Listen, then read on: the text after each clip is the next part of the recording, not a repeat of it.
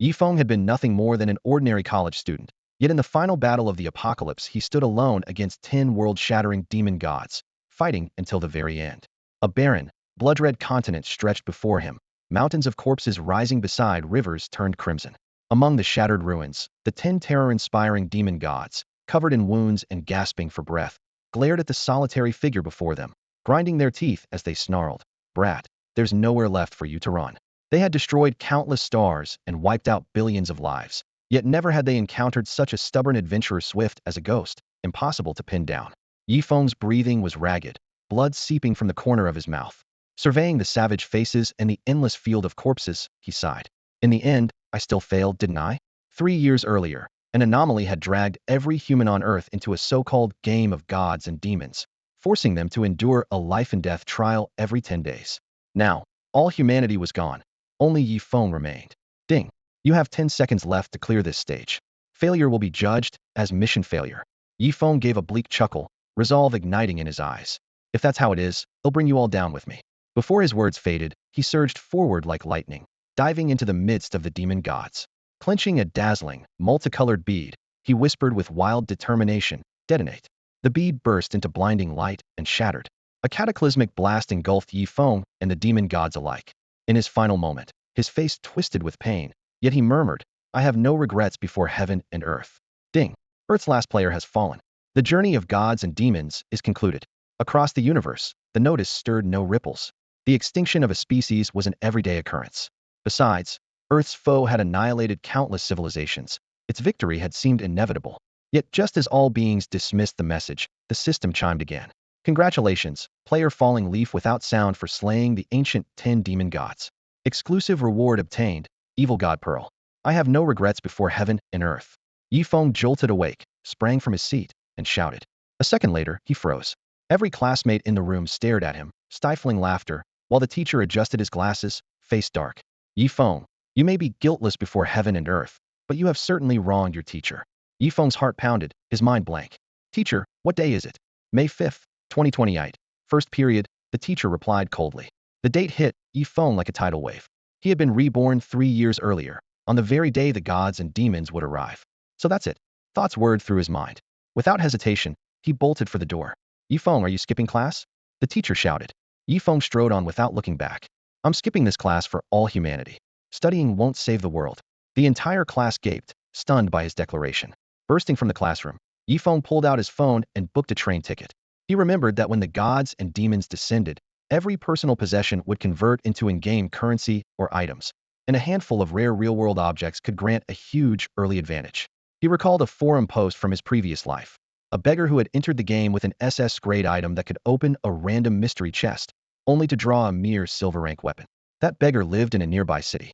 After weighing his options, Yifeng decided to seize the easily acquired treasure.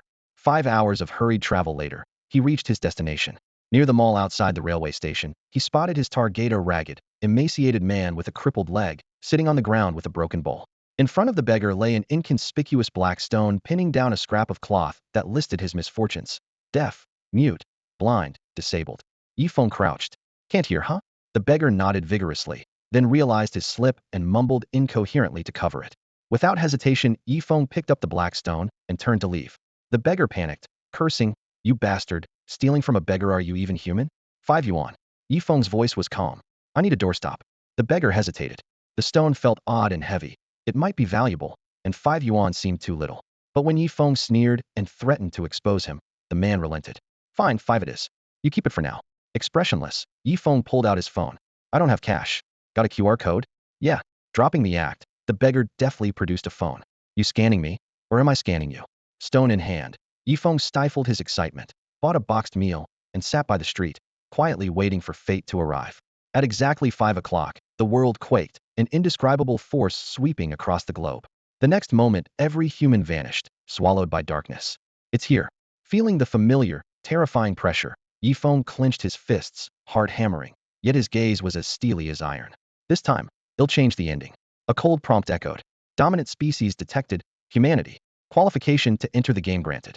Another message followed. "Welcome to gods and demons. Strive to survive in this world, and you may wield power equal to gods and devils." After a brief spell of darkness, Yifeng's vision suddenly cleared. A cold wind brushed his cheeks, and he found himself suspended above a shadowy canyon. In the distance, angelic and demonic armies crashed together, swords and shields flashing through midair, while light and darkness churned in violent torrents. Roars and explosions echoed without pause. Beyond the gorge, countless soldiers surged toward the valley floor, rousing an ice dragon from its lair. A thunderous roar unleashed a tide of frost, freezing all life in an instant before shattering it into glittering shards. Yet the slaughter continued as new hordes pressed forward. Yifeng's heart pounded as he took in the tragic grandeur of the battlefield. At last he was certain had truly been reborn. This was no deathbed hallucination. Swish! A high-ranked demon in the fray suddenly stopped fighting, as if sensing something. Scarlet eyes blazed, bone wings snapped, and in a flash it hovered before Yifeng, hot fetid breath washing over him while its gaze locked onto his. Yifeng, what are you doing, Heouch? He froze. Was this scene part of the opening in his previous life? He tentatively reached out, and his fingertips passed straight through the demon's chaste an illusion, without question. He snorted. You think you can scare me? Please, watch me strike a pose instead. The demon seemed overwhelmed by his aura. It folded its wings and knelt in midair, its voice low and reverent. Welcome, my lord. Huh. Yifeng blinked. Brother, what's with the act? Come on, stand up. When the demon still lay prostrate, a thought struck him. He chuckled. Since you acknowledge me as master, how about giving me a hidden class? In God's demons, besides the 7 standard classes swordsman, knight, mage, archer, summoner, priest, and assassin, there were also rare hidden classes, some of them unique. Securing one at the start meant an enormous edge. Shame flashed across the demon's face. How could my lowly, humble class be worthy of you, my lord? He assumed his master was mocking him for earlier insolence. No, Yifeng replied earnestly. That's exactly what I want. My lord, please don't disgrace me. The demon slammed his forehead to the ground, scattering bits of rock. Dude, I'm really not joking. Clang. The demon drew the sword at his waist and held it up with both hands. If you're still angry, my lord, please take my life. Yifeng fell silent. He would have loved to claim the divine weapon, but he couldn't touch anything solid. Just then the angelic host noticed the demon's strange behavior. The leading 6-winged seraph's face darkened. Such evil power. A demon god from the abyss? Don't let him escape. Kill. Kill. Waves of angels surged forward. Protect the lord. The demon commander roared, spreading his bone wings to shield Yifeng. Light spells rained down like a meteor shower. He met them heat-in, his body instantly riddled with wounds. You don't have to shield me. Yifeng winced at the sight. Damn it. If you cover me another few minutes, they'll start the game 10 minutes behind everyone else. But the commander hesitated, worry etched on his face. Relax. They can't hurt me. Yifeng gave a confident grin. Reassured, the commander charged into the enemy lines. Boom. From every direction, spheres of intense light converged and blasted the space where Yifeng hovered, erasing him in an instant. The scene shifted, and a magnificent golden hall took shape. A glassy dome shimmered with dancing lights, sigils glimmered faintly across the floor, and a crisp system chime rang in his ears. Ding. System prompt. Welcome, adventurer, to God's demons. Would you like to create a character? You son of eyes. Even with 10,000 curses on the tip of his tongue, Yifeng still managed to act like a well-educated man. When the confirm button lit up, he tapped agree. The milky screen churned, and a half-height bronze mirror flashed into view. In the mirror, the young man's clothes were nothing but torn strips of white cloth. Gray-white skin clung to sharp bones, emerald pupils flickered with frost, and a faint gray mist drifted from his ragged hem looked every bit the demon's host. Yifeng leaned in and asked carefully, that's really me? Is the system trolling me, or is this a glitch? Beep. The system replied coldly. Notice, appearance cannot be modified in the realm of gods and demons. Please curb your expectations. Fine. He took a deep breath and swallowed the complaint. The system has spoken. I don't exactly get a say. Kids make choices, adults get chosen. Beep. Adventurer, please name your character. The name cannot be changed once set. Loya Wuxing. He locked it in at once. Players worldwide were flooding in, and a moment's delay meant losing the name. Beep. Name registered. Begin random talent selection. Talent tier is tied to personal aptitude. Yes. He had no other option. Talents were vital. They were almost impossible to make up for later. In his previous life, Head had an SS talent, 9th in the world, granting 80 final movement, speed, the foundation of his title, King of Speed. If this live's roll went poorly, he was finished. Yifeng prayed in silence. Beep. Congratulations. You have obtained SS Steer talent Traceless. Done for. His heart sank, and his face went pale. Would an unfamiliar SSS talent slow his early game? Fighting down the disappointment, he opened the stats. Traceless SSS tier. Movement speed, 300. Final movement speed, 100. Holy! His chest felt squeezed by a bellows. He could hardly breathe. This time, he was even faster than before. Beep. Item, Evil God, Orb detected. Exclusive hidden class, Evil God of Wind has been bound. Accept? Boom. The information detonated in his mind. An exclusive hidden class was priceless, leagues above the ordinary hidden class he had bled for in his last life. Yes, eyes stinging, he confirmed without hesitation. He had planned on swordsman or assassin, but never mind leave the normal jobs to someone else. Beep class change successful. New class, evil god of wind. Gulp he swallowed hard, joy nearly spilling over. So what exactly is the evil god orb? He had no memory of it from before. Beep enter game, open inventory tab to inspect for item details. Helpful as ever. Beep based on your real-world assets debt deducted, starting funds, 5 copper coins. Beep high-value item black steel, or cannot be transferred in. Compensating with 1 random equipment draw. Agree? Range, entire equipment pool. Agree. A beggar's heirloom was safer with the system trusted it. Whoosh. A pillar of light shot up as a multicolored wheel rotated slowly. A start button rested in the center, and a tiny rainbow sliver on the rim blazed like a beacon. There really is god-tier gear. He locked onto that rainbow segment, heart pounding. If he grabbed divine equipment at the start, he'd be nearly unstoppable. He raised his right hand, poured every ounce of strength into his palm, and slapped the button. Go, golden right hand. The moment Yifeng hit the button, the wheel began to spin. Top-tier gear. He fixed his eyes on the dial, holding his breath while chanting in his mind. Please give me god-tier loot, please. Round and round the pointer went until it finally stopped on a dull, lifeless weapon. A bronze sword? Bronze rarity? Are you kidding me? Yifeng nearly blew a fuse. System, are you messing with me? Sure enough, with luck-based draws, 99% of the time you got trash. He spat in disgust. Whatever. At least I still have my hidden class. Just then, his blood seemed to boil. Scalding heat surged through his limbs as dark jade energy, tainted and sinister, churned around him, rippling the air itself. What's happening? He had no idea, and he couldn't fight the force pouring through him. When he looked back at the wheel, the pointer was wrenched by an unseen power and slid slow but unyielding toward the tiniest segment on the dial. Ding. System prompt. Congratulations. Bloodline resonance detected. You have obtained the Wind Evil God's exclusive item Evil God Mask Divine. Yifeng was speechless. Waves crashed inside him, yet he couldn't form a single word. For real, faced with this, he couldn't even laugh. System, I don't know what to say to you right now. A moment later he clenched his fists and let out a low, manic laugh. Divine grade. Exclusive gear. Ha ha ha, these is freaking awesome. The system stayed silent, then chimed again. Ding. System prompt. Enjoy the game. Whoosh. The scene snapped to a shabby, old-fashioned village.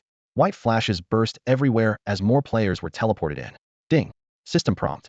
Welcome to Novice Village number 55. What the hell just happened? Back off, you are crowding me. Panic erupted on all sides. This looks exactly like the VRMMO novels I read as a kid. Being dragged into the game world had everyone stunned. Who could abandon real life in an instant? Yifeng, however, stayed calm. While the others were still reeling, he had to grab the quests first. Move first, gain first. He didn't even check the evil god orb in his inventory. He sprinted toward the village chief before the masses could block the path. With the passive traceless, he moved like the wind and reached the chief in a few breaths. The chief, an elderly, short man leaning on a cane, was startled by Yifeng's speed. Young man, you're quick. Charging in like that the moment he arrived was beyond anything the old man expected. I'm not just quick, I'm relentless, Yifeng said, cutting to the chase. Chief, give me a high-difficulty quest.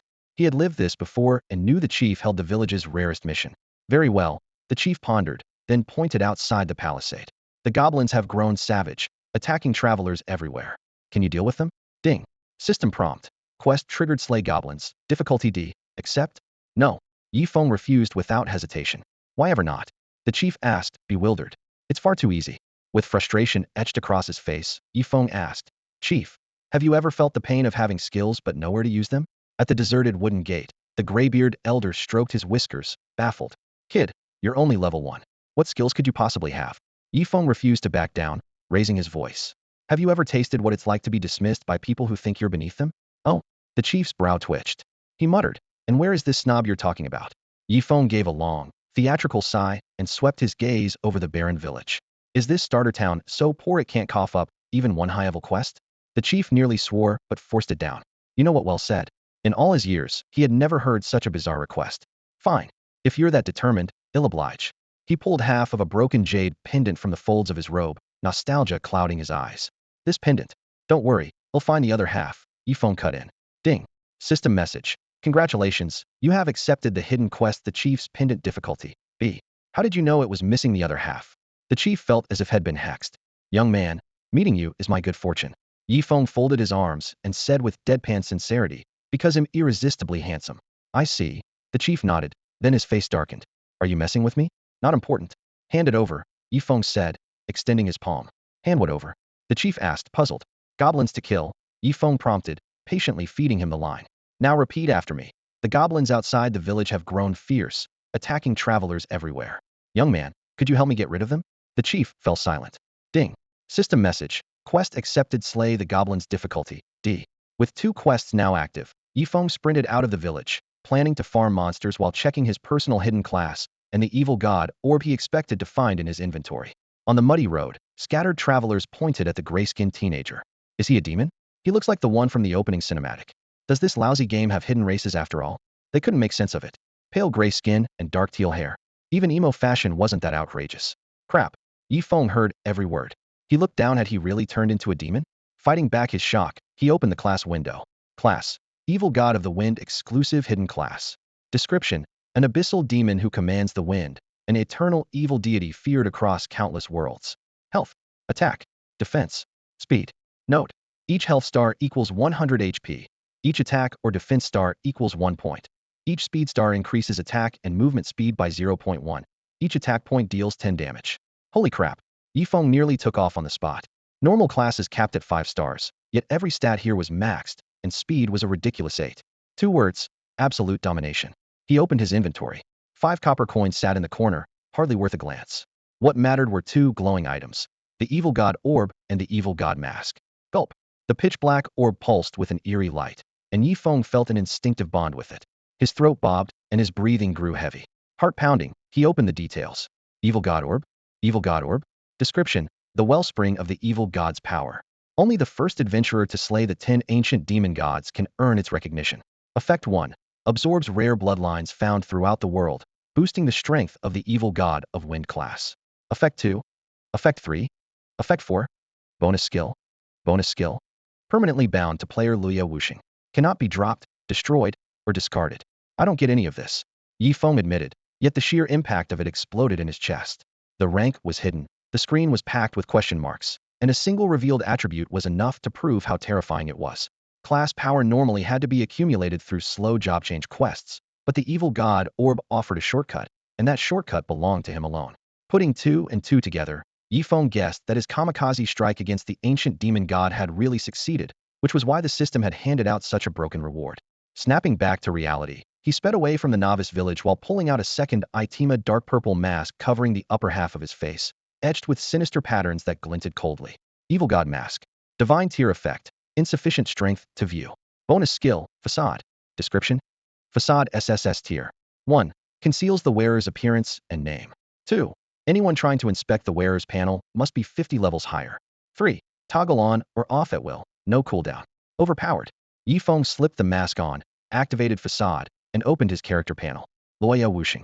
Class. Evil god of wind. Level 1. HP. 500. Attack. 66. Defense. 55. Skill. Identify. Effect. Reveals basic info on creatures or items up to 10 levels above the user. Reputation. 0. Remaining revives. 2.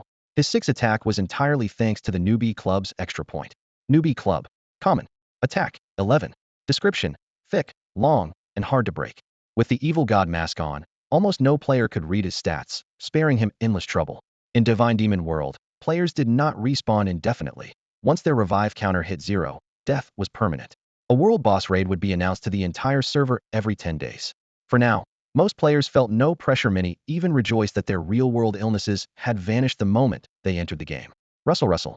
Yifeng strode out of the novice village with a pace far quicker than any normal players. In the clearing ahead, goblins hopped about. Dark green skin, blood-red eyes, pointed ears, squat bodies, classic monsters in every way. Goblin normal. Level 2. HP. 200. Attack. 46. Defense. 22. Skill. Clobber. Description. From now on, this place is called Goblin Plaza. Tough little things.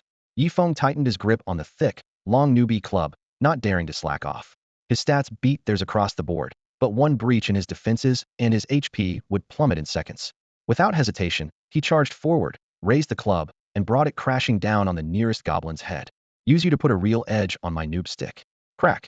The wooden club smashed into the goblin's skull.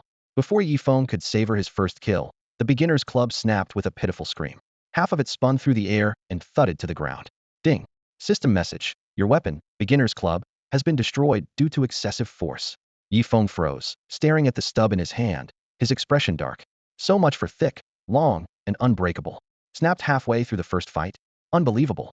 Negative 78 stars. A crimson damage number exploded overhead, critical, flashing beside it proof of the blow's power. The goblin's head ballooned with a purple welt, blood spraying as it screeched and swung its own club in return. Miss. Yifeng sidestepped with ease. A 300 movement speed bonus stacked on a 100 final bonus gave him over 6 times the speed of normal players, nearly 8, when his base stats were included. To the goblin, he was a passing breeze. It couldn't even brush his sleeve. With no weapon left, he flung the broken stick aside and closed in. Fists, elbows, knees, and feet rained down in a brutal flurry. The combat instincts forged in his last life erupted was the undisputed bully of the Novice village. Several nearby goblins glared, eyes bulging, but the nubia protection rule kept them from attacking first. They could only watch. Miss. 29. Miss. 30. The goblin swung wildly and hit nothing, then collapsed in unwilling defeat. Ding. System message, goblin normal slain. Current experience 50. Early leveling was that simple. 2 goblins filled the bar. Bro, team up. Carry us, please. This guy must be a dozong in real life terrifying. Players who had reconciled themselves to this reality spammed party invites. Yifeng didn't even glance at them. He rejected every request. Goblins were tough for rookies, and he had no time to play babysitter. One more, he muttered, cracking his knuckles. One more goblin, and I'm level 2. With the wind heretic god's insane growth, even level 3 mobs won't stop me. Fighting above his level was fantasy for others. For him, it was routine. He fixed his gaze on a nearby cluster of goblins bristling with hostility. Seeing them bunched up and roaring, Yifeng grinned. What are you staring at? Never seen a handsome guy slaughter goblins? Whoosh, whoosh, whoosh. Enraged by the taunt, the goblins screeched and charged like they'd been injected with adrenaline. Enough is enough. Ding. System message. Congratulations. You have unlocked the skill off-cuff, taunt grade D. As the first player to master a grade D skill, you receive 5 free attribute points. Stupid game, Yifeng muttered, face twitching. One casual remark turns into a skill. This hidden class, Wind Heretic God, had pushed his insight to absurd heights. Watching from a distance, other players blanched and retreated into the novice village. Many people couldn't make sense of what was happening, but the glaring revives remaining. 3 on his status panel was crystal clear, and no one dared to gamble with a man's last 3 lives. Goblins howled as they lunged forward, fangs dripping saliva and short blades flashing cold light. Yifeng, empty-handed, pushed off the ground and charged straight at them. Miss. Miss. 12. A flood of evade prompts danced above his head. With his speed boosted 8-fold, he zipped through the swarm like an afterimage, dodging nearly every strike. When a blow did connect, it only shaved off a barely visible sliver of health. Swish golden light rained from the sky. Ding. System message. Congratulations, you've reached level 2. The second goblin toppled backward, and the level up instantly doubled all of Yifeng's base stats. The next few goblins could inflict only a pitiful 1 point of damage, hardly enough to break the skin. Early tier stargrade growth is downright broken. He laughed. Spinning on his heel, he hammered goblin bones until they cracked, no longer bothering to dodge. Traditional martial arts preach receive, redirect, and release. In his hands, the doctrine came alive. Players watching from afar felt their scalps tingle. Who on earth is this guy? Why can't I see his stats? Is there a way to report cheats in this game? While they still debated whether to leave the beginner village, Yifeng had already corralled an entire wave of goblins and was farming them with flair. It was absurdity opening the door for absurd, utterly, ridiculously absurd. He ignored the stunned stares.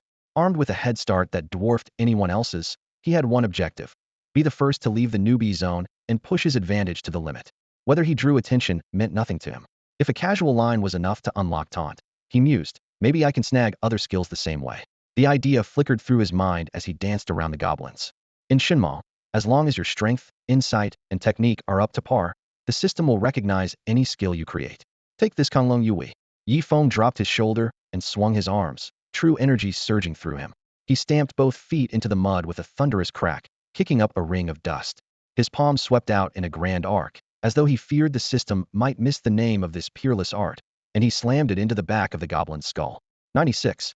The goblin shrieked and collapsed, green blood spraying outward. The onlookers gasped in unison, finally realizing why this man was so formidable, was a hero of the beggar sect. Ding. System message. Congratulations, you have successfully comprehended the skill Full Force Palm Drank. As the first adventurer to master a drank skill, no additional reward can be granted. Just as I thought. Yifeng rejoiced. While peppering the goblin still gnawing uselessly at his armor with random punches, he pulled up his skill menu. Casual taunt drank. Description: compared with a knight's taunt, yours still lacks a certain flavor. Effect: instantly draws aggro from enemies within a 1010 area. Cooldown: 120 seconds. Note: ineffective on other adventurers. Full force palm drink. Description: channel all your strength into your palm and strike with everything you have.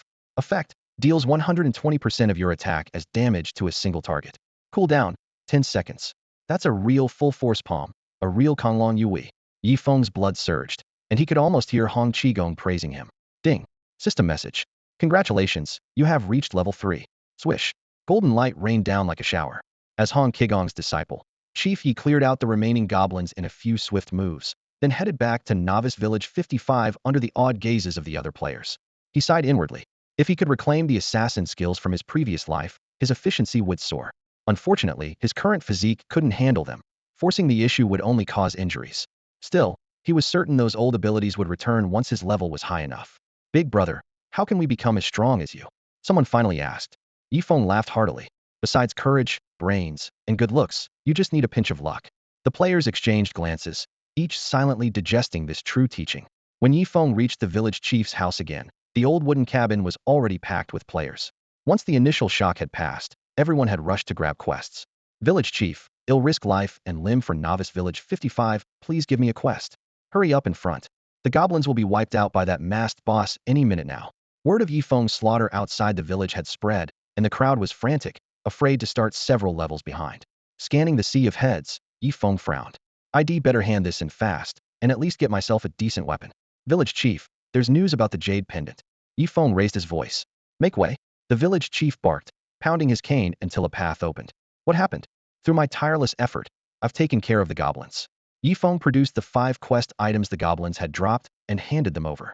I have to admit, the devs behind gods and demons are downright stingy. Ordinary mobs in the starter village won't even drop a single copper unless you down a boss. What happened to the jade pendant? The village chief hurried after him, leaning on his wooden staff, worry etched across his face. I think I've got a lead on the other half, Yifeng answered with a perfunctory nod, then stretched out his hand. Now hand over the goblin battle axe, quick. How did you know the reward was a goblin battle axe? The chief stared in disbelief.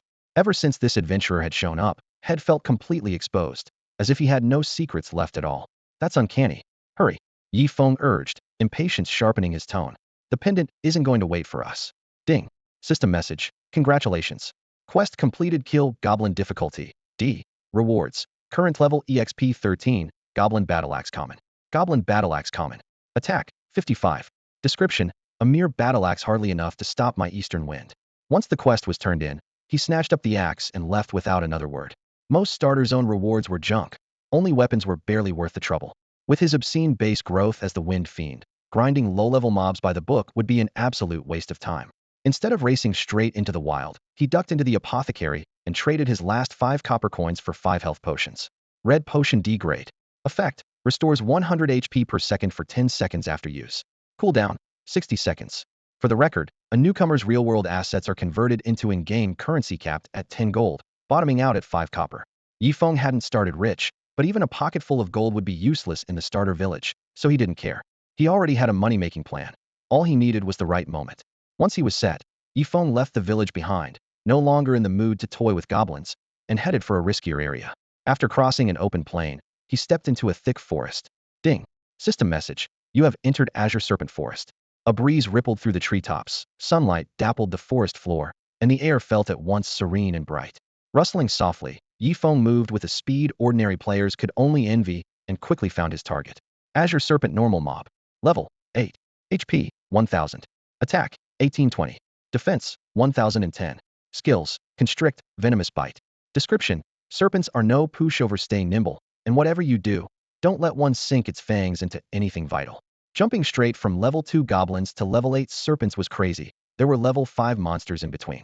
But Yifeng was determined to power level as fast as possible. He didn't attack right away. Instead, he took a deep breath and opened the built-in recording function. Gods and Demons had its own forum for player guides, and he planned to upload a paid tutorial. Money isn't everything, but without money, nothing happens. When the recording started, he waved at the camera. Hey, everyone, this is Falling Leaves, Silent. I'm about to show you the most efficient way to farm XP in Azure Serpent Forest. The place is crawling with serpents, and without the right tricks you won't last an hour. Yifeng lifted his battle axe, and the camera panned toward a clump of grass not far away. Look over there, an Azure Serpent. Trust me, It's got way more protein than chicken. After wrapping up the recording, Yifeng looked at the green serpent coiled on the branch, raised his goblin battle axe, and grinned. Watch closely, everyone. Don't blink. He was only level 3, but his stats said otherwise, so the level 8 serpent in front of him didn't faze him at all. Falling Leaf Silence, Windborn Heretic God. Level 3. HP 1500. Attack 2020. Defense 1515. Skills Casual Taunt, All Out Strike. Revives remaining 2. Hiss. Sensing danger, the serpent's slit pupils chilled, its crimson tongue flicking in and out. Yifeng pressed the axe blade to its snout and sneered. What are you staring at? Your big sister dished you to fool around with Su Xian. Ding. System message. You used the skill Casual Taunt. The serpent's aggro toward you has greatly increased. Whoosh. Enraged, the serpent lunged, fangs bared. Yifeng was ready. The movement boost from his untraceable talent let him blur aside, evading the bite. Then he unleashed All-Out Strike. The axe tore through the air. 122. More than a tenth of the serpent's health vanished. This isn't real life, he explained to the camera. The newbie's own serpent is nowhere near this agile. With 8 times a normal player's speed, dodging it is child's play. Hiss. Missing again only made the serpent wilder. Its body coiled and snapped, venomous fangs darting. Yifeng stayed calm, moving like a ghost. Each sidestep avoided a strike, while his goblin battle axe kept carving away its HP. Its attack pattern is simple, he narrated. If your movement is fast enough, relentless coil is useless, and venomous fangs barely matters. Suddenly, as the serpent's head rebounded from a kick, he flicked his wrist. The axe left his hand. Thunk. The head flew clean off. The blade curved around a thick trunk, tracing a wide arc before landing neatly back in his palm. Done. Ding. System message. You have slain a green serpent normal. EXP 80 of current level. Ding. System message. Congratulations, you have mastered the skill Boomerang Axe Grade C. First player to learn a Grade C skill. Bonus. 10 free attribute points. Flash. A wash of gold light Yifeng reached level 4. The bounty for killing a level 8 monster plus the level gap bonus paid off handsomely. See that? He faced the camera. Use high speed to avoid damage and chip away its HP. Then finish the fight with a newly mastered skill. Simple and effective. Class got it. He stopped the recording and hit save. Just like that, Teacher Yi had turned a lively combat demo into a full-blown lesson. He uploaded the footage to his forum page, set the price at 1 copper coin, and casually titled it, A Simple Trick for Beating the Azure Serpent. Yifeng knew the clip didn't offer much substance. Charging more would have been embarrassing. Ding. System alert. Adventurer Xiao Luo Zenshin's true form purchased your video. You received 1 copper coin. Forum policy is strict. If the title doesn't match the content, the post doesn't pass review. To rookies still stuck fighting goblins, a guide to the Azure Serpent was explosive news. The first lonely comment appeared, just a single question mark. Easy trick? Are you kidding me? Ding.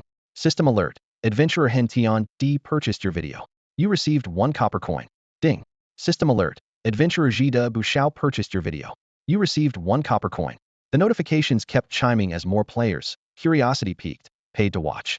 I'm still getting mauled by goblins, and this guy's killing level 8 monsters? Holy crap, what a pro. The game just launched, how can there already be pros? Must be a dev in disguise. The comments were chaotic, many complaining the tutorial taught nothing. Still, Yifeng's follower count skyrocketed. He offered no explanation and ignored the endless in-off-world debates. With a click, he closed the forum. In his inventory, the copper total kept climbing, auto-converting to silver 100 copper to 1 silver, 100 silver to 1 gold. For him it was just startup capital. Content. Yifeng focused on the Azure Serpent head spotted earlier, but hadn't dared tackle first. During newbie protection, monsters can't strike unless provoked, so the serpent had only watched from behind the tree. Sorry to keep you waiting. He hefted a goblin war axe, its edge gleaming, and smiled in a way that made the blood run cold. Time to play. The serpent's scales quivered in unease. Flash. The axe tore through its hide, blood spraying. 304. A crimson crit floated up, wiping out nearly a third of the serpent's HP. With every level, the evil god of wind class became more terrifying. He still had 15 unassigned points. After a moment's thought, he dumped them all into speed. Movement speed 1.5, doubled to 3 by his final movement bonus 100 talent. Speed boosted not only mobility but attack rate, and some skills converted it directly into damage. Maxing 1 stat was the smartest investment. Furious, the serpent lashed out, but he didn't even dodge. The bite couldn't break his defense. He swung back. Seconds later, the snake twitched, then exploded into XP. Several more serpents fell the same way. Warm golden light wrapped Yifeng as another level up washed over him. In 10 short minutes, had gone from evenly matched to overwhelming. That's a hidden class for you. The friendly locals left their thanks as well. A common grade snakeskin armor appeared in his bag. Snakeskin armor common defense 33. Time to retrieve the village chief's other half of the jade pendant. Yifeng's smile vanished. Nearly an hour had passed since had accepted the hidden quest 60 whole minutes, 3,600 seconds. If he didn't bring back that pendant soon, the chief might cry. On the way, Yifeng opened his skill panel to review the power he had just mastered. Whirling Axe, Grade C. Classification, Ranged Attack. Effect, hurl the axe to deal 150% of the user's attack as damage to a single target. Drawback, the axe may be intercepted or blocked, preventing it from returning and temporarily removing your weapon bonus. Cooldown, 30 seconds. The downside sounded a bit harsh, but as a pursuit skill it would still do the job. After all, it was only Grade C. He couldn't expect miracles. Ding. System message. You have entered the Starter Village Mountains. He strode out of Qing's serpent forest, dry leaves crunching underfoot. A wilderness-savvy Bear Grylls phone glanced up to see rolling peaks ahead, mist curling around the slopes, and the occasional squirrel or rabbit darting through the underbrush. Creatures marked by the system hovered on his retina. Fallow deer normal. Squirrel normal. Little Red Riding Hood normal. Yifeng loved nature too much to slaughter every cute animal he met. Yet experience was experience. He casually took down the nearest fallow deer. Ding. System message. You have slain a fallow deer normal. Reward. 13% current level EXP. A goblin battle axe on his shoulder, he moved deeper along the mossy, rock-strewn path until he reached his destination. Up ahead, gray shapes lay sprawled, a pack of wolves, bodies overlapping, thick forelimbs and pale fangs catching stray beams of sunlight. Wolves were nocturnal by habit. Right now they were dozing, unaware of the danger approaching. Gray wolf normal. Level, 12. HP, 2000. Attack, 3538. Defense, 20. Skills, bite, starving lunge, deadly kiss. Description, a big bad wolf living in the woods, fond of tender, tasty Little Red Riding Hoods. The level 12 stats were right there, and that 38-point attack ceiling made Yifeng's heart tighten. So this was the pressure of a 12-level gap. He gripped his goblin axe, reminding himself he could tackle only one at a time. More than that would be suicide. Stay low-key. A rustle in distant grass gave away his position, and the wolves lifted their heads in unison. Unfazed, the young man strolled out as if he were walking into his own courtyard. Grr. Several gray wolves growled, hostility obvious. Yifeng kept moving until he stood right before one of them. He raised the axe and brought it down. Thunder Crescent slash. Crack. The electrified blade sliced the air and crashed into the wolf's skull. Blood sprayed. 50. The rest of the pack wanted to rush him, but the starter village protection rule held them back, forcing them to circle instead of attack. Thank goodness for system boundaries, otherwise had already be torn apart. The struck wolf bristled in pain, instantly battle-ready. Fangs gleamed as it lunged for Yifeng's throat. He pivoted lightly, having read the trajectory in advance, and dodged with ease before countering. Unknown, even an 8-level gap meant nothing against his past life experience. The wolf that missed its mark grew even more furious, hot breath puffing from its nostrils as it locked onto its human target. So a gray wolf, huh? Yifeng lifted his axe and aimed it at the beast, his commanding aura flooding the clearing. Listen up, he growled. From now on I'm the only one who can make Little Red Riding Hood shed a tear. The big gray wolf tilted its head, yellow eyes bloodshot and confused. Before it could process a thing, Yifeng flashed forward with his axe. A savage howl split the air as the wolf counter-lunged, fangs snapping for Yifeng's calf. Not there. Yifeng jerked his leg back, dodged the bite, and swept a brutal kick that sent the wolf rolling several meters. He tightened his grip on the haft, judging the range. The moment opened. Whirling axe. The blade spun away with a piercing shriek, carving a cold arc through the air. Flesh split, blood sprayed, and the wolf's health dropped like a stone. Completing its circle, the axe flew back. Yifeng darted in, caught the handle, and squared off again. His movement speed far exceeded any normal human, but his attack speed lagged. Charging recklessly would only expose weak points. A measured war of attrition was the smart choice. The wolf refused to back down. Each setback drove it further into frenzy. Saliva and blood dripped from its jaws as it clawed the ground and lunged again. Yifeng kept his breathing steady, always letting the enemy strike first so he could exploit the gaps with speed and precision. 1 minute, 2 minutes, time stretched thin. Wolves howled from a distance while Yifeng, still near full health, slowly bled the leader dry. Ding. System message. Congratulations, big gray wolf defeated. Reward, 120 experience at current level. Swoosh. Golden light rained down. Yifeng reached level 5, his stats soaring. He immediately lured another wolf and dove back into the hunt. Ding. Server-wide announcement. Attention, God Demon Earth Zone trial mode has begun. Every 10 days, a world-class boss you must defeat will descend. Ding. Server-wide announcement. Attention, God Demon Earth Zone trial mode has begun. Every 10 days, a world-class boss you must defeat will descend. Ding. Server-wide announcement. Attention, God Demon Earth Zone trial mode has begun. Every 10 days, a world-class boss you must defeat will descend. The system repeated the broadcast 3 times, underscoring its importance. So it begins a ripple crossed Yifeng's mind. He drew a deep breath, eyes still locked on the charging wolf. One trial every 10 days. This was the gods and demons' test for humanity. In his previous life, Earth's players drew a difficulty beyond SSS on the 100th trial and were wiped out. This time, he would not let history repeat itself. Swish. The tempo soared. One big gray wolf after another fell beneath his axe. His experience bar rocketed, and soon he hit level 8, doubling his kill speed. In less than an hour the ground was carpeted with wolf corpses. The pack was utterly wiped out. Amid the carnage he found a pair of bracers. Wolf hide bracers. Quality, common. Defense, 33. Description, bracers crafted from wolf hide. Set bonus. A set item. Yifeng almost dropped his axe in excitement. Even a common grade set piece was rarer than hen's teeth. A sudden roar far deeper and louder than any ordinary wolf ripped through the air. At last, every nerve in Yifeng's body went taut. Eyes narrowed. He peered toward the mountain depths veiled by emerald leaves. It's coming. It's about to appear. Rustling through the thick undergrowth, a colossal wolf king several times the size of a common gray wolf burst into view before Yifeng. Its eyes glowed a chilling crimson, and its midnight black fur gleamed under the moonlight like shifting steel needles. Razor-sharp claws sliced the air, radiating murderous intent. Clearly, this creature meant trouble. In that razor-thin instant, the system chimed in at last. Ding. System message. Your mass slaughter of wolves has provoked the enraged Wolf King Bronze Tier boss. The oppressive aura of a boss monster left Yifeng no room for carelessness, and he immediately cast a praise. Enraged Wolf King Bronze Tier boss. Level, 15. HP, 10,000. Attack, 8,086. Defense, 3,235. Skills, Ravenous Leap, Fatal Bite, Rending Claw, Bloodthirsty Will.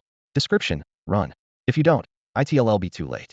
The numbers were brutal, yet back down did not exist in Yifeng's vocabulary. He had come for efficient leveling, the first kill reward on a bronze boss, and the half-jade pendant. The village chief had lost 3 birds with 1 stone. Retreat was not an option. Come on, let me teach you how to be a wolf. Yifeng crooked a finger in provocation. A howl split the night as the Wolf King lunged, ebony claws sweeping down. Yifeng pivoted sharply and dashed toward the thickest tree nearby. The claw wind whispered past his ear. Miss. He slid along the trunk without looking back. Miss. 2 clean dodges showed just how fast the Wolf King could strike. Exploiting a brief opening, Yifeng swung his goblin battle axe and gave the boss a gentle tap on the rear. 152. The sudden pain sent the Wolf King into a fury. It wheeled around, fangs bared, but Yifeng was already using the tree as cover, dancing away once more. The chase began. The Wolf King pursued. Yifeng circled, and the massive trunk became a natural shield. Back and forth they moved in a bizarre dance worthy of legend. 80%, 60%. The health bar kept dropping. If he could keep piercing its defenses, attrition alone would finish the job. Yifeng was certain of it. Abruptly, the Wolf King retreated, staring intently at the tree and the hunter behind it. Come over here. Yifeng patted the bark, grinning wildly. He'll show you man and tree is one. It was the SS rank skill head just mastered. The boss wasn't fooled. It stayed back, panting while its HP ticked upward. Smart mutt, Yifeng muttered, brows knitting. As if it understood, the Wolf King lifted its head and howled triumphantly. A hint of mockery in its eyes. Bronze bosses boasted no small measure of cunning. Since the ruse was blown, there was no need to hold back. Yifeng abandoned the tree tactic, gripped his axe, and charged, bringing it down in a brutal arc. 188. During the brief recoil, the Wolf King seized its chance. Like a starving predator, it lunged and clamped its fangs into Yifeng's shoulder, blood spraying in an instant. 392. Faced with ripping pain, Yifeng seemed numb to it. He traded blood for blood, fighting recklessly as both health bars plunged. Their HP gauges flickered. Yifeng hit 30% first. The corrupted Wolf King stalled at roughly 35. Yifeng suddenly leapt back, ducked behind a thick tree, yanked a red potion from his bag, and downed it in one gulp. Bright green numbers popped overhead. 100. 100. You're smart, but I'm not stupid. He wiped the blood from his lip, tossed the empty vial aside, and grinned. Let's see who runs out of steam first. On the other side of the tree, the Wolf King growled in irritation. Disgusting human. It also wanted to disengage and heal, but as it stepped away, Yifeng hurled the potion bottle at it. Take that returning bottle. Thud. The beast dodged easily and smirked. Then a dozen cold flashes burst before its eyes. 1. The tiny hit cleanly interrupted its regeneration. Yifeng snorted, axe clenched in his left hand. With his right he flung a fistful of dirt. Tangsect's secret weapon, Heavenly Blossom Scatter. Sand and needles whistled forward. Fairness didn't matter, grinding mobs did. Victory was the only rule. Repeatedly humiliated, the Wolf King's blood-red eyes blazed. It howled and slashed. Ding. System prompt. Corrupted Wolf King casts Bloodthirsty Will Attack 30, Attack Speed 30, Movement Speed 50 for 60s. Ding. System prompt. Corrupted Wolf King casts Rending Claw deals 200 damage in a 310 arc. Ryup. 3 massive claw trails tore through the air. Yifeng had no interest in trading blows. One sidestep took him clear. Crash claws sheared through the trunk, felling the tree. The crazed Wolf King lunged again. Yifeng stayed calm, kiting it in circles, using another sturdy tree to repeat the tactic. 20% 10% the Wolf King's HP dwindled to a sliver. Mine. Yifeng gulped another potion. Once his bar steadied, he swung his axe and snuffed out the beast's last hit point. The huge body crashed down. Crimson eyes still full of spite escape had been impossible. Humans disgusting. Ding. System prompt. You have slain corrupted Wolf King bronze boss. Rewards. Level 2, Reputation 5. Ding. System prompt. First kill bonus free attribute points 20, Reputation 100, rare item, skill enlightenment tome. Ding. System prompt. Announce your achievement to all players in Earth Zone. Extra 100 reputation if you do. Whoosh. Whoosh. 2 golden beams shot skyward as Yifeng reached level 10. Ding. System prompt. Level 10 achieve proceed to a tier 3 town to choose a class. Perfect. Energized, he swept up the drops and 50 silver coins, shut off the combat recording, and sprinted away. First boss kill, first class change wouldn't let that lead slip. En route he hit yes, allowing the global broadcast. In Gods Demons Online, reputation was priceless. Hit milestones, and the system awarded titles. High-end gear and tough quests often demanded it. Ding. World announcement. Player falling leaves silently is the first to defeat a bronze boss. Congratulations. Ding. World announcement. Player falling leaves silently is the first to defeat a bronze boss. Congratulations. What? I'm still farming goblins. Falling leaves silently? The guy who posts comedy clips on the forum? The world chat exploded. No one expected a bronze boss to drop within hours of launch. Ding. System prompt. Adventurer Sleepyhead Overlord sent you a friend request. Ding. System prompt. Adventurer Nap Cult Leader sent you a friend request. Yifeng blocked them all and quickened his pace. While most players still milled around the starter village, he was already heading for a tier 3 town light years ahead. He opened his inventory to inspect the loot, but a shrill chime cut in. Ding. System prompt. Warning your exclusive item, Evil God Orb, senses a rare bloodline nearby. He was caught off guard. Despite all of Yifeng's gaming experience, he never imagined the cursed god orb would warn him now. That orb was impossible to predict. Because this was the orb's first voluntary alert, he refused to let it down, would give it his full attention and cooperate to the end. He produced the strange jewel, its surface pulsing with a dark glow. A wisp of black smoke drifted from it, sliding southwest, as though pointing the way. Without hesitation, Yifeng followed the smoke, weaving through the forested back hills and ravines behind the starter village. Thanks to his early advantage, he was sure no one could snatch the first class change reward before him. Even if something unexpected happened, it didn't matter. Once a player left the starter village, they could never return. The benefit of a rare bloodline far outweighed a class change bonus. It boosted his base growth stars directly, and any comparison was obvious. The smoke spiraled and darted among the trees, guiding him past weeds and over jagged rocks. Eventually, it stopped before a cave mouth shrouded in shadow. Yifeng stepped inside. The passage was so narrow at first that he had to turn sideways, but after several dozen paces it opened into a wide chamber. Before him stood an ancient altar. Dark green slabs formed tiered steps, and eerie green mist coiled around them. Interlocking lines on the floor shaped ominous patterns, like a forbidden summoning circle. The orb vibrated with a faint hum, telling its master they had reached their destination. Yifeng tensed and climbed the steps one by one, entering the altar's heart. A flash. In the next instant his surroundings shifted. He now stood in a vast hall veiled in smoke, a majestic dragon throne rising directly behind him. An illusion, Yifeng thought calmly, seeing through it at once. System prompt. Sit on the dragon throne to accept the tyrant's legacy and change to the hidden class overlord. Warning. Accepting will forfeit your exclusive hidden class Wind, Evil God. Yifeng remained ramrod straight, expressionless. Do they take me for a fool? He sneered inwardly, refusing to move. The scene changed again. He hovered above a mountain of gold coins that glared like sunlight. System prompt. Sit upon the gold and gain incomparable wealth estimated at 10 million coins. Yifeng didn't budge. Such a childish test wouldn't fool him.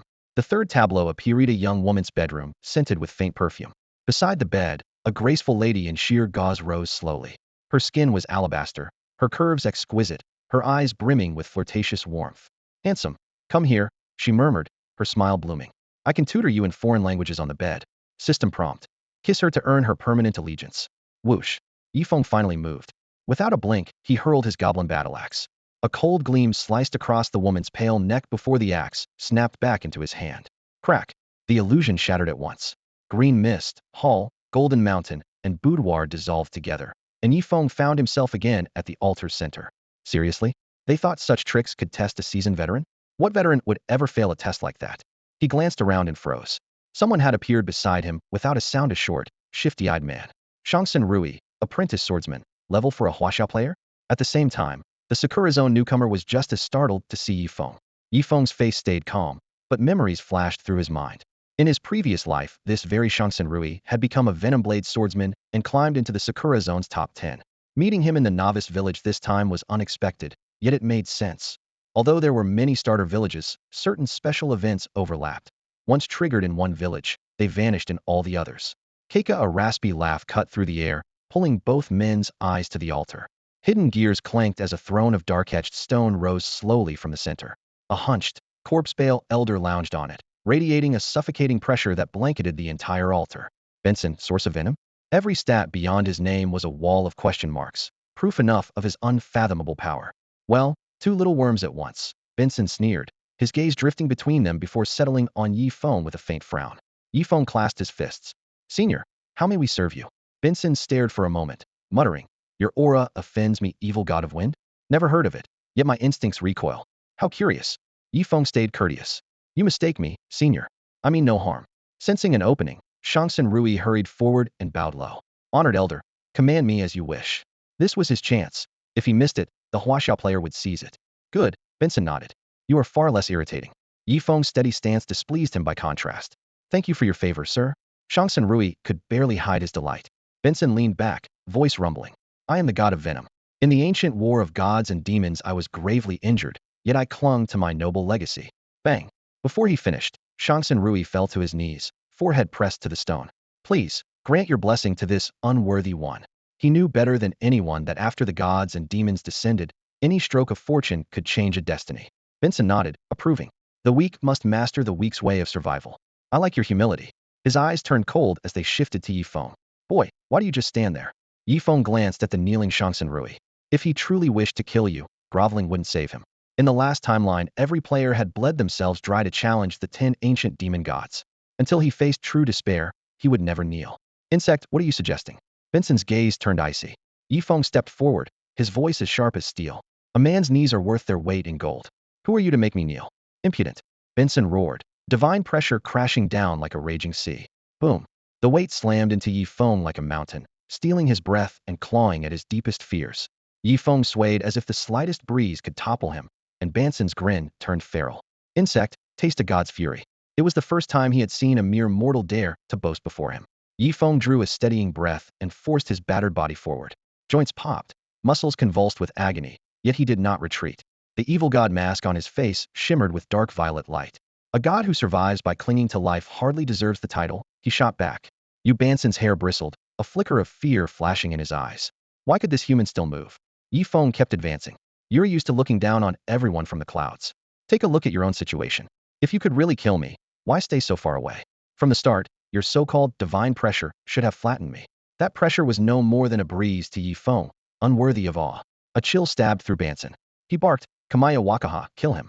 Do it, and my legacy is yours. The elderly Kamaya Wakaha struggled to stand, drenched in sweat, knees trembling. Your pressure is too strong, my lord. I can't move. See. Yifeng halted before Benson, looking down coldly. That's the air you favor. Benson ground his teeth. How dare you blaspheme a god? He had to admit the man was writhe no longer had the strength to fight, yet pride kept him clinging to his legacy.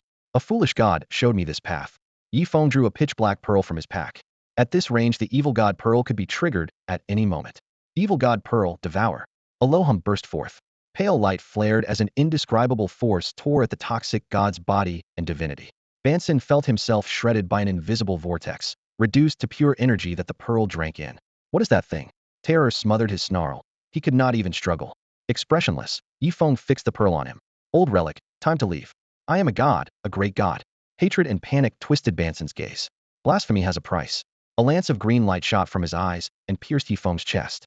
System prompt. Source of venom. Benson has cursed you. All attributes reduced by 50% for 3 days. Kamaya Wakaha, kill him. Take the legacy, Benson shrieked, face contorted with spite. If he must die, he would not die alone. Blood roared in Yifeng's veins. Brilliant azure light enveloped him. His hair whipped wildly, and wind flames danced in his eyes. System prompt. Trait of the evil wind god activated. Curse absorbed. Reward, 5 free attribute points. Banson spat a mouthful of black blood, eyes bulging. What is he? Is he even human? Yifeng's gaze was icy, blue fire flickering in his pupils, arrogance blazing high in his chest. There are no gods in this world, only creatures who think they are strong. And you are nothing special. Banson had no chance to reply. His body dissolved into raw energy and was swallowed by the cursed god orb. Ding. System notice. Congratulations. The cursed god orb has absorbed the rare bloodline source of venom. Banson. Your windborn evil god class has grown stronger, and you have learned the skill source of venom. With the pressure gone, Yifeng exhaled heavily. Swoosh. A goblin battle axe cut through the air from behind in a sudden ambush. Miss. As if he had foreseen it, Yifeng sidestepped, spun, and counterswept with an identical axe. 522. Critical hit. A deep gash opened across Shangxin Rui's neck, his health plummeting at once. It was so quick he never saw the swing. Yifeng's chain of attacks overwhelmed him before he could even touch his target. The gap between them was simply too vast. We'll meet again. Shangxin Rui spat before he died. They'll pay you back tenfold for today. Yifeng remained impassive. You should be ashamed of kneeling so fast, not of losing to me. Shangxin Rui's face went ashen, but he could do nothing. When his HP hit 0, he collapsed, a pillar of white light lifting his soul back to the respawn point. Ding. System notice. You have slain player Shangxin Rui. Infamy 1. The infamy system discourages player killing. The higher your infamy, the more levels you lose on death, the higher your drop rate, and the lower some NPCs favor. When the fight was over, Yifeng checked that the cave held no hidden loot, then left, clearing a few stray monsters on the way and erasing his infamy. Only afterward did he stride toward the starter village. On the road, he opened his inventory. The first thing he saw was a long sword that gleamed with a biting chill, clearly better than the goblin axe he carried. Wolf King, sword bronze. Attack, 3035. Attribute, 2 attack. Set bonus. Required level, 8. Description, the rookie's supreme blade. Wield the Wolf King's sword and command the beginners none dare disobey. A fine weapon. Yifeng's eyes lit up. He swapped weapons at once, and his attack stat soared. Next came a pair of boots and a piece of armor, both from the Wolf King. Wolf hide boots common. Defense, 33. Description, boots fashioned from wolf hide. Wolf hide, armor common. Defense, 88. Description, armor made from wolf hide. Ding. System notice. 2-piece gray wolf, set activated HP 5. Ding. System notice. 4-piece gray wolf, set activated attack 5, defense 5. On top of the gear, head also earned a first skill reward. Skill comprehension tome grade. Effect.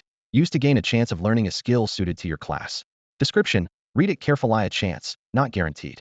Fail and live with it. Got it? With his class change coming soon, Yifeng stored the book for later. Outfitted in new gear, he dashed back to the starter village like the wind. Among players still swinging goblin axes and newbie rags, his equipment shimmered cold and bright, drawing waves of envy and shock. Damn, that's some top-tier efficiency. I can't even see his level or name. He's wearing boots, actual boots. The chatter swelled, but Yifeng ignored it. He walked straight to the village chief and produced the other half of the jade pendant dropped by the corrupted Wolf King. Mission accomplished. Young man, you actually found the missing half. The chief trembled so hard he nearly dropped his cane, accepting the pendant with both hands. I wrested it back after defeating the Wolf King, Yifeng said solemnly. And a generous man like you will probably, possibly, maybe hand the complete pendant over to me, right?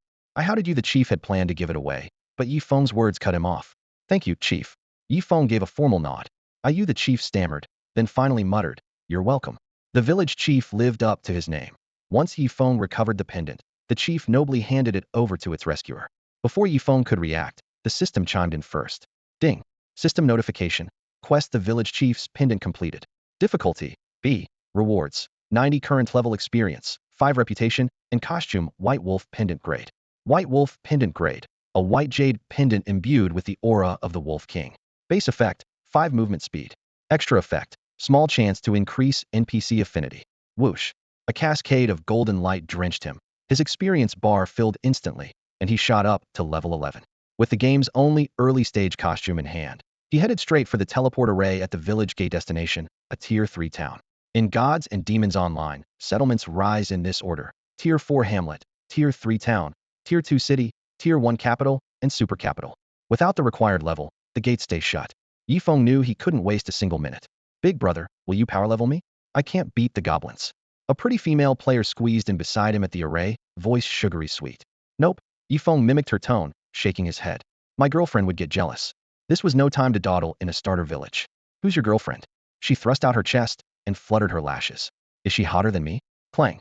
The Wolf King's sword slid free, the blade gleaming coldly. Yifeng raised it, his voice flat. Can't say about looks, but her attack powers way higher. The woman blanched and bolted. Whoosh. The array flared, and a white light swallowed Yifeng. Ding. System notification. You have entered Weia Town Tier 3 town. The light faded, revealing a stone-paved square. Streets crisscrossed with bustling crowds. Children chased one another. Vendor calls mingled with hoofbeats and chatter, far livelier than the shabby Novice village. Armed with memories from his previous life, Yifeng knew Weia Town inside out. Locking onto his waypoint, he sprinted toward the profession hall, determined to be the first player to change class. Moments later, a spacious, well-lit hall came into view, divided into 6 areas for the 6 main classes. Is the evil god of the wind classed as swordsman or assassin? He muttered, heading first to the priest section, only to find the swordsman instructor chatting up the priest instructor. Babe, I got hurt yesterday and needed in 4. Know what they pumped into me? The swordsman instructor smirked. A night of missing you. The priest instructor stayed stone-faced. An adventurer's here to change class. You can leave now. Yifeng stepped forward. Instructor, can you help me become a swordsman? See, he came for me. The swordsman instructor beamed. Swordsmen are way hotter than priests, another 2% commission for me. What a burden. The priest instructor said nothing. Dropping the banter, the swordsman instructor placed a hand on Yifeng's chest, struck what he thought was a dashing pose, and announced, I, Holt, blade of sharpness and junior swordsman instructor, acknowledge your strength and confer upon you the title of swordsman. Whoosh. A brilliant surge of emerald energy burst from Yifeng's body. Ding. System message, class advancement failed. Bang. The moment the chime faded, Holt, the mentor in charge of the process, seemed to be struck by an invisible sledgehammer. He was hurled across the room, slammed into the stone wall, and left a perfect human-shaped crater before sliding to the floor. Coughing, he tasted blood, spat out 2 mouthfuls, rolled his eyes back, and passed out on the spot. The hall fell silent for a full second. Then every gaze snapped toward Yifeng. He raised both hands in a hurry. You all saw it. I didn't do anything. He blasted off on his own. It's fine. No one blames you, the priest mentor said, a rare hint of glee in his voice. His strength and rank are way too low. He simply couldn't handle performing your class change. Someone get in here. Holt's hurt hook him up to a drip. The knight mentor barked. You're a priest. Use a healing spell already. Move, or well lose him. They scrambled to carry Holt away, leaving Yifeng standing there, bemused. All this fuss just for a class change? The assassin mentor folded his arms, striking a veteran's pose. Holt's failure doesn't mean ill fail. Kid, interested in becoming an assassin? The other mentors exchanged looks. This adventurer carried the hidden class evil god of wind. His potential was off the charts. Whoever trained him would instantly gain fame. Yifeng thought for a moment and nodded. Sure. He had a hunch that the evil god of wind wouldn't be limited by any single class. Bang. A few seconds later, the wall collected a fresh, human-shaped imprint. Once the priest mentor revived him, the assassin mentor, covered in dust, muttered, Kid, let me be frank. Unless someone's at immortal tier, they're not qualified to mentor you. His potential is that ridiculous? The archer mentor gaped. Ridiculous? It's terrifying, the assassin mentor said solemnly, waving a hand. Immortal tier? Are you kidding me? A vein throbbed on Yifeng's forehead. The next step is literally god tier. There was no way he could reach people like that right now, and even if he could, why would one of them take him as a disciple? The mage mentor suggested, we could send a report to the higher-ups. Maybe we'll get a reply in 2 days.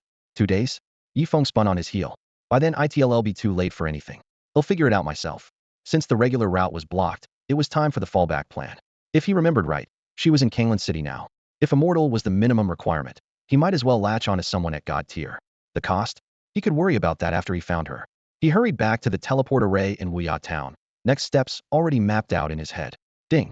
System message. You have entered Kanglan Town Tier 3 settlement. The first teleport from the starter village was free. Afterwards, it would cost 10 copper each time. Fortunately, his tutorial videos had earned him a tidy sum, and the Wolf King had dropped more than 50 silver. He was now carrying a full 5 gold coins. On the way, Yifeng opened the forums to upload new content. You lost followers fast if you weren't active. He edited together the entire Wolf King kill and posted it with a casual title. Brother Yi takes down the Wolf King with a single axe.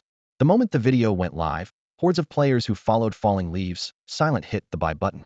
After all, it featured the very first solo kill of a server-wide bronze tier boss hype at its peak. Whoa, he must spawn with a god tier talent. His speed is insane, makes speed clears look slow. The comment section was instantly flooded. Ping. System message. Adventurer Wang Daqiang purchased your video. You received 1 copper coin. Ping. System message. Adventurer AO Shirtianxia purchased your video. You received 1 copper coin. The alerts kept ringing. Copper coins stacked up before his eyes, fused into silver, and were fast on their way to gold. With players from every corner of Earth swarming into gods and demons, the revenue was impressive, especially with the massive audience in the eastern region. Watching the numbers jump, Yifeng felt his mood lift. Guided by memories from his previous life, he hurried into a quiet alley rumored to be a regular route for a god-tier powerhouse.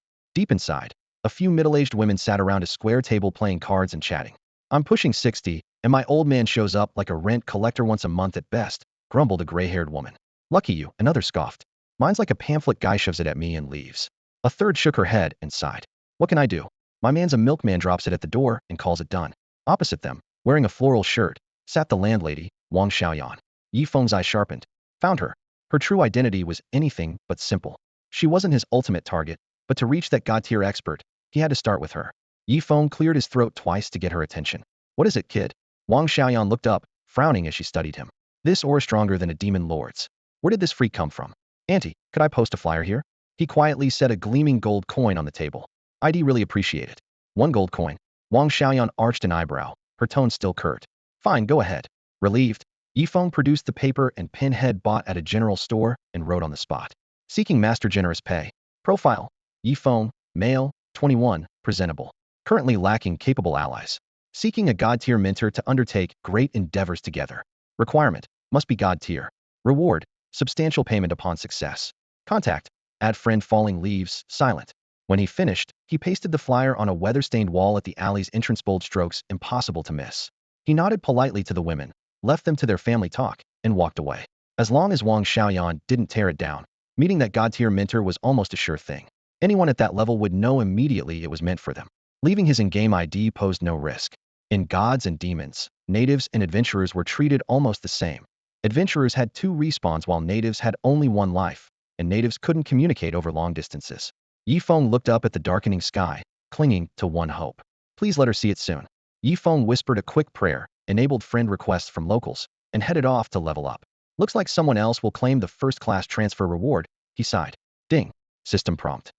"Wants to add you as a friend. Accept?" Yifeng halted, heart pounding. The mysterious expert calling herself Wang Xiaoyan had kept her promise and connected him with his target. "Aunt Xiaoyan, may happiness always find you." He hit accept, opened the chat, and typed, "Can we meet?" "Sure." The reply was crisp. "Where?" "Town gate." "On my way." Yifeng closed the chat, practically flying to the gate with the speed boost from his traceless talent. Only a few guards were around, no one else. "Don't tell me I've been stood up," he muttered. "Behind you." A cool, musical voice brushed his ear.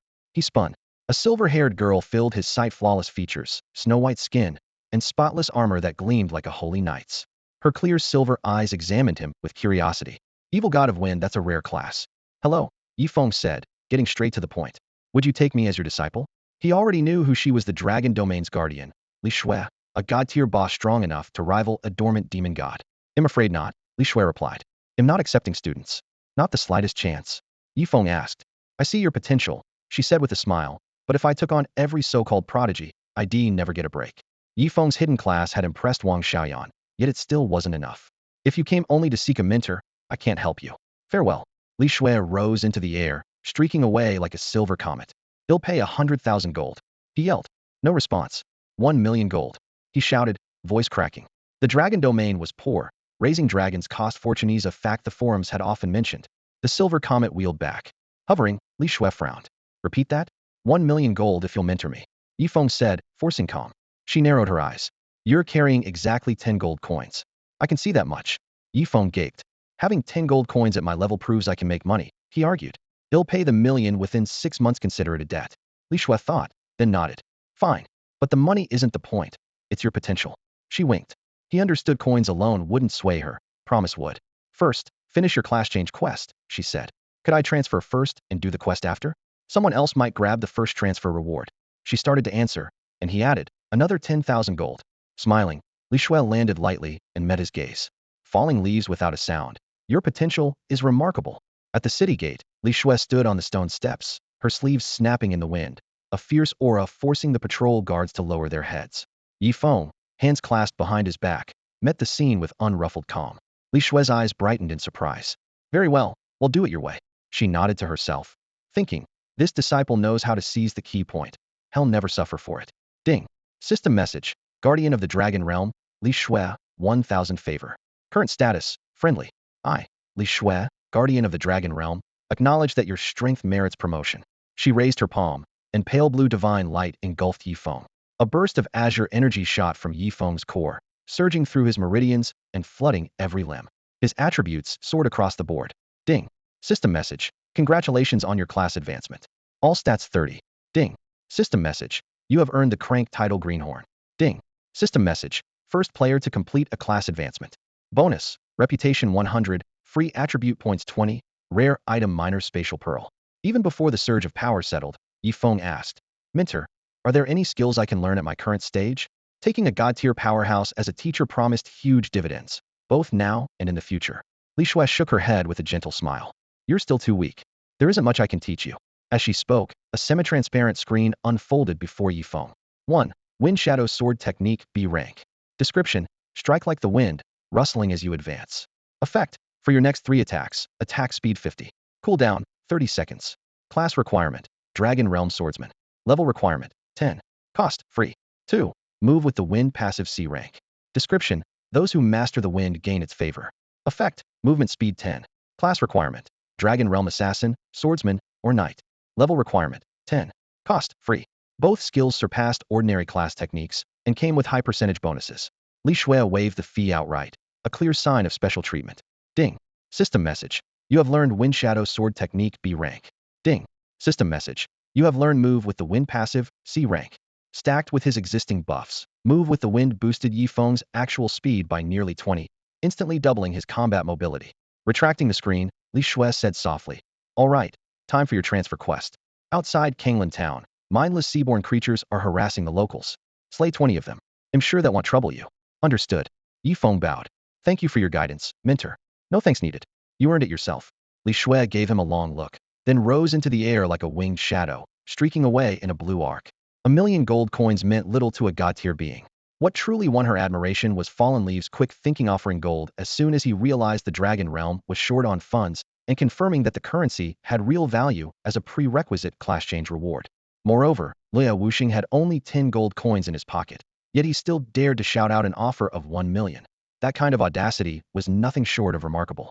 Rules were rules, of course, but anyone willing to break them at the critical moment usually earned extra respect. The moment Li Shui's figure vanished around the corner, 2 chimes popped up in Yifeng's quest log. Ding. System notice. You have received the class change quest Shrimp Soldier difficulty, C. Ding. System notice. You have received the apprenticeship quest 1 million gold difficulty, SS. Shrimp Soldier difficulty, C. Description: only shrimp soldiers trouble shrimp soldiers. Objective: defeat 20 shrimp soldiers and 1 crab general. 1 million gold difficulty, SS. Description: you really are loaded. Objective: within 6 months, present 1 million gold coins to the Dragon Domain Guardian, Li Shui, as thanks. Penalty: none. Just as had expected, there was no way the Dragon Domain Guardian would accept a disciple for a mere million gold. Still, Yifeng was thrilled after securing a god-tier master. Instead of returning to Kanglan Town, he headed straight for the nearest shoreline at a brisk pace. He knew his edge would evaporate quickly if he didn't build on it. In a game with billions of players, prodigies were everywhere. Had he not barged in halfway, Shangsen Rewoith player from the Sakura region would already have claimed the venom deity's inheritance. Halfway there, Yifeng slapped his forehead. Right, he left me a gift. When he had used the cursed god orb to devour the venom deity's bloodline, it not only boosted the power of his Wind Evil God class, but also earned him the dying deity's final reward. Wind Evil God exclusive hidden class. Description: an abyssal demon who commands the wind element, an eternal evil god feared throughout countless worlds. HP: 8. Attack: 8. Defense: 8. Speed: 11. Source of venom passive, rank. Description: maybe you're even more poisonous than the venom deity. Effect: every time your attack lands and deals damage, the target is poisoned, losing 1000 HP per second for 20 seconds. Scales with growth. Yifeng drew a sharp breath. Early game monsters hardly had much health to begin with. How could they survive 1000 damage per second? And the skill could still grow. Its potential was obvious. Paired with the Wind Evil God's speed, he finally grasped the venom deity's strategy. Ding. System notice. You have entered the map's sunny beach. The scorching sun baked the golden sand, and heat waves rolled like an open furnace. All around, giant lobsters with human-like legs patrolled with tridents in hand, their long whiskers whipping in the wind as they guarded their turf with great seriousness. Shrimp Soldier Common Monster. Level: 20. HP, 12,000. Attack, 140,150. Defense, 6,065. Skills, erratic leap, water play. Description, even a shrimp soldier has dignity. To a Freshitov Novice player, this place was a death trap. But as the holder of the exclusive hidden class Wind Evil God, Yifeng's stats crushed the competition. Greenhorn Loya Wuxing. Class, Wind Evil God. Level, 11. HP, 13,570. Attack, 158,164. Defense, 139. Skills, casual taunt, full force strike, whirling axe, wind shadow swordplay, ride the wind. Reputation, 310. Revive count, 2. Title Greenhorn Crank. HP 10. Sizing up the gap, he strode straight into the densest cluster of shrimp soldiers. With a smirk, he activated casual taunt. I'm hungry, tell me, how much do you sell for per pound? Looking for seafood? You're dead meat. The nearby shrimp soldiers flew into a rage and charged at him, tridents raised high. Facing the onrushing shrimp soldiers, Yifeng showed no fear. He raised the Wolf King's sword, slipped past their strikes like a passing breeze, and casually sliced through one soldier's shell, sending blood spraying. 823. A crimson damage number floated above its head. With Yifeng's 164 attack cap against their low 60s defense, the hit should have landed for almost 1,000 points, but the soldier's passive skill, Shrimp Slide, shaved off 20% of all physical damage, dragging the number down. Whoosh, whoosh, whoosh. The remaining soldiers didn't just stand there. They sprang forward simultaneously, their leap skill blasting their movement speed sky high. Unfortunately for them, their target carried the traceless talent. Yifeng tapped the ground and slipped past every vital strike, movements seemingly casual, yet pinpoint precise. He had no intention of dodging perfectly, it wasn't worth the effort. Since joining the game had dumped all 60 free attribute points into speed, making him quicker than most players, and after day and night drills in the starter village, these mobs were child's play. After the first hit, he stopped trying to finish any one foe. Instead, he darted among the shrimp like a dragonfly skimming water, carving a shallow cut into each shell he passed. Under the source of venom effect, the Wolf King's sword glimmered with a sinister green. 1,000, 1,000, 1,000. The green glow spread across their armor like miasma, devouring their health in the blink of an eye. Poison damage ignored physical mitigation. One extra sword scar was all it took. 20,000 points of ticking toxin were more than enough to bring them all down. Seconds later, every shrimp soldier lay dead. This farming speed is insane. Yifeng grinned to himself. Ding. System message. Congratulations, you have slain shrimp soldier normal. Reward, 8% of current level experience. Ding. System message. Congratulations, you have slain shrimp soldier normal. Reward, 8% of current level experience. Fighting mobs 9 levels above him poured in absurd amounts of XP. The bar rocketed upward and filled in no time. Swish. A golden light fell over him. Yifeng reached level 12. Outside the starter village, monsters finally dropped more than nothing. Each shrimp soldier averaged 3 copper coins, which was better than 0. Guys, are you seeing this? He said to the recording, barely containing his excitement. One light tap, and these mobs just stand there waiting to die. With that, he casually slashed the shrimp soldier beside him. 821. 1,000. 1,000. The poison spread fast, and the creature soon collapsed. Want to know how I pull this off? Check the link below. Yifeng used the momentum to list his discarded serpent skin armor in the marketplace. Gods and Demons Online offered an in-game stall system, but the forum shop was even handier. Post any valuable item you didn't need, and the entire server could see it. Once someone bought it, cash and goods changed hands instantly. Ding. System message. Adventurer Bao Fu has purchased your video. You receive 1 copper coin. Ding. System message. Adventurer Hai Quation Kong has purchased your video. You receive 1 copper coin. Ding. System message. Your item serpent skin armor has been sold. You receive 20 copper coins. System chimes kept ringing, and every one of them was good news. Those first 2 videos had already drawn plenty of attention from other players. When Yifeng posted his 3rd video, the response was overwhelming. The comment section exploded. That poison damage is insane. Like a knife in the back. Sidami, eyes are open. Boss, carry me, please.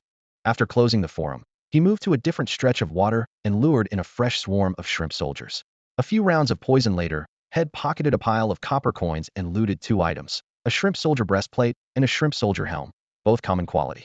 Since his wolfhide armor provided set bonuses, he only swapped in the helm, which offered 55 defense. Splash. The sea churned, and a crab monster as tall as a grown man climbed onto the bank. Its twin claws were like black iron shears, its glossy shell promising trouble. Yifeng didn't rush in. He began with Scout. Crab General. Rarity, Bronze Tier Boss. Level, 25. Health, 50,000. Attack, 170,175. Defense, 150,160. Skill, Claw Strike Basic. Traits, Agile, hardened shell. Description: far stronger than ordinary shrimp soldiers, and well worth the effort. A classic high defense mob, Yifeng muttered. He launched wind shadow swordplay. In a blur, he slipped behind the crab general and slashed the joint between its shell and abdomen with the Wolf King's sword. 123. A level 25 bronze boss deserved its reputation. A normal player would need equal level and premium gear just to solo it. The next instant, streaks of sickly green spread across the crab poisoned. 1,000. 1,000. Landing the blow, Yifeng immediately pulled back, using superior movement speed to kite the target. Sand hissed under the crab's feet as it charged through the poison cloud, always a step too slow. 20 seconds later, Yifeng turned and struck again, hitting the same weak point before darting off in another direction. The crab general could only swing its claws in frustration. With its low intelligence, it was even dumber than the demonized Wolf King. Crunch, crunch. Armored pincers sliced the water, the noise intimidating, but Yifeng remained in full control. Ding system message. You have triggered the hidden storyline, the ambition of the Sea Tribe. The sudden alert made him pause. Farther out, the surface of the sea foamed and surged. Boom. A massive column of water rocketed skyward, the spray radiating a chilling aura that made his blood run cold. Spontaneous events weren't rare in Divine Demons Online, but anomalies of this scale usually wiped out any adventurer unlucky enough to be nearby. Seriously? I just left the rookie village and I already run into this? Yifeng cursed, beating a quick retreat. Waves thundered behind him, frightening the crab general into cowering where it stood. With signs like that, sticking around was suicide. Boom. The sea split open, and a blue-skinned merman burst from the depths. He wore ornate armor and gripped a gleaming sword, raw water energy swirling around him as though it were solid. The merman's gaze locked on the fleeing Yifeng, surprise flashing across his face. So weak, yet you can withstand my aura? Seems my senses were righty or no bottom feeder. Whoosh like an arrow loosed from its string, the seafolk warrior streaked across the waves, sending up sprays of water as he easily overtook Yifeng. Just as he raised his weapon, Yifeng stopped and called out, "Mighty warrior of the sea, hear me out for a moment." "Run on, why did you stop?" The man mocked, folding his arms and blocking Yifeng's path. He clearly wanted to hear what a doomed man could possibly say. "I wasn't running away," Yifeng replied calmly, shaking his head. "You know, jogging is an excellent form of exercise. It lowers the risk of cardiovascular disease and boosts lung capacity." The seafolk warrior blinked. He had expected pleas for mercy or threats anything but a lecture on healthy living. Glancing around to be sure no one else was near, Yifeng lowered his voice. "Between you and me, it's also great for strengthening your legs." Shing cold light flared as the sword left its sheath. The warrior sneered. "That's your final message to the world? All right, something serious then." Yifeng dropped the casual tone and smiled. "I moonlight as a fortune teller. Friend, your brow is dark, bloodshed is in your near future." The warrior's patience finally snapped. He had delayed only to pinpoint the source of the unsettling aura around Yifeng, wary of an ambush. Now only killing intent remained. "To me, you're the one courting bloodshed," he growled, swinging his blade in a blue arc. Clang! A shimmering silvery shield materialized before Yifeng, completely nullifying the blow.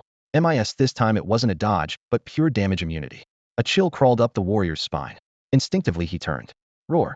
A massive silver dragon burst into view, scales dazzling in the sunlight. Its gaping maw and thunderous bellow whipped up a sand-filled gale. Frozen in place, the warrior swallowed hard. "Turns out I'm the one in danger, master. Your prediction was spot on." From the dragon's back, a silver-haired girl landed lightly, half amused, half exasperated. "Well, this is an unexpected development. By her reckoning, sending Falling Leaf in silence to clear a few shrimp troopers on a sunny beach should have been perfectly safe. She had long noticed her disciple's incredible speed. One day, he might even rival the fifth demon god, Wind Rider Yaloin.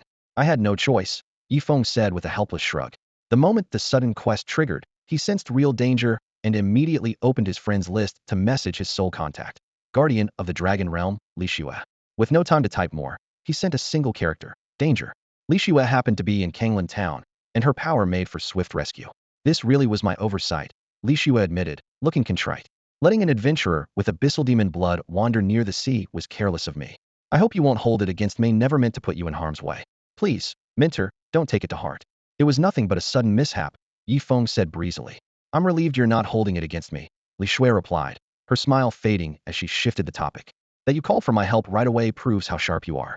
Perhaps I've still underestimated your potential." System notification.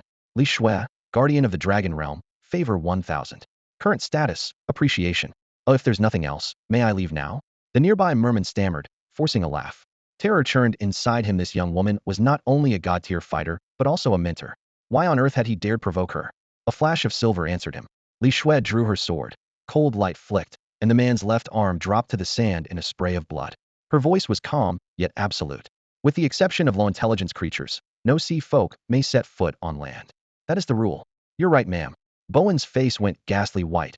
Resistance never crossed his mind. Begone. Li Shui waved him away. She spared his life. Thank you, Guardian, for your mercy. Bowen blurted before fleeing back to the sea. Far off, a crab general went rigid with fear. When it finally regained its wits, all 8 legs pumped madly as it scuttled toward the water. SHHHK. A silver curtain materialized out of thin air, blocking the crab general's escape. My mentor has other matters to handle. He'll take my leave, Li Shui said, leaping onto her silver dragon. In a streak of light, she was gone. System notification. Quest chain involving the sea folk completed. Reward, 10 free attribute points. Yi Feng watched the dragon carry her away, then exhaled in relief. He dumped all 10 precious points into movement speed, fixed his gaze on the stranded crab general, and unleashed wind shadow sword technique. Venomous source kept gnawing at the crab general's health. At last, the massive shell crashed to the ground. System notification. You have slain level 25 bronze grade boss, crab general. Reward, 145.2 current level experience, 10 reputation. System notification. Quest shrimp soldiers and crab generals completed. Difficulty, C. Reward, 50.1 current level experience.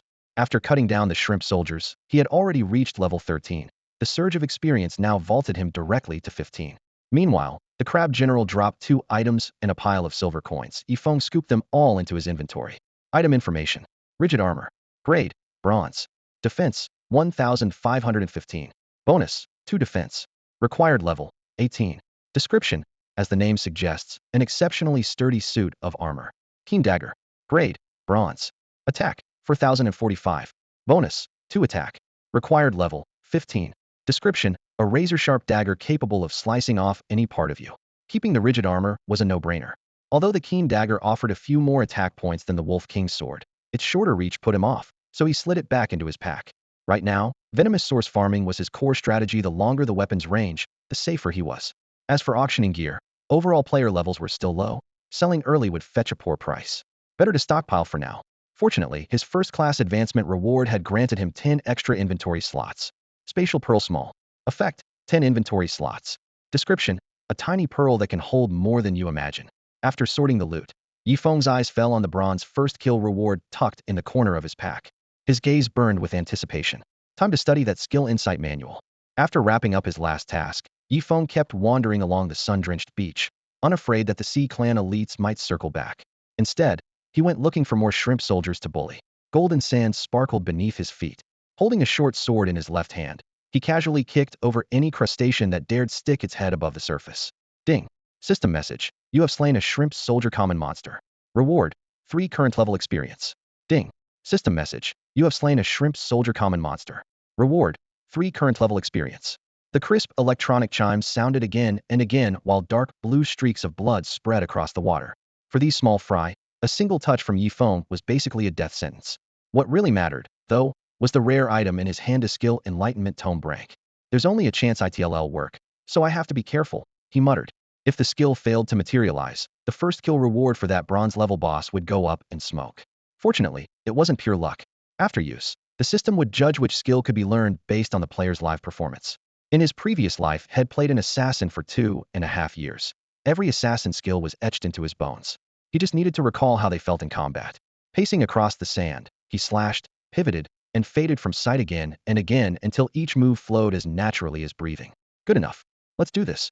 Yi Feng tore the tome in half, and the pages dissolved into brilliant white light that wrapped around him. Ding. System message. You have used the rare item skill Enlightenment Tome B rank. For the next 3 minutes, the system will evaluate your actions to determine which skill you will acquire. A snowy countdown reading 3 o'clock began to pulse in front of him. 3 minutes is plenty. He crouched low, toes skimming the sand, deliberately muffling every footfall.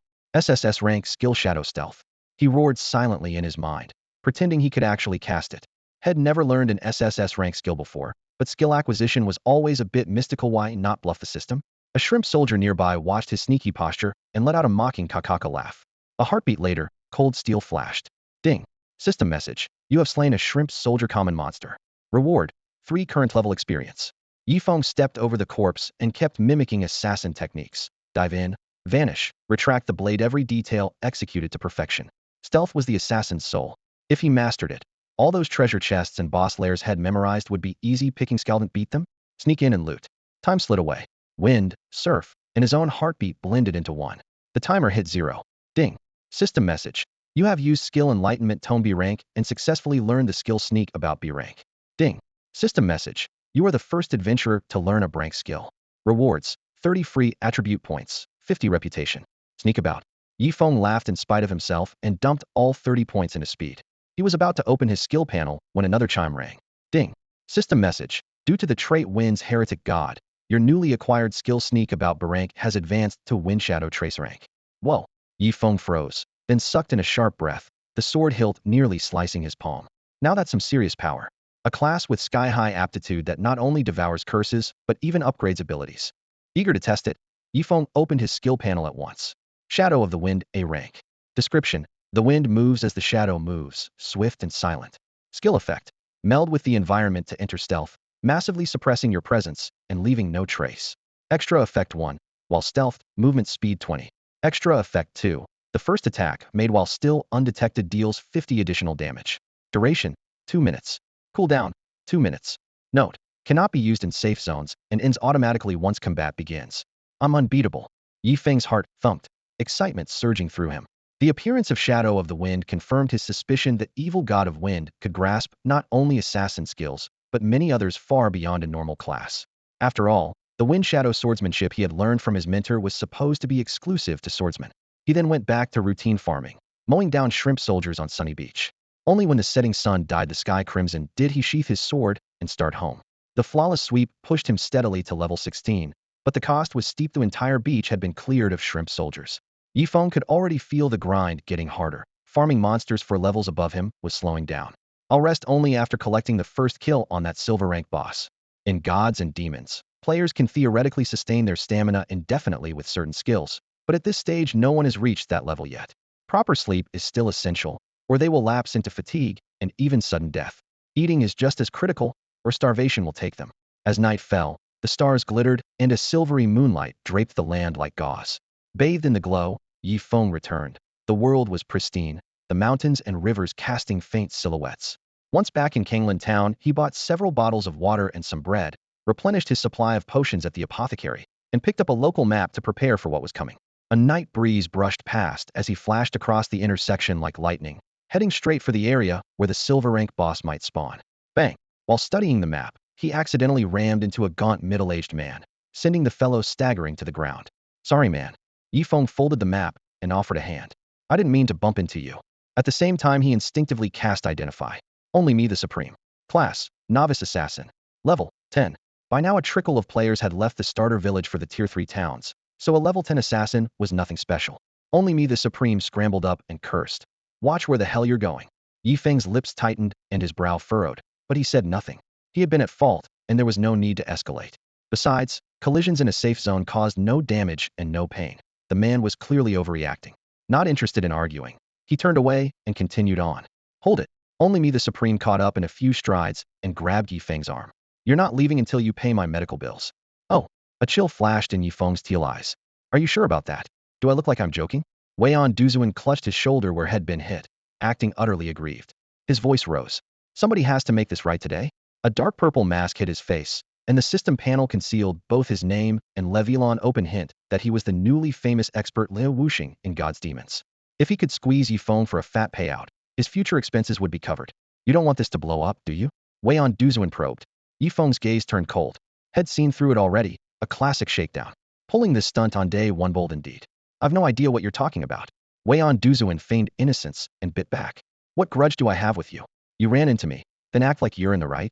Yifeng stayed silent, watching the performance. The guy had probably started recording the moment they met, ready to post a tear-jerking expose for attention and clicks.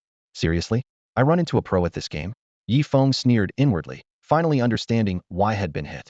So tell me, what did I ever do to you? Weian Duzuan clamped onto Yifeng's arm, refusing to let him leave. You knock me over and act like this? Yifeng simply dragged him toward the edge of Kanglan town. Some matters required stepping outside the safe zone. Since the other man was the one hanging on, the system would tag it as following, not forced movement. Come with me, brother. They'll compensate you handsomely, Yifeng said coolly. Weian Duzuan dug in his heels and shouted, You're not going anywhere. You explain yourself right here. Just as Yifeng's killing intent stirred, a clear, cool female voice sounded. So this is where you are. Yifeng turned. A silver-haired girl strode over, clad in military garb that showed none of the frailty usually linked to women. Gulp. Wei on Duzuan swallowed. What a beauty, almost unreal. Minter, looking for me again? Yifeng was surprised. 3 times in one day? That's a bit much. It's urgent, Li Shui said gravely. I have a critical task for you. Will you accept it? Absolutely, Yifeng replied at once. A quest delivered by a god-tier powerhouse promised rich rewards. Still playing the clown, Wei on Duzuan yelled. Handle my business first. I don't care how important your task is. Li Shui's brows knit. What's going on? He's pestering me, Yifeng said bluntly. Claims I ran into him and demands compensation. But inside the safe zone, collisions cost no HP. Li Shui nodded. Already clear. Then kill him. Years of hard campaigns had left her no room for mercy. Without that edge, she could never keep unruly dragons in line. But we're in a safe zone, Yifeng reminded.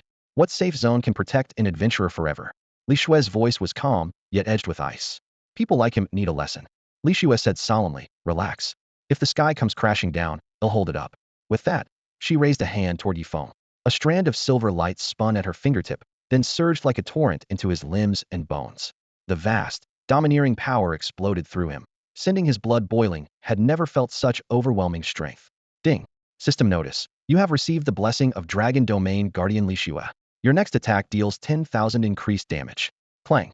Yifeng drew the Wolf King's sword from his pack, its icy blade trembling in the night. He narrowed his eyes, a smile tinged with murder locking onto Wei and Duzun. Since Minter insists, I'd better oblige. Wei and Duzun backed away, hands up, voice shaking. What are you trying to do? Die. Yifeng swung, sword light sparking like lightning. Do you really have to throw your life away? What grudge is worth this? Cold steel split the quiet night. The Wolf King's sword sliced his throat. A jet of blood shot skyward, his head spinning free. 324,587. Wei and Duzun's health bar hit 0.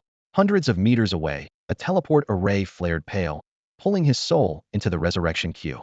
System rule. When a player dies, revival is not immediate. The soul must wait 1 hour. During certain events, the wait is longer. You bastards. Wei and Duzun howled, his spirit form drifting back. I died in a safe zone. Where were the city guards? Thud, thud, thud boots hammered from the alley mouth. Patrol soldiers lowered spears, surrounding Yifeng and Li Shui, then parted for their captain. The Dragon Domain Guardian? Seeing Li Shui's face, the captain's heart lurched. Had it been anyone else, he'd have ordered an arrest, but who dared lay a hand on her? An adventurer with no manners acted up. I merely disciplined him, Li Shui said calmly. The captain forced a smile. In that case, we won't intrude. Wei and Duzun. Won't intrude? I was murdered in a safe zone, and that's all you have to say? Captain, my mom's calling me to dinner. I didn't see anything. There's noise over there, go check it out. The soldiers arrived in haste and scattered just as quickly. Let's go, Li Shui said, striding off. Her voice dropped. This concerns the safety of the Hanwu realm. Hanwu realm was what the locals called their world. Sensing the gravity of the matter, Yifeng hurried after her. Falling leaves unheard. Just you wait. Wei and Duzun's spirit hissed behind them. If I don't ruin your name, you'll eat shit on stream. Noisy. Li Shui turned, silver eyes like winter stars. A flick of her hand sent a gale of ice blades roaring out, freezing his soul into a crystal statue that shattered a heartbeat later. Ding. System prompt. You were struck by Dragon Domain Guardian Li Shui. Soul form destroyed. Revives remaining, 1. Wei and Duzun respawned in terror with only 1 life left and scrambled away. Yifeng's expression was complicated. Not 1 death, but 2. What grudge was that deep? Li Shui lowered her arm and quickened her pace through streets and alleys until they reached an old house on Kanglan Town's edge. Creak. The wooden door swung open, lantern light swaying. Inside sat a formidable woman with arms crossed, the landlady, Wang Xiaoyan. Instructor, just how tough is this mission? Yifeng asked, sensing the tension.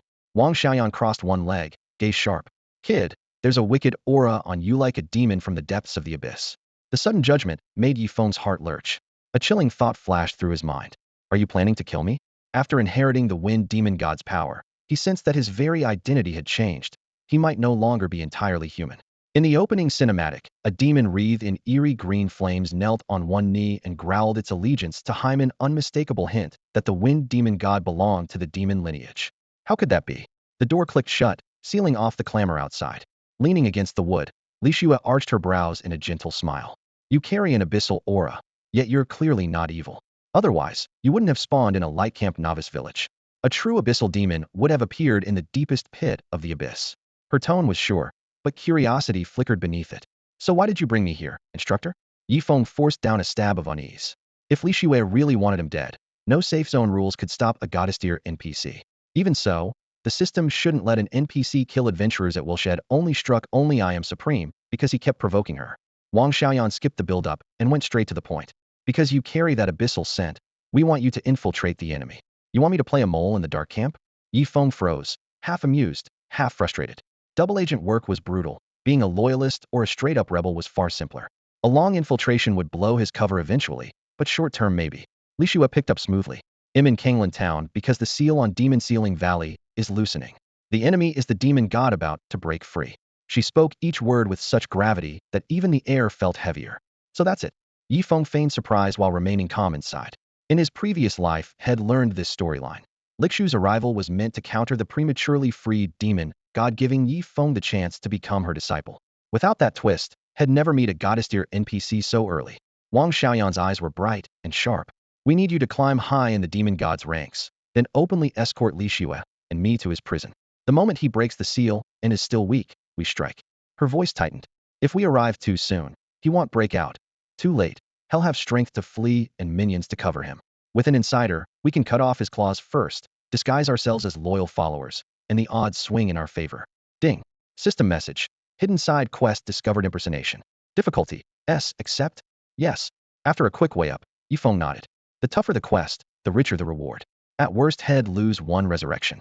Playing safe would never clear future raids against all 10 ancient demon gods. Ding. System message. Hidden side quest accepted impersonation. Difficulty. S. Quest brief. Make them believe you're one of them. Objective.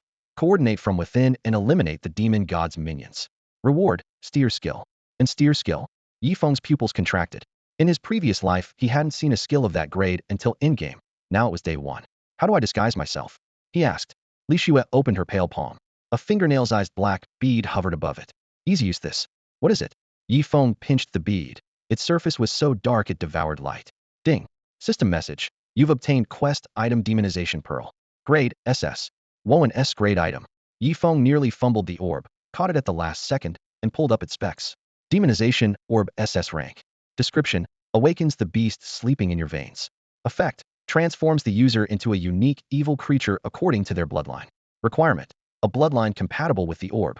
Duration. 24 hours. Cooldown. 12 hours. Interesting. He raised an eyebrow. Turn into some wicked creature? Am I really going to become a demon? Li Shue stepped in. You hold on to the orb for now, but it has to be returned when the mission's done. The bloodline check was too strict for her, so Yifeng became the temporary keeper. Fine. Yifeng slipped the orb into his pocket. When do we head out? Tomorrow at dawn. Wang Xiaoyan patted his arm. Li Shue and I will get you behind enemy lines. Go rest. Got a place to stay? Not yet. Catch. She tossed him a bronze key. It's not free rent, still applies. Thanks, landlady. He caught it. Gatehouse key special item. Description. Opens house number 5 in Kanglan Town. Note. Automatically deducts 5 copper coins per day, payable to landlady Wang Xiaoyan. A night in an ordinary inn cost 50 copper, so the rent was practically nothing. After picking up the hidden side quest, he left the room, gnawed on some dry bread, and skipped sleep. Take down the silver rank boss first, then rest. Plan stays. Once Yifeng was gone, the mood in the room darkened. You really plan to train him? Wang Xiaoyan asked, worried. If he's an abyssal demon, the Cambrian realm is doomed. People have forgotten how brutal war is. What if he isn't? Li Shue replied evenly. He might be the hope of the Cambrian realm. Wang Xiaoyan clenched her fist. Can we afford that gamble? Do we have any choice? Li Shue countered with a faint smile. Night fell. Yifeng left Kanglan Town's safe zone and melted into the shadows. He activated Wind Shadow Step, entering stealth. Stacked with the passive Riding the Wind, his level bonuses, and the 5% boost from the White Wolf Jade Pendant, his speed rose by 62.6%. No Trace doubled that, pushing him to 125.5%, about 9 times the limit of an average player. The prairie blurred beneath him as he followed the map into the level 20 to 30 monster zone. Tawny hyenas, cheetah prowled low in the dark, their fangs flashing cold light. Keeping his breathing shallow, Yifeng slipped between them, hunting for the boss. Pack creatures always had a leader basic logic. Suddenly a patch of grass exploded in black mist. A giant hyena wrapped in demonic energy emerged, tiger's eyes, claws gleaming like blades, teeth interlocking like a saw. Hyena King, silver rank boss. Level, 28. HP, 120,000. Attack, 320,335. Defense, 180,190. Skills, Bite, Rally, Corrupted State Mad Dog. Description. Hyenas belong to Hyenity, not Kennedy or Feliday, just in case you forgot. Hyena King. The name alone spelled trouble, and King Yifeng was eager to teach it some manners. After studying the Hyena King's stats, Yifeng knew he couldn't take any chances. A level 28, silver rank boss with sky-high attributes was far beyond his current strength. He couldn't even break its defense. Grinding for a full set of bronze gear and then coming back would take forever. The terrain was a flat, open plain without a single rock to use for cover. Would have to get creative. Decision made. Yifeng slipped into stealth, circled to the beast's flank, and quietly drew a bow. Wooden bow common. Attack, 1012. Description, ready to shoot? Are you sure? Ever since he obtained the early game powerhouse skill source of venom, had planned to kill from range, so he had bought this bow in advance. The moment he equipped it, his attack stat dropped to about 180, still 1 point short of the Hyena King's defense. Yifeng quickly reassessed and set his sights on the outermost hyena. Time to train his archery. He crept forward while the hyena sniffed at the dirt. The 20-year-old drew, knocked, pulled, and loosed in one smooth motion. Whoosh! The arrow sank into the hyena's belly, and dark green poison spread visibly. 812. 1000. 1000. Elo! The hyena howled in pain, alerting its pack. It lunged, but the knight swallowed Yifeng's silhouette. Why pick on me? Who are you? The beast might have cursed if it could speak, but it could only wait for the toxin to fade and move elsewhere. Whoosh! A second arrow sliced through the darkness, pinning the creature's forehead. Poison surged again. The hyena gave chase, yet only caught a fleeting shadow. Moments later it crashed to the ground, dead before it knew what happened. 30-odd thousand HP wasn't enough to survive 2 hits from source of venom. Ding. System message. Congratulations. You have slain a hyena. Reward. Current level EXP 9.6. Ordinary hyenas were level 24, so killing 1-8 levels above him granted generous experience. The taste of easy gains lit a feverish gleam in Yifeng's eyes. Why play it safe when his no-trace talent made him nearly untouchable? Digga! His sudden shout shattered the moonlit silence. Rustle, rustle! Every hyena nearby snapped its head toward him. A pack of mutts. He jeered. Hate value spiked, and even the Hyena King thundered over. Yifeng had no intention of trading blows. He turned and sprinted, loosing arrows as he retreated. Whoosh, whoosh, whoosh! Wooden shafts flew in random arcs, poisoning hyenas by the dozen. To pull even more into his trap, he deliberately ran a wide circle, dragging every hyena near the respawn point into the chase. Keep up, keep up! He taunted, a grin spreading across his face. Officer, Yi barked, maintain discipline, don't fall behind. A swarm of hyenas howled and snapped, kicking up dust, yet none of them could reach the swaggering human. Ding. System notification. Congratulations, you have slain a hyena. Current level experience 9.6. Ding. System notification. Congratulations, you have slain a hyena. Current level experience 9.6. The crisp chime kept ringing in Yifeng's ears.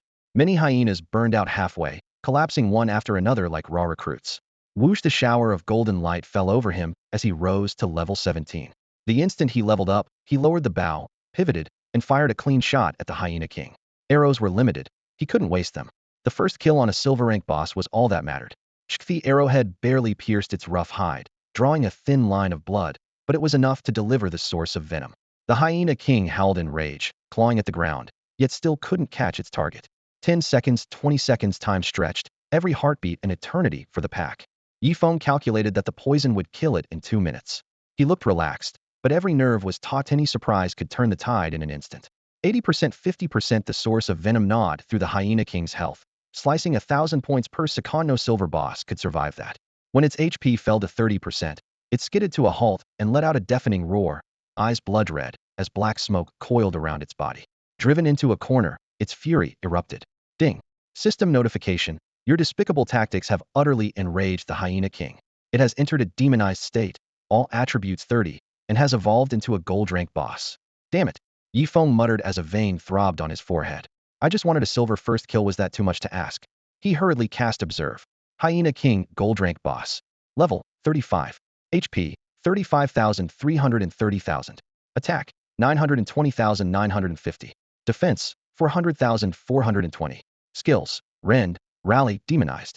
Description, evolved into a super Hyena King by channeling its rage. Its HP was unchanged, but every stat had skyrocketed. Its defense was now a living fortress, and arrows would hardly scratch it. The demonized Hyena King charged. 20 meters 10-5. Its murderous aura crashed over him as though victory were already in its grasp. Yifeng's brows knitted. Power surged through his legs, and he kicked into an even higher gear. 10 meters 20. The gap opened again. The Hyena King was dumbfounded. How could a mere level 17 human outrun it? Fine, We'll drag this out, he thought. Let's see how long you can stay demonized. The system hadn't listed a duration, but he refused to believe the Hyena King could maintain it forever. In most cases, once a berserk-type buff wears off, the target collapses into a weakened state and its power plummets. It was a lesson he had learned in his previous life. 5 minutes turned into 10 as the seconds dripped past taut nerves, dragging their tug-of-war across the wasteland to the limit. Gods and demons online had no visible stamina bar, but that didn't mean a character could run forever. Every stride drained Yifeng's strength. His chest heaved, breath hissing out like steam, and one thought hammered in his skull: exhausted, but keep going. Swish. After 14 minutes of flat-out sprinting, the Hyena King, which had been snapping at his heels, suddenly snarled, wheeled around, and bolted in the opposite direction. Trying to run? Yifeng's eyes flashed like cold lightning. Though every limb burned, he clenched his teeth and gave chase, carefully staying at a range that allowed him to strike or disengage in case the crafty gold-tier boss tried a sudden counterattack. 15 minutes. The Hyena King's gate froze. Ding. System message. The Hyena King's demonic frenzy has ended. It is now in a weakened state. All attributes reduced by 50. Opportunity. Whoosh. The bowstring thrummed. An arrow screamed through the air, spinning so fast it shaved down the weeds before burying itself in the Hyena King's shoulder blade. Scalding blood sprayed. 620. Critical hit. Racked by pain, the Hyena King jerked around to see the black-haired man staring impassively. A gleaming longsword rose and fell in the same heartbeat. Windshadow sword art. Full force strike. 955. The dull thud of steel against flesh and bone echoed. Yifeng yanked the blade free and backed away, leaving no chance for retaliation while he waited for source of venom to finish the job. A handful of seconds later, poison and bleeding drained the last of its life. The Hyena King's massive frame crashed to the ground, kicking up dust before settling into a lifeless heap. Ding. System message. Congratulations. You have slain the gold-tier boss, the Hyena King. Rewards. Level 3, Reputation 50. Ding. System message. Congratulations. As the first player to defeat a gold-tier boss, the Hyena King, you have earned additional rewards. Bing. The system chimed. Congratulations. You've slain the Hyena King, a gold-grade boss. As the first player to do so, you've earned an additional reward. 80 free attribute points and the rare item gifted orb. Bing. Another prompt popped up. Would you like to announce your glorious achievement to every player in the Earth Zone of demons and gods? Broadcasting it will grant you 500 extra reputation points. 3 dazzling beams of golden light rained from the night sky, shooting into Yifeng like falling stars and pushing his level straight to 21. Before he could bend down to claim the loot, a clear bell rang in his ears. Bing. Global announcement. Attention. An adventurer has reached level 20. The Eastern Region leaderboard is now open. Bing. System prompt. You've entered the leaderboard. Would you like to display your game ID? The notifications exploded in his mind, but Yifeng had no time to waste. Panting, he scooped up the few gold coins and scattered gear dropped by the Hyena King and bolted. The boss was dead, yet packs of hyenas still prowled nearby. If they surrounded him, even a freshly minted level 21 wouldn't guarantee escape. With only a handful of arrows left, he dared not linger. Bursting into a full sprint, he rode the night wind out of the hyena's aggro range. Cold air grazed his face. The sweat on his forehead scattered in the breeze, and his taut nerves finally relaxed. Killing an evolved gold-grade Hyena King had been nothing short of a miracle. Certain he was safe, he followed the mountain trail back toward Kanglan Town while opening his inventory to inspect the loot. Several pieces of equipment far more refined than bronze gear lay quietly in their slots, gold patterns gleaming and setting his heart racing. Day 1, and had already claimed the first gold boss kill. Even Yifeng hadn't expected such luck. At this stage, players had no business defeating a gold-grade boss. He tapped open the softly glowing greaves. Streamlight greaves. Quality, gold. Defense, 2,830. HP, 2,000. Trait, 5 defense. Level requirement, 25. Description, sturdy greaves that protect your legs. Solid stats, flat HP and percentage defense. Unfortunately, he didn't meet the level requirement yet, so he stored them for later. Next, he delved deeper and found a crimson longsword and a pair of black boots. Blazing longsword. Quality, gold. Attack, 100,120. Trait, 12 attack. Extra. Attacks inflict burn, dealing 200 damage per second for 10 seconds. Reapplying refreshes the duration but doesn't stack. Level requirement, 28. Description, forged from flame crystal. The blade is scorching handle with care. Boots of hope. Quality, silver. Defense, 1,012. Trait, 2 defense. Trait, 3 movement speed. Level requirement, 25. Description, named in the hope that players will leave a good review. Nice haul. Yifeng's eyes lit up. The boots of hope boosted both defense and movement speed, clearly superior to the wolfskin boots he wore. Still, The real prize was the blazing longsword burn stacked with poison, would drain 1,200 HP per second. Absolutely brutal. The only downside was its level requirement, even higher than the Greaves. After sorting through his gear, Yifeng turned to the first kill reward for the gold tier boss. A fist-sized violet orb glowing softly grace orb, grade A. Effect. Transfer any affix or special skill from one piece of equipment to another and boost its power by 100%. Usable only on spirit tier items and below. The orb pulsed in his palm like a gentle yet dangerous heart. He toyed with it for a moment, decided he had no suitable gear for it yet, and tucked it into his backpack under cold storage. By the time he headed back, night had deepened. Kanglan Town's streets were empty, lit by a few scattered lamps. He slipped into the small house Wang Xiaoyan had rented, took a quick cold shower, and rinsed away the blood and dust. Before the steam had cleared, he was already lying on the bed, a light screen blooming at a thought. Level leaderboard. 1. Fallen Leaves Silent level 21. 2. Nim and Blows Bull level 15. 3. Bayphone level 14. 4. Luosha level 14. 5. Hidden ID level 13. 6. Kuan Lugu Kuan level 13. So many experts in a land this vast, Yifeng murmured, though he felt anything but relaxed. Without the massive experience from killing the Hyena King, had never have opened a 6th-level lead. He closed the rankings and opened his personal recording. Had been filming since login. Trimming the prep left a single-take first kill run bold to post uncut, but why not? For maximum clicks he attached the system announcement. Ding. Server-wide notice. Congratulations to player Fallen Leaves Silent for becoming the first to defeat a gold tier boss. Ding. Server-wide notice. Congratulations to player Fallen Leaves Silent for becoming the first to defeat a gold tier boss. The twin alerts hit like a bomb at midnight. The forum detonated. Skipped silver and soloed gold? No way.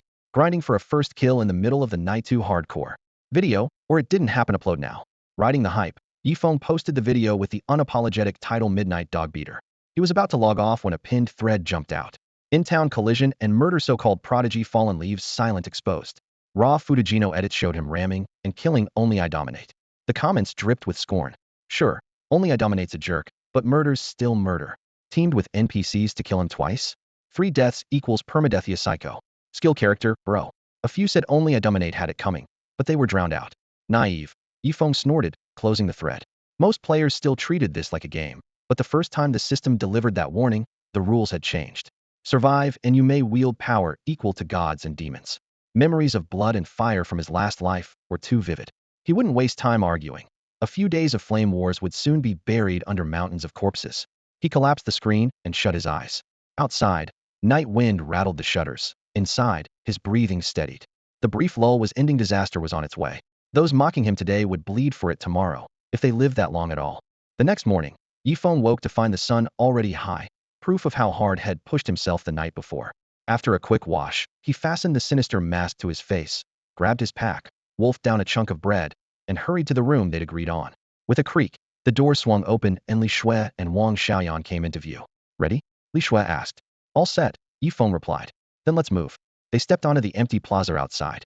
Li Shui lifted a hand, and a massive silver dragon emerged from a burst of light. She seized Yifeng's shoulder and vaulted onto its back. The landlady Wang Xiaoyan followed with a single leap. To the Kanglan town border, Li Shui commanded. The dragon roared, wings beating against the wind, and shot skyward, ignoring all no-flee restrictions. Whoa, a dragon. That's epic. Someday my mount will be a dragano, a dragon god. Players on the plaza stared in awe as the silver dragon spiraled into the clouds and vanished. Cold air whipped around them, but Yifeng's heart raced with excitement. In his last life, had adventured 3 years without ever touching a dragon mount. Now, as the guardian of the dragon domain's disciple, getting one was almost guaranteed once he leveled up. Fallen Leaf, you're improving fast, Li Shui said, glancing back with a hint of surprise. Yifeng kept his composure. What makes you say that? Yesterday you had barely a dozen gold coins. Today you've got over 30. That's quite a jump, she said, smiling. Is that really all it takes to impress her? Yifeng mused, but said nothing. Soon the silver dragon swept over Kanglan town. Below spread the desert's edge yellow sand, lifeless and bleak. Ding. System message. You have entered the land of deicide. The name alone sent a chill down Yifeng's spine, but he steadied his breathing. Demon Sealing Gorge is that way, Wang Xiaoyan pointed out. A demon god is bound inside. If something stirs him, he won't break loose. But if Li Shui and I release the seal ourselves, he might seize the chance. I get it, Yifeng nodded. If the demon god shattered the seal himself, he'd drain his own power, giving them the opening they needed. Dust swirled as the silver dragon landed with a heavy thud. From here, you're on your own, Li Shui said, helping Yifeng down. Any closer, and the demon god will sense us. Understood. Pull this off, and it'll knock let's say 20,000 gold off your debt, Li Shui said with a teasing smile. Generous, right? Ding. System message. Task 1 million gold, difficulty SS updated. Added reward. 20,000 gold, debt reduction. Thank you, Minter. Yifeng said gratefully. If anything important happens, contact me at once, Li Shui warned. Your life comes first. Got it, Yifeng answered. As the silver dragon disappeared into the sky, Yifeng pulled the demonizing pearl from inside his cloak. Ding. System prompt. Use the demonizing pearl to awaken your bloodline? Yes. He drew a deep breath, took off his mask, and confirmed without hesitation. A human's power always hits a ceiling. Winning a demon lord's trust is nearly impossible. In that case, guess he'll stop being human. Blood roared through his veins. Pitch black mist erupted from the pearl, engulfing him and violently stirring the trace of evil blood hidden within. Seconds later, a streak of cyan light split the darkness. He swept a hand. The fog dispersed and he was unrecognizable. Deep teal hair spilled to his waist, twin horns jutted from his brow, and his gray-white skin radiated a deathly chill. An itch crawled across his back. He shrugged on instinct. Boom. A pair of jet-black skeletal wings snapped open, stretching 5 meters across. Ding. System prompt. You have used the demonizing pearl and transformed into a creature matched to your bloodline. Duration, 24 hours. Holy Yifeng yanked up his character panel and almost scared himself. A full-blown abyssal demon. Compared with the demons from the opening cutscene, he was darker, more twisted. His turquoise eyes filled almost the entire socket. His ID and stats had shifted. Abyssal demon Yibai. Silver rank boss. Level, 21. HP, 181,700. ATK, 244,249. Def, 228,228. Skills, Source of Venom. Wind Shadow Step, lower level skills hidden. Reputation, 920. Revives remaining, 2. Description? Same attack and defense, but 10 times the HP. Then he noticed the title Temporary Abyssal Demon. Final HP, 900. I've got to get a permanent demonizing pearl. If he could transform at will, who in his tier could beat him? His gaze fell to the wings. Could he fly now? He flapped awkwardly, lifting barely a meter. Ding. System prompt. Current flight ceiling 1 meter. He folded the wings, grinning. Low altitude today didn't mean low altitude forever. Crack a boss that can't fly, grind with 0 damage, that was the plan. Shaking off stray thoughts, he strode toward the distant canyon. Outside the gorge, a dozen guards patrolled through crimson mist, mutated beasts, every one of them. Their stat panels, all question marks. Who goes there? They bristled at his approach. Relax, friends. He raised both hands. Someone tell me where I am. An abyssal demon. Terror swept the ranks. Even in the dark faction's brutal hierarchy, abyssal demons outranked common fiends. Their prestige second only to the angels of the light faction. Greetings, my lord. Every guard dropped to one knee. The bloodline pressure came from the soul itself. Get up, get up. Yifeng hurried to help them. I'm just an ordinary abyssal demon. Everyone ordinary? An abyssal demon? My lord, what brings you here? A tiger-headed orc asked, gripping his broadsword. No clue, Yifeng improvised. I was wandering at the bottom of the abyss, touched some teleport array, and landed here. The guards exchanged looks. Strange story or not, the aura and bloodline suppression were real. My lord, this is beyond us. Please wait while I inform the master. Go ahead. One guard sprinted into the gorge, soon returning in a bow. This way, please. Based on their hidden stats, these guards were no real threat. Even 10 of them combined couldn't rival an abyssal demon's potential. Thanks, brothers. Yifeng nodded and swaggered into the canyon. Only then did he understand why Li Shui and Wang Xiaoyan were so eager for him to infiltrate the dark faction within their ranks. An abyssal demon sat at the very top of the food chain. Deeper inside the gorge, Yifeng saw black, demonic vapors spilling out, their oppressive weight almost choking the air itself. Jagged boulders jutted everywhere, thorny vines tangled across the path, and thick mist churned around his ankles like a living thing. Inside his pack, the evil god's pearl suddenly quivered. Ding. System alert. Your exclusive item Evil God's Pearl has detected a nearby rare bloodline. Seriously? Knock it off. Yifeng rolled his eyes. The last time it devoured a rare bloodline had been pure luck. He knew he wasn't ready for another bite. Led by a corrupted beast, he reached the canyon's end. Ahead, a massive spell formation whirred at high speed, its holy white light cascading like waterfalls and weaving a brilliant curtain. At the center stood a crimson gem as large as a millstone. Scarlet mist erupted from its surface, mixing with the surrounding black haze to form a swirling vortex of black and white. Distorted shadows flickered inside the stone. Before Yifeng could speak, an exclamation burst from the gem. Holy hell, it really is an abyss demon. Come on, Min, you're a demon god. Show some dignity. Yifeng arched a brow. He added, I've heard your story. Down in the abyss you can find all kinds of weird stuff. So a one-way random teleport array isn't exactly shocking. A clicking tongue echoed from within the gem. What a pity. You're pitifully weak, obviously just born. Aren't you afraid it'll devour you? Gulping down an abyss demon is a shortcut, you know. The demon god sounded ravenous. Yifeng shook his head calmly. I'm not scared. Why not? The shadow inside the gem paused, puzzled. I have backing. Yifeng offered 4 simple words. The demon god fell silent. Even at the height of his power, he had to admit those words carried weight. Anyone supporting an abyss demon was unlikely to be a saint. After a while, a dry laugh floated out.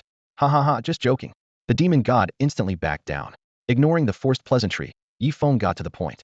You're sealed, aren't you? Correct. How do I help you break free? Outwardly concerned, Yifeng was already tallying the potential rewards. The demon god brightened. You're willing to aid me? Yes, but I have one condition. Yifeng slipped into character. It would be suspicious if an abyss demon asked for nothing. What condition? I want to absorb some of your bloodline power. Yifeng said it without shame. The shadow froze. The demon god was speechless. Trust an abyss demon to go straight for my blood. After a long moment, he swallowed his anger. Fine. When it's done, he'll give you a portion. By now he was convinced this creature's evil aura was the real deal. No righteous pretender could fake it. Ding. System alert. Accept hidden side quest equal exchange. Difficulties class? Yes. Yifeng confirmed without hesitation. Had just picked up its class quest from the light faction. Now the dark side was offering one too. So this is what double dipping feels like. Ding. System alert. Hidden side quest equal exchange accepted. Difficulties class. Quest brief. You're bargaining with a tiger. Good luck surviving. Reward. Blood of the demon god. Yifeng's eyes lit up. What do I need to do to free you? He had to make this quest succeed. The demon god answered crisply. I must devour 10,000 human corpses to build enough power to shatter the seal. Yifeng's smile froze. Idiot. Where am I supposed to dig up 10,000 human corpses for you?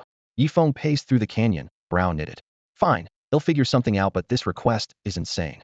If he produced 10,000 bodies overnight, the demon god would start asking questions. His mentor and Wang Xiaoyan were champions of the light. Slaughtering innocents was out of the question. The moment he left the gorge, he messaged Li Shui. The demon god needs 10,000 human corpses to break the seal. That number is ridiculous. A long sigh came from the other side of the light screen. Even if we used every death row inmate in every city, we still wouldn't have enough. And with your strength, you couldn't kill that many people anyway. That's exactly the problem. Yifeng rubbed his temples. If I can't deliver, everything I've done so far will be for nothing. He paced back and forth on the grassy slope, thinking hard. Suddenly his eyes lit up. There's only one way. What is it? Li Shui pressed. Don't tell me you plan to send adventurers to their deaths. You misunderstand. Yifeng waved a hand, speaking slowly but clearly. Adventurers have 3 lives.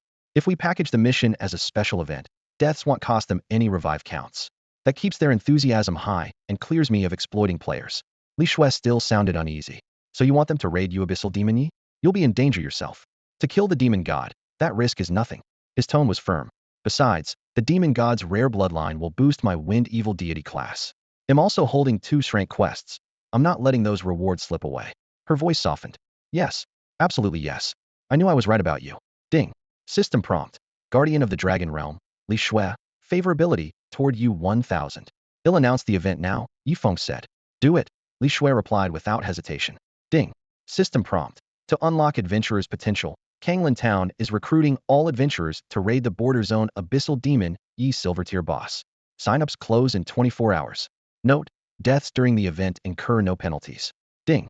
System prompt. To unlock adventurers' potential, Kanglan Town is recruiting all adventurers to raid the border zone Abyssal Demon Yi Silver Tier boss. Signups close in 24 hours. Note, deaths during the event incur no penalties. Ding. System prompt. To unlock adventurers' potential, Kanglan Town is recruiting all adventurers to raid the border zone Abyssal Demon Yi Silver Tier boss. Signups close in 24 hours. Note, deaths during the event incur no penalties. The chime echoed through Kanglan Town 3 times.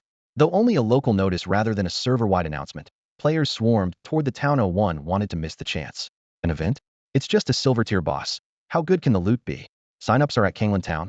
Might as well make the trip. Could be a gold mine. I just hit level 10 and left the starter village. Kanglan's on the way. Luck is finally on my side. The forums exploded with new posts. Some hesitated, some were thrilled, but everyone was talking about the same name. Abyssal Demon Yi. Whatever drops from that boss, the players wanted it. Outside Demon Ceiling Valley, sandstorms howled over a dead, desolate wasteland. A demonized beast shaped like a giant ape, its eyes glowing scarlet, lurched out of the valley and stammered, "My lord, disaster. The humans of Kanglan Town have spotted you and are rallying adventurers to wipe you out. It's of no concern. Yifeng raised a calming hand, his gaze deep. I just spoke with your master. Collect 10,000 human corpses, and we can break his seal. Those adventurers will do nicely. But the creature wrung its fists in worry. Yifeng seemed prepared for this hesitation and offered a faint smile. I'm an abyssal demon. The forces of light may send powerful natives, but once the demon god is freed, we have nothing to fear. The demonized beings exchanged looks. After a moment's thought, his logic held. Go. Tell your master to move at once. Once the bodies are gathered, stop wasting time siphoning power. Yifeng's voice was calm, yet commanding. At once, they cried, rushing back into the valley depths. The vast mouth of Demon Ceiling Valley fell silent. Hands clasped behind his back, Yifeng frowned. The sign-up period is only a day. I can't just stand here. He scanned the empty god-slaying grounds and asked offhandedly, any relics left around here? One beast doubled back and answered honestly, thousands of years ago a great battle was fought here to seal our lord. Time's worn everything down. Any divine weapon is just rust now. Where's the scrap? Yifeng's eyes lit up. Even broken weapons deserved inspection. The creature pointed to the encircling dunes. Buried under the sand. I'll salvage it myself, Yifeng decided. Need our help? It offered politely. May he stopped as a prompt echoed in his ears. Ding. System message. Because the host's power is insufficient, any treasure obtained with native assistance will be distributed by contribution. Yifeng's face darkened. He changed tack immediately. Help? Not a chance. I work alone. The creature froze, then silently watched him go. Hot wind whipped up walls of sand. Activating wind shadow step, Yifeng became a gray blur, skimming the valley's edge while scanning the dunes. Soon he halted.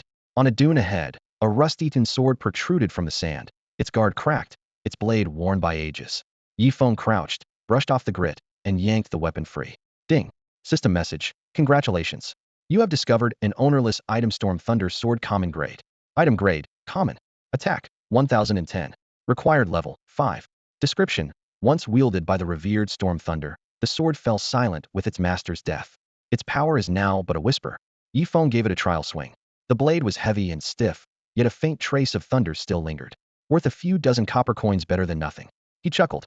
If revered Storm Thunder's spirit is watching, he'd probably be glad it's helping someone. Stowing the Storm Thunder sword, Yifeng continued his search. With nothing better to do, picking up extra gear seemed like a good idea. Who knew? He might just score some priceless, god-tier loot. A soft rustling spread across the outskirts of Demon Ceiling Valley as the abyssal demon, Yifeng, sprinted across the loose yellow sand. Thanks to his huge speed bonus, his looting pace was blistering. Every few dozen steps another dropped item lay at his feet. Ding. System message. Congratulations, you have found an unclaimed item, bladeless sword. Common. Ding. System message. Congratulations, you have found an unclaimed item, apprentice's notes. Common. The back-to-back alerts fired him up even more. He stuffed the assorted junk into his backpack while scanning the terrain so he wouldn't miss a single potential treasure. A flicker on a distant dune caught the corner of his eye. A wild mob. Sliding into stealth, he crept closer. At roughly 20 meters, the shadow came into full view. A palm-sized, gray-white creature shaped like a mini tiger, yet sporting a round, dragon-like head, absurdly cute and vaguely intimidating at the same time. Ding. System message. Alert. Your exclusive item, Cursed God Orb, senses a rare bloodline nearby. Another rare bloodline? Yifeng's pulse spiked, but he held back on casting Identify. The little beast swam through the sand like a fish through water, sinking and surfacing unpredictably. From experience, the stranger the movement pattern, the stronger the creature. Chirp, chirp. The beast chirped, swiveling its head as if searching for something. Yifeng guessed it was in the same trash-picking business. Ordinary junk wouldn't interest it, but real treasure had to lie deeper inside the valley. He shadowed it along the dune and opened his friend's list, firing off a detailed report to the powerhouse, Pichio. Pichio, Pichio replied almost instantly. If I'm not mistaken, that's a juvenile Pichio. Can we catch it? Yifeng asked, excitement surging. A fortune-bringing beast like a Pichio was tailor-made for someone as lucky as he was. Pichio paused, then sent an ellipsis. Pichio are ancient mythical beasts. Even if you kill it, it won't submit easily. Yifeng's enthusiasm wilted. With the pet system still locked, that does sound impossible. But Pichio added, still, if you somehow catch it, we're golden. A Pichio draws wealth. Dragon Domain would never worry about resources again. Chirp, chirp. Right then, the juvenile Pichio seemed to lock onto something and lunged toward a patch of sand. Yifeng sprinted after it. A few seconds later, the creature vanished beneath the surface. 10 seconds, 20 silence. Had it escaped? Just as disappointment set in, whoosh. The Pichio burst from the sand, clenching a tattered pouch between its sharp teeth. Rip. The time-worn bag split midair, and a purple pearl thudded onto the sand, rolling twice. Now, Yifeng broke into a full-tilt sprint, throwing himself toward the orb. Anything a Pichio coveted had to be worth a fortune. In the blink of an eye, Yifeng lunged for the orb, snatched it, and let himself tumble across the sand like a kite with its string cut, carving a long groove behind him. Did it work? Ding. System message. Congratulations, you have obtained the unclaimed item sharpness orb, grade A. Chirp. After a brief daze, the Pichio flew into a rage, bounding up and down. Having the orb stolen right out of its jaws was unforgivable. Yifeng brushed the sand off, tried to bend down and soothe the creature, but the Pichio turned into a golden flash and sprang 5 meters back. Auspicious Beast Pichio. Rank, Silver Tier Boss. Level, 10. HP, 100,000. Attack, 200,200. Defense, 400,400. Skills, Earth Burrow, Super Multiplier, Forbidden, Auspicious Beast. Description? Realizing he still couldn't match its speed, Yifeng withdrew his hand and said, Little Pichio, how about this next time we meet, I'll give you an item of the same tier, deal? Chirp, chirp, chirp. The Pichio squealed anxiously, eyes misting. It had clearly found the orb first. This human was far too crafty. Yifeng's expression shifted while he weighed his options. He wasn't being sentimental. He valued the Pichio itself. If he won its favor, it might someday accept him as master. Was it worth alienating it over in a grade trinket? Forget it. He tossed the sharpness orb back. It's yours. The creature had found it first, and with it still here, this was the perfect chance to chat. The Pichio leaped up, caught the orb in its teeth, stored it away, then glowed with golden light, and shot him an apologetic look. Ding. System message. The auspicious beast Pichio urgently needs high-value items. It promises to repay you with an item of equal tier the next time you meet. Ding. System message. Pichio has activated the skill Super Multiplier and has taken items from you worth 10 times the value you just gave. Ding. System message. You have lost the quest item Demonic Orb, grade SS. Boom. A muffled thunderclap exploded in Yifeng's mind. Everything went blank. The demonic orb gone? 2 seconds later, he snapped out of it. Watching the golden streak receding into the distance, blood rushed to his head, and he roared, Son of a. Whoosh. He shot forward like an arrow, activating Wind Shadow Step to pursue, but the Pichio was absurdly fast. Even with Traceless active, he could only watch it fade into a distant golden arc. Faster. Faster. Eyes almost splitting, Yifeng sprinted with all his might. One thought remained: you can't escape. If the demonic orb was lost, the quest was over and he'd never be able to face his mentor. Total disaster. Burn, my little cosmos. Swish. Azure light spiraled as wind element wrapped around his legs. Ding. System message. Congratulations, you have learned the skill Shadow Chase, grade B. Shadow Chase, grade B. Stride with unwavering conviction to become unstoppable. For 10 seconds, your movement speed increases by 50%. Cooldown, 1 minute. Shadow Chase, go? Yifeng's long hair whipped in the gale as he triggered Shadow Chase, his feet slicing across the dunes like a raging storm. The no trace buff stacked instantly, doubling his speed again 10 times that of an ordinary player. The sluggish Pichio was overtaken in a heartbeat. Just as it tried to retreat, it turned and met Yifeng's feral grin. An icy dread shot straight through its skull. Panic-stricken, it dove into the shifting sands. SHHK? The Wolf King's sword slammed down, only to scatter sand mist. Earth dive. Yifeng swept the area, impatience flickering in his teal eyes. Even a single rustle would have sent him lunging. Where are you, runt? Where the hell are you? A wisp of golden energy drifted northward. Found you. Killing intent surged. After images flitted across the dunes as he leapt onto the sandy hummock at the end of the trail, roaring, Get out here. Whoosh. A palm-sized Pichio cub was jolted from the sand. Yifeng's hand snapped shut, locking it against his chest. The 200 damage it dealt wasn't even worth a floating number. Ding. System prompt. Congratulations, you have mastered Azure Sight, grade C. Azure Sight, grade C. Trace elemental energy fluctuations, provided the target's technique is not too advanced. The hidden class demonic god of wind was absurdly strong. He had just picked up a second skill without even trying while pinning the Pichio. Hand over the demonized pearl. Yifeng growled. The cub obediently opened its mouth and spat a crystal-clear orb into his hand. Ding. System prompt. You have obtained the quest item Demonized Pearl, SS grade. With the pearl secured, Yifeng relaxed slightly, then focused on the squirming cub. So, which of us is the real victim here? Ding. System prompt. The auspicious beast, Pichio, says it desperately needs a high-value item. In a rush, huh? Yifeng raised an eyebrow. Tell you what, become my companion, and he'll give you something valuable. How about it? Chirp, chirp. The Pichio shook its head so hard the abacus beads on its horns nearly smacked its own face. Aren't you desperate? Yifeng kept his grip, hunting for a way to keep it. Pichio, does being desperate mean I have to sign a contract? Feeling the ancient beast still wriggling, he softened his tone. I know you're anxious. Just tell me, what will it take for you to stay with me? I'm absolutely sincere. The cub tilted its head up and stared at him. I'll swear an oath, Yifeng said firmly. If I ever break my word, you can drop your loyalty and leave. The Pixius money-drawing skill super jackpot made him salivate. Having it for himself would be game-changing. The cub shrank under his gaze, mulled it over, then finally nodded and stopped struggling. Ding. System prompt. The auspicious beast, Pichio, says it will acknowledge you as its master if you rescue its mother. Stroking its gray-white fur, Yifeng finally understood its anxiety. Something's happened to your mother? Chirp, chirp. The cub nodded hard, tears pattering down. Ding. System prompt. Congratulations. You have triggered the ultra-rare hidden quest, A Pixius Concern. Difficulty, B. Do you accept? Don't cry. There you go. Yifeng wiped away its tears. Deal ill, save your mother, and you'll come with me. He doubted this was merely a prank quest. The reward involved an ancient Pichio, so the stated difficulty was probably a smokescreen. Still, he had plenty of trump cards. One of his mentors was a guardian of the dragon domain, and there was no way that powerhouse would refuse to step in. Ding. System message. You have received the ultra-rare hidden quest Pixius Concern. Difficulty B. Objective. Rescue the Pixius mother. Reward. The ancient mythical beast Pichio. Time limit. 10 days. After reading the quest details, Yifeng cradled the soft little Pichio in both hands, emotions swirling. A minute earlier, his demonizing pearl had been snatched and had almost lost everything. A minute later, the pearl was back and had gained the chance to bond with the Pichio. Life could spin on a dime. Cheap, cheap. The Pichio wriggled, reminding him not to forget the real mission. Ding. System message. The auspicious beast Pichio notes that the enemy is very powerful and hopes you'll bring the demon army from the abyssal depths to help. Yifeng suddenly understood. The clever cub had mistaken him for some abyssal demon overlord, which was why it had willingly acknowledged him as its master. It clearly believed he had the clout to rescue its mother. Don't worry. I gave my word, and I won't go back on it, Yifeng promised solemnly. But I need to deal with a few problems first. Give me 2 or 3 days. If the quest failed, the Pichio would leave him, and forcing it to stay would only end in a corpse. As a player, he wasn't about to back down from a hidden quest. Seeing Yifeng's earnest expression, the Pichio nodded and chose to trust him.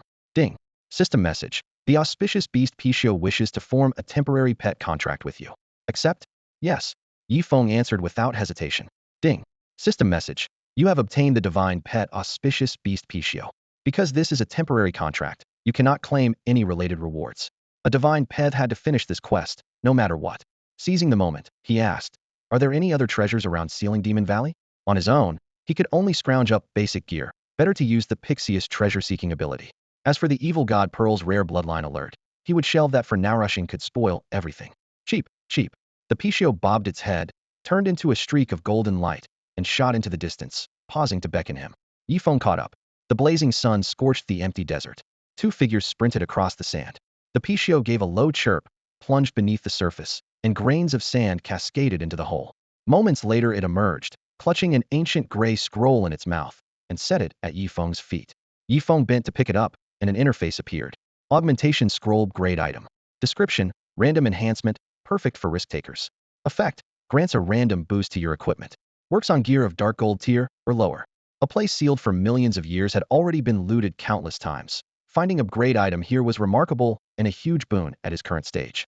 Good work, he said, rubbing the Pixius' sleek head. With this little beast, his odds of exploring secret realms and finding treasure would skyrocket. Rustle. A faint shifting of sand reached his ears. Yifeng looked up to see a tawny dune split open. A giant lizard crawled out, apparently roused from its rest and brimming with rage. Yellow sand lizard, common monster. Level 30. HP 65,000. Attack 200210. Defense 150155. Skills, charge, tongue lash. Description, a giant lizard born in the eastern zone is considered lucky. At least the humans here don't have a weird obsession with skinning reptiles. Too bad every stat except its level is still lower than Yifeng's. At last, he had found a spot where wild monsters spawned. Yifeng drew the Wolf King's sword from his pack and sprinted forward. Wind Shadow's swordsmanship flared to life. Cold light flashed his blade, delivered a greeting straight to the target. SCHK? Steel sliced through the lizard's tough hide and blood splattered. The huge beast roared and snapped back, but Yifeng couldn't be bothered to dodge. He simply forced a trade of blows. After meticulous number crunching, he was certain, going hit for hit, he would always come out ahead. 935. 1. 933. 1. A little over 20 seconds of hacking later, poison kicked in and the yellow sand lizard crashed to the ground. Ding. System message. Congratulations. You have slain a yellow sand lizard. Reward. 8 experience toward current level. Over-leveled grinding paid off handsomely. Yifeng decided then and there to turn this desert patch into his personal training ground. Tomorrow he would face adventurers as a silver rank boss. It would be best to reach level 28 today and put on the Hyena King's carefully prepared gold gear so he wouldn't get tripped up by some fluke. Little Pichio, lure the nearby lizards to the surface for me. A divine pet with 500 defense could steamroll these small fry.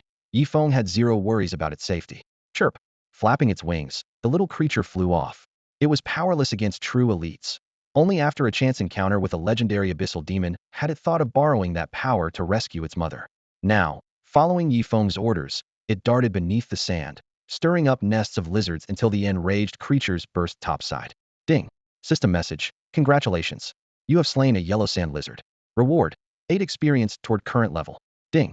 System message. Congratulations. You have slain a yellow sand lizard. Reward. 8 experience toward current level. Slash after slash, the EXP bar filled. Golden light rained down. Yifeng reached level 22. Pichio kept pulling mobs, and his leveling pace shot up again. Beep beep. The friend's channel lit. Lishua, how's the fight going? Yifeng picked up a Pichio. Finishing a Brank Divine Pet quest solo was basically a fairy tale. The mentor's strength was indispensable, so hiding it was pointless. Lishua? Yifeng came clean. It's with me for now, but I have to save its mother. If I can't handle it, I hope you'll lend a hand. Lishua agreed readily. No problem, as long as it doesn't involve conflict between adventurers. Thanks, mentor. You're welcome. Build charge according to quest difficulty. For the rest of the day, Yifeng ground mobs, almost without sleep. Leveling was dull, but unavoidable. By 5 in the afternoon, every lizard within 10 li had been wiped out. He grabbed quick bites between pulls, pushed to level 26, and switched into 3 defensive pieces: Gleamstream leg guards, Boots of Hope, and Hardened Plate, finally retiring his white grade set. If spawn points had been denser, he could have surged higher, but hunting for new mobs took time. 2 levels short. Pressure spiked. As sunset painted the dunes crimson, he frowned, weighing his next grinding spot. At that moment, a crisp chime rang in his ears. Ding. System message. Godslayer Anita, mythic boss, has sent you a friend request. Accept? Yifeng. Kuosha. Bleak gusts swept across the wasteland, snuffing out any thrill of farming mobs. Yellow sand billowed, then fell silent as if a giant hand had smoothed the desert flat. Suspended in midair, Yifeng stared at the glaring prompt in his friend's list. Frozen in disbelief, a god-tier boss had just sent him a friend request. In the full immersion game Gods and Demons, native NPCs can indeed add adventurers as friends. Aside from life count and faction conflict limits, their permissions are almost identical to those of players. Even so, the reality of it made Yifeng's scalp tingle. Earlier had blocked every player request but forgotten to disable the NPC channel, and this one had marched right in. Brilliant, he muttered. Steadying his heartbeat, he tapped accept. Ding.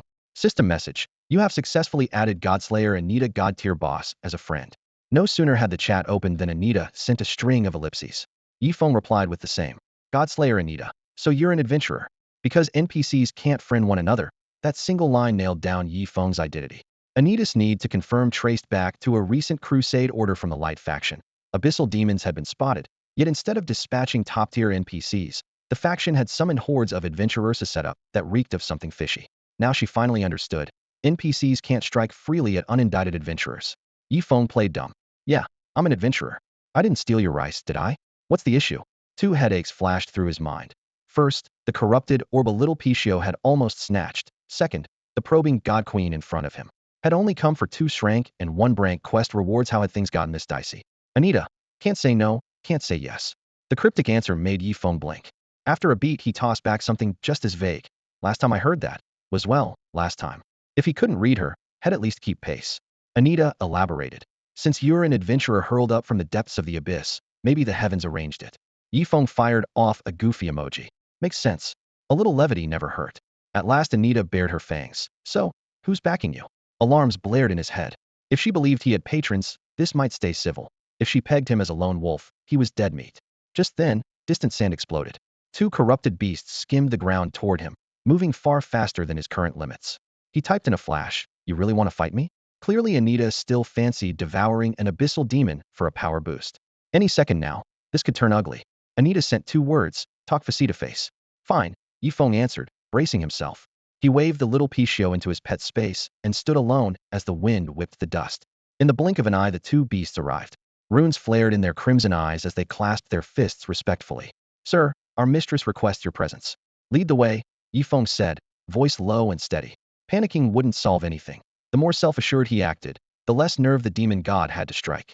A dozen minutes later, Yifeng picked his way across slick stones, pushed through curling black mist and reached the deepest chamber of Demon Ceiling Gorge. Jagged cliffs hemmed him in, and a crimson gem the size of a millstone was embedded in the rock. Its core was as dark as midnight, and within it a seething shadow churned. The shadow spoke first, its voice icy. Yi, what else is there to say? I'm curious, what exactly are you up to? Yi Feng strolled to the gemstone, raised a hand, and knocked twice. The hollow thuds echoed through the gorge. Scarlet light bounced off the walls, painting his face with a film of blood. Anita, no need to burn the bridge. His tone was almost languid. I don't want trouble, but your lies have cracked our partnership. I lied to you. Anita sounded irritable. Explain. You claimed someone was backing me. Adventurers come from another world. What backer could you possibly have? Anita sneered. Do you take me for ignorant? Yi Feng's expression didn't change. Most adventurers have nothing. Indifferent. They were born on the surface. I crawled out of the abyssal depths. Does that sound the same to you? That shut Anita up. He truly didn't know Yi Feng's origins. At their first meeting, he had even warned Yi Feng not to mention the forbidden zones at the bottom of the abyss. You really dare admit it? The shadow quivered, suspicion creeping into Anita's voice. Fine, prove it. Though he was one of the Cambrian realm's 10 demon gods, he still feared the notorious demons of the abyss. Devouring a scrawny abyssal demon offered too little reward for the risk. Yi Feng spread his hands in a helpless gesture, then silently selected a summoning command in his pet space. We're in danger, guard me. He barked. Chi-Chi.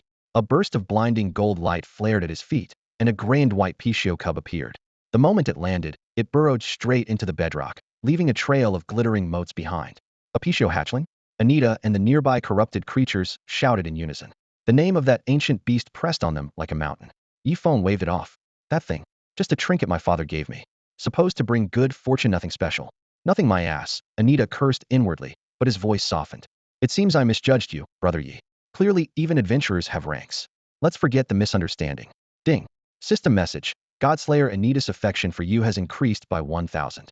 Current status. Friendly. Yi Feng cursed silently, ignorant fool, yet his smile never reached his eyes. We're just letting it go? Does brother Yi have another request? Anita probed. I need to power up before tomorrow's adventurer tide. Yi Feng said bluntly. Got any ideas? With the advantage finally his, he had no intention of leaving empty-handed. Anita lowered his head in thought. Sealed inside the gem, his resources were limited. There's little I can do from in here. Then point me to a silver rank boss, Yi Feng demanded. I want the first silver kill. I accidentally snagged a gold kill yesterday, and am still on edge. Anita waited. The task wasn't difficult, so he nodded. I can arrange that. Ding. System message. Congratulations. You have completed the hidden quest. It was all a misunderstanding. Quest difficulty. C. Reward. Location of a silver rank boss. Yi Feng's mouth twitched. A hidden quest, huh? Some misunderstanding. Corrupted Tiger King. Take him to the nearest silver rank boss, Anita ordered. Yes, ma'am. The corrupted Tiger King, ever obedient to the demon god, spun around, bowed respectfully to Yi Feng, and said, Sir, please follow me. Much appreciated. Yi Feng raised his sword and followed close behind. Night blanketed the desert. The temperature had nosedived, and the wind cut like a blade. Every rustle in the darkness set nerves on edge. After leaving the sealed demon valley, the corrupted Tiger King kept low, sniffing the air as he searched. Before long, he locked onto an unusual presence. Show yourself. He stomped the sand ahead of him. A spray of grit erupted, and the sand lizard king tumbled out. The 3-meter-long, sand-colored beast hissed furiously, its tail whipping up a dusty cloud. Yi Feng cast Scout. Sand lizard king silver rank boss. Level 35. HP 180,000. Attack 400,420. Defense 250,255. Skills. Gnaw, Crunch, Whipping Tail, Burrow Ambush. Profile. Ruler of the Sand Lizards. Bullies the weak, cowers before the strong. Its stats were almost identical to Yi Feng's, especially its HP. He signaled the Tiger King to hold back, then gripped the Wolf King's sword and flashed to the creature's flank. Steel flashed. Its thick hide split open. 345. Poison burst immediately. 1,000. The lizard's defense was sturdy, so normal strikes did little. Fortunately, Yi Feng's poison was the real killer. After landing his hit, he withdrew beyond the creature's reach. With that speed, my lord, you might rival Wind Rider Yalowin one day, the Tiger King marveled. Silver rank strength paired with near dark gold speed, the potential of an abyssal demon was terrifying. Provoked, the Sand Lizard King charged, but it was nowhere near Yi Feng's speed. Frustrated, it dove beneath the sand, trying to escape. Squeak. It slammed straight into a rock-solid Pichio that had surfaced. 1. With 500 points of defense, the Pichio was impenetrable. The lizard veered in another direction. The Pichio blocked that path as well. Coward, Yi Feng taunted. Ding. System alert. You used casual mockery. Sand Lizard King's aggro toward you greatly decreased. The harder you pushed it, the more it cringed classic bully behavior. Cornered, the lizard lost patience, opened its massive jaws, and swallowed the Pichio whole. Moments later it convulsed violently. 1-800, 1-800, 1-800. Ding. System alert. Sand Lizard King failed to digest its target after using crunch. Loses 1 HP per second for 10 seconds. Yifeng laughed and went on the offensive. 10 seconds later, the lizard was battered and still poisoned. At last, in agony, it spat the Pichio back out. Shaken, the Pichio trembled, then tunneled underground, refusing to resurface. The fight lasted just over 2 minutes. Yifeng slew the Sand Lizard King with ease, shrugging off its blows and trading Hedon. In his demonized state, even a Hedon sword fight held no fear for him. He just wanted to avoid any mishaps. Ding. System message. Congratulations, you have slain the Sand Lizard King, a silver grade boss. Reward, 180 experience at your current level. Ding. System message. Congratulations, you are the first player to defeat the Sand Lizard King, a silver grade boss. Extra reward, 30 free attribute points, 200 reputation, and the grade costume dark nether robe. Ding. System message. Would you like to broadcast your glorious feat to all players in the gods and demons? Earth Zone? Note. A global announcement will grant an additional 200 reputation. 2 brilliant beams of gold descended, boosting Yifeng to level 28. A free costume? His eyes flashed with excitement. After scooping up a few pieces of loot and 2 gold coins, he hurriedly opened his inventory. The dark nether robe sat neatly folded jet black, luxuriously textured, faint arcane patterns glimmering across the fabric. Dark nether robe grade costume. Covers the appearance of all equipment except weapons and rings. Movement speed 10. Attack speed 10. Extra effect. Small chance to raise NPC favorability. Reputation required, 500. Level required, 10. As a grade outfit, its stats completely dwarfed those of the White Wolf pendant. Yifeng equipped it without hesitation. Whoosh. The black robe wrapped around him, hiding his bulky armor and leaving him tall and lean. A pair of pitch-black skeletal wings spread behind him, perfectly matching the dark fabric like a demon lord's descent. He poured all 30 free attribute points into speed and curved his lips in satisfaction. Let's move. Got it. His companion replied, and they started back. On the road, Yifeng sheathed the Wolf King's sword and drew the flame longsword, his attack stats soaring. The old wolfhide bracers were swapped out for the Sand Lizard King's silver grade drop. Yellow Sand Helm's silver grade. Defense, 1,515. HP, 500. Trait, Defense 2. Description, be grateful yellow beats green any day. Were it not for the robe hiding his armor, pairing such a lavish cloak with a sand-colored helm would be downright comical. The wolfhide bracers were equally unsightly, so he replaced them too. Back in town, Yifeng scanned his gear. Only a few white-tire pieces were holding him back, and he frowned. After some thought, he uploaded the full first silver boss kill video to the forums, listed every white-tire item for sale, and chose to keep his identity as the first kill player Abyssal Demon a secret for now. Ding. System message. Your item Blood Devourer Sword White-tire is sold for 50 copper coins. Ding. System message. Your item Star Helm White-tire sold for 30 copper coins. A cascade of sales notifications filled the screen. Each item name sounded more fearsome than the last, yet each stat was more pitiful, making Yifeng wonder if had accidentally listed legendary gear. Opening the marketplace, he compared prices carefully, finally spending 45 silver coins on a bronze grade item. Wolf King Bracers Bronze Grade. Defense, 1012. Trait, HP 2. Description, as adventurers grow, the demonized Wolf King's nightmare is only beginning. Clearly someone had farmed the demonized Wolf King again after his earlier kill. With the bracers equipped, his stats were maxed out for the moment. Taking a deep breath, he opened his character panel. Abyssal Demon Yi. Silver Grade Boss. Level, 28. HP, 284,580. Attack, 396,419. Defense, 369,375. Skills. Source of Venom. Windshadow Step. Note. Skills below display threshold are hidden. Reputation, 1,120. Remaining revives, 2. Description. A creature bearing abyssal demon blood is destined for greatness. Although he poses little threat now, he could one day spell disaster for the Cambrian realm. Slay him, and you will be doing the world a favor. With stats like these, he would already be top tier among silver-level bosses, and that's before adding the source of venom. Throw in the burn effect of a flaming longsword, and the average player would think they'd died and gone to heaven. Yifeng glanced at his character panel. The solid wall of numbers felt like a bronze bulwark. On day 3 of the launch, no one should be able to crack his defenses. Thinking about tomorrow's raid made his chest burn. Slaughtering 10,000 players was thrill enough, but the real goal was helping the demon god break the seal, trading that feat for a rare bloodline. and then seeing the light at the climax to finish 2 shrank quests in one stroke. Chirp, chirp. Back at Seal Demon Valley, the corrupted Tiger King went to report to Aneta. Yifeng summoned Pichio. The little beast hopped onto his shoulder, its round eyes full of doubt. Ding. System message. Your pet, the auspicious beast Pichio, is puzzled. Without powerful backing, how will you rescue its mother? Relax, ID never lied to you. Yifeng chuckled, rubbing the pixie's soft head. You'll see tomorrow. The Pichio blinked, clearly remembering how Yifeng had borrowed its identity to bargain with the Godslayer Aneta. After a brief hesitation, it chose to trust him once more, leaping back into the pet space to rest. Night fell, and a cold wind howled across the desert.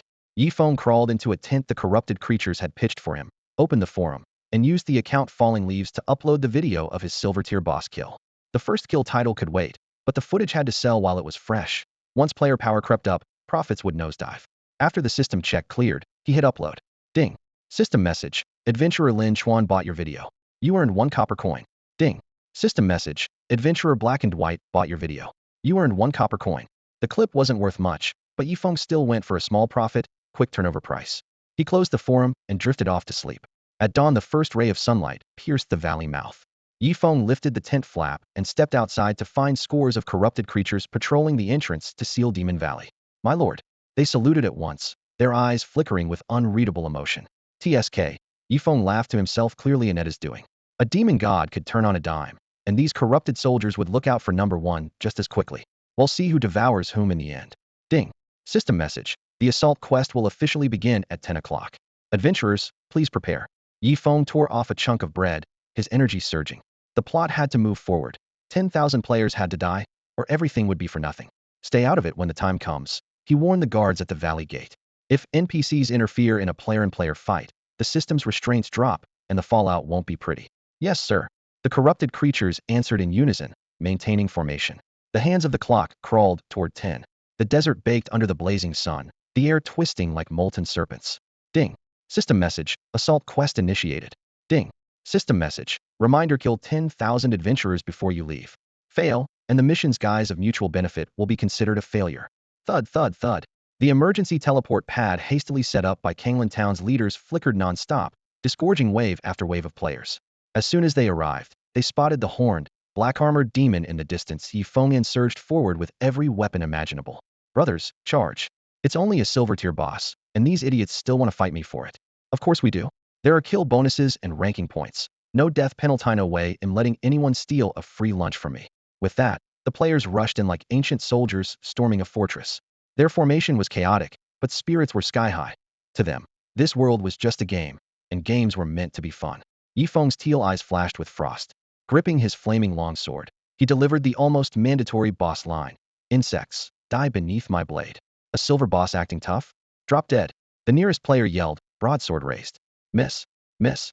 Yifeng's footwork was uncanny. He slipped past the first wave, and a crimson arc from his sword slashed across the frontliner's throat. 5,436. The blood-red critical number floated up as the player lost nearly half his HP. Against mobs, that difference might look small. Against a player, Yifeng's top-tier stats finally showed their fangs. He pivoted instantly, blade already seeking the next target. Damn, that damage is nuts. The wounded player cried. A flash of green healing appeared, but burn ticks shaved off more HP.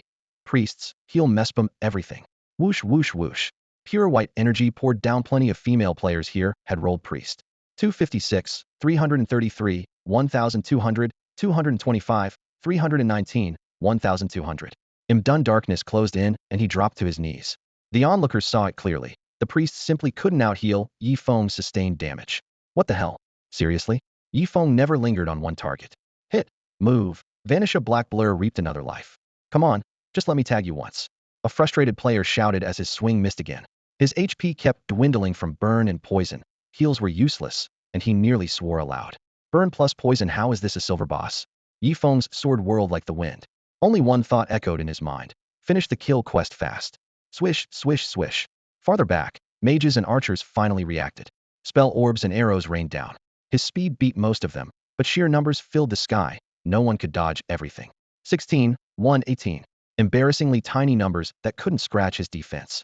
Why did Yifeng hit harder than a swordsman and tank better than a knight? No one knew. All that filled the chat was a flood of "Are you kidding me?" If true damage wouldn't work, they'd chip him down the hard way. Teetering on the brink of collapse, The players still tried to psych themselves up. It's only a silver boss we can do this. Yifeng streaked across the field like a jet-black comet, cutting down everything in his path. Anyone touched by his blade died on the spot. On the quest tracker, the kill counter spun in red, ticking upward without pause. With the event's death penalty disabled, waves of players kept throwing themselves at him, convinced that the harder the boss, the sweeter the loot. Whoosh whoosh. Multicolored spells ripped through the air and exploded around him like artillery shells, the bursts of light and shockwaves slowing his rhythm. The mage's elemental split was painfully obvious. Water, fire, wind, lightning, earth, ice, and grass. Once a player picked one of the 7 starter elements, it was locked in unless they someday managed to pivot into a hidden class. Thanks to the speed boost from No Trace, Yifeng skirted the edge of the battlefield, staying clear of hard locks. Each time he blinked away, he casually beheaded a few melee fighters, using their bodies to shield him from the backline. Long-range attacks had a hard cap on distance. With the player's current stats, no one could snipe him with pinpoint accuracy from hundreds of meters away. Coordinating the fire of several hundred, let alone 1,000 people, was simply impossible. This boss is such a jerk, he keeps dancing just outside my range. So that's why they started this event. I only need one measly point, just one. Complaints flooded the chat. No points meant no place on Kanglan Town's ranking board, and frustration built with every death. 80%, 60%, the battlefield roared, blades clashed, and spells detonated. Yifeng lunged and slashed while gulping potions, yet his health kept slipping. Individually, the players couldn't break his defenses, but scattered hits of 10 and 20 damage added up fast. A quick glance at the panel. Kills 3, 675. Only 3,000. Irritation flared. Even if 10,000 people stood still and let him one-shot them, it would still take hours. She had no wide area attacks, and both his stamina and efficiency were plummeting. Beep beep. A PM flashed. Li Shui. If it's too much, drop the quest. Killing 10,000 is pushing it. Yifeng, gasping for breath, replied, since when does a man back down? I can keep going. If you can't hold out, retreat. Don't force it. Her line went silent. Shutting the chat window, he focused again. Underestimating these players would be fatal. A real expert might be lurking in the crowd, waiting for one perfect strike. For 4,500, the sea of players churned, arrows rained, and spellfire drew continuous lines across the sky. Yifeng stayed on the outskirts, his sword arm numb, fatigue dragging at him and slowing every kill. Health down to 30%. The crowd howled. If we can see your health bar, there's no boss we can't bring down. If a mere silver tier boss is this strong, what kind of world-ending mess will a god tier monster make? Countless players kept flooding onto the battlefield, their footsteps merging into a roaring tide. Chuchi Yifeng swept his blade in a broad arc, blood spraying through the crowd. Underground, his Pichio burrowed through the earth, poking its head up now and then to swallow every piece of gear that dropped from Yifeng's victims. 10%. When Abyssal Demon Yes health slipped into the red, the players went wild. Arrows, spells, and comebacky blades rained down on him. With damage spread this thin, anyone might land the last hit and claim top-tier loot. Everyone thought victory was in the bag. Instead, Yifeng threw back his head and laughed. With a wet snap, bone wings sprang open, black veins gleaming wickedly in the sunlight. Not bad, little ants, you do have some bite. Almost dead and still flexing? Several players scoffed, but their attacks never let up.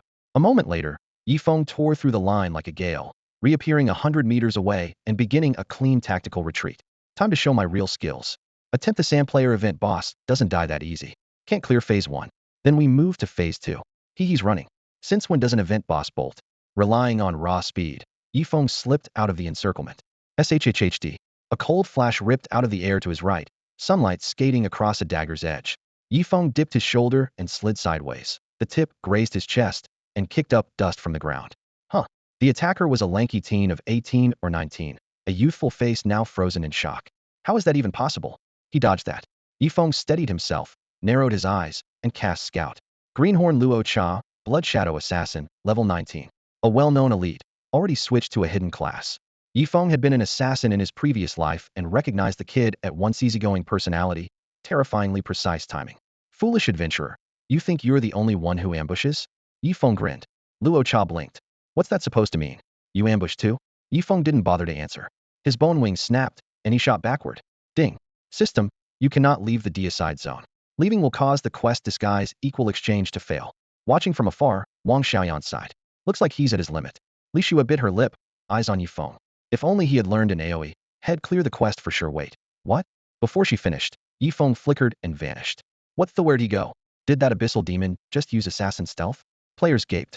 The silver tier boss had been right there, and now he was simply gone. Ding. System, you used Wind Shadow Step. You are now in stealth. Presence reduced. Tracks concealed. 200. 200.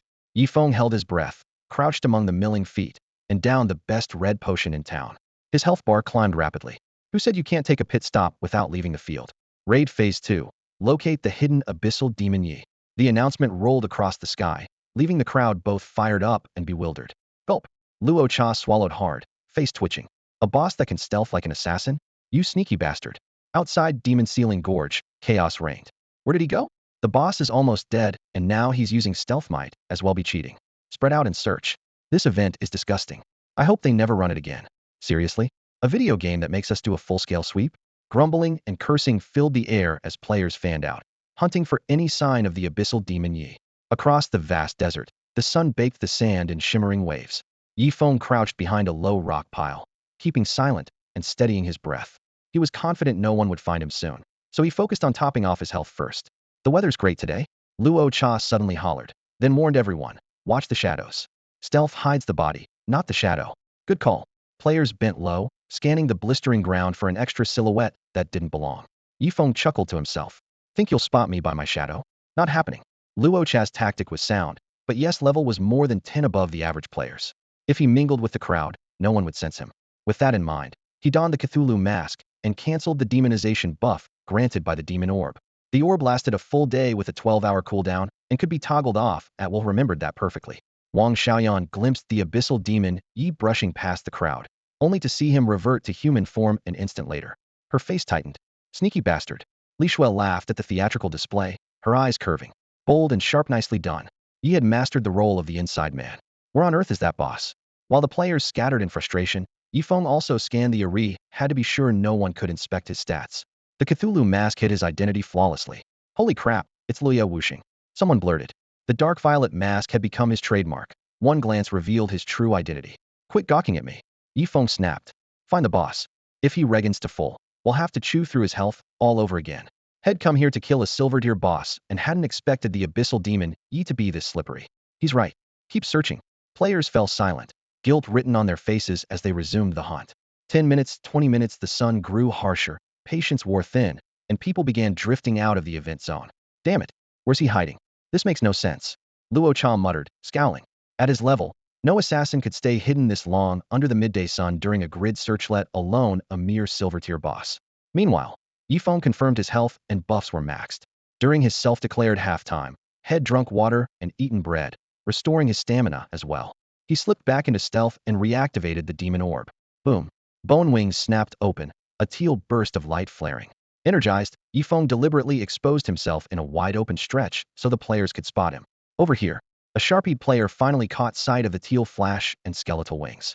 Adventurers, after all, are never short of keen observers. Abyssal demon, Yi fixed his eyes on the player and revealed himself. I've decided to reward you. The player was ecstatic. What's the reward? There's a bonus for spotting a stealth boss? What a pleasant surprise. Smack. Yifeng backhanded him, drew a flaming longsword, and slid the blade across the player's throat. Blood sprayed. Hey, race your reward, a fat slap. That was all he could give, a physical prize. The onlookers froze, then their faces darkened. Forget the reward, kill him.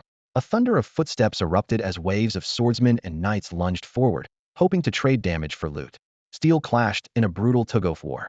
Yifeng's sword cut with surgical cruelty. Every swing claimed a life. Blood splattered his armor, yet he stayed composed. One slip and everything would be wasted. He could celebrate after the job was done. Luo Cha slipped into stealth, waiting for an opening. The long lull had let the boss heal to full. Killing the abyssal demon quickly was now all but impossible. Head barely vanished for 2 seconds before Yifeng streaked over like a gale. The assassin realized he had to be dealt with first. Luo Cha's heart lurched. He stumbled back. Stealthed, how are you tracking me? Yifeng locked on, closed the gap, and brought the flaming longsword down. Fire and venom shrouded the edge as it hacked into Luo Cha's shoulder. 2,687. Pain twisted his features as his HP plummeted. I'm in stealth, and you still hunt me? This boss is busted. Stealth hides the body, not the shadow. Yifeng smiled coldly. Nice weather, keep an eye on your shadow. Luo Cha's face went ashen. Do you have to rub it in? A flash of white light whisked his spirit back to the respawn point. With the biggest threat gone, Yifeng focused on the kill counter. Arrows whistled and spells boomed while he marched over shattered bones. Blood soaked the yellow sand, carving a scarlet path. 6,500, 7,000, the target crept closer. When the count hit 8,000, sweat poured off him like rain. Stamina nearly spent, gear sticky with gore, every move felt sluggish. Without brief breaks to breathe, the human wave tactic would have buried him already. Damn adventurous or shameless. Reusing an old trick, he triggered Shadow Pursuit for a burst of speed and bolted toward an empty stretch of land. The god-slaying grounds were vast. Even 10,000 players filled less than a tenth of it. He kept the fight in a corner so he could drop combat and heal. Their lack of coordination played right into his hands. He felt no shame for his Hitandran style. Honestly, he had zero talent for instruments, but he was a world-class master of the exit drum. Stealth again? Faces went green across the crowd. Every time he's close to death, he ducks out, and heals host shameless now? This boss is broken an infinite loop. Should we just bail? No way. If we don't drop him today, I'll livestream myself chopping it off. The curses rose like a tide, their fury boiling over. They couldn't bottle it up any longer. Venting was the only thing keeping them sane.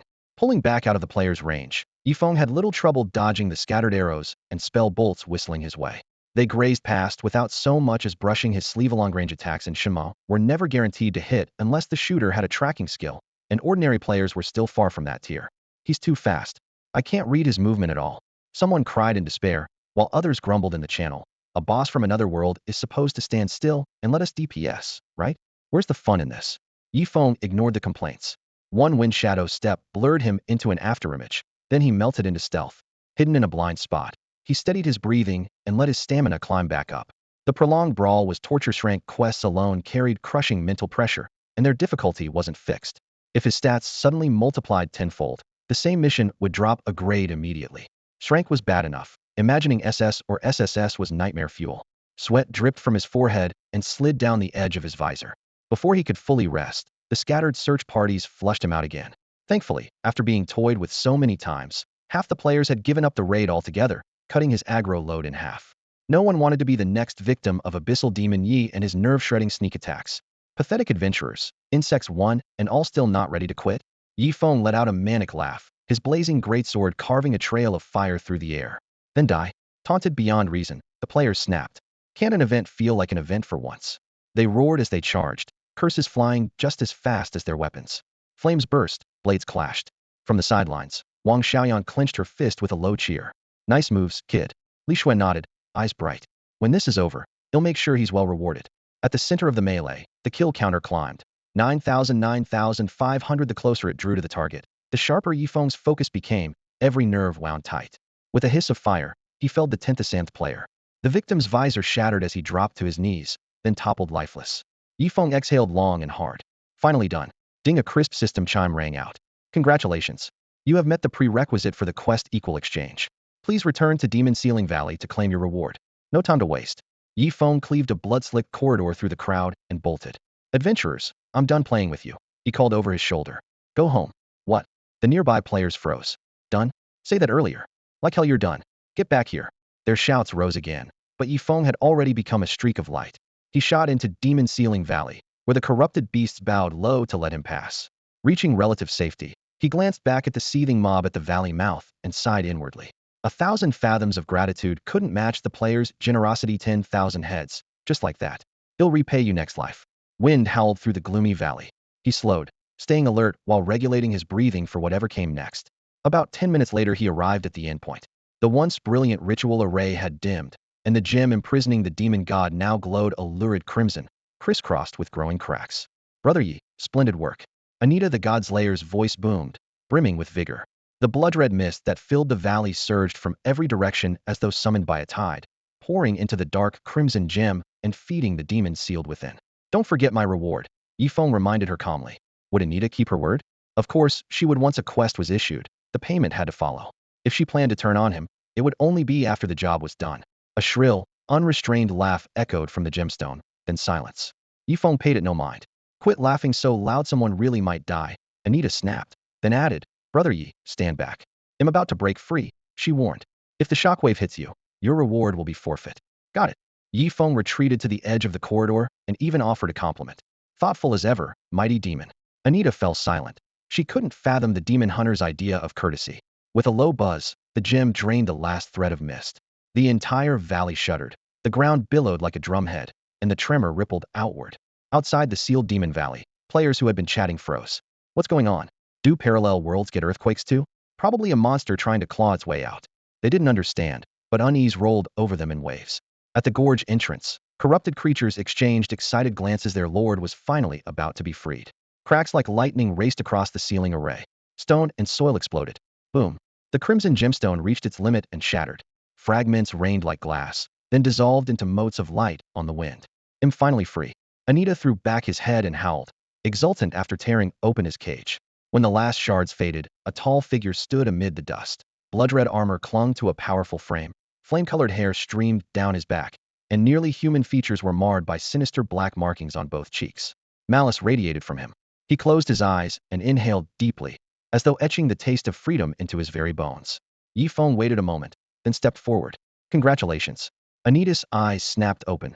Twin crimson beams slashed toward Yi Feng, studying him. To be honest, you're the first abyssal demon I've ever seen, Yi Feng said evenly. And nothing special, Anita sneered. Still far beneath me. Fair enough. Yi Feng shrugged, giving him a once-over. Well, no comment. Yi Feng hesitated, then added, I keep feeling. Feeling what? That if I stare any longer, I'll explode. Anita had no idea what this lunatic was babbling about. Yi Feng spread his hands. My reward. Of course. A flicker of killing intent crossed Anita's eyes. He produced a crystal vial, clenched his fist, and let crimson blood gush between his fingers until the bottle was full. He tossed it over. Take it. Ding system prompt. Congratulations on completing the quest Mutual Benefit S rank. Reward, level 3, Blood of the Demon God.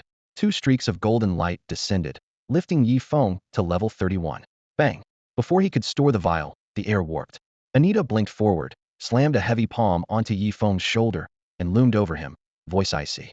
Your reward is delivered. Now let's discuss something else. Outside Demon Ceiling Valley, most players drifted away in small groups to claim their rewards, but a sizable crowd still camped at the entrance. That earlier earthquake and burst of energy had been deadly serious. Who could guarantee the story was really over? The boss might charge back for a surprise attack. Ding. System alert. Attention. One of Cambrian Realm's 10 demon gods, Godslayer Anita Divine Tier Boss, has broken free and descended upon the Godslayer's domain. All nearby residents must evacuate immediately. Stay at your own risk. Ding. System alert. Attention. One of Cambrian Realm's 10 demon gods, Godslayer Anita Divine Tier Boss, has broken free and descended upon the Godslayer's domain. All nearby residents must evacuate immediately. Stay at your own risk. 2 blood-red notices exploded across every info panel, the font several times larger than usual. A looping voiceover hammered the warning home, underscoring just how serious it was. Are you kidding me? A demon god just broke the seal? Abyssal Demon, Yi was only a run-off-the-mill silver-tier boss. No way he makes the cut for such a flashy title. But the alert clearly says Godslayer Anita. Could it be a mistake? The players buzzed with speculation. You stupid adventurers, get out while you can. A fiendish creature jeered. The demon god is back. Stick around if you're tired of living. That alone made even more players hesitate. With a commotion this huge, there could be hidden opportunities. Walking away now felt like leaving loot on the table. Inside Demon Ceiling Valley, gales roared, stones flew, and swirling dust mingled with ominous darkness. Yi Feng and Anita stood barely 10 meters apart, the tension thick as molten rock. Facing Anita's murderous aura, Yi Feng's voice remained calm. Give me one chance. A chance? Anita scoffed. Why should I spare you? Without the abyssal demon, he would never have broken free this early. Now that the seal was gone, devouring that same demon would only make him stronger. 2 birds with 1 stone. Why refuse? I had no choice before, Yi Feng said, still unfazed. Now I want to do the right thing. Great. Anita assumed had lost his mind. Find a powerhouse from the light faction and see if they'll let you do the right thing. They will. A cool female voice cut in. Why wouldn't they? Anita's pupils contracted. He swung a fist at Yi Feng. Something was off, so strike first. Boom. A silvery barrier unfolded between them. His punch sent ripples through the curtain of light, but never pierced it. The shockwave flung Yi Feng backward until a silver-haired girl caught his arm. Are you hurt? Li Shui asked, steadying him. I'm fine, Yi Feng replied. Anita froze. His gaze flicked between Li Shui and Wang Xiaoyan. A chill creeping down his spine. 1 divine tier, 1 immortal tier. At full strength he might manage, but fresh out of the seal, he stood no chance against both. Abyssal demon, you dare betray the darkness. He snarled, realizing the setup. They had lured him into breaking the seal early. No, no, no. Yi Feng waved his hands, eyes darting left and right. These 2 are merely my subordinates. At that moment, a wild idea crossed his mind. Maybe there was still plenty of profit to squeeze from the situation. Li Shui, though clueless, instantly received a friend message from Silent Falling Leaf. Cooperate. She bowed her head at once and said respectfully, Greetings, Lord Abyssal Demon. We arrived late to save you. Please forgive us. Wang Xiaoyan understood and immediately bent in salute. Yi Feng nodded in satisfaction, projecting an air of authority. Good. You haven't forgotten who you are. Anita gave a scornful laugh. They're supposed to be your subordinates? Stop acting. I'm not that ignorant. His eyes swept over the trio, lingering on the silver-haired Lishua, still dripping with mockery. A guardian of the dragon domain defecting to an abyssal demon? Don't kid me. You have no clue what happened while you were sealed. A playful glint flashed in Yifeng's eyes, yet his tone stayed calm and confident. Humans butchered dragons for profit, refusing fair distribution of resources. The dragon domain and the light faction tore up their alliance long ago. Their smiles are only for show while they wait for my rise.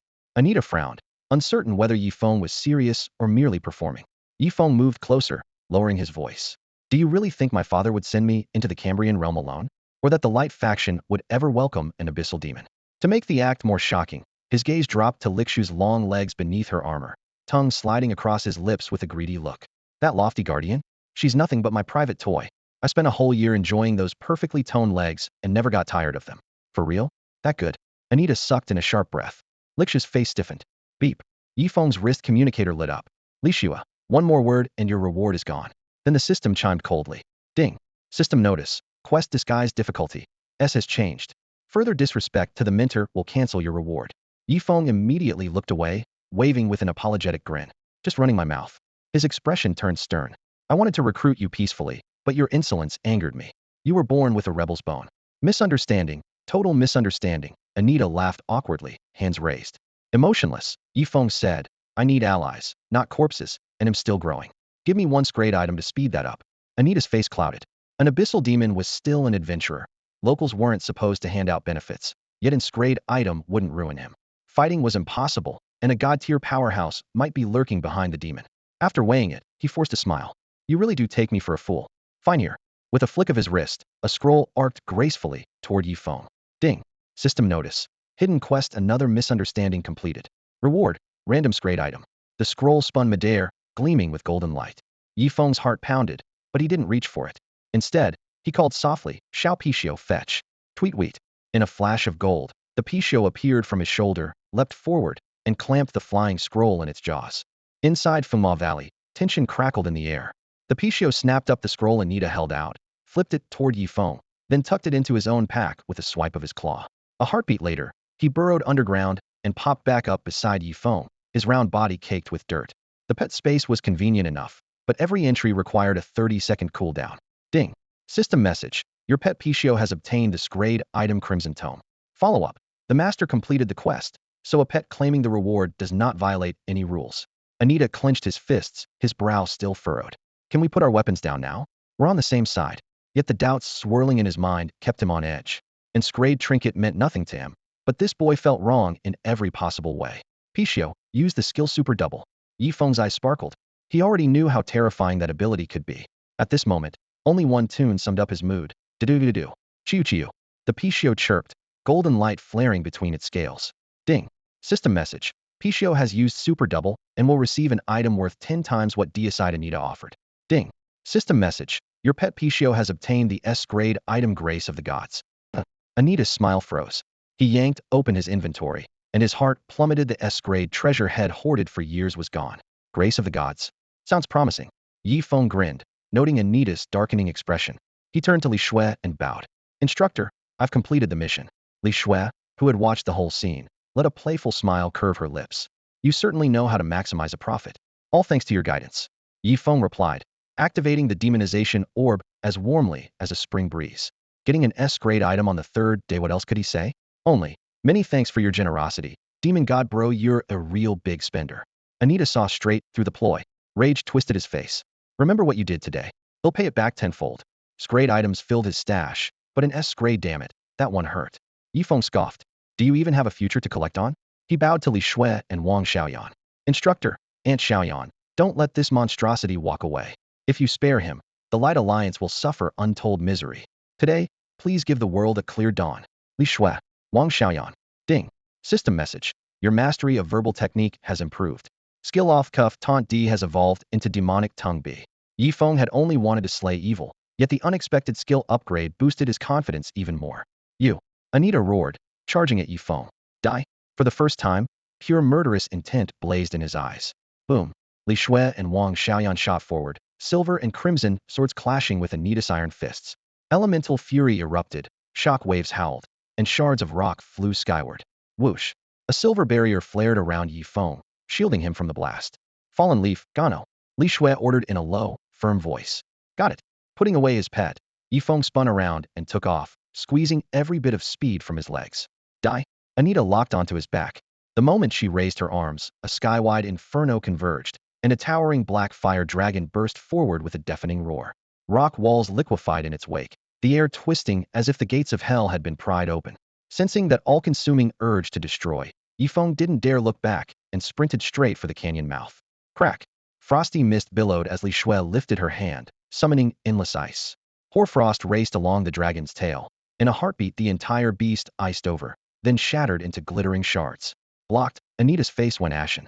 She pinned a venomous glare on the silver-haired girl. Damn Dragon Realm Guardian. If you want my disciple, you'll have to get through me first. Wreathed in chill, Li Shui stepped forward, sword flashing. Each swing forced Anita back, fresh wounds blooming while damage numbers popped in the air. Off to the side, Wang Xiaoyan darted around the fight, her sword Qi weaving a lethal web. They'll kill you brats, even if it costs me my life. Anita roared, blood streaming down her arms. Black flames blasted from her fists, the ground buckling into a spiderweb of cracks that churned with dark fire. A terrifying power gathered in silence. Xiaoyan, fall back. Li Shui's voice tightened. She's about to unleash Godslayer force.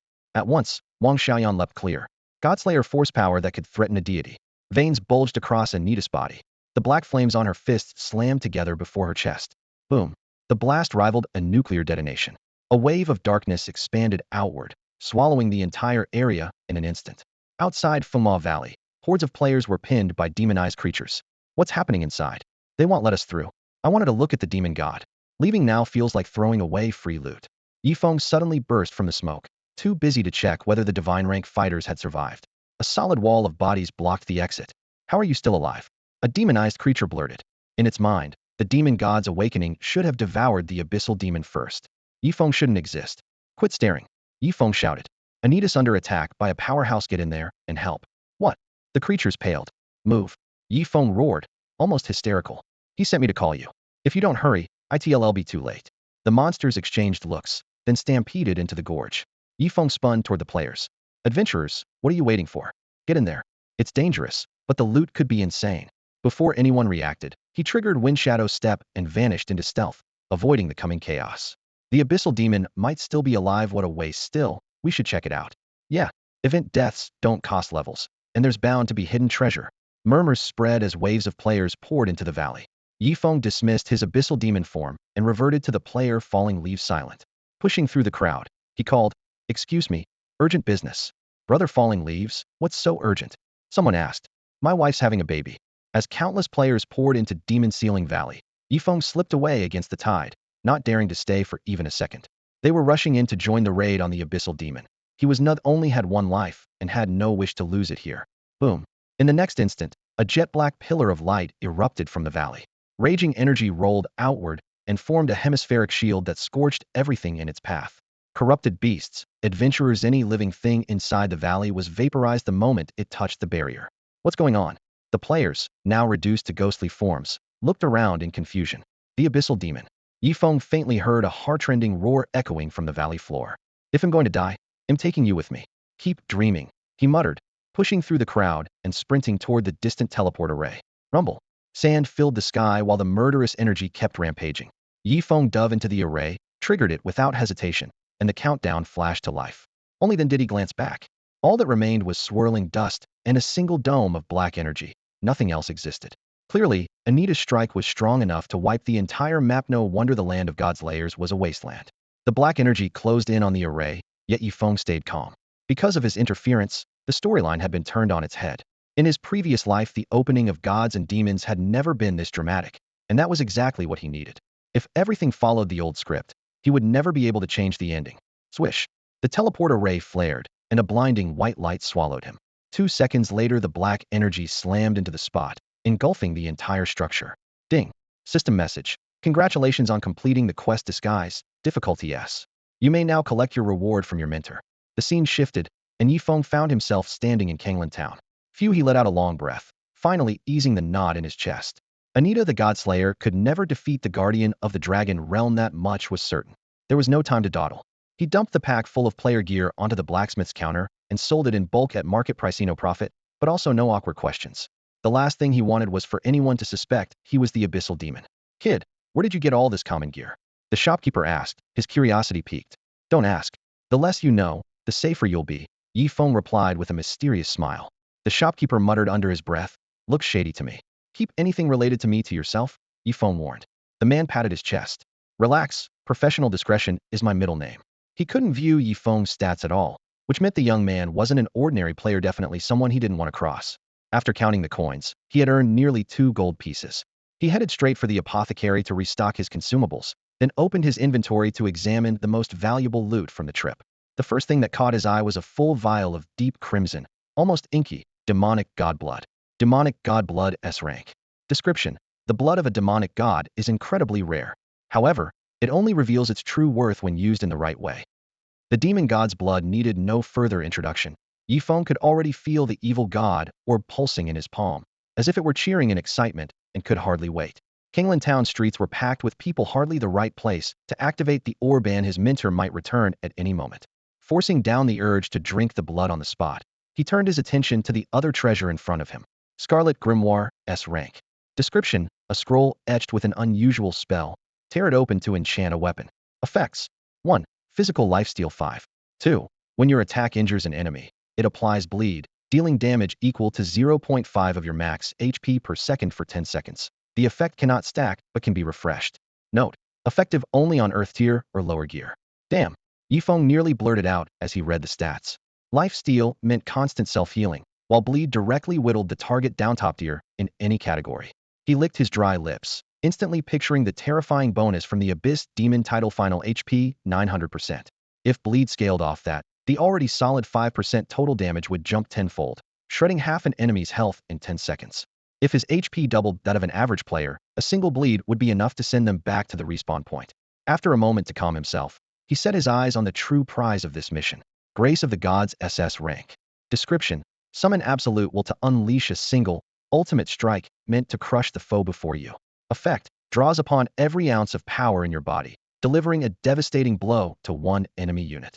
Penalty: after use, you enter a weakened state for 10 hours. Note 1. The attack is roughly equal to a full power strike at max level and peak condition. Note 2.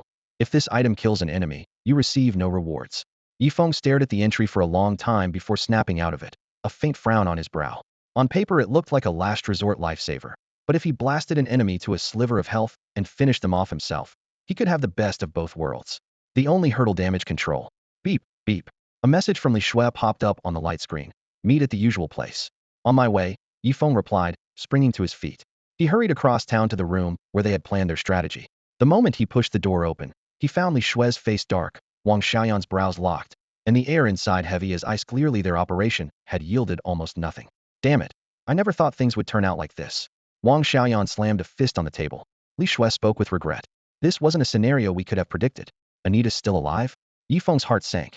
In his previous life, failing to land the killing blow had let Anita escape badly wounded. Was history about to repeat itself? They'd had a chance to end it from the start. Li Shui shook her head. Another demon god intervened. Yifeng could hardly believe it.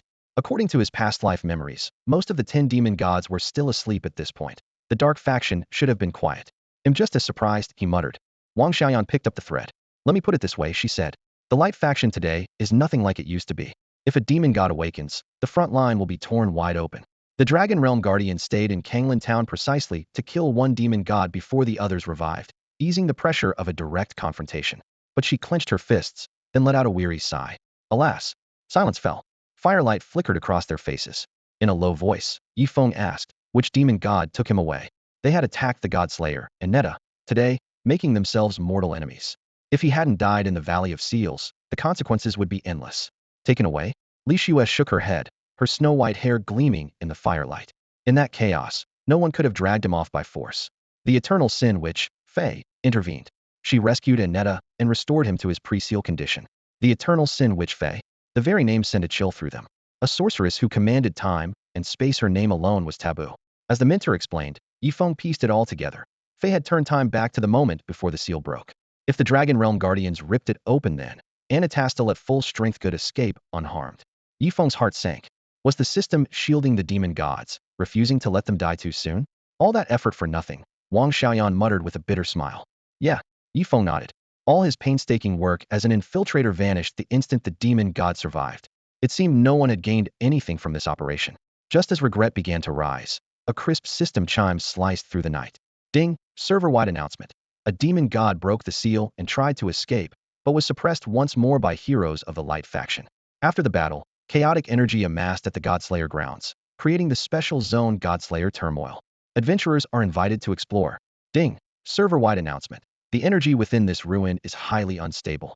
Entry is limited to once per week and carries extreme danger. Ding! System notice. Abyssal Demon Yi has been designated the final boss of Godslayer turmoil. Reward granted. Reputation 200, Dawn Plate, Gold Tier. Yifeng froze, heart pounding. The demon god might still be alive, but the storyline had clearly veered off course. At least there's now a weekly raid that revolves around me. Failing to eliminate Anita was Wang Xiaoyan's, and my mistake. Li Shui's voice dropped. Yet she quickly set aside her regret and declared solemnly, you did an excellent job, and your reward will not be reduced. Ding. System notification. Congratulations. You have completed the quest Disguise difficulty. S. Rewards. Level 2, Silver Coins 1, Reputation 150, S-Rank Skill Frost Domain. The gold required for the quest 1 million gold has been reduced by 200,000. Shua, shua. 2 beams of golden light descended on Yifeng, instantly raising him to level 33, a brand new milestone. S-Rank Skill. Yifeng's Spirit Sword. Before he could open his skill panel, BattleNet threw up a new alert. Ding. System notification. Because of the exclusive hidden class Evil God of Wind, your Ice Skill Frost Domain S has been converted to Shadow Domain S. The sudden change didn't surprise Yifeng. Dragon Realm Guardians specialized in ice, but once you understood the casting logic, the element could shift. The Evil God of Wind clearly favored wind and darkness. He opened the skill tab. A violet icon pulsed softly, revealing the details. Shadow Domain S. Description: a wide area attack evolved from the Dragon Realm Guardian move Frost Domain, reshaped by the Evil God of Wind. Effect: unleashes shadow energy, dealing 150 damage to every enemy within a 10-meter radius and inflicting corrosion and knockback. Corrosion: 20 movement speed and 10 damage taken for 5 seconds. Cooldown: 60 seconds. Note: current stats limit the skill's full potential. A brutal AoE, Yifeng judged. The built-in slow and vulnerability suited his speed-centric style, and the skill still had room to grow. Mentor, what's done is done. Don't blame yourself. He closed the interface and offered a gentle reassurance. Li Shui's brow remained furrowed. The demon god's return can't be stopped now. Soon, no one will be safe. Yifeng fell silent. He knew the real apocalypse would be far harsher than anyone imagined. Years of peace had dulled the Light faction's edge, while the Darkness faction had never stopped amassing power. The gap was staggering. Pushing aside her worries, Li Shui refocused on Yifeng. Still, your infiltration yielded plenty to S-rank quests, and the SS rank item you snatched from Anita. Silent falling leaves became rich overnight. Nothing major, just a few worthless trinkets. Yifeng chuckled. If you need them, Mentor, I can hand them over anytime. Really? Interest sparkled in Li Shui's eyes. Of course. Yifeng slapped his chest. ID never lied to you. In truth, he was thinking most about the ultra-rare hidden rank quest Pixie is concerned. Not bad. Li Shui nodded. I can see you're sincere. An SS rank item is nothing to someone of your caliber, Yifeng added, activating the demonization pearl to transform into a shameless flatterer. Enough flattery, Li Shui laughed, exposing him at once. I know what you want. Tomorrow, he'll go with you to rescue the Pixius mother. Chirp, chirp. The Pichio bounced about in high spirits, its round eyes brimming with hope for its imprisoned mother. Yifeng clasped his hands and said earnestly, Thank you, Mentor. He had insisted that the Dragon Realm Guardian accompany them not out of self-doubt, but because mission difficulty is judged by more than personal strength. The Pixius request had been labeled class largely because Mentor Li Shui planned to intervene herself. Li Shui suddenly mentioned the demonic pearl and asked, Could you return it after we rescue the Pixius mother?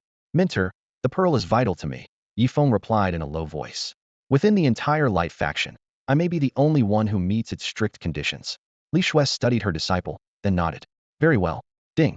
System message. You have obtained the quest item Demonic Pearl, SS rank Pixius concern. Stepping outside, Yifeng joined the flow of people on the main street. In just a few days, Kanglan Town had become far livelier, its player population near the cap. The recent Silver Rank boss raid had fixed many returning players' teleport points here. Thinking of the coming Godslayer crisis, Yifeng narrowed his eyes. How strong is the Abyssal Demon Yi in the weekly raid? I'm top of the rankings. I can't miss the first clear. First, though, he had to use the Demon God blood. The evil god orb in his pack was practically drooling. Any further delay might cause trouble. Back in the cramped room he rented for 2 copper coins a day, he bolted the door, took out the quivering orb, and whispered, "Easy, buddy. Your treat is coming." He uncorked the vial of demon god blood and pressed it to the orb. "Drink every last drop." Whoosh, an eerie glow burst from the black sphere as a power beyond words surged out. The crimson blood stretched into a line, darkened, and was drawn completely inside, fusing with the orb. At the same time, Yifeng's own blood roiled. Azure wind energy raced through his limbs, and his strength skyrocketed. Ding. System message. The evil god orb has absorbed the rare bloodline of Godslayer Anita. Wind, evil god class power enhanced. New skill, learn Godslayer force prototype. Bound to Yifeng's flesh and soul, the orb quickly calmed. Days of fatigue vanished, leaving him clear-headed and energized. He opened his class panel. Wind, evil god hidden. Description: an abyssal demon who commands wind, an eternal evil deity, feared across countless worlds. Health, 10. Attack, 10. Defense, 10. Speed, 13. Every base stat had risen by 2 stars. A single vial of demon god blood had surpassed Yifeng's expectations. Even absorbing the dying venom deity Banson hadn't produced such gains, proof of how precious an intact bloodline was. He switched to the skill tab. Godslayer Force Prototype Passive, S rank. Description: with only a limited amount of demon god blood, you have glimpsed but a fraction of true Godslayer power. Skill effect: pseudo-passive, Scrade, Power of Godslaying. Because the volume of demon god blood is insufficient, you cannot grasp the true power of Godslaying and have only touched a fraction of its essence. Skill effect: when your attack injures an enemy, it applies Godslaying power, dealing true damage each second equal to 100 of that target's own attack. True damage ignores defense and shields. Duration: 10 seconds. Yifeng stared at the line of crimson text on his panel for a long while, a storm raging in his mind. Early game players almost never saw true damage, yet now one hit would brand a target for 10 seconds, ticking every second for damage equal to their own attack. Compared with common burns, poison, or bleeds, this was an endgame threshold.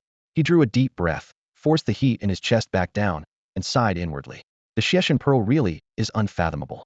At present, the Pearl's only known function was absorbing rare bloodlines, but each absorption came with a bonus beyond raw class power. Banson, god of venom, had granted him the passive source of poison. Anita, the Godslayer, had bestowed Godslaying power pseudo. If he kept absorbing other rare bloodlines, would even more passives appear? He had no idea, but he couldn't help imagining.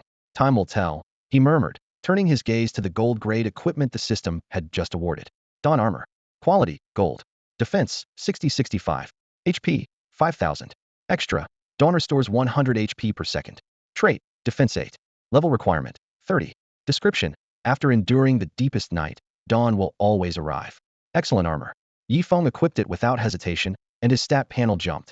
Defense instantly surpassing attack. Current stats. ID, Rookie Luya Wuxing. Title, Evil God of Wind. Level, 33. HP, 48,720. Attack, 515538. Defense, 565571. Skills: Source of Poison, Wind Shadow Step, Devil's Tongue, Shadow Domain, Godslaying Power Pseudo. Reputation, 1470. Remaining revives, 2. Ready at last. He pushed the door open and headed straight for the plaza's teleport array. The square was packed. Squads of players filed into the Pillar of Light, all bound for the newly unlocked Shershan grounds. The hype was unmistakable. Whoa, it's Luya. He's going after the first clear of Godslayer Uprising too? It's in the bag. Voices overlapped everywhere, but Yifeng never slowed. He angled his shoulder, slipped through a gap, and stepped onto the array. Ding. System message: you have entered Shershan grounds. A flash of light. The scene changed. The once majestic Foma Gorge now lay in ruins under Anita's terrifying power, scorched cliffs jutting like a beast's spine. Farther ahead, an upright oval of blue brilliance hovered in midair like a gate. Players walked in one after another, disappearing into the glow. Yifeng raised his hand and cast Scout on the radiant portal. Instance: Godslayer Uprising. Objective: defeat the enemies blocking your path and prevent the abyssal demon Yi from breaking the Godslayer's seal. Failure to do so results in defeat. Clear reward: random gold-grade equipment. First clear reward: 30 free attribute points for the leader, 20 for each other member. Party size: up to 5 players. Level requirement: 15. Note: death inside the instance carries no penalty. Interesting. Yifeng studied the quest rewards and smelled a golden opportunity. Looking for a team to grab the first clear. Anybody want to carry me? I'm begging Yulia Wuxing here, your loyal fan for 10 years. Plenty of players had been tailing Yifeng, and the moment they heard he was forming a party, they stampeded toward him, nearly sealing off the hallway. Highest bidder wins the slot, he shouted, switching on the bidding interface. Starting bid 5 gold coins. 3, 2, 1, go. A heavy silence fell. 5 gold, and we still have to fight for it. Give me a break, someone muttered, but nobody actually bid. Unfazed, Yifeng kept his tone even. If you're interested, step up. Lots of people spent real cash and launched gods and demons with a few coins to spare. 5 gold isn't insane. Luoya wuxing, that price is robbery. A skinny young man squeezed forward, frowning hard. Yifeng glanced over and brightened old acquaintance. Character panel. Luosha Shuiying, assassin, level 20. Luosha gave a wry smile. 5 gold. No ordinary adventurer can scrape that together. Exactly, exactly. The crowd chimed in, clutching their wallets. Everyone knew free stat points were worth more than gold. Yifeng sized him up and grinned. You look solid. Friend discount for gold. If we don't get the first clear, full refund. In his past life this guy was an old buddy. Yifeng planned to give him a leg up. For gold is still Luosha hesitated, opened his inventory, and his eyes widened. He instantly forked over 4 coins and beamed. I trust our number one. Ding. System, you received 4 gold coins. Ding. System, you have added Luosha as a friend. With the friend request settled, Yifeng kept hawking. Anyone else? 5 gold for 20 free attribute points worth every penny. Free stat points were painfully scarce, and several players bit the bullet. Imin. He'll bet on the leaderboard champ too. Soon the foreman party was complete, and Yifeng had pocketed 19 gold coins in total. Ding. System. Enter instance uprising of the Godslayers? Yes. As leader, he confirmed without hesitation. A flash of blue light dropped them outside Demon Ceiling Valley. The blistering sun baked the ground while hot wind and dust whipped around them. Up ahead, 5 corrupted beasts prowled before the valley entrance. They were hulking, shrouded in black smoke, and downright vicious. Corrupted saber-toothed tiger normal. Level, 35. HP, 80,000. Attack, 420,440. Defense, 290,300. Skills, Pounce, Frenzied Bite. Description, once the king of corrupted beasts, it has begun to take on a humanoid form. Weakened by the Godslayer's aftershock, it died bearing a grudge against the abyssal demon Yi, and thus manifested here. Those stats couldn't even scratch Yifeng's armor, and he wrote them off as mediocre. Whoa, level 35 mobs. Someone in the party recoiled. I can't even break their defense. With the leader's level so high, the dungeon difficulty had been dragged up, and panic set in. Everyone back up. Yifeng drew his blazing sword, scarlet flames dancing along the blade. The XP is mine. Luosha stared at the weapon, a chill creeping over him. Hey, where'd you get that sword? His voice trembled. Is it just me, or has that blade killed me before? I just got lucky. The mob dropped it, Yifeng admitted. Fine. Luosha rubbed his nose and grunted. Got it. He had assumed the abyss demon in the event was unkillable and would still be prancing around when the timer ran out. Reality proved otherwise. The demon had probably been taken down by Liu Wuxing, and this weapon had come from its loot. The thought made him add a quick warning. Try not to get yourselves killed. Yifeng didn't bother explaining. He flicked his longsword and charged the nearest corrupted tiger while triggering a skill. My friends, remember me? The deep rumble of demonic speech echoed out. Every corrupted tiger snapped its head around, froze for a heartbeat, then lunged with blood-red eyes. Remember you? We'd remember you even if you were ashes. Tisk, pulling aggro is a breeze, Yifeng mused. Demonic speech, evolved from casual taunt, really is useful. Speech of the demon grade B. Description, never heed a demon's words, or you'll be dragged into the abyss. Effect, draws all hostile units within a 20 meter area, massively increasing their hatred toward the caster. Extra, if the targets are under pacify, certain dialogue may reduce hostility. Cooldown, 2 minutes. Note, no effect on adventurers. Careful big bro. Seeing every tiger barrel toward Yifeng, the other players' hearts leapt into their throats. The dungeon's first clear depended entirely on Liu Wuxing. Miss. With a light tap of his toe, Yifeng skimmed past a claw like a startled swan and slashed the tiger's belly on the return swing. 2,145 normal. 5,000 poison. 200 burn. 538 true. Damage numbers poured out in a torrent, and the tiger's health bar melted away. Even Yifeng was a little surprised one poison tick had hit for 5,000.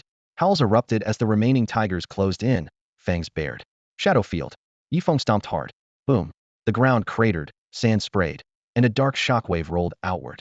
Several tigers were blasted back, their movements immediately sluggish. Ding system prompt. You used shadow field.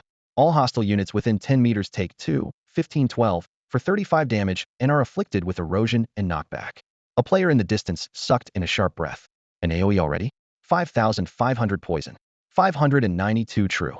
Shadow field reapplied poison and true damage to every tiger, and the erosion debuff made them take 10 more damage for the next 5 seconds. 7 ticks. The rest was trivial. In just a few moves, Yifeng wiped out the pack. Ding system prompt. You have slain corrupted tiger normal. EXP 2.5. Ding system prompt. You have slain corrupted tiger normal. EXP 2.5. Sorry to keep you waiting, guys, Yifeng said with an apologetic smile. Inspect for damage over time takes me a bit to ramp up. Everyone stared at him, speechless. A damage over time build is slow? Who came up with that nonsense? The words had barely landed when the player named Yifeng Fengshen shot to his feet, voice shaking with excitement. Thank goodness me, low blood pressure is cured. Everyone stared, then let out a collective sigh. Glad you're okay. That reaction almost gave us heart attacks. Yifeng glanced at them and reminded, stay close, but don't crowd me. If you wander off and die, I'm not giving refunds. With that, he stepped into Fengma Valley, opened his skill panel, and checked the reason behind his recent spike in poison damage. Passive A-rank source of venom. Flavor text, you feeling toxic? Effect, all attacks poison the target, dealing 5,000 damage per second for 20 seconds. Scales with level, 5,000 a tick, 100,000 total, ridiculously good. Yifeng muttered, satisfied. Fengma Valley was a maze of branching paths, but Yifeng knew every corner. Any corrupted creature that appeared fell with a casual flick of his hand. At the deepest chamber, the ceiling array of Anita and a massive crimson gem came into view. Beside the gem stood an abyssal demon, bone wings spread, ashen skin shimmering with an eerie blue glow. In build and face, it was an almost perfect copy of Yifeng after he activated the corrupted pearl. Who goes there? The demon spun, wary. It's me. Yifeng strode out, pointing at himself. Don't you recognize your own face? He cast appraisal. Abyssal demon, Yi gold tier boss.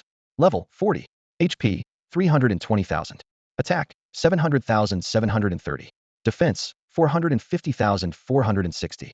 Skills, source of venom, wind shadow stride. Lore, the most loyal servant of Godslayer Anita, willing to sacrifice everything to break his master's seal.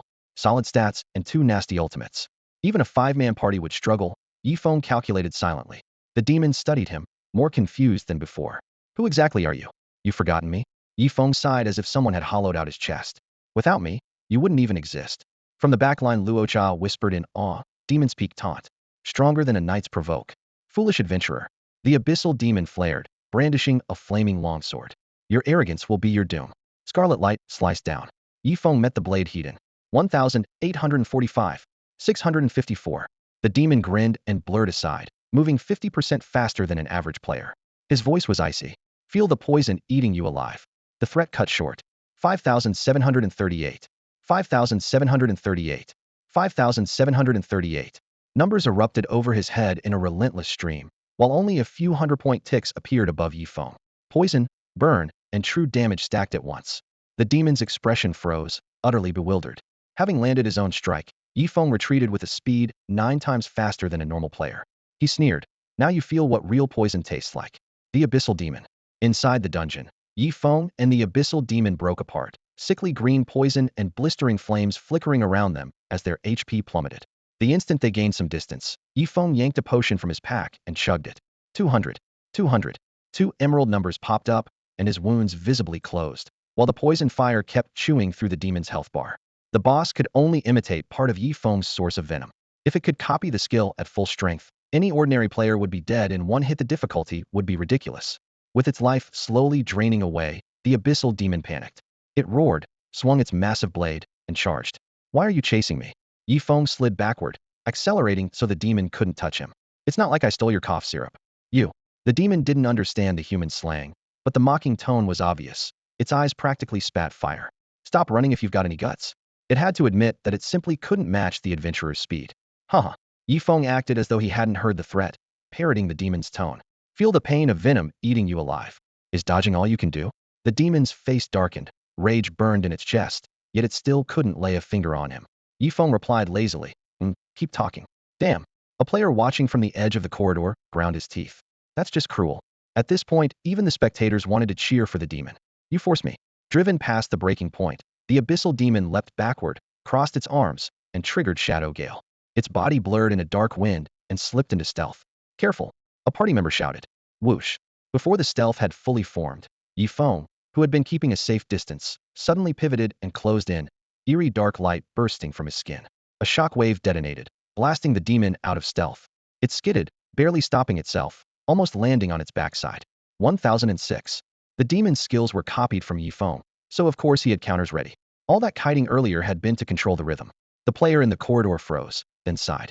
See, abyssal demon, I told you to watch yourself. No one had anything to add. While the debuffs were refreshing, Yifeng backed away again, perfectly calm. You're running out of time. Any last words? I want you dead. The demon's eyes turned blood red as it raised its weapon and charged. Was it really necessary to humiliate the boss like that? Yifan Fengshan frowned, feeling uncomfortable. Even if it's a boss, that's over the top. Luo Sha muttered, idiot. What did you say? Yifan Fengshan snapped. Say it again if you dare. I said you're an idiot, Luo Sha hissed. Just stay here and wait for the first kill rewards, will you? Falling Leaves is tanking all the aggro for us. If a gold rank boss so much as brushes us, we're dead. He's keeping the abyssal demon locked on him, understand? Action spoke louder than words. The abyssal demon was already so furious its mind went blank. Swish. Sensing movement, the abyss demon whipped around to the players peeking from cover and charged with his flaming longsword. Loya whooshing. I may not be able to kill you, but I can butcher your teammates. Ding. System notification. Your skill demonic tongue has been disabled. Yi Feng frowned, reversed his grip on the flame blade, and used the demon's opening to close in. The sword edge ripped a bloody gash across the demon's back. Scalding blood sprayed, yet the creature refused to retreat and lashed out in return. Slash the blade bit into Yi Feng's shoulder, and searing pain shot through his nerves. 1866 HP. Even at the minimum 10% pain setting in God and Demon, the hit made his scalp prickle. Die? The demon roared, pressing the attack. Yi Feng tilted his torso, his figure flickered, miss. With its strike missing, the demon pivoted toward the players cowering in the corner. Poison and burn stacked, and he felled nearly one per swing within seconds. 3 corpses lay on the floor. Ding. System notification. Party member Yi Fengshan has died. Ding. System notification. Party member guest 2654 has died. After dropping 3 of Leah Wuxing's companions, the abyss demon flashed a savage grin. A cold gleam cut through the air. Yi Feng lunged again, driving his sword deep into the demon's chest, hot blood splashing out. How does it feel to have all your partners dead? The demon sneered. Pretty good. They courted death on their own, nothing to do with me. Their gear belongs to me now, Yi Feng said flatly. Dungeon loot in God and Demon is rolled for after a clear, but the dead automatically lose eligibility. Yi Feng had met these employers only for the job. Since they had relinquished their gear, he was happy to take it. Their souls howled overhead, trying to hog the loot. We paid you. I'm recording everything. Loya Wuxingjiao better think twice. Yi Feng ignored them and kept the pressure on. The abyss demon's HP visibly melted away. When its life dropped below 10%, the demon snapped open skeletal wings and dove toward the crimson gem at the altar's center. Lord Godslayer, drink my demonic blood and break the seal. Ding. System notification. Abyss demon Yi is attempting to unseal the demon god. Kill it within 30 seconds or the dungeon will fail. Before it could reach the gem, Yi Feng flicked his wrist and hurled the flame blade. The fiery weapon whirled like a ring and sliced open the demon's arm, leaving a gruesome wound. Your weapon is mine. The demon's eyes gleamed as he reached out to steal that sword, and Yi Feng would never pierce his defenses. A sudden flash of steel plunged the demon's vision into darkness. 16 HP blind. Luo Cha, who had been lurking in the shadows, emerged, scooped up the flame blade, and tossed it back to Yi Feng. The instant Yi Feng gripped the hilt, he activated Shadow Domain. Black mist spread, slowing the demon drastically. Sword after image struck until the last shred of life drained away. You are the real abyss demon. With a rasp, the boss dropped to its knees and dissolved into black smoke. Ding. System notification. Congratulations, you have slain abyss demon Yi Gold tier boss. Rewards. EXP 120 at current level, reputation 50. Whoosh. Golden light cascaded down as Yi Feng reached level 34. He glanced at the loot. Several gold coins and 3 pieces of equipment all pocketed.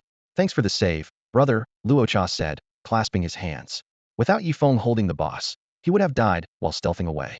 No need for thanks, Yi Feng replied, returning the gesture. A brilliant teleportation array flared to mark the first clear. The two exchanged a glance and stepped inside.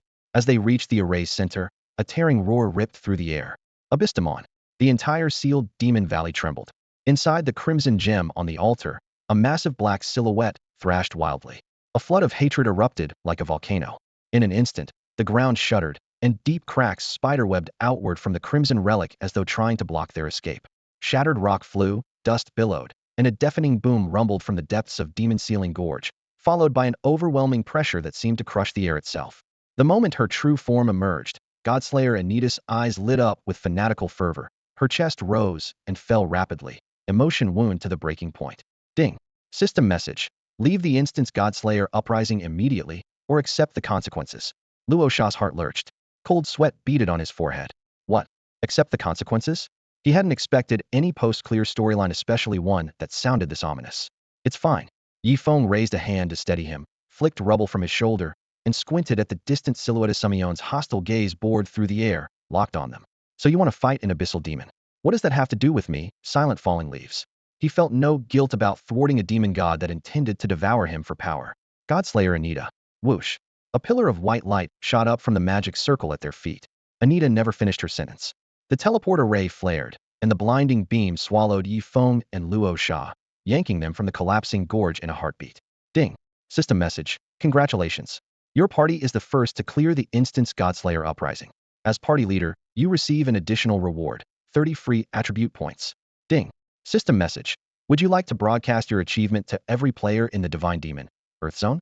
Note. A public announcement grants an extra 200 reputation. Yes. Yi Feng approved without hesitation and dumped all 30 free points into speed. Reputation could wait, the shop simply hadn't opened yet. Ding.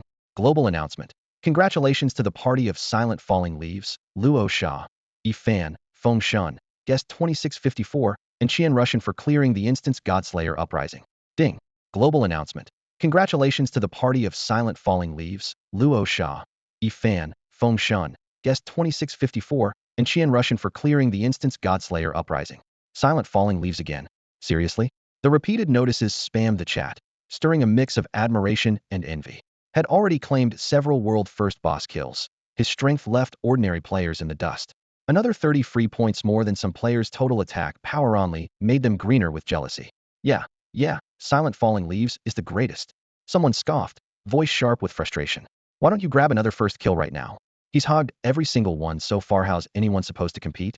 Just then, Yi Feng and Luo Sha materialized in Kanglan Town and heard the disgruntled shout. Yi Feng paused such a strange request, then smiled. Since you asked so nicely, I'll oblige. Ding. Global announcement. Congratulations to players Silent Falling Leaves for becoming the first to defeat a silver grade boss. Ding. Global announcement. Congratulations to players Silent Falling Leaves for becoming the first to defeat a silver grade boss. Another triple chime echoed across every player's info panel. During the silver first kill, he had taken the form of an abyssal demon, so announcing the achievement had been inconvenient, and the matter was quietly forgotten. Only now did the surrounding players learn the truth. Their faces turned so dark it looked as if they had swallowed flies, and not one of them could manage a complete sentence. Ding. System message. Because player Luocha has left the party, all loot inside the instance now belongs to you. The chime had barely faded when Yi Feng turned to the young man who had been teleported back with him. Brother, why would you do that? Luocha gave a rueful smile and scratched the back of his head. I didn't contribute much, so I don't deserve any of the gear. I'm happy with the first clear reward. Thanks for carrying us, Falling Leaves. No need to be so polite. Yi Feng waved a hand, opened his inventory, spotted a suit of gold glinting armor, and thrust it at him. Here, take this. I really can't. Luocha shrank back, both hands raised in refusal. I'm not just being polite. I honestly don't deserve it. I'm already wearing better, and I'd only sell this. Consider it a gift between friends. Yi Feng smiled and shoved the armor into his arms. Luocha lowered his head to study the stats gold grade plate with first-class boosts to defense, and H-Pand, a flash of desire crossed his eyes. In God Demon, a bit more defense could mean an extra life. Keep it. Yi Feng let go. Luocha gripped the armor and gave a formal bow. Thank you, Falling Leaves. On the market, this would fetch at least 50 gold. They'll try to scrape it together within 3 days and pay you back. Fine, have it your way. Yi Feng knew the man's character and nodded. He'll be off, then. See you.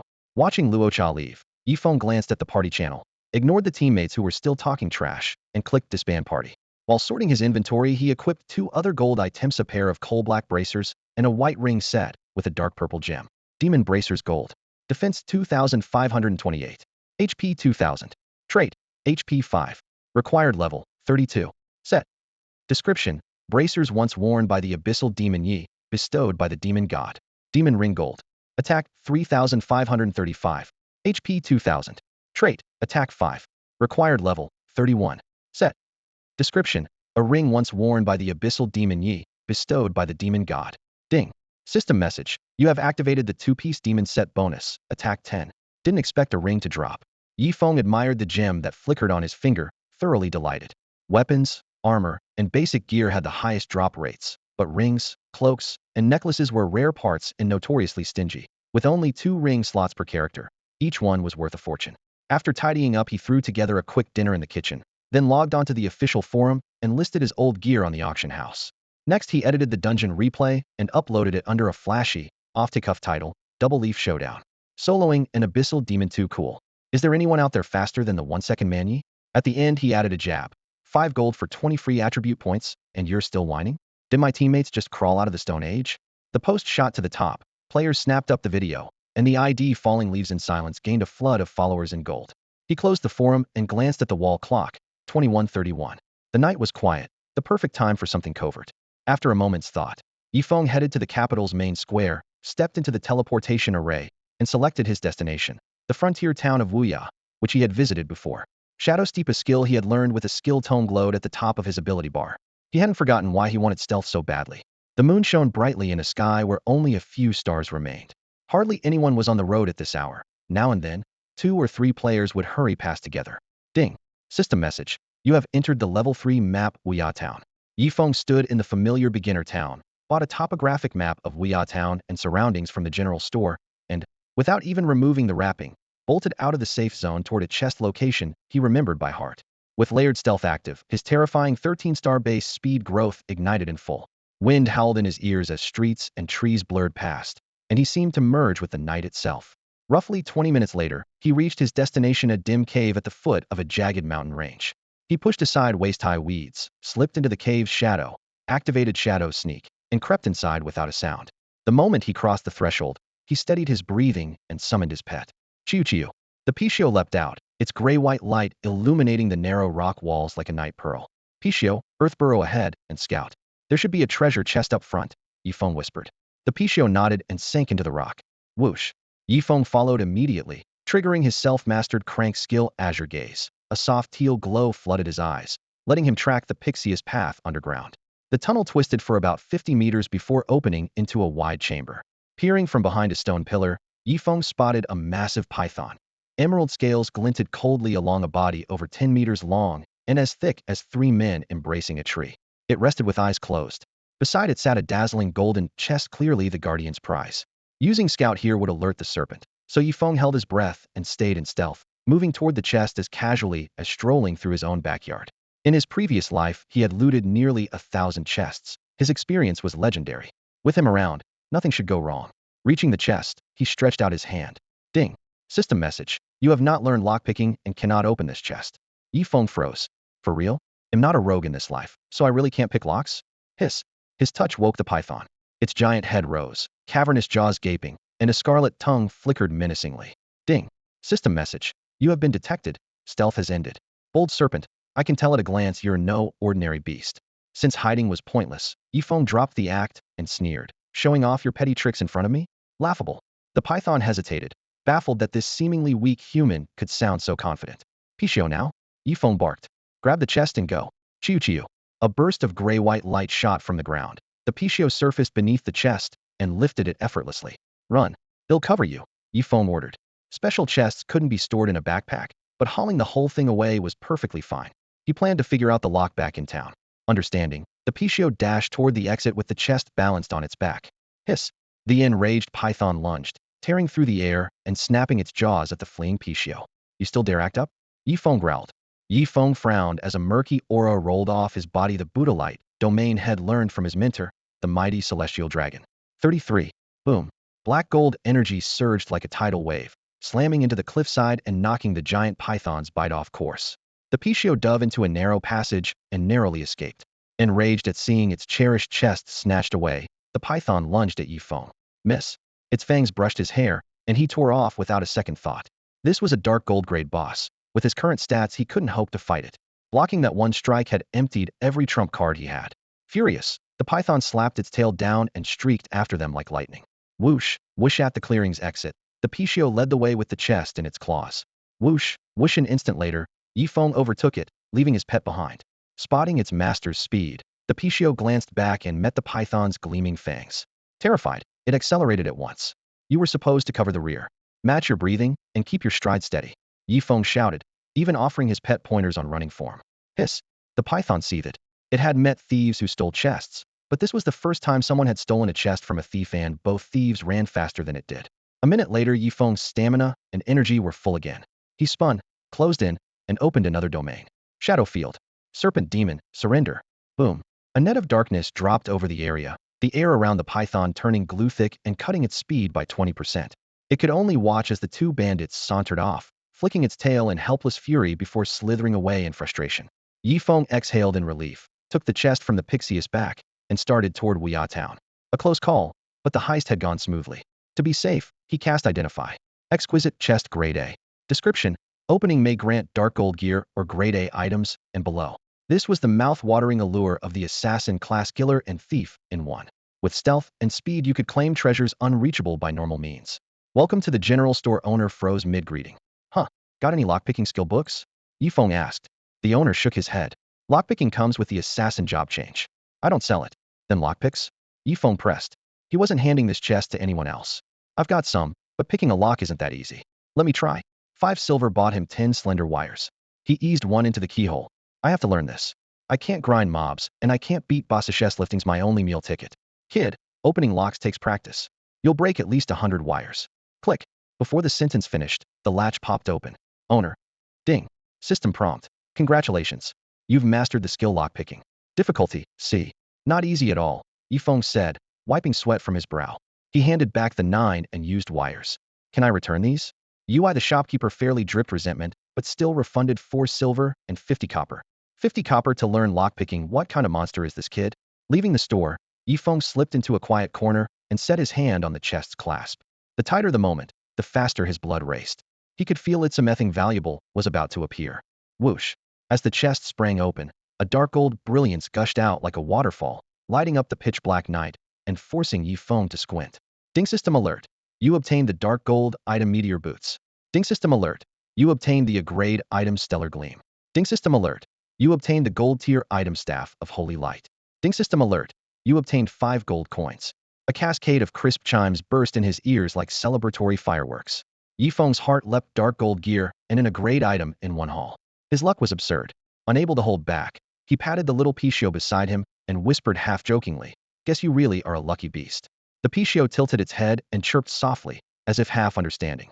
A loot chest is pure RNG, forever both full and empty until it's opened. Yifeng chuckled to himself that this was the quintessential Schrodinger's loot box. The dark gold glow slowly faded, plunging the ground back into shadow. He opened his inventory at once, and the first thing that caught his eye was an exquisitely patterned pair of boots. Meteor boots, dark gold tier. Defense, 50-55. Health, 8,000. Passive sprint. Movement speed 10 when out of combat. Trait, defense 10. Trait, movement speed 15. Required level, 38. Description, when meteors fly, take me with them. I long to streak across your world. The stats were outrageous, and with his kiting playstyle the speed bonuses would scale out of sight. The only drawback was the level 38 requirement, leaving him to drool behind the screen. Next he examined the equally dazzling rainbow-hued item. Stellar Gleam A grade. Effect, boosts an item's stats by 2040. Flavor, what sparkles like the stars are the votes tossed in by the crowd. Note, works only on equipment below dark gold tier and can be used on an item once. Yifeng didn't hesitate. He applied Stellar Gleam to the flame longsword in his pack. Save it for a future dark gold weapon to min-max the gains? Not his style. He believed in use it early, enjoy it longer. Any power spike now would let him topple dark gold bosses sooner and keep the snowball rolling. Light motes sank into the blade, and the crimson fire runes flared hotter until the very air seemed to warm. Ding system alert. You used the grade item Stellar Gleam and increased the weapon's overall power by 36. TSK nice. That's almost the upper limit, he grinned. Yifeng fixed his gaze on the blade, where molten fire elements churned. With a casual swipe of his hand, the item window materialized. Flame Longsword. Rarity, Gold. Attack, 130,150. Bonuses. 1. Attack 18. 2. Attack speed 5. 3. Scorch, 300 damage per second for 10 seconds, stacks twice. Level requirement, 35. Description, plunges into flesh with blistering heat. Way stronger than the old one. Yifeng blew lightly across the edge. The double stack burn was the prize fully stacked. It dealt 600 damage a second, elevating his sustained DPS to a new tier. He opened his character panel. Rookie Silent Leaves. Title, Heretic God of Wind. Level, 34. HP, 66,670. Attack, 712738. Defense, 594608. Skills, Source of Venom, Wind Shadow Step, Demon's Whisper, Shadow Domain, Godslayer Force Pseudo. Reputation, 1920. Revives remaining, 2. On paper the build looked balanced, but Yifeng knew his real trump card was speed. He had poured all 240 free points into movement, gaining 24 extra speed, which his passive doubled to 48. Once I get a skill that converts speed into attack, the gloves come off. Sparks lit his eyes. The eightfold starting speed from his SSS talent was only the tip of the iceberg. Certain that everything was in place, Yifeng decided to rest. Tomorrow he would accompany his mentor to rescue the endangered Mother Pichio, and he needed to be at full strength. At the teleport array, just as he was about to return to Kanglan Town, he narrowed his eyes. What do you want from me? A faint, almost indiscernible gaze had fallen on him. He caught it instantly. From a dim alley stepped a stout, middle-aged man, smiling in admiration. Your perception is remarkable. Even after suppressing his presence, he had still been discovered. Skip the compliments. Spit it out. Yifeng lifted a hand and cast Inspect. Rookie Weathering Storms. Class, Junior Knight. Level, 20. The username made Yifeng's eyes narrow. Real-world factions hadn't vanished after launch. They had merely migrated in-game, and the force behind Weathering Storms was massive. One man walks faster, but a team walks farther, Weathering Storms said gently. You always run solo. Have you thought about joining us? I did once. Not anymore. Yifeng answered bluntly. Why? The man frowned. The game had been live only a few days. What could have changed? The bigger the group, the more leeches you get. People who can't command still want to lecture top players on boss fights. Progress slows, burdens grow. They'll say it plainly, I'm not signing up with any organization. Yifeng's tone left no room for debate. Teams meant clashing opinions, shackles, even taking orders, none of which he wanted. So you'll be a lone wolf? Weathering Storms lowered his voice. When the real trials hit, cooperation might be the only hope. Maybe, but well, deal with that when it happens. Yifeng stepped into the teleport circle. Refusing your group doesn't make me antisocial. Light flared, and his figure vanished, leaving Weathering Storms in silence. Had anyone else spoken to him like that, he would have scoffed and walked away. Yet in mere days this young man had already outshone everyone around him. After the teleportation array activated, Yifeng returned to Kanglan Town. He slipped into his rented room, stuffed himself with some bread as usual, washed up, and fell into a deep sleep. At dawn, harsh sunlight cut across the floor while birds chattered outside, announcing a new day. Yifeng sat up, splashed water on his face, and headed for the house where he normally met his companions. Tweet-weet. The little Pichio bounced around him the entire way, bursting with excitement. Its mother was about to be saved, and no one was happier than the cub. Creak, door swung open. Li Shui, a silver-haired girl as graceful as a fairy, was already waiting on the threshold. She smiled lightly. Sleep well? Pretty well, Yifeng replied, looking around. Where's Aunt Xiaoyan? Right behind you. Li Shui tipped her chin. Yifeng turned to find Wang Xiaoyan clenching a cigar between her teeth, smoke curling around her in imposing swirls. Let's wrap this up, she urged. I lost my shirt at Mahjong last night, and need to win it back today. Then let's move. Li Shui's silver eyes shifted to the tiny Pichio. Where is your mother being held? Tweet-weet. The cub answered at once. System prompt. The auspicious beast Pichio says its mother is imprisoned in Wuing City. Wuing City? Li Shui repeated softly, nodding. Let's go. Yifeng frowned. I'm nowhere near strong enough for a tier 2 city. You need to be at least level 50. No problem. Li Shui smiled. I carry some weight in the light faction. You're coming with us. System prompt. You have been granted temporary access to the tier 2 city Wuing City until the quest Pixie is concerned is completed. Thanks, mentor, Yifeng muttered in relief. If he couldn't show up in person, he'd feel uneasy. The system never gave out rare pets for free. Moments later, the three of them stepped onto the teleportation array with the little Pichio. A flash of white light. System prompt. You have entered the map Wuing City, tier 2 city. When the glare faded, a magnificent city unfolded before them. Pavilions and towers rose in elegant tiers, their upcurved eaves glowing in the morning light. If she's locked up in Wuing City, odds are she's in the city lord's residence, Li Shui decided. She looked down at the Pichio. Lead the way. Tweet-weet. The cub dashed off, and the group followed. Just as Li Shui suspected, they soon stood outside the mansion. Guards crossed their spears, shouting halt. No outsiders allowed. Stand aside. Li Shui's gaze turned icy as she spoke. Dragon Domain Guardian knew the soldiers exchanged anxious looks, fear flickering in their eyes, yet they still refused to budge. Wang Xiaoyan crushed her cigar and muttered, even her orders don't work. Something's fishy. Looks like this goes deeper than the city lord. Yifeng agreed. Within the light faction, a Dragon Domain Guardian ranked almost as high as the lord of a tier 1 city. If the soldiers recognized Li Shui yet still blocked her, the forces behind them had to be formidable. If an ancient beast like the Pichio has been forced into a corner, the hand behind it has to be far more than the petty lord of Shadowless City. Li Shui showed no surprise. She flicked her wrist, and a blast of frigid air swept out. In the blink of an eye, a knuckle-thick crust of ice formed below the knees of a dozen soldiers, locking their feet to the ground. The lead soldier's voice cracked with panic. Guardian of the Dragon Realm, don't doom yourself. Li Shui's glare was colder than her ice. They'll find out who's tormenting an auspicious beast. She motioned to the Pichio. Easy. Ignore them. We're leaving. The young Pichio bobbed its head anxiously and waddled ahead on its short legs. They crossed the courtyard in silence. Yifeng kept calculating, one thought circling like a hawk. If someone strong enough to trouble the Dragon Realm's guardian was involved, how could he possibly break the stalemate? He knew this couldn't end cleanly. Every guard they met froze solid before a warning could leave his lips. Guided by the Pichio, the trio reached a moss-covered stone wall hidden in a remote corner of the estate. Let's see who's pulling the strings. Li Shui tightened her grasp on the silver blade. Frost blue light danced along its edge as she tapped the wall. Boom. The stone crumbled to powder, revealing a pitch-dark passage leading underground. The instant it shattered, Yifeng's heart lurched and his blood surged. A ghostly azure glow flashed behind the evil god mask. Blood resonance. His fists clenched on instinct. Ding. System message. You sense the wind, evil god's exclusive equipment. Yifeng drew a sharp breath, shoulders taut. The sudden appearance of his personal gear was pushing him onto the stage. Now the mission involved both the Pixius mother and the inheritance of the wind, evil god. They hurried on. The winding tunnel stretched for several hundred meters before ending at a stone door that slid open of its own accord. Ding. System message. You have entered the map smelting chamber. Whoosh. The chamber was dim, lit by intertwining tongues of flame and swirls of frost. In one corner lay a female Pichio, several times larger than a tiger. Thick ink-black chains bound her four limbs. Runes along the links greedily siphoning her blood. A jagged wound split her belly, oozing dark crimson, and her breathing was shallow. Auspicious beast Pichio. Divine rank boss. Level. HP. Attack. Defense. Skills. Profile. Recently gave birth. Most of her essence drained, on the brink of collapse. Suspended above the forging pool, two longswords faced off, one black, one white. The black blade pulsed with dark violet arcs of lightning.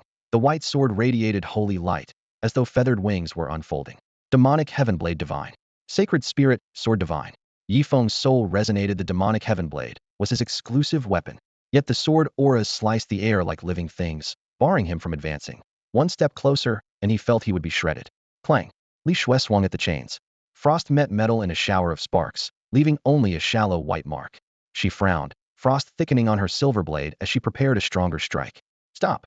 A sudden roar echoed from the passage behind them, the pressure flooding in like a tidal wave. Inside the sweltering chamber, high-pitched chirps echoed. The Pichio cub huddled against its mother, anxiously rubbing her scales, its faint cries charged with fear. A sudden bellow split the stagnant air. Heads snapped toward the sound as an elderly man in imperial robes stormed in. His stooped figure could not conceal his pallor and gauntness, yet the oppressive aura he carried slammed into everyone like a hammer to the chest.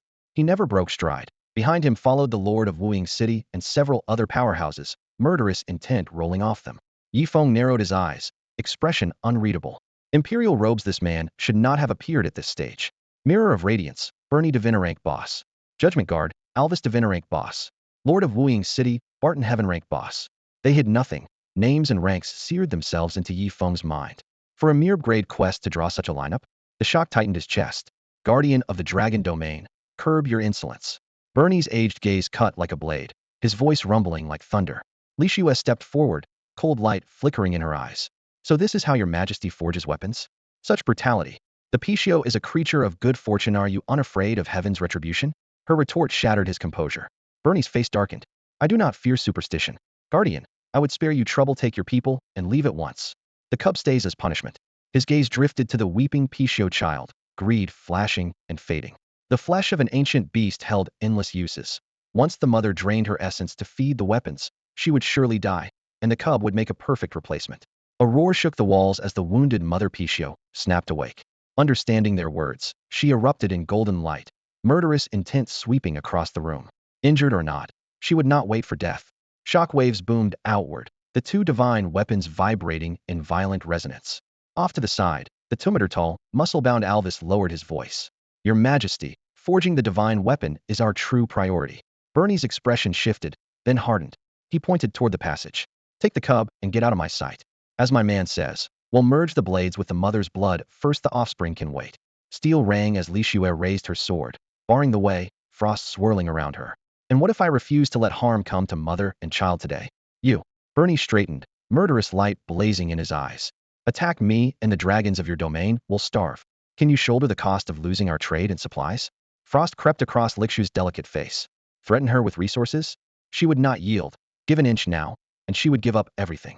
If she lowered her banners here, the dragon domain would remain a lamb to the slaughter, forever at the mercy of the powerful. Li Shui, stop wasting words on him. With a flick of Wang Xiaoyan's wrist, flames roared along the seams of her broadsword. We'll know who's right once we fight. Neither side gave an inch. The air was stretched like a bowstring ready to snap. Enough. Yifeng stepped between the two groups, his robes snapping in the heat, his voice drowning out the ringing blades. This ends now. He turned slightly. Fallen leaves silent. I didn't train you just to make enemies of the light faction. Li Shue's eyes were icy. If he dares use a Pichio to forge weapons today, he'll slaughter dragons tomorrow. They've cornered us for resources. I have no way out. Yifeng nodded solemnly. Let me handle it. He had run the numbers. 1. The guardian of the dragon realm wouldn't lose. Li Shue could fight 2 at once and leave unscathed. 2. The emperor wouldn't lose. Bernie was surrounded by elites, with ambushers waiting outside. 3. Only he could lose. 1 stray shockwave would kill him, the quest would fail, and the baby Pichio would die. Very well. Weighing the cost, Li Shue sheathed her sword. You took the quest, you decide. Bernie softened his tone. I spoke too harshly. No offense, guardian of the dragon realm. The light faction wasn't ready to break with the dragon realm. With every eye on him, Yifeng drew in the scorching air. Master, stay back. I'll rescue the Pichio myself. Humph. Bernie sneered. Guardian, your disciple is a fool. A mere gold-rank ant thinks he can save a Pichio? Bernie, shut up. Li Shue snapped, then looked to Yifeng. Fallen leaves silent. Are you sure you'll handle this alone? I am. Yifeng's gaze stayed steady. Ignoring the mockery, he called, Little Pichio, come here. Chiu. Tears shimmered in the baby Pixie's eyes, but it shook its head stubbornly. The mother Pichio growled. Golden light curled from her paw, sweeping the cub into a temporary pet space. She knew the odds were against her. Yifeng offered a slight bow. Bernie was it? Farewell. He turned, braving the lava's heat as he passed the assembled powerhouses. For now, he couldn't save the mother Pichio. Hold it. Bernie pointed to the peerless weapon above the forging pool. The demonic heavenblade, your personal weapon, isn't it? So what if it is? Yifeng frowned, puzzled. Bernie flicked his sleeve, scattering the fierce aura around the blade. I want to see if you're worthy of its recognition. Try it. If you can take it, I won't stop you. Your Majesty, a subordinate spoke, but Bernie's cold glare silenced him. Expressionless, Yifeng approached the forging pool. Molten metal churned, but it couldn't melt the chill in his eyes. Staring at the pitch-black longsword, he asked softly, Do you acknowledge me? He wasted no words and didn't reach out. He spoke directly with his soul. Every divine weapon has a spirit, knew that well. The forging pool lay silent. The demonic heavenblade gave no sign. Yifeng chuckled. No need to play dead. Had learned in a former life that god-tier weapons never truly stay quiet. Black mist gathered, forming a black-clad phantom who folded his arms and looked down on him. Abyssal demon, you're too weak. I seek greater power. If I merge with the Holy Spirit sword, I can break past god-tier. I won't miss that chance. Bound to the Abyssal Demon King, the weapon had no respect for Yifeng himself. Abandoning a so-called personal weapon? He had foreseen it. Yifeng nodded lightly, turned, and walked away, leaving 4 cold words. Then you're worthless. Outside the secret passage, the guards were on full alert. Thousands of soldiers stood in rigid ranks, spears upright and armor glinting coldly in the sun, waiting for a single word from Emperor Boni. As the native ruler of the eastern region, Boni, known as the Mirror of Radiance, would never leave such a choke point to a token force, and no one was surprised to see the heavy deployment. Yifeng stepped out of the tunnel, a mild breeze washing away the heat of his flight. He drew in a few greedy breaths of air laced with iron, walked through the lines in silence, and left the city lord's manor of wooing city. Any one of those soldiers could have cut him down. Beyond the manor, the streets were still lively. Hawkers' cries and the clatter of wagon wheels rose and fell, a sharp contrast to the lethal tension inside. Silent Leaf, how can you rescue the Pichio on your own? Li Shue frowned, her worry plain as she realized she had acted on impulse. Whether it was impulse can wait until the mission fails. In that situation, we had no chance of saving it, Yifeng said bluntly. True enough, Wang Xiaoyan agreed. First, let's be clear. Yifeng refocused. Boni wants to fuse 2 divine weapons using Pichio blood? Yes. Anger flickered in Li Shue's silver eyes. The Pichio is a sacred beast of the light faction and already formidable. If he pushes it to the brink today, dragons may be next tomorrow. So Pichio blood is the only way to merge the heavenly demon sword and the Holy Spirit sword? Yifeng pressed. It's simply the best catalyst, Li Shue replied. Pichio are fierce yet auspicious, holding both light and dark, so their blood can balance the 2 blades. That's only my guess. The Emperor likely knows the real reason. Wang Xiaoyan added. There are other methods, but he wants results now. Li Shue fell silent. Why does he need a weapon beyond divine rank so quickly? Yifeng asked. Time is against them, Li Shue murmured. The demon god is about to awaken, and chaos will follow. A transcendent weapon would tip the scales. I get it. Yifeng pieced it together. If I sabotage the forging, it'll break with the light faction and make an enemy of the Emperor. Who said it was easy to earn an ancient beast as a pet? He joked at himself. More than that, Li Shue added. The chains binding the Pichio are almost unbreakable, and moving it while it's weakened will be even harder. If we truly want to save it, We must. She trailed off. Yifeng already knew sabotage the forging. Ding. System prompt. The ultra-rare hidden quest Pixius Lament has risen to SS rank. Quest brief. Rescuing a Pichio is easier said than done. Objective. Sabotage the forging process. Reward. Auspicious beast, Pichio. Penalty. None. Yifeng was not surprised. A task like this being anything less than SS rank would have been the real shock. How do we sabotage the forge? He asked his mentor outright. Uncertainty crossed Li Shui's delicate face. Knocking them aside won't work. You must shatter them. The final words were painfully reluctant. Shatter 2 divine weapons? That will drive Emperor Bony mad and put a price on Silent Leaf's head. How to break them was another matter, yet Yifeng showed no sign of concern. An exclusive divine weapon that has already abandoned its master isn't worth keeping. And once it fuses completely, ITLL have nothing to do with him at all. Better to shatter it now and be done with it. As this thought crossed Wang Xiaoyan's mind, her expression grew even sterner. She made up her mind. The moment they begin to merge, we'll use outside force to tear them apart. Her eyes were sharp, her tone full of warning. I'm not exaggerating. If falling leaves and silence barges in, the price will be more than anyone can bear. Li Shuan nodded with difficulty. You already understand the situation. You need to think it through. One wrong move will set everything off balance. This isn't a burden falling leaves and silence should shoulder right now. I've thought it through. Yifeng answered with a calm smile. Let the future me deal with the future. Today, I refuse to swallow this insult. If I succeed, at least he'll keep my spirit beast. If I fail, he'll lose Pichio and see my weapon taken for good. There's no walking away. You're really going through with this? Li Shui's brows knit tight. Yifeng's gaze hardened. He suddenly halted and bowed to them with both fists cupped. Mentor, Aunt Xiaoyan, I need you to promise me one thing. Don't worry, we'll back you up. Li Shui placed a gentle hand on his shoulder. No. Yifeng shook his head. That's not it. I can't let my mentor risk her life. Even if I clear the quest, I'd burn every bridge behind me. Li Shui and Wang Xiaoyan exchanged looks. Then what do you want? I need you to turn a blind eye to what I'm about to do. Yifeng's voice was steady, yet filled with resolve. The two women stared at each other, shaken by his determination. Turn a blind eye? What on earth was he planning? Ding. System notice. You have entered the map Kanglan Town, Tier 3 settlement. Back in the familiar alleys, Yifeng headed straight for the nearest tavern. For 15 copper coins he bought several jars of the cheapest cloudy wine. Carrying the jars, he walked on, the sour scent of liquor trailing behind him. Chirp, chirp. Pichio flew out from the pet space and perched on his shoulder, its dark eyes filled with worry as if silently asking what came next. Relax, I'm not giving up. Yifeng rubbed its tiny head, his voice warm. I will save your mother, no matter what. Pichio stared at his profile, its confusion slowly fading. Obediently, it slipped back into the pet space. After soothing Pichio, Yifeng stepped onto the teleport array. Light flared, and his figure vanished from the town gate. Ding. System notice. You have entered the map land of godslaying. A surge of demonic energy swept over him. The canyon entrance was jam-packed with players grinding the weekly raid. Yifeng gave a wry smile, pushed through the crowd, and headed straight for the depths of the sealed demon gorge. Bro, you can't go in there. The pressure will crush you. Holy crap, why is he fine? Does he have some kind of special privilege? The onlookers cried out, but could only watch as he walked farther and farther away. In truth, Yifeng wasn't immune to the oppressive force, nor did he have clearance to roam the gorge freely. It was simply that the demon god inside the seal wasn't bothering to hinder him, and so he could keep going. Sha-sha. The barren sand crunched underfoot as he advanced into the energy-warped canyon. Before long, he reached the innermost chamber, a dazzling array pinned down a blood-red gemstone, a silhouette trapped within its glow. Demon from the abyss. Anita the Godslayer roared in fury, her voice making the canyon walls hum. I hate you. Boom. The gorge shook, loose rocks tumbled down. Yifeng steadied himself and chuckled, shaking his head. Do you really enjoy talking like that? Then he swaggered up to the crimson gem and mimicked her halting tone. I am right here. Anita exploded in rage. Damn it. You've got a death wish. Yifeng pried open a wine jar and took a swig. The sour taste made him grimace. Ugh, awful.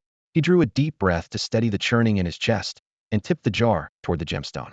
I bought a few drinks. Let's bury the hatchet over a toast. This one's on me. With that, he poured the murky liquor onto the ground, letting it seep into the dusty sand. Anita fell silent, utterly baffled. Whoosh wine splashed down. Drops flew off the rim of the cup, scattered across the rocky floor, and burst into sparks of light.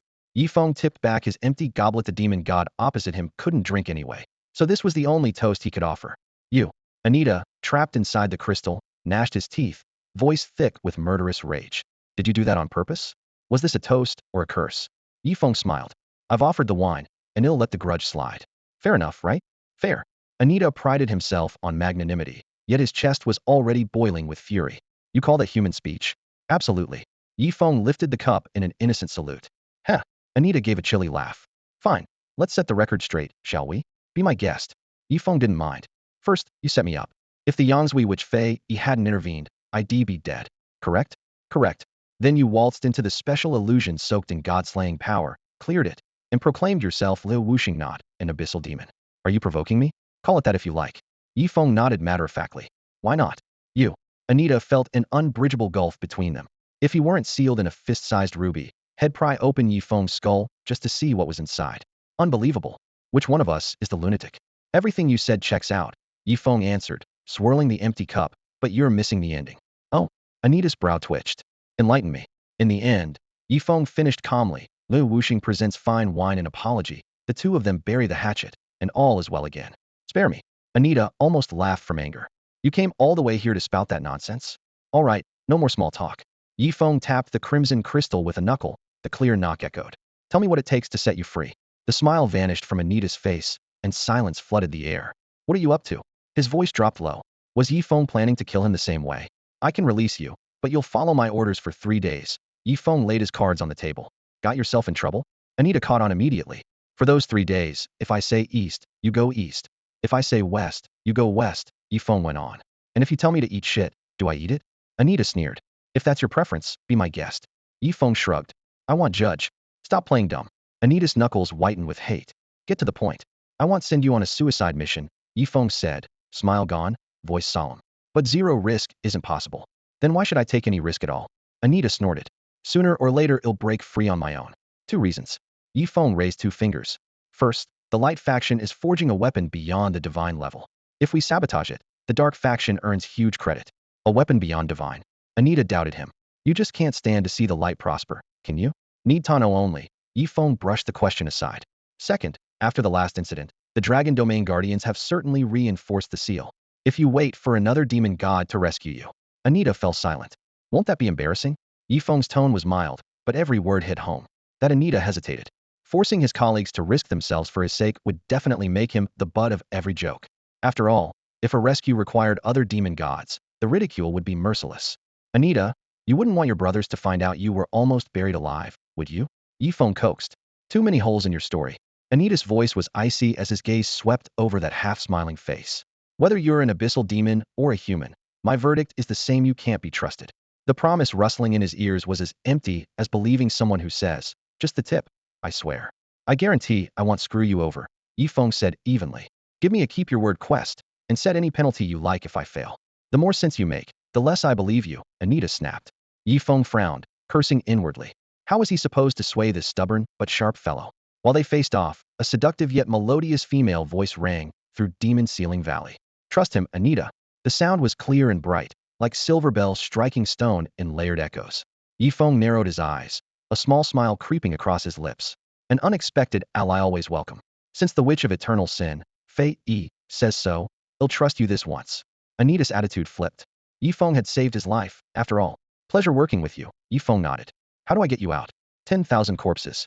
Any other option? The blood of a powerhouse, Anita said calmly. At least celestial tear, or he'll drain them dry in one breath. No big deal, Yifeng replied, relief washing over him. Slaughtering 10,000 people would be far too conspicuous. There were many more players now, and the risk was sky-high. Besides, the Dragon Realm Guardian lacked the Emperor's authority, and the Emperor would almost certainly interfere. Can you persuade your mentor to donate her blood? Anita asked, curious. I won't do that. Yifeng shook his head. Then how will you free me? Those are the only 2 methods. Anita looked baffled. If the Dragon Realm Guardian wouldn't bleed, that left only the landlady, Wang Xiaoyan. No time to waste, strike now, Yifeng urged. Strike now? Who else is even here? Anita muttered. Realizing someone might be lurking in the shadows, he fell silent. Through the crimson gem, he stared at Yifeng's anxious face, the corner of his mouth twitching. An abyssal demon. Definitely an abyssal demon wearing a human skin. What are you waiting for? Witch of Eternal Sin, Fei Yi, help him. Yifeng fumed. Didn't you save him last time? Finish the good deeds, then the demon on his way. We don't need to drag my mentor into this. We've got fresh divine rank blood right here. Fei Yi. A chill wind swept past, and Demon Ceiling Valley fell silent once more. Who could have imagined a mere human ordering demon gods around like that? No one could, or at least, no one should. Human, don't push your luck.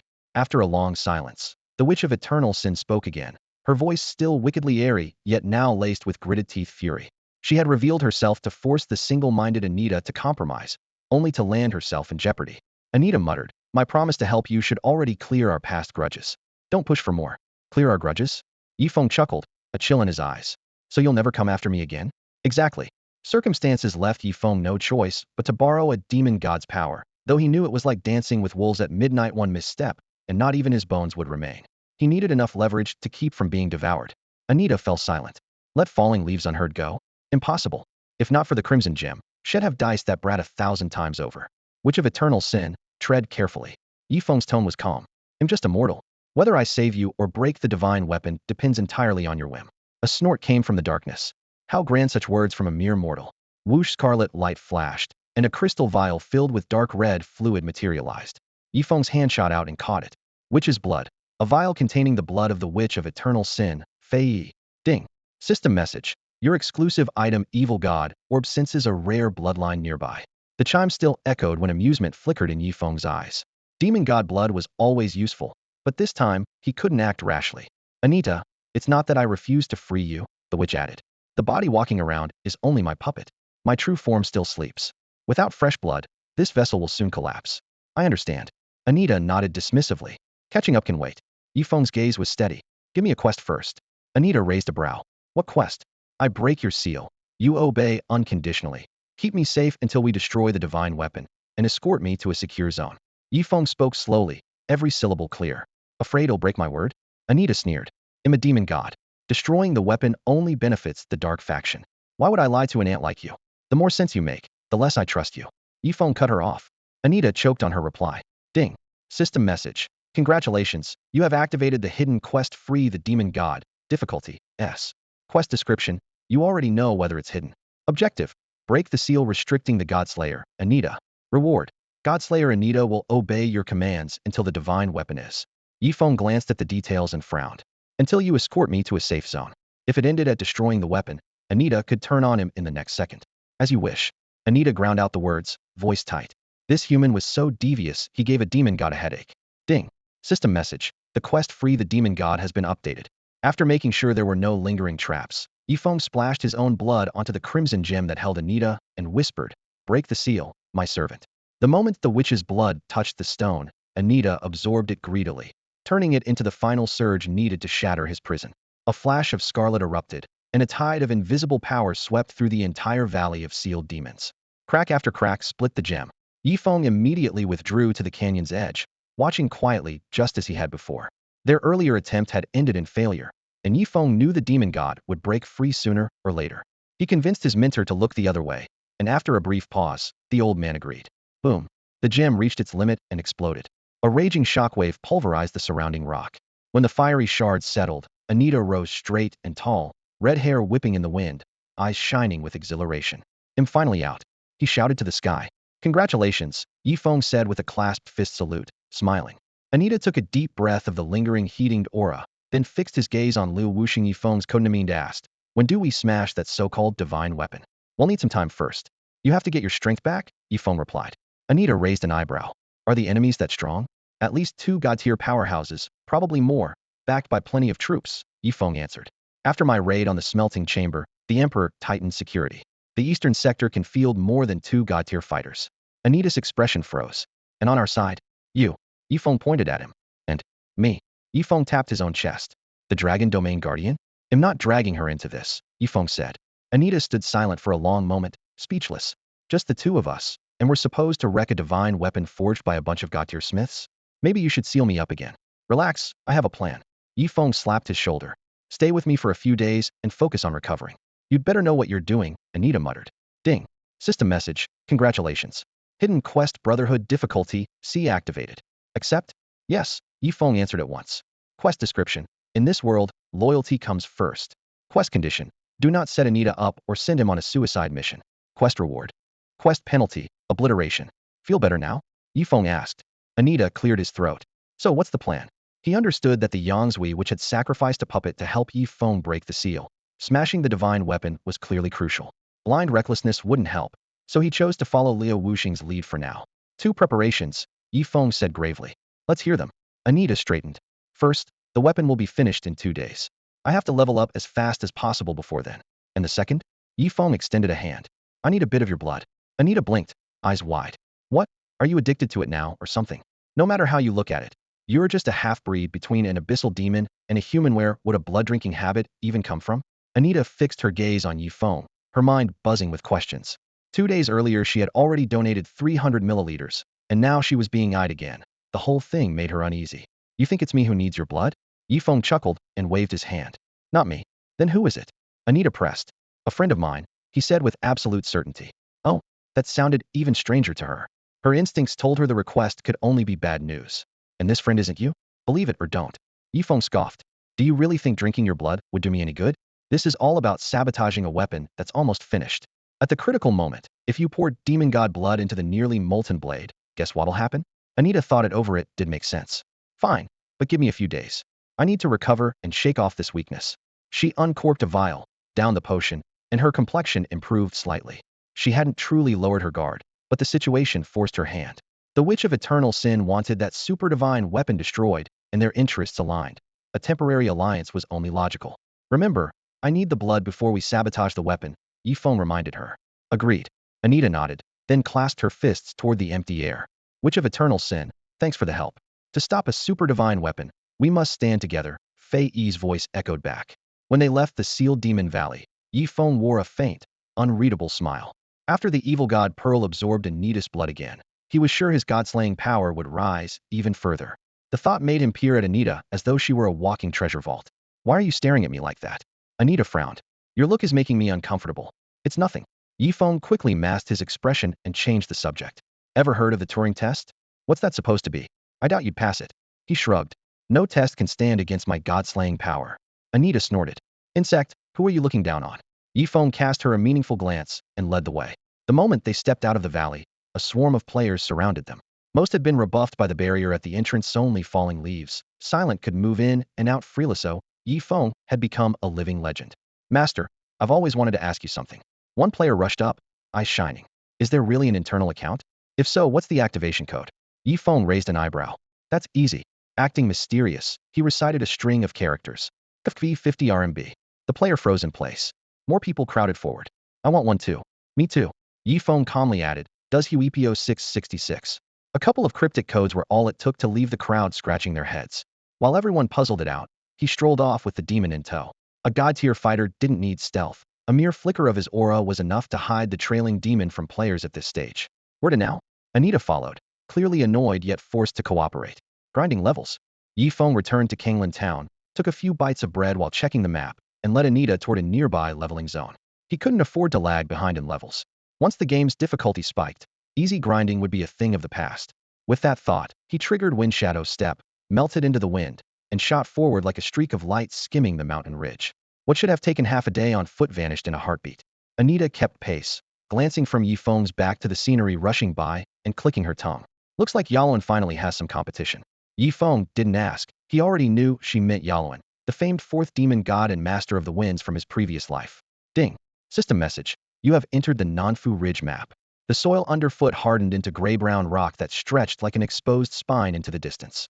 This was a spawn zone for level 40 to 50 monsters. From the foot of the slope, Yifeng saw figures lumbering among the trees, rock creatures draped in dirt and tangled roots. Slow but imposing. Nanfu Rock Fiend Elite. Level 46. HP 50,000. Attack 600,650. Defense 600,620. Skill Hard as Stone. Description: a savage creature of Nanfu Ridge, embittered by the heavens. Why? If it too was born from stone, wasn't it a monkey? Elite mobs were no bosses, yet far trickier than ordinary monsters. One look at those 600 plus attack points told Yifeng they could break his defenses, though their health pool was modest. SHHHK. He slipped in close. The flame longsword flashed coldly, plunging 10 centimeters into the creature's rocky hide. 3,268. Critical.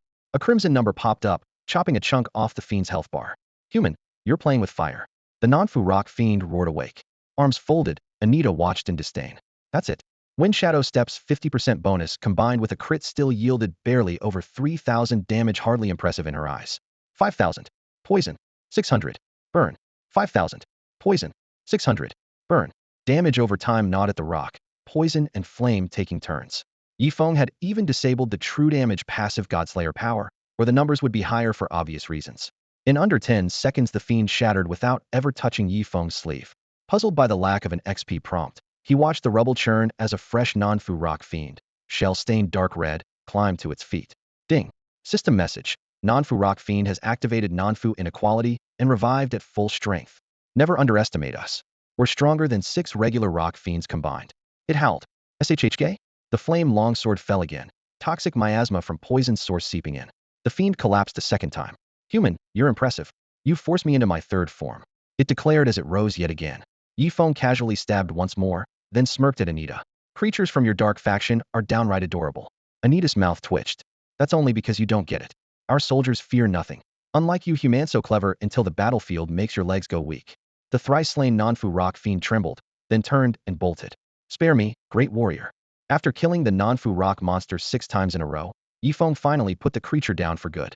Ding, the system chimed. Congratulations, you have slain the Nanfu rock monster elite. Reward, 8 current level experience. Farming an enemy 12 levels above him yielded outrageous returns. With 6 lives and armor like a fortress, the Nanfu rock monster was a grind no one else would dare revisit. Once he was sure the elite was no longer a threat, Yifeng burst into motion, streaking across the rugged ridges of Mount Nanfu. At every turn he whispered demonic syllables, the raspy sound stabbing into the rock monster's senses like needles. Thunderous footsteps soon converged in the valley as a swarm of Nanfu rock monsters charged after him. When the horde reached mid-slope, Yifeng stopped short, stepped into their midst, and triggered Shadow Field. For 10 seconds a black mist boiled within a 10-meter radius, and any lesser creature that entered was corroded to rubble by the source of venom. One hit from Yifeng was a death sentence for a Nanfu rock monster. Not far away, Anita leaned against a boulder, golden slit pupils brimming with boredom. Pathetic. These ants could be erased with a snap of my fingers. You don't mind if I farm your dark faction minions, do you? Yifeng asked without looking up. Not at all, Anita replied coolly. They have no intelligence. So every mindless dark creature is worthless in your eyes? Yifeng pressed. Of course. They're utterly useless. Yifeng switched off his recorder and quietly labeled the clip a demon god's confession. In his view, her words had crossed the line into species discrimination. So only a demon god's life counts? A Stone Lives Matter movement is clearly overdue, he muttered. He smashed 2 rock monsters that were still intact and said casually, since you're bored, how about scouting for a nearby boss? Anita frowned. Why should I? Because the quest reward states, Godslayer Anita will follow my orders unconditionally. Yifeng shot back. No matter how powerful a demon god was, their fickle nature and lofty status meant they would bring disaster to the light faction sooner or later, nothing more. Anita drew a long breath, forcing down his anger. He still had to sabotage the forging of that transcendent weapon, so patience was necessary. Over there, he pointed deeper into the range, a gold-tier rock monster. Thanks. Yifeng nodded. Catching his breath, Anita returned to the point. How long until the weapon is finished? No idea, Yifeng shrugged. My mentor will ping me when it's close. Our odds of success? 50-50 maybe. And the Dragon Realm Guardians really won't intervene? Anita was clearly unwilling to accept it. A rift between the Guardians and the Light faction would be a huge boon to the Dark. While harvesting the remaining mobs, Yifeng chuckled. You sound disappointed. With just the 2 of us, we might not even get close to that area. He patted Anita's pauldron, his tone exaggerated yet confident. With the great Godslayer on our side, taking down 3 or 4 ordinary divine rank fighters will be a breeze. Anita's temper was about to blow. 3 or 4 of them. In your current condition, Yifeng, one would already be too much for you to handle. Ding. System notification. You have slain a Nanfu rock golem elite. Reward, EXP 8. Ding. System notification. You have slain a Nanfu rock golem elite. Reward, EXP 8. The wild monsters fell one after another. Each time Yifeng claimed a life with poison, his experience bar quivered. When the 6th elite shattered, he finally had enough experience to level up. Whoosh. A burst of golden light rained down level 35. No enemies remained. Only a carpet of green stretching over the hills. Stepping over still warm rubble, Yifeng sprinted toward the spot Anita had indicated. There, an even more terrifying creature waited. Humanoid in shape, it was forged entirely of stone. Every step it took made the ground thunder and left a crater in its wake. Rockhelm Stone Guardian. Grade, Gold Tier Boss. Level, 50. HP, 500,000. Attack, 1, 0501, 100. Defense, 1, 2001, 280. Skills, Rock Quake, Boulder Toss, Advanced Charge. Description, King of the Nanfu Golems, protected by a shield of condensed rock energy that greatly enhances its defense and toughness. Break the shield before you strike. That defense is absurd, Yifeng muttered. Without any earth element skills, he couldn't even scratch it. Then he remembered the cheat code standing beside him. His gaze became hot and direct. What are you staring at? Anita felt a chill climb her spine. Brother Anno, big broin. Yifeng lowered his voice so the guardian wouldn't notice, wearing a shameless grin. We've been through life and death together, right? What do you want? Teach me some skills, Yifeng said, palms up. Not many 7 or 8 will do. Any more, and he'll start complaining. Keep dreaming. Veins throbbed on Anita's forehead. Have humans sunk this low? Yifeng raised his voice. Quest, rescue the demon god. Difficulty, S rank. Reward, Godslayer Anita will obey my every command. My command now is, teach me falling leaves silent right this second. Boom. It felt as though a hammer had slammed into Anita's skull. He staggered back, vision darkening, thoughts torn apart. He froze on the spot. I, a dignified demon god, reduced to this? He'll kill you. Murderous intent churned in his eyes. Sure, whatever. Unfazed, Yifeng tapped on Anita's profile and opened the shareable skill list. Let's see which ultimate suits me. A dazzling array of demon skills appeared, but only 3 were available to learn. 1. Meteor Fist Grade B. Description: sandbag-sized fists fall like meteors. Effect: your next 3 attacks gain 50 attack speed. Cooldown: 30 seconds. Class requirement: Dark Pugilist. Level requirement: 10. Cost: 1 gold. 2. Armor-shattering punch Grade A. Description: a punch packed with 20 years of power. Effect: your next punch ignores 30 of the target's defense. Cooldown: 20 seconds. Class requirement: Dark Pugilist. Level requirement: 20. Cost: 5 gold. 3. Earth Split Wave Kick Grade S. Description: gather dark energy in your feet and stomp the earth. Effect: deals 200 attack damage to all enemies in a 10 by 10 area, with a high chance to knock back and knock down. Class requirement: Dark Pugilist. Frustrated yet? Yifeng skimmed the list with relish, then looked up to taunt him. Anita sneered. Those skills are mine alone. You want them? Not going to happen. Ding. System notification. You have learned Meteor Fist, Grade B. Ding. System notification.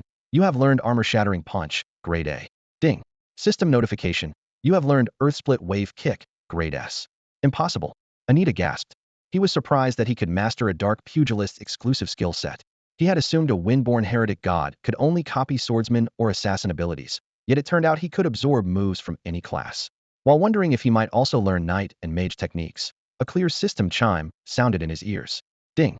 System notice. Because of the windborn heretic god's trait, you have merged Meteor Fist, Grade B, with Wind Shadow Sword Arts, Grade B, and obtained Meteor Sword Arts, Grade A. Ding. System notice. Because of the windborn heretic god's trait, you have merged Armor Breaker Fist, Grade A, with All Out Strike, Grade D, and obtained Armor Breaker Strike, Grade A. Ding. System notice. Because of the windborn heretic god's trait, you have partially infused Earthrending Wave Kick, Grade S, into Shadow Domain, Grade S. Meteor Sword Arts, Grade A. Description: faster, faster still. Effect: the next 3 strikes gain 60 attack speed. Cooldown: 30 seconds. Armor Breaker Strike, Grade A. Description: a full power slash that cracks an enemy's guard. Effect: the next sword attack ignores 30 of the target's defense. Cooldown: 20 seconds. Shadow Domain, Grade S. Description: a wide area attack the windborn heretic god grasped from the Dragon Domain Guardian's Frostbreak, enhanced by Earthrending Wave Kick. Effect: unleashes baleful energy, dealing 220 damage to all enemies within a 10-meter radius, and likely inflicting corrosion, knockback, or knockdown. Cooldown: 60 seconds. Note: true power is locked until sufficient stats are reached. Got it. Yifeng finally understood. He couldn't fully execute a Dark Pugilist's moves, but his hidden class talent let him meld skills with similar effects, keeping the essence, discarding the waste, and turning them into his own. Hidden classes really were broken. This is impossible, Anita murmured, as if thunderstruck. How can an abyssal demon be this overpowered? Yifeng paid no mind to her shock. He raised his flame longsword and headed for a nearby Stonehelm golem on patrol. Activating Windshadow Step, he vanished like a gust, closed in, and unleashed Armor Breaker Strike. Clang. The blade slammed into the thick rock shield, showering sparks. 1. A tiny damage number flashed, but Yifeng wasn't aiming to one-shot it, was all about weakening the shield. He saw durability drop by 10%. Boom. The Stonehelm golem roared and counterpunched, striking only air. 10 meters away, Yifeng had already retreated. Whenever it advanced, he fell back, keeping precisely within skill range yet outside danger. Once the 20-second cooldown ended, the sword flared once more. Armor Breaker Strike. Same arc, same one, and the shield weakened again. Patient as a machine arm, Yifeng repeated the cycle. After 10 rounds, the massive shield shattered, and the golem's defense tumbled to roughly 800-830.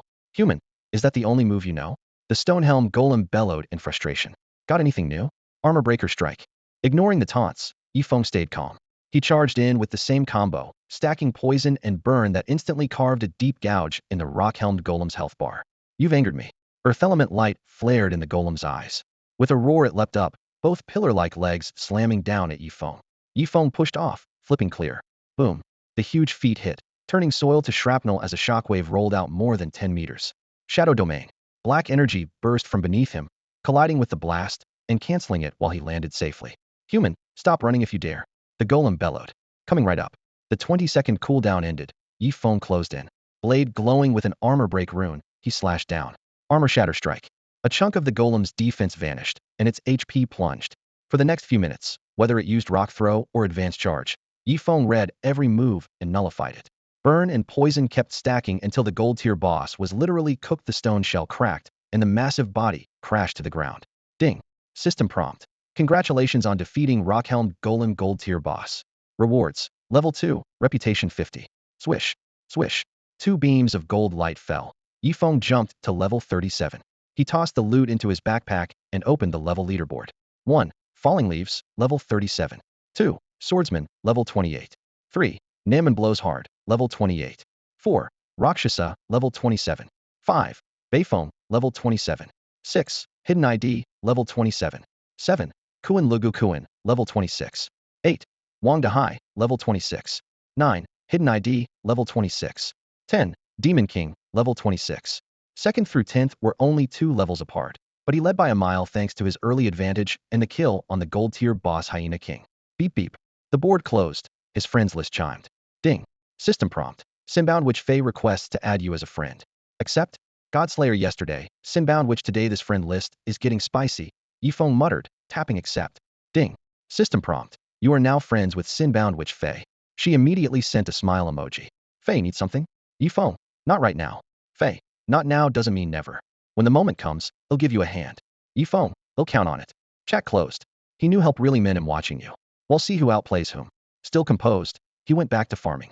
For the next 2 days he practically lived in the Nanfu Mountains grinding by day, resupplying at night. Anita hovered nearby, nerves frayed. You're really not making any preparations? She asked, worried. Flash. Another Nanfu rock beast exploded. Golden light rippled out. Yifeng hit level 40 and swapped in the dark gold meteor boots, and the leggings dropped by the rock-helmed golem. Rock-helm leggings gold tier. Defense, 4045. HP, 3000. Trait, defense 6. Level requirement, 38. Description, comfortable, breathable, hard to damage. Yifeng glanced up. I'm not worried. Why are you? Anita's mouth opened, expression tangled. Was he really planning to face several god-tier players alone? That was suicide. Beep beep. Her anxiety peaked as Lishua sent a private message. Lishua, smelting finishes tonight. When the transcendent weapon is born, the sky will react. Yifeng. Thanks, mentor. Roger that. Reply sent. Yifeng sheathed his blade and left the Nanfu range. A cold smile curved his lips. Emperor, sword spirit, it's time to settle the score. The Nanfushan range basked beneath a flawless sky, its slopes bursting with wildflowers. Yifeng slid his sword into its sheath and turned to leave. Anita hurried after him and whispered, shouldn't we start getting ready? The forging finishes tonight. He checked the glowing time display on his wrist. Roughly 5 hours. 5 hours. Anita's brows nodded. What can we possibly do in that time? She grumbled to herself. Maybe the eternal sin, which overestimated falling leaves in silence set depending on him, could be worse than acting alone. Enough. With a subtle shift of his feet, Yifeng shot forward like wind skimming treetops, bypassing Kanglan town and racing straight toward Wuing City. He had been grinding in the Nanfushan range simply because it was the closest spot to Wuing City. As for the teleportation array, he wouldn't go near. The fate of Soul Supreme was warning enough. A so-called safe zone was never truly safe. With his current status, if he appeared in the center of that array, a patrol might brand him a criminal in the next heartbeat and shatter every plan he had. Whoosh. Afterimages rippled beneath his feet as he sprinted, as swift as an arrow loosed from the bow. Half an hour later, Wuing City rose on the horizon, towering gray-white walls, imposing structures, and a steady stream of traffic painted a scene of bustling peace. No one knew a sacred beast was being tortured inside. How do we break in, let alone find the forge? Those are real problems. Anita kept pace, voice tight with worry. Starting now is cutting it close. I told you to move earlier. Too early, and we'd stand out even more. Unhurried, Yifeng led her to a secluded corner of the wall. Suspicious, Anita asked, what are we doing here? Dig. Yifeng took a black iron shovel from his pack and handed it to her. Dig? You want me to tunnel under the patrols and drop you inside Wuing City? That's her mouth twitched. Have you even thought about who you are? And if you fly me over the wall, the god-tier sentries won't notice? He shot back. Anita swallowed. You mean? We tunnel straight to the smelting chamber, Yi Feng said with certainty. It was built underground from the start. Her eyes sparked, then narrowed. Can you pinpoint it? Underground's huge one wrong turn, and we're done. Why not? He tapped his temple. I've memorized the coordinates down to the meter. It was true. Days ago, Head found a string of encrypted data coordinates accurate to the meter that led straight to the magma chamber. Following them wouldn't be hard. Your memory is terrifying, Anita muttered. If they reached the chamber through a tunnel, they'd be on site the moment the fusion began, catching everyone off guard. Simple, unconventional, almost impossible to defend against exactly the kind of plan Anita favored. Start digging. Yi Feng urged, eyes locked on the countdown. We don't have much time. If Wed started earlier, someone might have noticed. That's why I waited. Anita stamped a foot, but swung the shovel anyway. Then why aren't you digging? Because you have to follow my orders without question. Scowling, Anita hacked at the earth with her shovel like a woman possessed. A god-tier fighter's attack speed was frightening enough, and with the dark boxer's razor-sharp control, the shovel blurred through the air. In the blink of an eye, a surprisingly neat tunnel had taken shape. Whenever she tried to fling the dirt outside, Yifeng's cautious bark stopped her, so she stuffed the wet clumps into the demon god's pack instead. Dig this way, Yifeng ordered, his voice low but leaving no room for argument in the dim passage. For the sake of the dark faction's grand plan, Anita swallowed her anger. She treated every shovelful of soil as if it were Yifeng's skull lift. Smash. Repeat, gritting her teeth as if to hiss. Fallen leaves make no sound, but he'll still dig 3 feet down to kill you. No personal attacks, Yifeng rebuked coldly. With the mission looming over them, Anita could only shut up and dig, her resentment simmering. Damn it, this reward is way too stingy. Yifeng suddenly muttered, eyes lighting up. He thrust out a hand. Give me the demon god's blood. I need it. He had never forgotten its value, had just been waiting for the perfect moment, one that left his partner no chance to refuse. You're ruthless. Anita dropped the shovel, slashed her palm, and dark purple blood welled up. Holding an empty vial, she squeezed until it filled. All the way to the top, Yifeng urged. Why do you need that much? So we can splash plenty of it around and sicken the divine soldiers with your blood, he answered in a sinister murmur. When the vial was finally full, Anita tossed it to him without expression. Yifeng caught it at once. Ding. System prompt. You have obtained quest item Demon God's Blood S rank. At the same time, inside the lava chamber, molten iron bubbled and roared. One blade of light and one of darkness were being fused, cold gleams and baleful aura intertwining. Bursts of sword energy lashed out like silver ribbons, carving knee-deep cracks into the rock walls. Nearby, a Pichio lay on the brink of death, its health at rock bottom, collapsed and wheezing while its last drops of blood essence were drained. It's finally merging. Bernie of the radiant Mirror Emperor of the Eastern Zone let a rare flush creep across his aged face. His voice was hoarse yet thrilled. When the time is right, we'll sacrifice the Pixius flesh and blood as the final forging material. An ultra-gaudier weapon is inevitable. Congratulations, Your Majesty, said Divine Judgment Guard Yalvis and Flame Archmage Watt, both god-tier bosses. Bernie dipped his head, clearly pleased. Has anyone seen the disciple of the Dragon Domain Guardian? He didn't believe the boy could cause real trouble, but weaponsmithing was no place for error, so he had stationed another god-tier expert at the lava chamber. He still hasn't shown up, Yalvis reported with a bow. We have troops at every teleport array and all around Wuing City. The moment he appears, we'll seize him and throw him into Sky Prison. Excellent. Bernie's relieved sneer curled. An ant I could crush with a flick of my finger dares boast before Medhat's sheer folly. Exactly, Your Majesty, the 2 god-tier guards chimed in. A mere bug causing trouble under the noses of 3 god-tier powerhouses? One stomp and he's dead. Swoosh. The spirit of the demonic sky sword materialized, its edge gleaming as it warned in a low voice. You mustn't get careless. Oh, Bernie raised an eyebrow. Why do you say that? Deep in my soul, I feel an uncontrollable dread, the sword's spirit whispered. The first time I saw Yifeng, for words rang out, why should I spare you? Those words have echoed in my mind ever since. If not for the lure of power beyond god tier, the spirit might already have knelt. With 3 god tier experts standing guard, if he shows up, they'll butcher him like a dog, Bernie vowed. That's how it should be. Upon hearing Bernus' words, the sword's spirit finally relaxed. No matter how terrifying that abyssal demon might become in the future, at this moment it was as weak as dust, pinned down by the pressure of several god-tier beings, and unable even to lift a finger. A low hum rippled across the sky as an invisible resonance suddenly crystallized. The demonic Heavenblade and the Holy Spirit sword, pressed flush together, erupted in tandem. Pitch-black hellfire and pure radiance tangled like 2 raging currents. Black and white collided, and spiderweb cracks spread across the chamber walls. As the power gathered, the 2 peerless weapons slowly merged within a blinding light, the gap from tip to hilt shrinking before the naked eye. 10 minutes at most. Flame Archmage Huate calculated with a flick of his fingers, his crimson robes snapping in the surging mana. Unable to hide his excitement, he exclaimed, once the fusion is complete, His Majesty will wield a true transcendent weapon. Bernie threw back his head and laughed, sparks of fervor dancing in his eyes. I have poured the rarest treasures of the realm into this moment. Demonic Heavenblade, Holy Spirit Sword, do not disappoint me.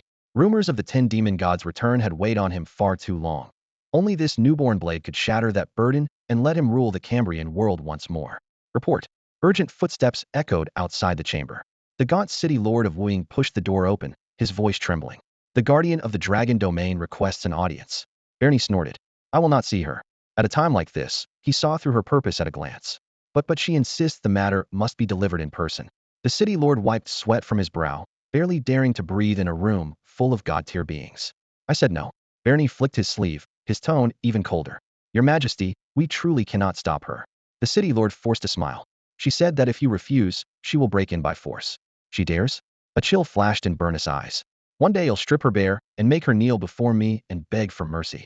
The Guardian's beauty was legendary, coveted by half the nobility of the Cambrian world, yet her unfathomable power kept all hands off. After a brief pause he ordered, Alvis, stall her for 10 minutes. Until the forging is finished, no one sets foot in this chamber. As you command. Royal Guard Alvis dropped to one knee, drew his great sword, and hurried out. At the mouth of the secret passage beyond the city lord's mansion, icy winds howled.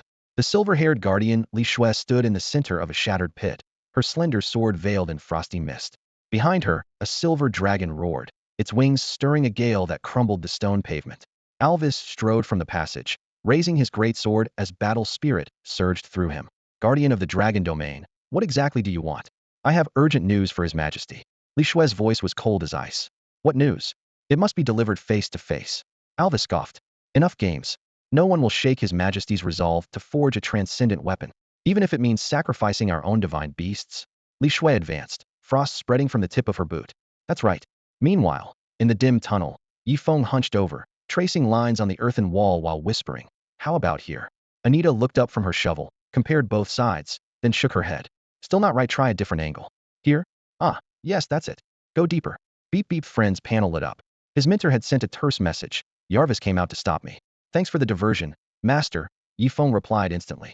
This mission was insanely difficult, and he had to use every trick he could. If the mentor pretended to storm the smelting chamber, the Emperor would definitely send guards to block him, drawing attention away. After what happened last time, the Emperor would never again let anyone approach the chamber easily, especially now, with everything on the line. At Yifeng's feet, the little Pichio sniffed the dirt. Linked to its mother by blood, it could sense her position and guide them. Shoo! Anita drove the shovel into the soil, then froze, brows knitted. We can't dig any farther. We're too close to the smelting chamber. One more stroke, and they'll notice. Got it. Yifeng drew a deep breath and cupped the palm-sized Pichio in both hands. When the time comes, talk your mother out of this. Sacrificing herself for others isn't worth it. He had to account for that. If the Pichio refused, all their effort would be wasted. Judging by the situation, the mother had agreed only to protect her cub. Chiu. The little creature nodded solemnly. Bzzz, bzzz, bzzz. Inside the smelting chamber, two swords resonated violently, waves of light and darkness crashing together, making the whole space shudder like glass. Invisible sword chi etched fresh scars into the walls, layer upon layer, the sharp intent so fierce that even the Emperor and Walter felt thin cuts bloom on their skin. We're almost there. Bernie held his breath, fanatic light blazing in his eyes. In his sight, the two divine weapons were slowly merging. Their old blades faded as a new sword took shape, half the edge black, half white, only the hilt not yet fused. Swish. Seconds later, the hilts locked together, and black and white energy shot upward in a pillar of light that seemed to pierce the heavens. Night was torn apart. Wuying City shone as bright as day. Hellish gleam and holy radiance intertwined. High in the sky appeared visions of mountains of corpses and seas of blood, abyssal vortices, then throngs of worshippers and gods descending from the clouds. What in the world is that beam? Where did it come from? An omen in the sky. Treasure must be being born. Or maybe a demon king. Startled awake, the citizens rushed from their houses, pointing and arguing about the sudden pillar of light. Elsewhere, locked in battle with Yarvis, Li Shui's slender body trembled. The silver weapon in her hand quivered as if afraid. Falling leaves and silence. Shattering that sword will cost you too much. Li Shui's expression was complicated. The demonic abyss sword belonged to fiends. The Holy Spirit sword embodied sacred royalty. Their fused form would exceed the limits of the Cambrian realm the moment it was born. Destroying it would unleash consequences beyond imagination. Congratulations, Your Majesty, congratulations. Walter fawned shamelessly. Ha ha, I've done it. I'm about to succeed. Bernie laughed wildly at the sky. Boom. A dull explosion rang out. Bernie's smile vanished as he turned and saw the wall loosen, bricks crashing down. Boom. The earth burst open. Anita smashed through, both fists wrapped in black flames, murderous aura surging. Beside her, the young man in a dark purple mask had already transformed into an abyssal demon. Cyan eyes gleamed like blades as his bone wings snapped open, and he became a bolt of lightning, hurtling straight toward the forging pool. A sudden wind rose. How dare you? Inside the lava chamber, everything changed in a heartbeat. You dare. Boney stalled for half a second, then hurled himself at Leo whooshing. He hadn't expected anyone to tunnel straight into the vault, and with the fusion at its most fragile point, he couldn't let the weapon be ruined. Flame Archmage Wait moved first. His figure flickered like a blink spell as he flashed to the forge pool, blocking Yifeng's path. A sneer curled on his lips. The weak should learn their place. With a sweep of his staff, fire erupted. A dragon of flame roared out, its heat fierce enough to liquefy flesh in an instant. The blaze lit Yifeng's face. His expression stayed like stone. Head triggered every speed skill he had, yet the gap between him and a god-tier foe was still a gulf. Godslayer Anita appeared from nowhere. She caught the dragon's skull in one hand, ignored the searing heat, and squeezed. Black light exploded, and the dragon vanished. Fight me instead. Her left hand slammed over Huit's face, driving him straight into Boney. Die? Boney bellowed. His god-rank sword punched through Anita's left hand, but she twisted aside just in time to spare her vitals. Hurry. Damage numbers burst across her body. Holding off two god-tier enemies was ripping her apart. Yifeng sprang past them and sprinted for the forge, now only a few meters away. One thought filled his mind. Smash it. Above the blade, the weapon spirit appeared, its face carved from ice. Abyssal demon, why stand in my way? In your state, how will you stop me? The nearly finished super divine weapon shuddered. Hundreds thousand soft sword beams erupted and whirled into a storm. Miss. Miss. Miss. The word flashed across Yifeng's body. Anita's buff made him immune. He wasn't fast enough to dodge. The weapon spirit's eyes widened in shock. Behind him, Anita held Wait and Boney in a death grip while blood sprayed from her mouth. Skin split open in a web of wounds, yet she still wouldn't let go. Break it, she screamed. Every blow meant for Yifeng was being funneled into her. This was far more than a simple shield. Yifeng dove into the pillar of black and white light. Sword intent crashed over him. He raised his flaming longs wordingly for the blade to shatter, leaving a charred hilt. Ding. System message. Your weapon flaming longsword has been permanently destroyed. He tossed the ruined hilt aside, expression blank, and clamped both hands around the half-fused blade. Veins bulged as he tried to tear it apart. Come on. A golden streak drilled through his skull and slammed into the wall, making the entire chamber shake. Before he died, Yifeng turned to face the Emperor, pointing a sword at him, catching the cruel grin that spread across the man's face. Ding. System message. You were struck by Bernie's mystic sword aura from the Mirror of Radiance, losing 5,654,324 health points. Ding. System message. You have died. Pooh. A metallic taste filled Anita's mouth, his eyes rolling back as he nearly fainted. He hadn't yet returned to peak condition, and Yifeng was too weak. That strike was far beyond what he could endure. Bernie and another divine rank fighter shook Anita off, flashed to the forging pool, and only when no further threat appeared did they exhale in relief. Bang. Bernie kicked Yifeng's corpse aside like a dead rat, his face full of satisfaction. Insect, you almost ruined everything. Against someone else, that interference might have been fatal. Luckily, Silent Falling Leaf just wasn't worthy. The sword spirit eased a little, but still shuddered. That scared me half to death. The danger's gone. Our transcendent weapon is right in front of us. Damn. Anita clutched his chest, blood seeping between his fingers. We still failed. Looks like this time I'll lose more than the Mishimi lives on the line. Yifeng's soul drifted in midair. He coolly watched the two smug divine ranks, glanced at the despairing Anita, then fixed on the little Pichio sobbing beside his own corpse. Lost, have we? No. It's nowhere near over. Azure fire flared in his eyes. If we don't want everything thrown away, time rewind. Why had the eternal sin, which stayed silent? He had no idea. Maybe she was scheming. Maybe her puppet body was too fragile. But he was sure she was close.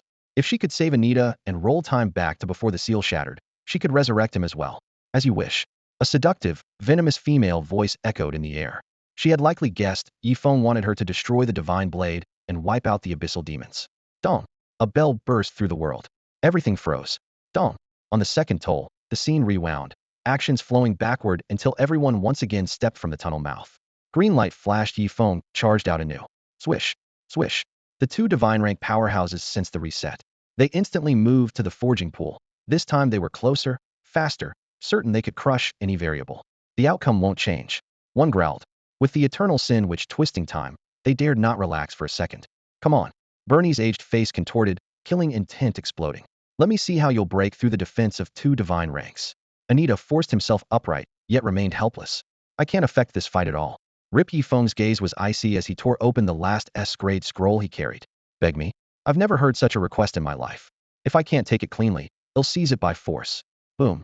The scroll shattered, unleashing a storm of malevolent energy.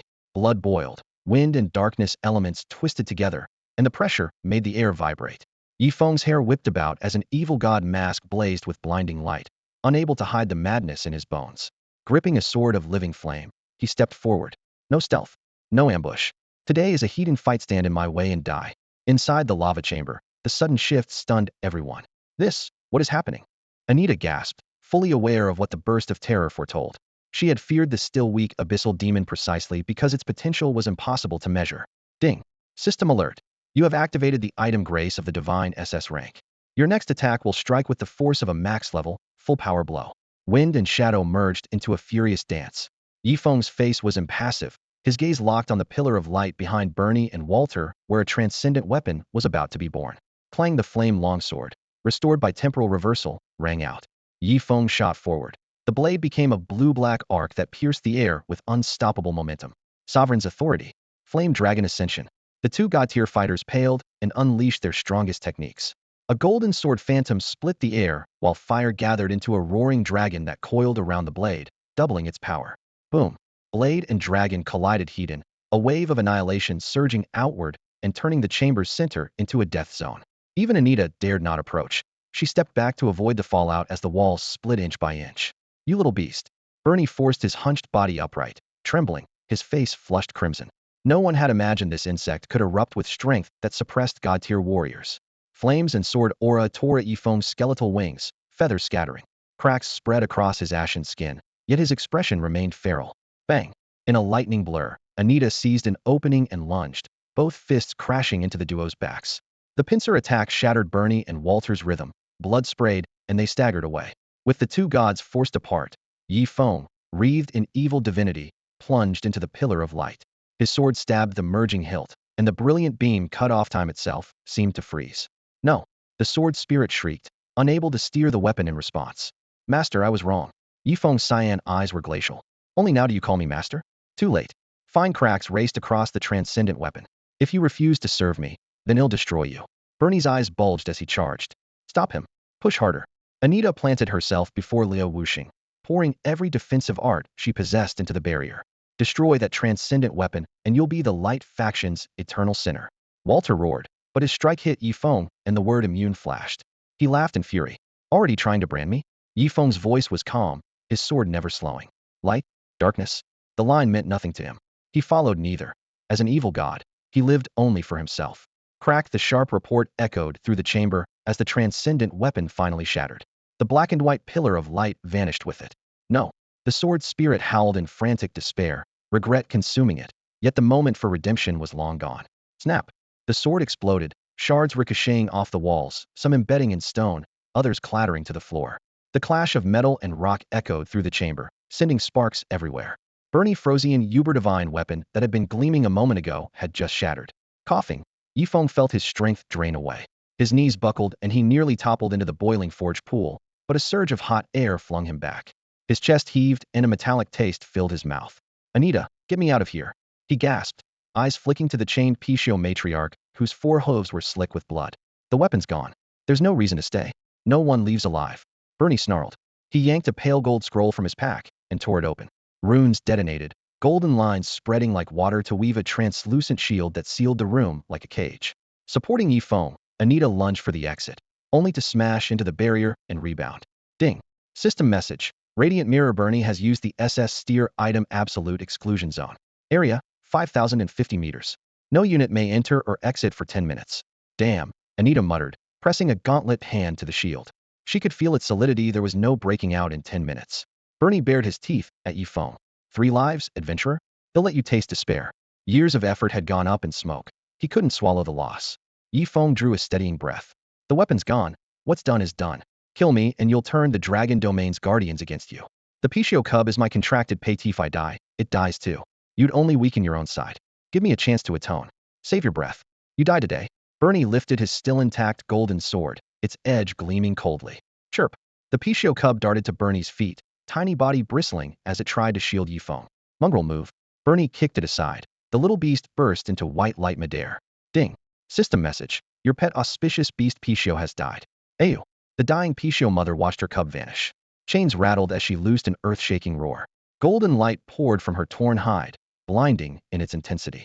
A wave of holy fury swept through the chamber, each gust louder than the last, the stone walls booming. The entire space shook, dust and rubble raining down. Finer golden motes evaporated from the Pixius body, a force that seemed to shred words and reason as it spread. Bernie's blood ran cold. What are you doing? He demanded, but no answer came. Whoosh, whoosh, whoosh. Broken sword fragments flared with the same golden glow, drawn into the air by an unseen pull. They snapped together before the Pichio, reforming the blade, though cracks webbed its surface. In the next instant the Pixius' massive form collapsed, dissolving into a torrent of golden particles that surged into the hilt. A translucent soul ripped free of the flesh and plunged into the still damaged weapon. I get it. Walter cried. The original sword spirit is gone, so the Pichio is turning its body into the blade, and its soul into a new spirit to repair the god weapon. Bernie saw it too and shouted, Pichio, help the Radiant faction claim this divine blade, and your name will shake the world. Ayu. The Pixius soul answered with a low, resolute howl. Congratulations, your majesty, congratulations. Golden light flooded the room. In the ravaged, smelting chamber, rolling waves of heat mingled with the golden glow as the balance of power shifted again and again. Bonus' eyes were like blades as he fixed on Anita and barked, use your demonic blood to hone the blade for the divine weapon. You. Anita clenched her teeth. She knew full well that if a peer gained a super divine weapon, killing her would be effortless. Any protest sounded hollow. Boom. In a matter of seconds, 3 pillars of light white, black, and gold shot skyward, punched through the roof, and made the night as bright as day while the air itself thrummed. On a distant battlefield, Li Shui was chasing Yair Weixi atop her silver dragon when the tremor hit. She glanced back at the tricolored beacon and frowned. Did it work or fail? When the first beam vanished earlier, she had assumed Liu Wuxing had completed his task. Now she could no longer read the situation inside the chamber. Long live his majesty 10,000 years. Yair Weixi shrieked from the dragon's back, waving his arms. The true dragon emperor is blessed by heaven. Quiet. Li Shui snapped, her sword flickering so fast that Yair Weixi had to duck and scramble. Inside the chamber, the mood was treacherous. Yifeng stared at the Pichio that was feeding itself to the sword, his heart pounding. Boney tried both threat and promise, his voice ringing out. A sacred beast of the light faction dies for the light faction. One day the world will know of your sacrifice. For an emperor, empty pledges cost nothing. Buzz. The Pixius soul slipped into the super divine weapon. Cracks vanished in an instant, and the 3 pillars grew even brighter. Boney and Huate locked eyes, breathing hard with excitement. Heaven favors its emperor. Heaven favors the light faction. Boney shouted, raising his fist. The sword suddenly quivered. 10,000 strands of sword intent exploded, snuffing out the pillars and revealing the weapon's true form. A razor-thin gray blade wreathed in mist and biting cold. 1 inch wide, 4 feet long, its body bore shadowy patterns that flowed like starlight, each edge razor-sharp. Fully restored, the sword hovered down until it hung at chest level, waiting in silence for its rightful master. Boney strode forward with solemn grandeur, his voice echoing. With this sword I shall carve new realms. With this sword all nations will bow. Anita's face went ashen. What do we do now? I have a feeling, Yifeng said, eyes blazing. Things might not end badly. At least as the sword spirit, the Pichio will not perish. What feeling? Anita was still lost. I am linked to the Pichio. Unable to contain himself, Boney approached the gray blade and reached for the hilt. Swish. The sword light darted like a serpent, slipping from his grasp.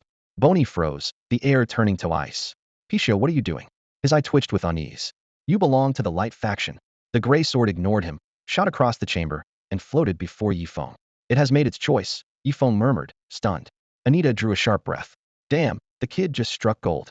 Imitating Bonus' earlier tone, Yifeng laid a hand on the cold blade, solemn and steady. With this sword I shall carve new realms. With this sword all nations will bow. Silence fell like a curtain. Bonus' face flickered between white and green. Wasn't stealing a weapon enough. Did he have to twist the knife? Yifeng closed his fingers around the hilt. A torrent of power surged up his arm, his life force swelling, his spirit roaring like thunder. Ding. System prompt. Congratulations, you have obtained the super divine weapon. Ding. Congratulations on completing the S-rank quest Pixius secret. You have been awarded the auspicious beast Pichio, a mythic companion. After stowing his weapon, Yifeng smoothly seized Anita's wrist. Lowering his voice, he said, "Come on. Every feast has to end sometime, right?" Anita nodded sharply and threw herself into the tunnel with all her strength. Somewhere in the dark, Pixius' mother had quietly lifted the barrier sealing the passage, confirming for Yifeng whose side she had finally chosen. "Think you can run?" Bernie and Walter burst into the tunnel almost at the same time. Whoosh, whoosh, whoosh, 3 flashes of light shot forward. The moment they emerged, Anita swept up into the air, carrying Yifeng toward the distant mountains. "Leave my weapon," Bernie howled, his voice cracking. That transcendent weapon was the culmination of half a lifetime's work. Watching it vanish tore at his heart like a blade. Mid-flight, Walter fell steadily behind. As a mage, he lacked both the stamina and speed of other classes. Soon he was wheezing, the gap widening by the second. Through the howling wind, Yifeng pointed at a cliff ahead. "Set me down there. Then stall the Emperor for me. What about you?" "I have my own destination." Anita looked troubled. "Brother, I really don't feel." "Do it," Yifeng snapped, leaving no room for argument. He knew exactly how this would play out. Once they were clear, Anita would try to snatch the weapon. But the quest rules were explicit. Anita, the Godslayer, must obey your commands until Luo Yi Wuxing reaches a safe zone. For now, she had no choice. Cold-blooded, Anita muttered, clicking her tongue. Moments later they reached the designated coordinates. Anita set Yifeng down, spun, and charged straight at the approaching Bernie, hurling insults as she went. "Old man, shouldn't you be resting at home instead of hand-delivering me a transcendent treasure?" Silence. Bernie's face darkened to a furious purple. Boom, boom, boom. The two powerhouses collided, shaking rocks from the mountainside. Bound by the quest, Anita had to focus on her opponent and couldn't spare a glance elsewhere. Clear of the battlefield, Yifeng plunged into a dense forest. Activating Wind Shadow Step, he became a gust of razor wind, shredding grass blades as he flew. Every sense was taut, ready for an ambush. "Abyssal demon, why rush off so fast? Where are you going?" A sultry female voice echoed through the trees, each note laced with bewitching charm.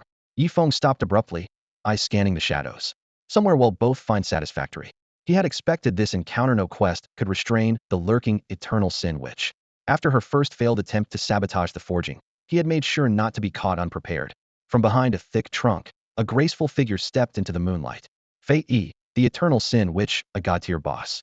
Under the pale glow, her features were exquisite, skin like polished jade. A black, ornate gown clung to breathtaking curves. She idly brushed a strand of hair back, every motion calculated to entice. "How about here?" Fei laughed softly, eyes gleaming. "I can't wait any longer." In the forest, tree shadows danced. Night wind poured through the thick canopy, a damp chill clinging to bare skin. Facing the spellbinding eternal sin witch, Yifeng's gaze was razor-sharp, elemental energy still flickering at his fingertips ready to strike. To him, both the light and the dark devoured people alike. Only their feeding manners differed. The witch had once helped him unseal Anita solely to destroy that transcendent weapon. Now that the blade had found a new master, she needed another plan. Yifeng eased back a few steps. Deserted wilderness, one man and one woman, were they really going to fight to the death? The temptation she offered was enormous. He dared not lower his guard. Her crimsonagate eyes locked onto him. Her voice was sultry and cold. "Your body and your weapon could drive anyone mad." Abyssal demon flesh was a potent elixir for demigods, and the weapon almost no one in the vast Hanwu realm could wield it safely. Yifeng knew exactly what she meant. The long night promised no sleep. He kept retreating, yet she trailed him like a shadow.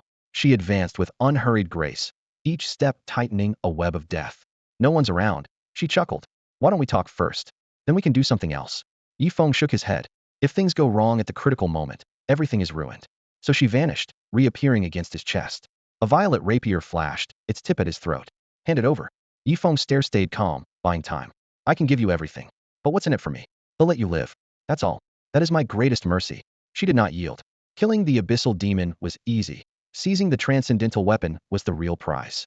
Yifeng smiled wryly, but kept steady breath. "Then grant me one more request." "What request?" Fei frowned. He drew a slow breath, words deliberate. "Beautiful witch, what I want is for you to." Fei's eyes glinted with frost. "Die here." A needle-thin line of fire shot from the distance, striking where she had stood. Fei dodged back, sparks sprayed off her boot. "Fei!" Her heart lurched. Before she saw the attacker, a scarlet longsword tore through the night, its blazing arc lethal and bright. Clang! Violet rapier met crimson steel. Elemental shockwaves exploded, hurling leaves skyward. Both swordswomen pulled their power just enough. Neither wanted Yifeng harmed. The newcomer wore loose loungewear, hair whipping in the wind, yet unable to hide her killing aura. A system tag glowed in the dark. Landlady Wang Xiaoyan. Immortal class boss. "Aunt Xiaoyan, you finally made it." Yifeng staggered clear of the clash and sprinted for the forest edge, never looking back. He had sensed her arrival the instant it happened. They were already friends, able to speak in secret. Clang, clang, clang. Scarlet and violet light burst like fireworks, thunder rolling through the trees. The eternal sin which ground her teeth. She had meant to hunt falling leaf silent, Yifeng's code name, but Wang Xiaoyan blocked her path. Forced to lock blades, she had no choice but to give the duel her full attention. Had she been at her peak, she could have brushed aside the woman blocking her path without a second thought. But the body she inhabited was only a puppet, capable of channeling barely a tenth of her dormant true power. That brat's tougher than I thought. The witch of eternal sin winced, forced to stand her ground. Wang Xiaoyan advanced. Sword light poured down like a torrential rain, effortlessly suppressing her foe. Each slash ripped a shriek from the air. Whoever won this duel would walk away with a divine pet, and a super god-tier weapon spoils that would make anyone's eyes burn with envy. Meanwhile, Yifeng dared not linger. He sprinted toward his final destination, chest heaving as he counted the minutes. 10:20. Sweat slid from the ends of his hair. Every so often he glanced back and still saw the two figures clashing in the distance, the witch of eternal sin shredded by countless sword arcs, yet stubbornly unyielding. Boom. With a muffled crash, Wang Xiaoyan drove the witch into the rubble with one merciless kick, giving her no chance to close in on Liu Wuxing. If it isn't yours, stop coveting it. You yellow-faced hag, you'll remember this. The witch snarled. When my true body awakens, I'll be sure to pay you a visit. You coquettish little vixen, he'll be waiting, Wang Xiaoyan snapped back. At the same moment, the molten chamber lay in ruins, shattered stone everywhere, the once crimson forging pool, now a dull gray. Whoosh. A streak of light crashed down. Emperor Bernie reappeared, armor in tatters, clearly fresh from a brutal fight. His clouded eyes swept the room. Clenching his fists until his knuckles whitened, he forced the culprit's name through gritted teeth. Luoya Wuxing. Earlier he had driven off Anita, but missed the chance to pursue. Now the super god weapon he had forged with his life's blood was gone, as though someone had ripped out his heart. Your Majesty, since it's come to this, why not go with the flow? Keep Liu Wuxing here, and let bygones be bygones. The adjutant Walter whispered. Let bygones be bygones. Bernie's gaze turned icy. Do you take him for a fool? Do you really think he'd join the dark faction? A chill crawled down Walter's spine. The demon gods would never let a super god weapon slip away. Forcing Liu Wuxing to hand it over was only a matter of time, and the dark faction would be just as ruthless. He wants to defect to them? Fine. Bernie's eyes flashed coldly. First he hands over the divine pet and the super god weapon for safekeeping. Then we'll see where he can hide. Compared with the demon gods, Bernie held one special advantage. You mean? Spread my orders to every adventurer in the eastern zone at once, Bernie said, a cruel smile curling his lips. Adventurer Liu Wuxing has betrayed the light and turned to evil. He is to be killed on sight. Bang. From the hole blasted in the ceiling, a figure plummeted into the molten chamber, smashing a deep crater. Cough. Alvis, beaten bloody by the Dragon Realm Guardian, staggered upright. Your Majesty, I couldn't stop her. Bernie's face darkened. At the edge of the opening above, a silver dragon folded its vast wings. From its back, leashed a dove, landing lightly before the gathered god-tier beings, her robes immaculate, her expression serene. Guardian of the Dragon Realm, what is the meaning of this?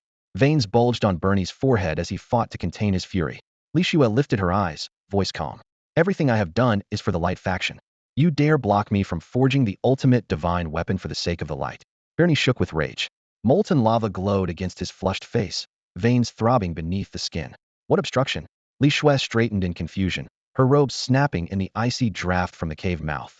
I have never stood in your way. Then why did you force your way into the magma chamber? Bernie barked, his fury echoing off the stone walls. Driven back step by step, Li Shui kept her voice steady. If I'm not here to stop you, why would I aid the enemy? I have urgent news for His Majesty, but Yerways barred my path. She lifted her gaze, almond eyes razor sharp. I strongly suspect he is colluding with the enemy. I beg Your Majesty to see the truth. Stop slandering me. Yerway stepped forward, eyes blazing. His massive shadow swept across the floor, heat and murderous intent entwined. Colluding with the enemy? What brazen deceit? Urgent news? Bernie felt as if magma poured into his chest. His voice turned icy. Then speak. What matter is so pressing that you would draw steel? Your Majesty. Li Shui met the stares of the assembled divine warriors, her tone ringing clear. I have expelled Liu Wuxing from the sect. Oh. Bernie's brow jerked up. He was utterly baffled. What does that mean? According to the evidence I hold, Li Shui explained, Liu Wuxing is likely tunneling his way into the forge chamber. I rushed here to warn you. The moment she finished, a howling wind knifed through cracks in the rock, piercing every soul present. Huate Yerway, someone muttered. The air froze. Only the wind remained. What an exquisite move. Boom. A forbidden spell seemed to detonate in Bernie's skull. His mind blanked, knees buckling. and he staggered back several steps. Muscles twitched across his face as he stared at the bottomless shaft, then at the Dragon Realm Guardian whose righteous lies held firm, his lips moving without sound. If her story stood, the worst charge he could level was unauthorized entry, and even that would look like loyal concern. With a wet cough, a mouthful of dark blood flew from his lips. Burnous' vision blackened. He collapsed onto the scorching rock, royally disheveled. Your Majesty, the two divine warriors cried, rushing to support him. Luoya Wusheng hatred surged in Burnous' chest as he roared to the heavens. Damn your grandmother. Starlight shimmered across the sky, framing a full moon as bright as polished jade. Among the tangled branches, insects and distant birds sang a nocturnal symphony. Then the air grew oppressively heavy. A demonic presence had descended. Sensing it, Wang Xiaoyan, who had been silently pursuing Luo Wuxing, withdrew at once, unintentionally setting the stage for another encounter. When Anita arrived, he found the Witch of Eternal Sin battered and broken, one limb gone from each quarter, yet not a drop of blood spilled, for the body was only a puppet. Witch of Eternal Sin, the words stuck in his throat. What should have been an easy victory was now a grisly shock. Landlady. The puppet's crimson eyes flared with murderous fury. Just you wait. The shout snapped Anita back to his senses. He understood instantly. The witch's true awakening was close. Swallowing his anger, she said coldly, Anita, focus on recuperating. When we reign supreme, every last cur of the light faction will die. Agreed. Anita answered at once. I'm certain the light faction is wallowing in decadence. One push, and they'll crumble. My thoughts exactly. A cutting wind swept through the clearing. Cracks spiderwebbed across the puppet's shell, purple energy leaking from each fissure. The witch growled, since Luo Wuxing insists on clinging to life, we'll use the time to raise servants absolutely loyal to the dark faction. I understand. Anita bowed his head. Luo Wuxing, remember the name. We'll meet again very soon. Purple light scattered, and the puppet crumbled to dust. Night reclaimed its silence, leaving Anita alone under the sky, brow furrowed. For days the enemy had vanished without a trace, yet in only 5 hours he had tunneled underground, lured pursuers, shattered a divine weapon, and even fought a demon god. The feats left Anita reeling. Damn, he muttered, jaw clenched. What kind of time management monster is this? Elsewhere, Yifeng shot through the forest like an arrow loosed from its bow. His breath came ragged, strength ebbing, yet he dared not slow. Distance was the only guarantee of safety.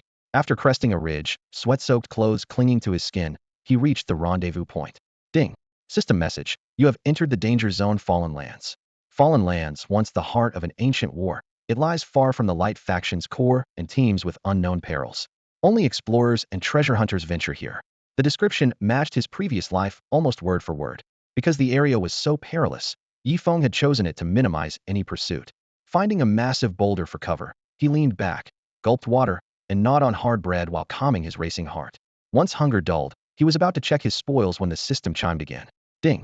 System message. Congratulations, special title obtained. Blasphemer, Grade S. Blasphemer, Grade S. You mock gods and trample both light and dark alike. Where will this reckless path lead? Title bonus. Max HP 100. Extra effect. Damage to light and dark faction units 30. Now that sounds gloriously overpowered. Yifeng equipped the new title without hesitation, swapping out Greenhorn, and feeling as if had been completely repackaged. His aura shot up on sight. The rookie label was officially gone. The system, however, wasn't finished. The crisp chimes soon turned ominous, hammering every player's ears with a string of announcements. Ding. Server-wide announcement. Because the blasphemer Luo Wuxing interfered, a divine tier weapon belonging to the light faction has been stolen. The Emperor is enraged and calls on all righteous warriors to punish the traitor and restore order. Ding. Server-wide announcement. Any adventurer who slays Luo Wuxing and returns the divine tier weapon will receive Reputation 100,000, a unique hidden class, and the special rank title Hero. Ding. Server-wide announcement. For betraying his oath and hoarding the divine tier weapon, the 10 demon lords are furious. They decree that anyone who kills Luo Wuxing will gain their favor and unparalleled glory. Ding. Server-wide announcement. Any adventurer who slays Luo Wuxing and returns the weapon will receive membership in the Dark Faction, a random demon lord inheritance, and the special rank title Fiend. The rapid-fire notices pounded like sledgehammers, leaving players' eardrums ringing. Damn, who's this chaos maker from the Eastern server? Good grief, we're still low-level, and the rewards are already stacked sky-high. Cross-server travels locked, we can't even reach him. Lucky dog. Quit griping. Channels across every region flooded with shock and curses. A unique hidden class? How many people on Earth ever get one of those? A divine ear weapon, 1 rank above mythic. Land that, and you've got a lifelong main hand. The Eastern server exploded as well. They drop a divine weapon days after launch. Who can survive that? Hiss. Even Yifeng hadn't expected the snowball to roll this far. The reward lists tempted him too. Ding. Server-wide announcement. During forging, a mishap shattered the divine tier weapon, scattering its material's energy. Gathered by countless powerhouses, the remnants formed a strange zone, the Armory Realm. Adventurers are invited to explore. Ding. Server-wide announcement. Because the realm's energy is unstable, entry is limited to once per week. Ding. System message. The blasphemer Louis Wushing has been designated the final boss of the Armory Realm. You receive Reputation 500 and the Gold Tier Ring Desecrator's Band. Yi Feng arched an eyebrow. Nice, another weekly dungeon starring me. This keeps getting better. He stroked his chin, calculations racing. The raid's difficulty would scale with average player level. Easy now, but later the dungeons Yi Feng might wipe the real one. Pushing the thought aside, he drew a deep breath and reached into his inventory for the true prize, a longsword shrouded in gray mist. Light flowed along the blade, its hidden edge radiating lethal allure.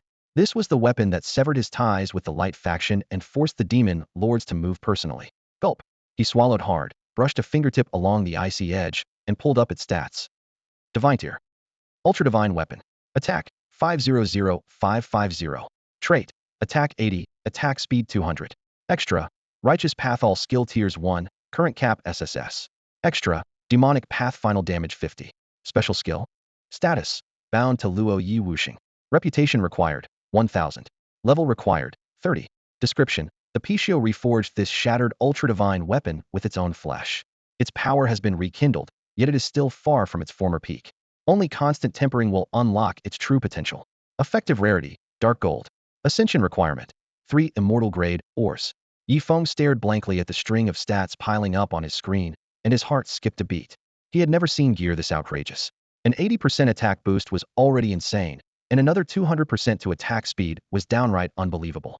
Add in Righteous Path All Skill Tiers 1 and Demonic Path Final Damage 50, two mutually opposed buffs stacked on the same weapon, and its potential shot straight into the stratosphere. Yet the panel still insisted its current rarity was only dark gold. He swore out loud on the spot. Deep breath. Another deep breath. Clenching the weapon, he opened his skill panel. Every skill was now marked with a golden one, bumping the entire list up a tier in an instant.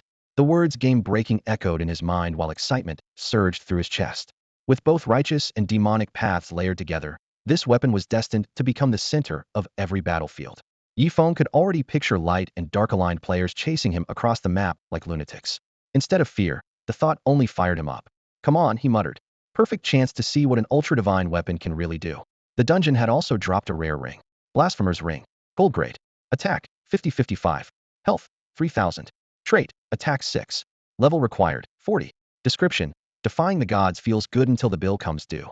If not for the ultra-divine weapon he had just looted, this ring would have been headline material. Now it only looked decent, but he equipped it anyway. Even a mosquito's leg is still meat. Then he remembered the upgrade items lying in his inventory. Amplification Scroll, Grade B.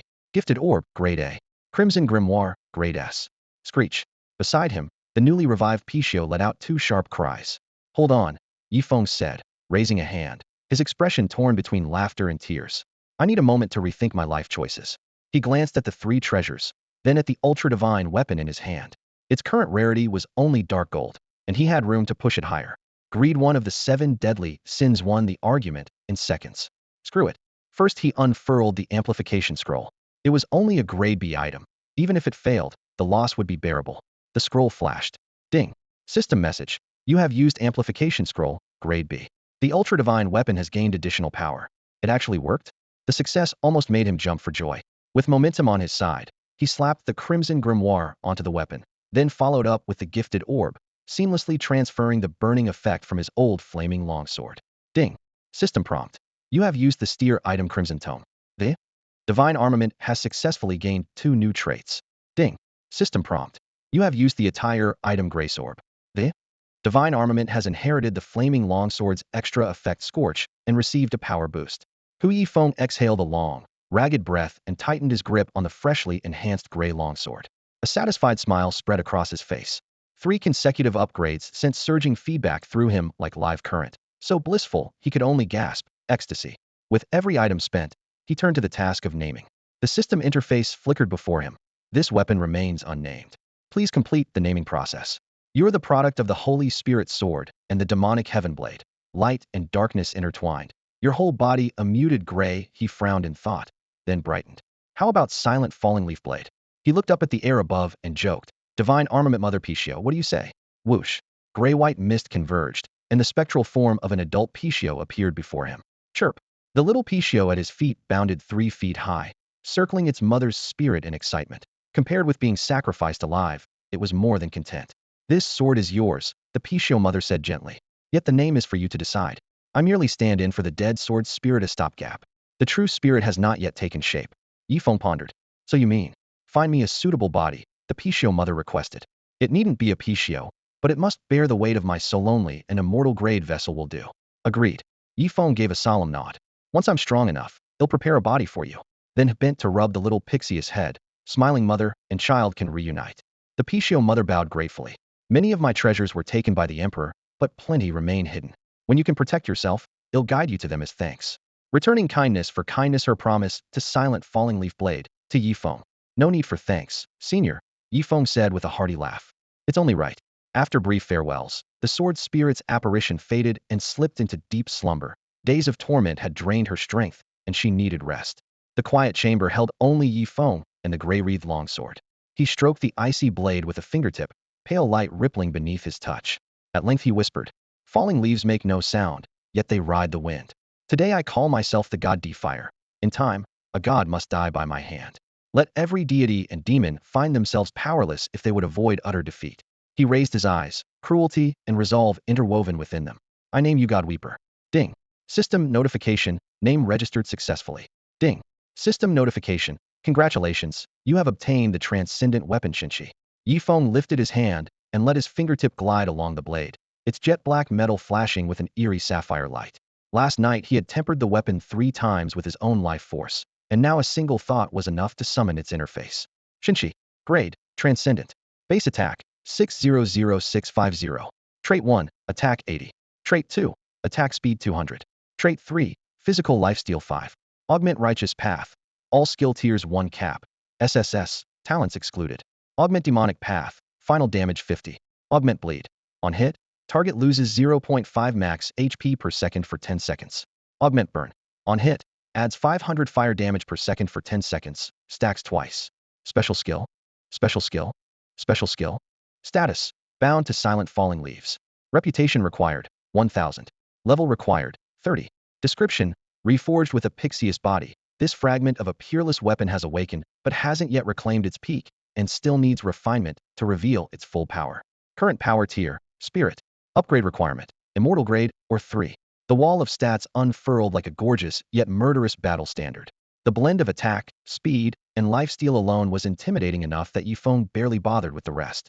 Factoring in every multiplier, Shinshi already rivaled Spiritier arms in real combat power. Satisfied, he sheathed the sword, leaned against a broad ancient tree, and sat down to meditate. The night's fierce battle and forge work had left him drained, and he had to restore his strength quickly. Early the next morning, the first pale light broke across the horizon, brushing away the darkness and the chill. Wake up! The clear female voice struck like spring water on stone, drilling straight into Yifeng's ears. His lashes trembled. He opened his eyes to see a silver-haired girl leaning over him, skin fairer than snow, expression serene, like an alpine lotus blooming above the snow line. Bathed in the new sun, she seemed to have stepped straight out of a painting. Mentor. Yifeng came fully awake and sprang to his feet. You're here. That the guardian of Dragon Domain could lock onto his position didn't surprise him. Masking his trail alone was never realistic. Li Shui's gaze lingered on his face for a heartbeat, then slid to the sword at his waist, surprise flashing in her eyes. You made quite a racket last night. I never thought the super divine weapon the Emperor poured his life into would end up in your hands. Just luck. Yifeng offered a modest smile. Without the Pichio mother's sacrifice ID, never have earned Shanky's recognition. That was still something you won at the risk of your life, Li Shui corrected, then gathered herself. Back to business. What's your next move? They'll figure it out as I go, Yifeng admitted. Her brows knitted, clearly unhappy with so vague a plan. You mean to stay on the run? Not for long, he said, shaking his head. He trusted the mentor who genuinely cared for him. Why not? Li Shui pressed. Both the light and dark factions wanted Silent Falling Leaves dead for wielding that treasure. She couldn't imagine where his confidence came from. The demon god seal is about to break, Yifeng said, his teal eyes as deep as a still pond. His voice was low, but each word landed with weight. When that happens, the light faction will be too busy saving itself to worry about me. Li Shui was startled by what she heard. High-ranking humans knew the 10 demon gods were about to awaken, but no one, not even she, had a firm date for their return. Pushing down her unease, she offered a sober warning. For you, things could get even worse. The light faction will be stretched thin holding back the dark, yet both sides still want the transcendent armament in your hand. Yifeng's eyes were clear, as though he had planned for this. It's all right. I have a few tricks that can shoulder part of the burden. Li Shui frowned. That won't be nearly enough to keep the balance. My full plan has to stay under wraps for now, Yifeng said, cupping his fists in salute. You'll see the answer soon.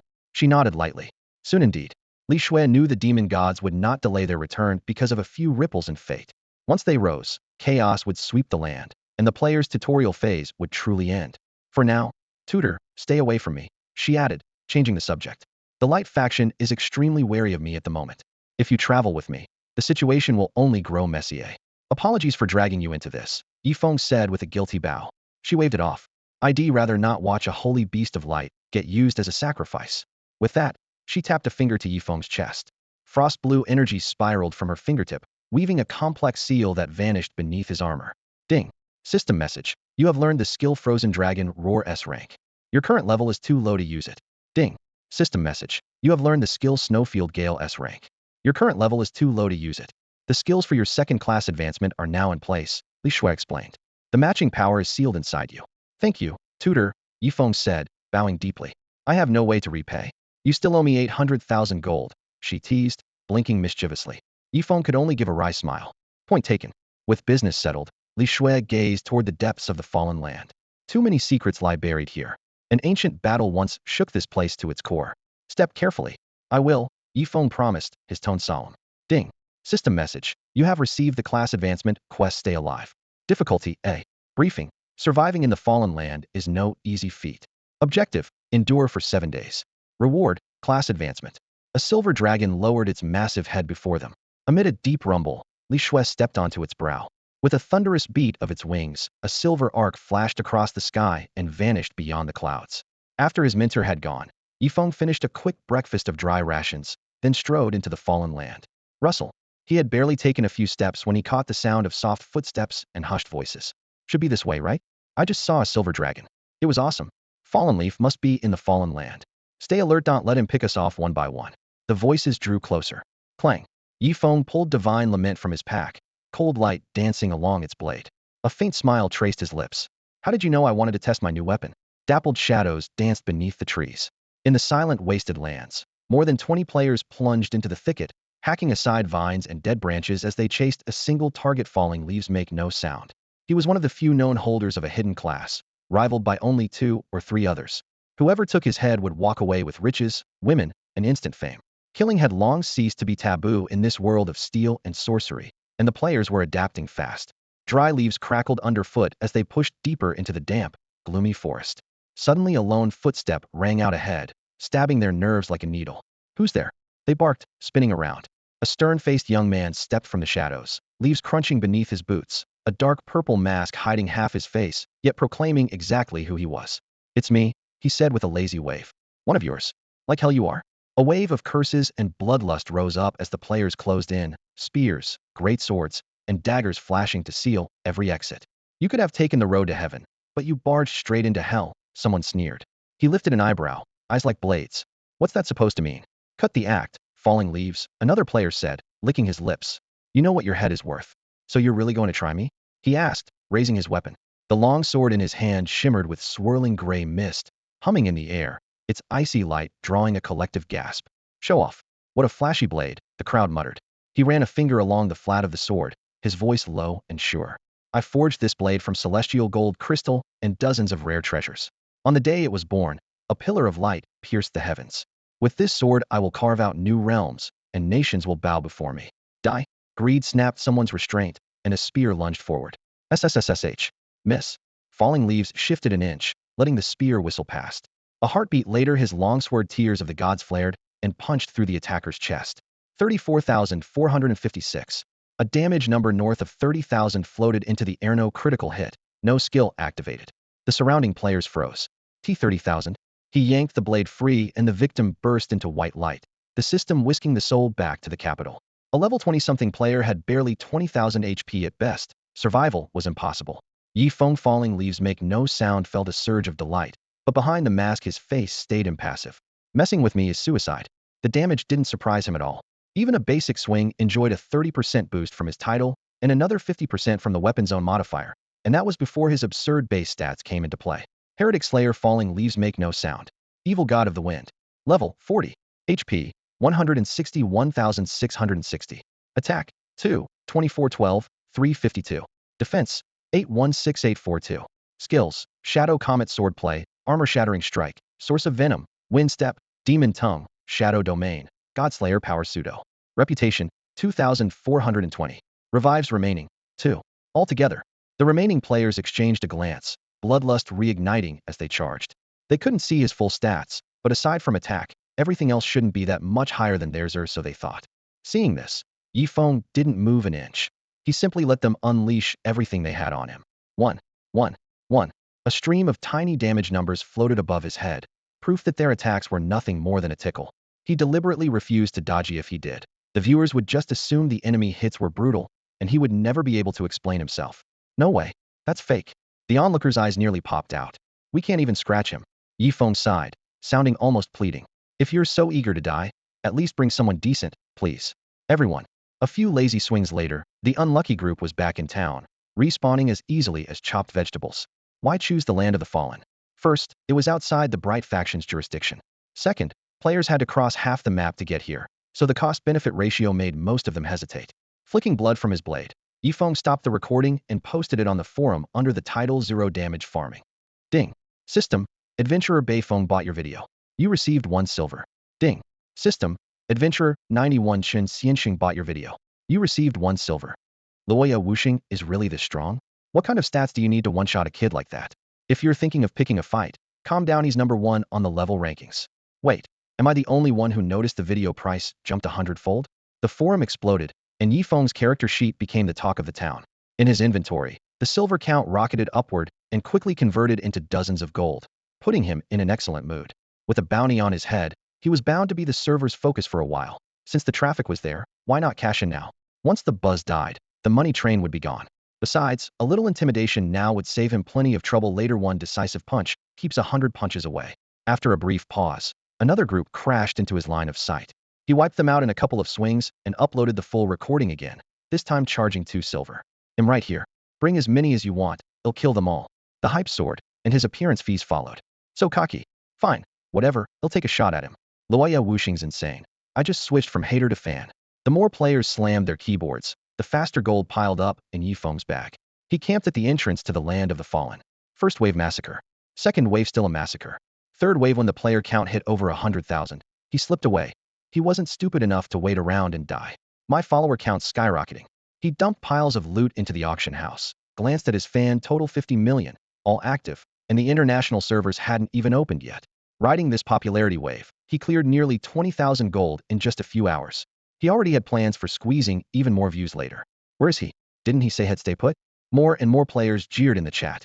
Ding. System, the adventurer you follow, God Defire Leo Wuxing, has started a live stream.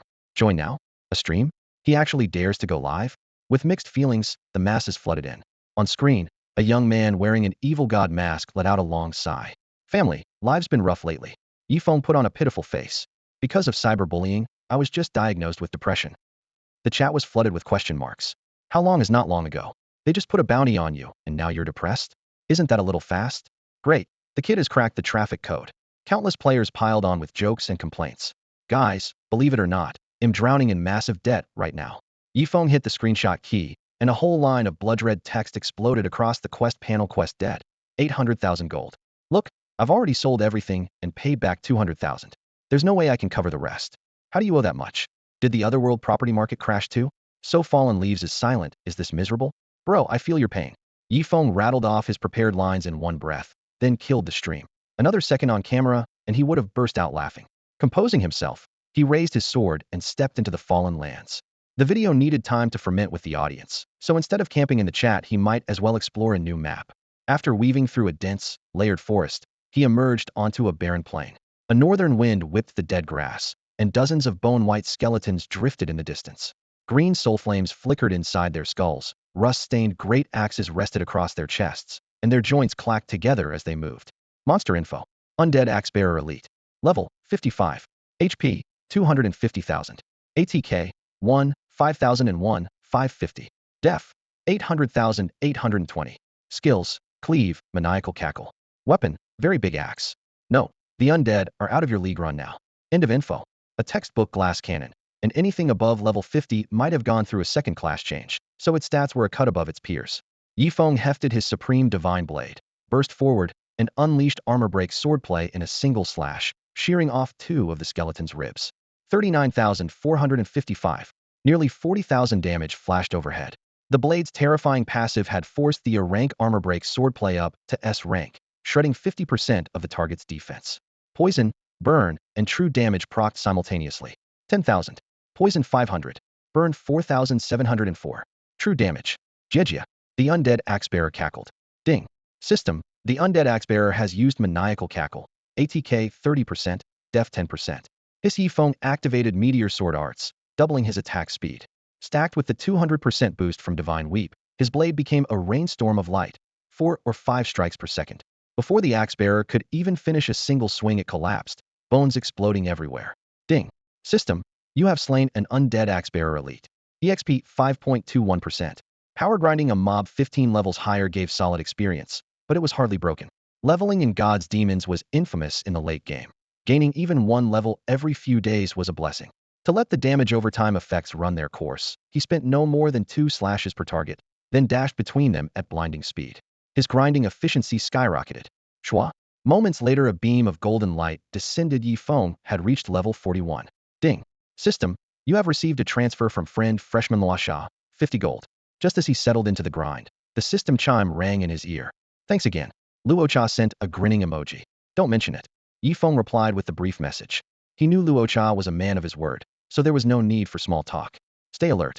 I just heard several players from the top 10 leaderboard have teamed up and are coming for you. Luocha's next voice message arrived, the distant din of battle faintly audible in the background. The tip was invaluable. The bounty on Liu Wuxing had been hanging on the notice board for days, and plenty of players were itching to claim it. A unique hidden class plus a special title was enough to drive anyone mad. Luocha thought his own Blood Shadow Assassin build was strong, though, so the reward hadn't tempted him, at least not yet. Top 10 players after me. Yifeng raised an eyebrow and typed a simple reply. Thanks for the heads up. He wasn't worried. There were many experts in the game, but none who could truly threaten him right now. With Divine Lament in his hand, anyone who wanted him to bow would have to be unbelievably strong. He closed the private chat, exchanged a few quick notes with Luocha about the new dungeon, and went back to grinding. He had no fear of someone stealing the first clear of domain of the Godbloodeth entrance lay in a Tier 2 city, and anyone who hadn't passed the second-class advancement couldn't even enter. Yifeng was already the top-level player in the eastern region, a full 8 levels ahead of the runner-up. Few, if any, in the world could catch him. Current level leaderboard. 1. Luoya Wuxing, level 41. 2. Jianshi, level 33. 3. Nanmin Chuiniu, level 33. 4. Super Cutie, level 32. 5. Hidden ID, level 32. 6. Beifeng, level 32. 7. Luocha, level 32. 8. Kunlij Kuan, level 31. 9. Wang Dahai, level 31. 10. Demon King, level 30. Meanwhile, on the outskirts of the Fallen Lands, black sand whipped in the wind, and sun-bleached bones gleamed with a cold white sheen. 2 players followed broad beast tracks, closing in on the restricted zone. No wonder Liu Wuxing got this deep. The burly Beifeng halted, eyeing the footprints that vanished into the gray mist. Every monster here was level 50 or higher. Ordinary players wouldn't even dare approach the outer rim. Yet Liu Wuxing had marched in and was calmly grinding an impressive feat. The kill video he uploaded was pretty intimidating. The gaunt, pale-faced man beside him let out a chilly laugh. Think you can really take him, Beifeng? Absolute confidence? Hardly. Beifeng shook his head. Anyone who can rise above 1 billion players has an unknown ceiling. The thin man Wang Dahai narrowed his eyes. Still, you asked me to team up. You must think we have a shot. We do. Beifeng paused, then offered his verdict. If the video shows his true limit, a fair unknown is 64 to me win. Wang Dahai chuckled. And with me?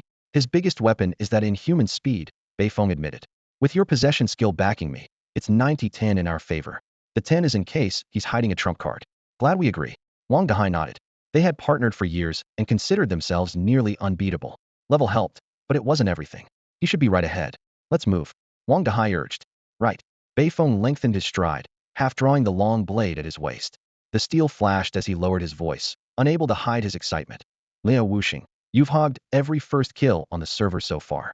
Don't lose too badly when you fall to me. Flash. Carving through nearby undead axe wielders as he pushed deeper into the Fallen Lands, Yifeng suddenly picked up the sound of hurried footsteps. Another player looking to die? He tilted his head. The arc of blood was still spinning through the air. In the next instant, he triggered Wind Shadow's step, melting into the night and slipping into silent stealth. Cheap. A shrill cry shattered the stillness. The little Pichio leapt from his inventory space, its 4 tiny hooves flailing in midair. Ding. System notification. Your pet auspicious beast Pichio has detected treasure nearby. Nearby? Yifeng paused, eyes darkening. Could his pursuers be carrying something valuable? If so, he would need to kill them and claim the loot. This could be a rare hidden quest. He turned and saw a burly figure followed by a thin one picking their way through the field of bones, excitement plain on their faces even at a distance. Rookie Bei Feng Black Iron Swordsman. Rookie Wang the High Priest. So it was them. In his previous life, these two had worked in perfect sync, even challenging top players during the early game. Yifeng knew their rapid rise came from the talents they drew at the start. They followed the trail of undead axe-wielder corpses to the patch of shadow where Yifeng's tracks vanished.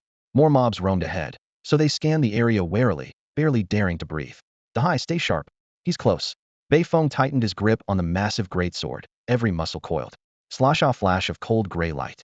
Yifeng appeared beside Wang Dahai, and God's Lament sliced through the air, ripping across the priest's throat. 26,450. Critical hit. Crimson damage numbers soared as a mist of blood erupted. Yifeng dropped out of stealth and gave him a half-smile. Huh, your defense is better than I thought. Finishing Wang Dahai in a single hit would have been easy, but death wasn't the goal. Yifeng had disabled several passives, dealing just enough damage to keep him alive. Holy, this is insane. Wang Dahai screamed as his health bottomed out, instantly activating his innate skill possession. His body blurred into a phantom and fused to Beifeng's back. Ding. System notification. Rookie Wang Dahai has used possession, becoming immune to all damage until the effect ends or the host dies. The host gains 62 to all attributes and 10 damage reduction for 10 minutes. White light surged into Beifeng, sending his stats sky high, and the heavy sword in his hands emitted an icy chill. So the 2 stars from the rankings want my head as well? Yifeng's voice turned cold. There's a bounty on you, who wouldn't be tempted?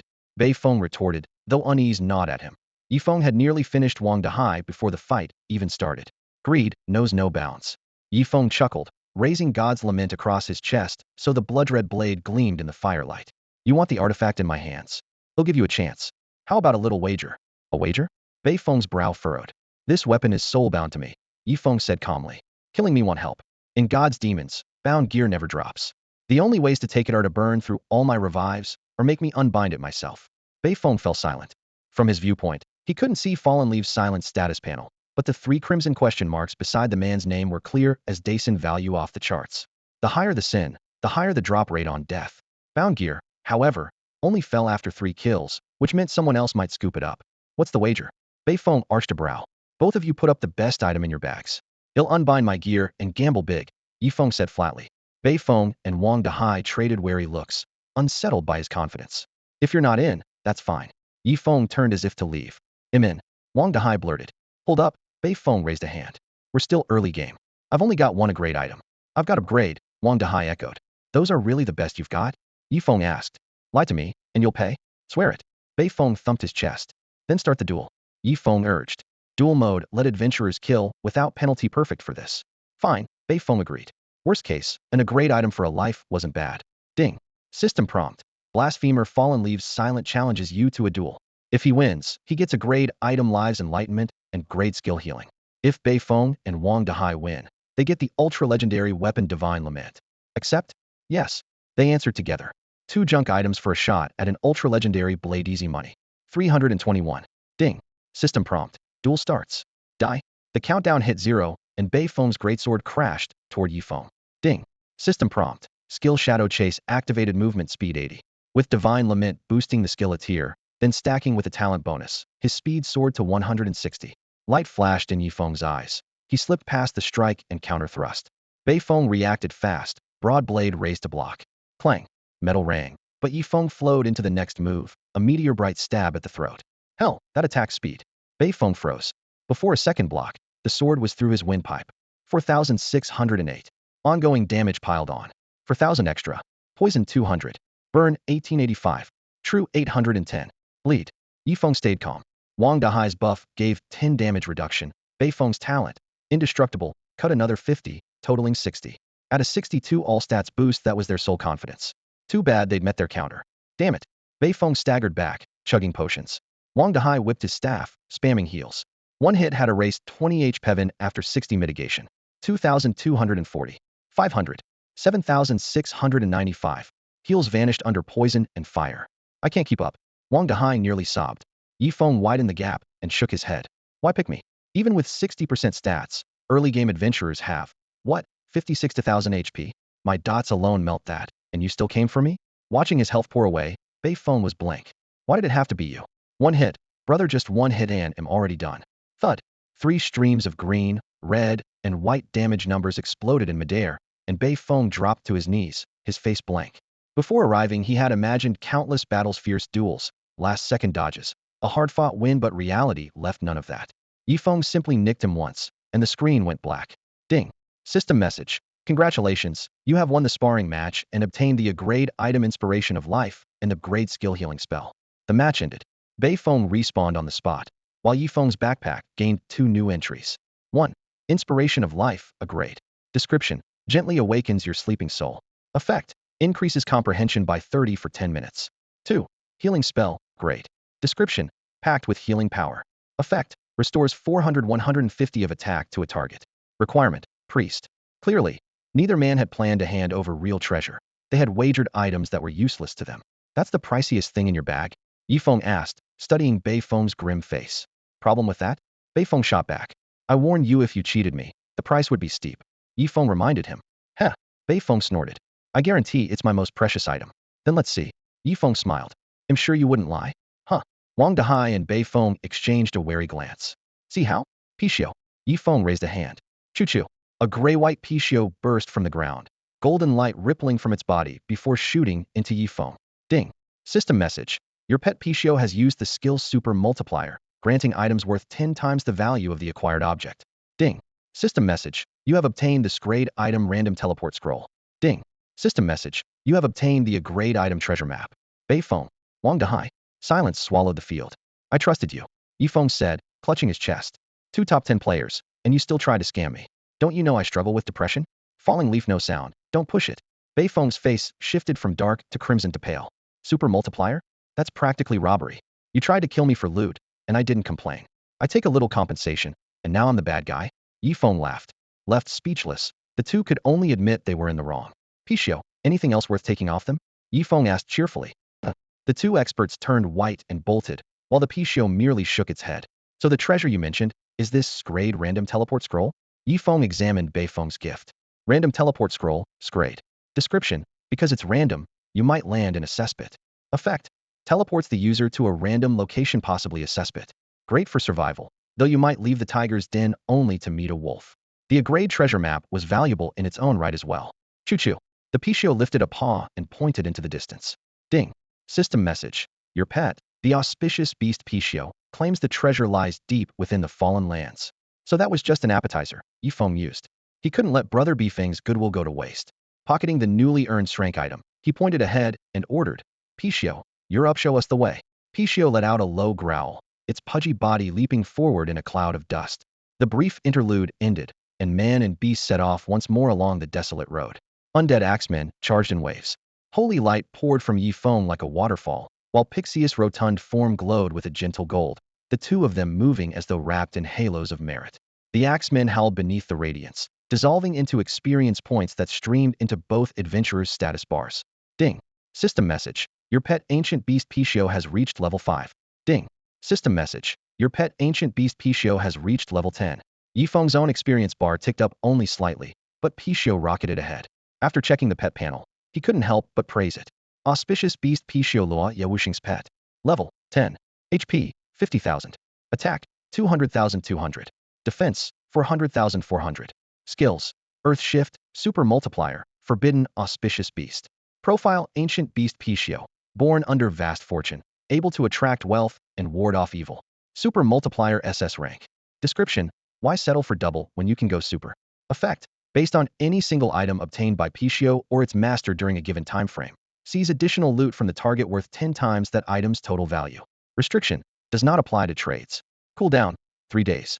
Forbidden Auspicious Beast SS rank. Description. A creature so blessed that its power defies logic. Active. Unavailable for now. Passive. Each day, grants its master a sum of gold proportional to Pixius' strength. Cooldown 1 day. That's insane. Yifeng licked his lips.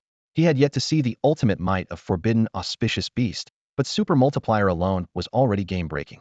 Even better, the trigger condition was simply obtain. If someone handed the loot over voluntarily, it counted. But what if he took it himself? The evil god of wind could learn both swordsman and assassin skills, and the assassin branch offered a certain procurement techniques decoff, borrowing. Snatch the treasure first, then fire off super multiplier. 10 times the loot, 10 times the fun. The thought made him itch with anticipation, though he'd have to wait until his second job change. Guided by Pichio, Yifeng reached an unremarkable cave. The low entrance was half hidden by weeds, and a chill draft flowed from the darkness within. He activated Wind Shadow Stride, slipping inside like a wisp of smoke. Pichio tunneled through the earth, occasionally popping up with a round head, moving in perfect sync with its master. The cave twisted deep into the rock, damp walls glistening with moisture. After 10 meters, Yifeng looked up. A spider the size of a house hung from the ceiling, its 8 legs knitting an impenetrable web. Crimson Spider Gold Rank Boss. What kind of treasure needs a gold rank guardian? He remembered that last ornate chest had at least been protected by a dark gold boss. While he weighed his options, Pichio chirped softly, urging him onward. Yifeng followed, skirting the crimson spider and slipping deeper into the tunnel. The air grew colder, the wind oppressive. Rounding a bend, he came face-to-face with a striped tiger crouched beside a stone platform, its massive body blocking the way, yellow eyes gleaming with menace. Striped tiger dark gold boss. So that's it, Yifeng muttered, a chill running down his spine. Now he understood why an ordinary cave entrance concealed such deadly threats. Clearly, this tunnel ran far deeper than it first appeared, and reaching the bottom would be anything but easy. He kept skirting the striped tiger, hardly daring to breathe, tiptoeing past at the furthest possible distance before reaching the third area. The Frostblood Wolfa Spiriteer boss lay sprawled beside the cave wall, snoring thunderously while blocking the passage that led deeper inside. Perched on his shoulder, the Pichio motioned for Yifeng to keep going, but the prospect of being exposed in the cave and ripped apart by the bosses outside set his heart pounding. To hell with it. After a moment's deliberation, Yifeng recalled the underleveled Pichio to his pet space and continued alone in stealth. Using every trick he knew, he crawled along the rock wall. Once certain the Frost Snow Wolf was sound asleep, he edged out of its line of sight, heart hammering, and moved deeper. A water Jowerthier boss. At the edge of a pitch-black pool, the massive, teal-scaled serpent was coiled like a small mountain, each breath whipping up gusts of air. Yifeng frowned. An Earth-tier boss was far beyond his control. Slipping past without alerting it was almost impossible. What now? In the narrow buffer zone between the two bosses, he summoned the Pichio and whispered through clenched teeth, "How much farther to the treasure?" The Pichio shook its head. "Then we go for broke." Stowing the Pichio again, Yifeng drew a deep breath, activated Windchaser at full power, and shot forward like an arrow, skimming the water as he sprinted past the water Jiao's flank. Whoosh! The water Jiao's eyelids fluttered, and its vertical pupils snapped open. Ding! System message. Your stealth has been detected. Howls echoed as the gatekeeping bosses from the earlier stages snapped to attention, their roars overlapping. Wu Yifeng didn't dare look back. He streaked toward the depths of the cavern. At the far end, a jade-green orb floated, casting a faint glow. Without the slightest hesitation, he clutched a random teleport scroll in his left hand while snatching the orb with his right. Our paths diverge here. See you never. Wait. Just as he was about to tear the scroll and bolt, he remembered the corrupted pearl the Dragon Realm's guardian still hadn't reclaimed. A wild thought surfaced. Run? Why should I run? I'm a gate boss too. Rumble, a stampede of bosses thundered through the cave corridor. These were the guardians of each checkpoint they would never let anyone cheat their way past. Bang! At the tunnel's edge, Yifeng triggered the demonizing pearl. A gray mist swallowed him, and the next instant he became an abyssal demon. His skin turned ash gray, his nails black as night, and bone wings snapped open with a crack, casting a sinister shadow on the stone wall. Abyssal Demon Yi, gold tier boss. In mere moments he had leapt from silver to gold, a rise that would chill anyone's spine. The first creature to burst in was a water Jiao. A frost blood wolf and a brindled tiger charged after it, stopping in front of Yifeng. They swept the chamber. The jade-green orb they had guarded for ages was gone. Only a lone abyssal demon stood there. Yifeng threw back his head and howled with them, hoping to sow confusion. But when the rest of the gatekeeping bosses arrived, the hulking beasts ringed him, studying him from head to toe, murderous intent hanging thick. Easy were allies. Yifeng raised his empty hands, looking wronged. The emerald orb truly wasn't on him, slipped it to his pet in the nick of time. Yet something still smelled wrong. The monsters traded wary glances, suspicion in their eyes. Bloodline suppression kept them from striking, but none backed away. Chirp, chirp. A gray-white Pichio burst from the ground, the emerald orb clamped in its jaws. A flash of cold light, and it dove back into the rock, racing for the cave mouth. Every boss shifted targets instantly, charging after it, vowing to dig 3 feet deep if they had to. Where do you think you're going? Yifeng shouted from the rear. Thief, return the orb I've guarded for 1,000 years. The Pichio remained silent. Whoosh. The water strongest of them all attacked first, spewing a flood that blasted the rock to powder, but the targets still slipped away. Before the real fight could ignite, the Pichio had already been tucked into someone's pet space. Robbed of their quarry, the checkpoint bosses roared in fury, their howls shaking the tunnel. Not until Yifeng's throat went raw did they grudgingly disperse and lumber back to their posts. Yifeng could only give up and return to the first checkpoint outside the cave. Strange, where did that Pichio go? The abyssal demon muttered, baffled. Nearby, a dark red spider fixed all 8 eyes on him, brimming with hostility. Why are you still here? What are you doing on my turf? Yifeng snapped. The spider rasped out a guttural gurgle. Fine, fine. Yifeng laughed in fury. First a thief steals my treasure, now a spider wants my territory. Swish. He drew Divine Weeper from his pack and lunged without hesitation. A gold-tier boss was no longer much of a challenge for him, and since he was already here, he might as well collect a few local specialties. Stats of the Crimson Spider. Level, 60. Health, 1 million. Attack, 1, 8501, 900. Defense, 1, 2001, 250. Skills, Gnaw, Web Spit, Venomous Body. Description, a gatekeeping boss stationed here. Rumor has it that clearing stage after stage will eventually reveal a priceless treasure. To Yifeng, those numbers hardly qualified as a threat. He was already wondering what that priceless treasure might be once he cleared the dungeon. Flash. 23,991. His razor-edged longsword chopped into one of the spider's thick legs, splitting the chitin and releasing a hiss of green poison that immediately stacked a damage over time effect. Out of the corner of his eye, Yifeng noted the tunnel to stage 2, where a multicolored tiger lounged quietly, proof that upholding the unknown rule would spare him a mob rush. Green numbers rose above his own health bar. Ding. System notification, you are afflicted by venomous body. Lose 1,000 HP per second for 10 seconds. Toxins surged through him, yet the backlash from the source of deadly poison inside him was 10 times harsher than the spider's. Green damage numbers floated above both combatants, but Yifeng had no thought of retreat. In abyssal demon form, he boasted more than 1.6 million HP. Even a direct trade favored him heavily. When the spider's health dipped below 50%, it shrieked and launched sticky webbing, trying to bind him.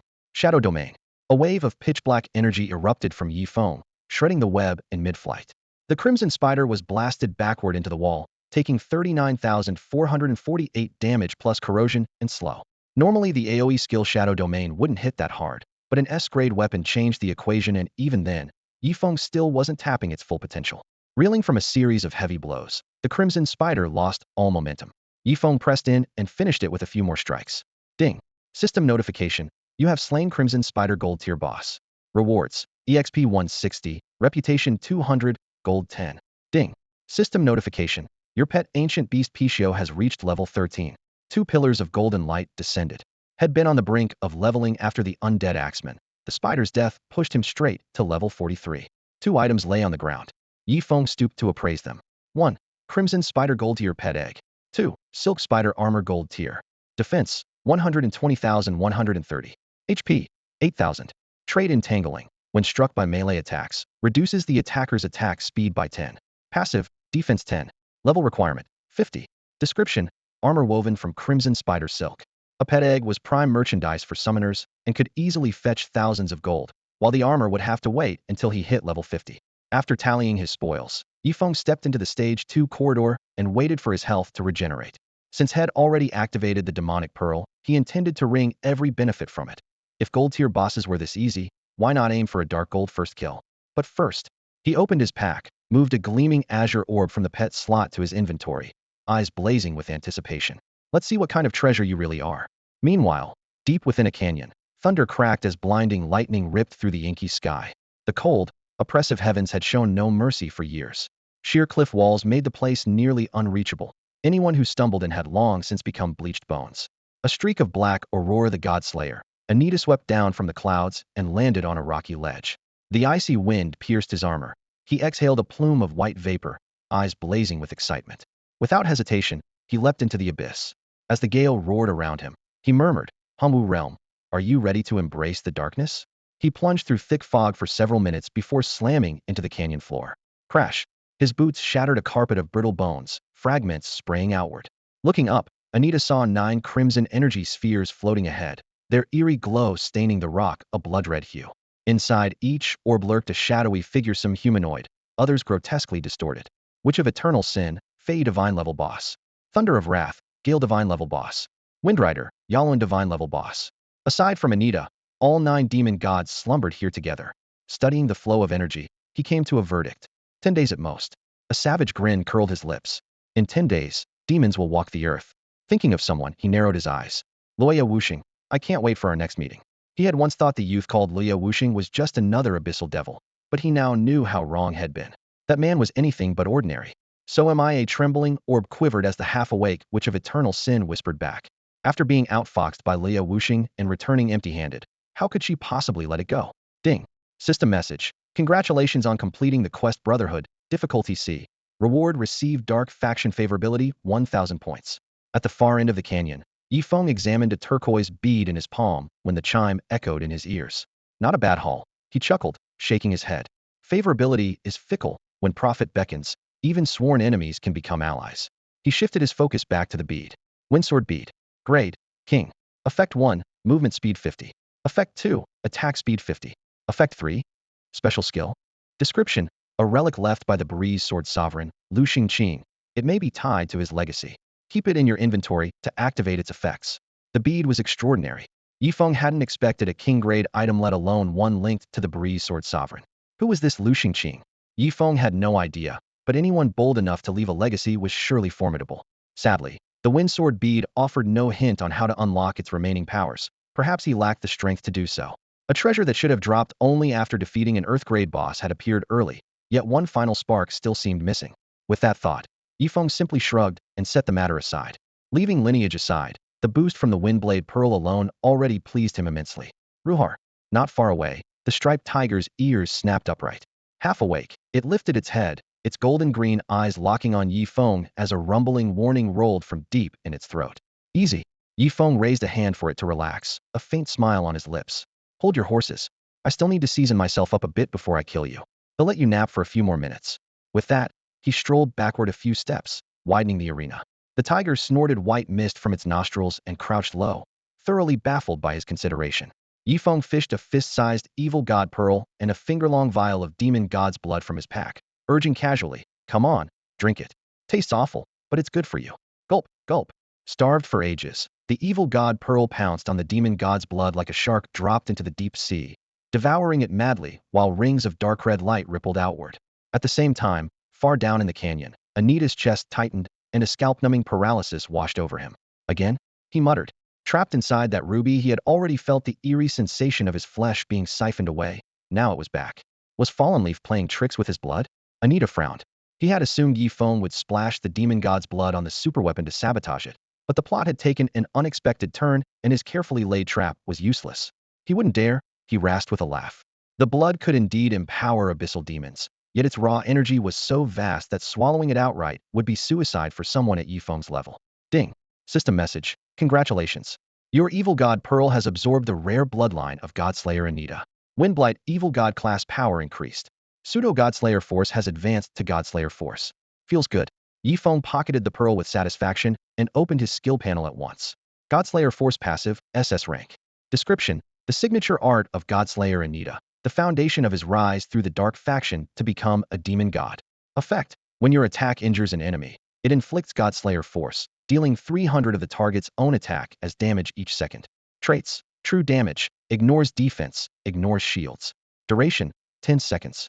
The tier hadn't changed, yet the multiplier had soared, doubling its power. Yifeng estimated that, stacked with his superweapon bonuses, his Godslayer force could outstrip Anita's own.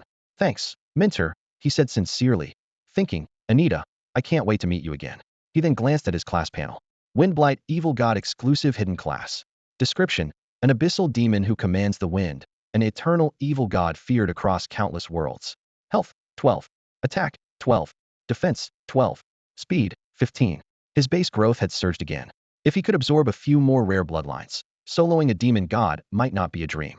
Ready, he hefted Divine Weeper and stepped into stage 2, turning into a gale that flashed to the striped tiger's face. Armor Breaker Strike, 12,149. Yifeng had every reason to charge in. He already knew the Dark Gold boss stats by heart. Striped Tiger Dark Gold boss. Level, 72.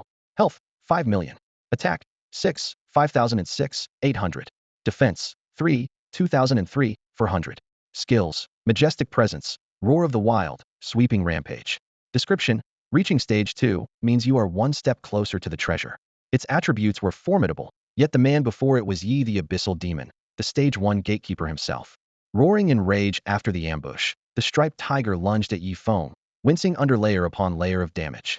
Poison, burn, true damage, and bleeding ticked at the same time, while a string of crimson numbers 25, 963 floated above its head.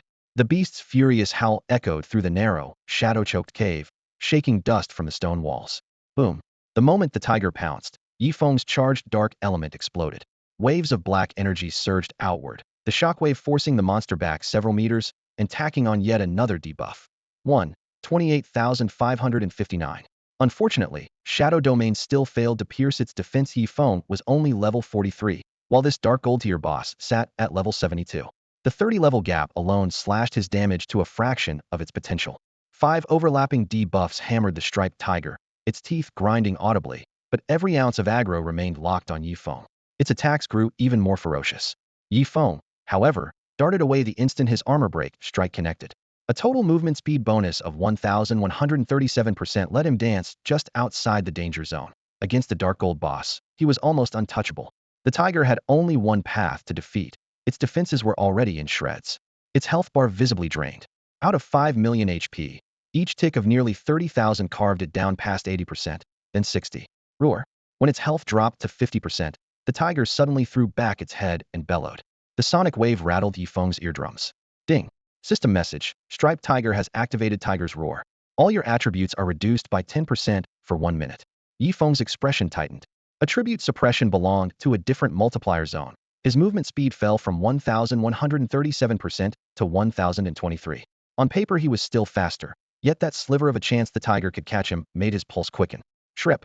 Before the echo faded, earthen energy flared around the tiger and converged into a ring of sword chi that howled outward. Ding. System message, Striped Tiger has activated Sweeping Strike, dealing 120% attack damage to all enemies within a 20 by 20 area. With nowhere to dodge in the cramped tunnel, Yi Feng pivoted his weapon and blocked Hedon, sparks skittering beneath his feet. Even before the recoil ended, he unleashed another armor break strike, prying open the tiger's defenses once more. He had few skills left off cooldown, and he could only hope the 2 active abilities from his second class transfer were strong enough. Inside a tier 3 town, flash. A long blade fell, the wild creature collapsed, and golden light rippled over Bei Feng's body. He hurriedly pulled up the level rankings. Seeing his name finally climb back into the top 10, his scowl eased. A player death cost 1 resurrection and an entire level. If not for teaming up with Wang Dahai, clawing back into the top 10 of the hyper-competitive Eastern Zone so quickly would have been impossible. Where's that 91% win rate you bragged about? Wang Dahai quipped, sticking close to his side. He still remembered how confident Bei Feng had been when challenging Luo Yi Wuxing. Quit rubbing it in. Bei Feng's eye twitched, his voice equal parts sheepish and helpless. How was I supposed to know his damage over time? Was that ridiculous? Bei Feng had watched the video where falling leaves silently wiped the floor with the shrimp soldiers. At the time it had seemed manageable, but in real combat, everything ended in a few seconds. One touch and you're dead, so this is what rank 1 on the leaderboard feels like. Crunch dry leaves cracked behind him. Bei Feng spun around and saw a young man with refined features striding toward them. He carried a spear in one hand, its cold gleam subdued, and walked with steady confidence. His white cloak snapped in the wind like a general on parade. Fresh out of the gate, Nanman blows. Spear God. Level 30. Nanman blows. Bei Feng's heart skipped a beat. Third on the leaderboard. Anyone who clawed their way up from over 1 billion players in the Eastern Zone deserved that rank. Nanman blows. What do you want with us? Bei Feng asked, guarded. The newcomer tapped the butt of his spear on the ground and spoke calmly. Relax. I'm not here to make trouble. I heard you just fought Falling Leaf silently and came to ask how strong he is. You already have a hidden class, and you still want to bother him? Bei Feng's tone was conflicted. I'm not looking for trouble, Nanman blows said, shaking his head. I just want to test myself. But the Fallen Lands are a long trek, and traveling there is a pain. Since you've already faced him and it looks like you lost, how long did you last? Bei Feng stayed silent. How long? Saying it out loud would be humiliating. Wang Dahai jumped in, laughing awkwardly. We were a bit outmatched. His finishing strike got through, that's all. Close fight really. A narrow loss. Got it. Nanman blows smiled faintly, turned, and started to leave. Bei Feng called after him. You're really going after Falling Leaves silently? Maybe later, Nanman blows replied, waving without looking back, arrogance in his voice. Beating you guys was a near thing. I doubt he's worth my time yet. Bei Feng and Wang Dahai stared at each other, speechless. They tried to save face, only to become a prop for Namonblow's ego. When the figure disappeared, Wang Dahai snickered and lowered his voice. So who wins, Namonblow's or falling leaves silently? 9010. Beifeng thought for a moment. If Namonblow's is as strong as they say, he might have a sliver of hope. Ding. Server-wide announcement. Congratulations to player Falling Leaves Silently for becoming the first to defeat a dark gold rank boss. Ding. Server-wide announcement. Congratulations to player Falling Leaves Silently for becoming the first to defeat a dark gold rank boss. Beifeng sucked in a breath. Make that one slash and Namonblow's ends up owing him another 10,000 HP. Sweat dotted Wang Dahai's forehead. Anyone with eyes could tell I was just giving a polite gloss. If Namonblow's wants to dig his own grave, that's on him. Deep inside the Fallen Lands. Ding. System message. You have slain the dark gold boss Brindled Tiger. Rewards. Level 3, reputation 300, gold 200. Ding. System message. First kill of a dark gold boss. Extra rewards. Free attribute points 50, reputation 1000, rare skill flesh whip. Swish. Swish. Swish. 3 columns of golden light rain down on Yifeng, boosting him straight to level 46. Nothing levels you faster than killing bosses. In high spirits, Yifeng dumped all 50 free points into speed. Then he crouched, scooped every item the Brindled Tiger had dropped into his bag, and opened the rewards panel. Flesh Whip passive, S rank. Description. Come, lash me harder. Skill effect. Flesh Lash, passive, S rank. Overview. Come on, whip me. Effect. For 10 seconds after taking damage, restores 1000 HP plus 0.2 of max HP every second. Bonus. Each time you are hit, there is a chance to reflect 5 of the damage. Cooldown, 30 seconds. Required class, melee. Why are they all passives? Yifeng muttered, half amused, half exasperated. He had already stacked passive skills to the ceiling, and now the system insisted on giving him another one. Ding. System prompt. Learn Flesh Lash passive S rank? Yes. Yifeng answered without hesitation. Ding. System prompt. Under the Corrupted Wind God trait, you have mastered Flesh Lash, which has evolved into Turn the Tables. Ding. System prompt. The weapon Divine Weep boosts Turn the Tables to SS rank. He opened the skill panel, and fresh information filled his view. Turn the Tables passive SS rank. Overview. Careful, I'm about to turn this around.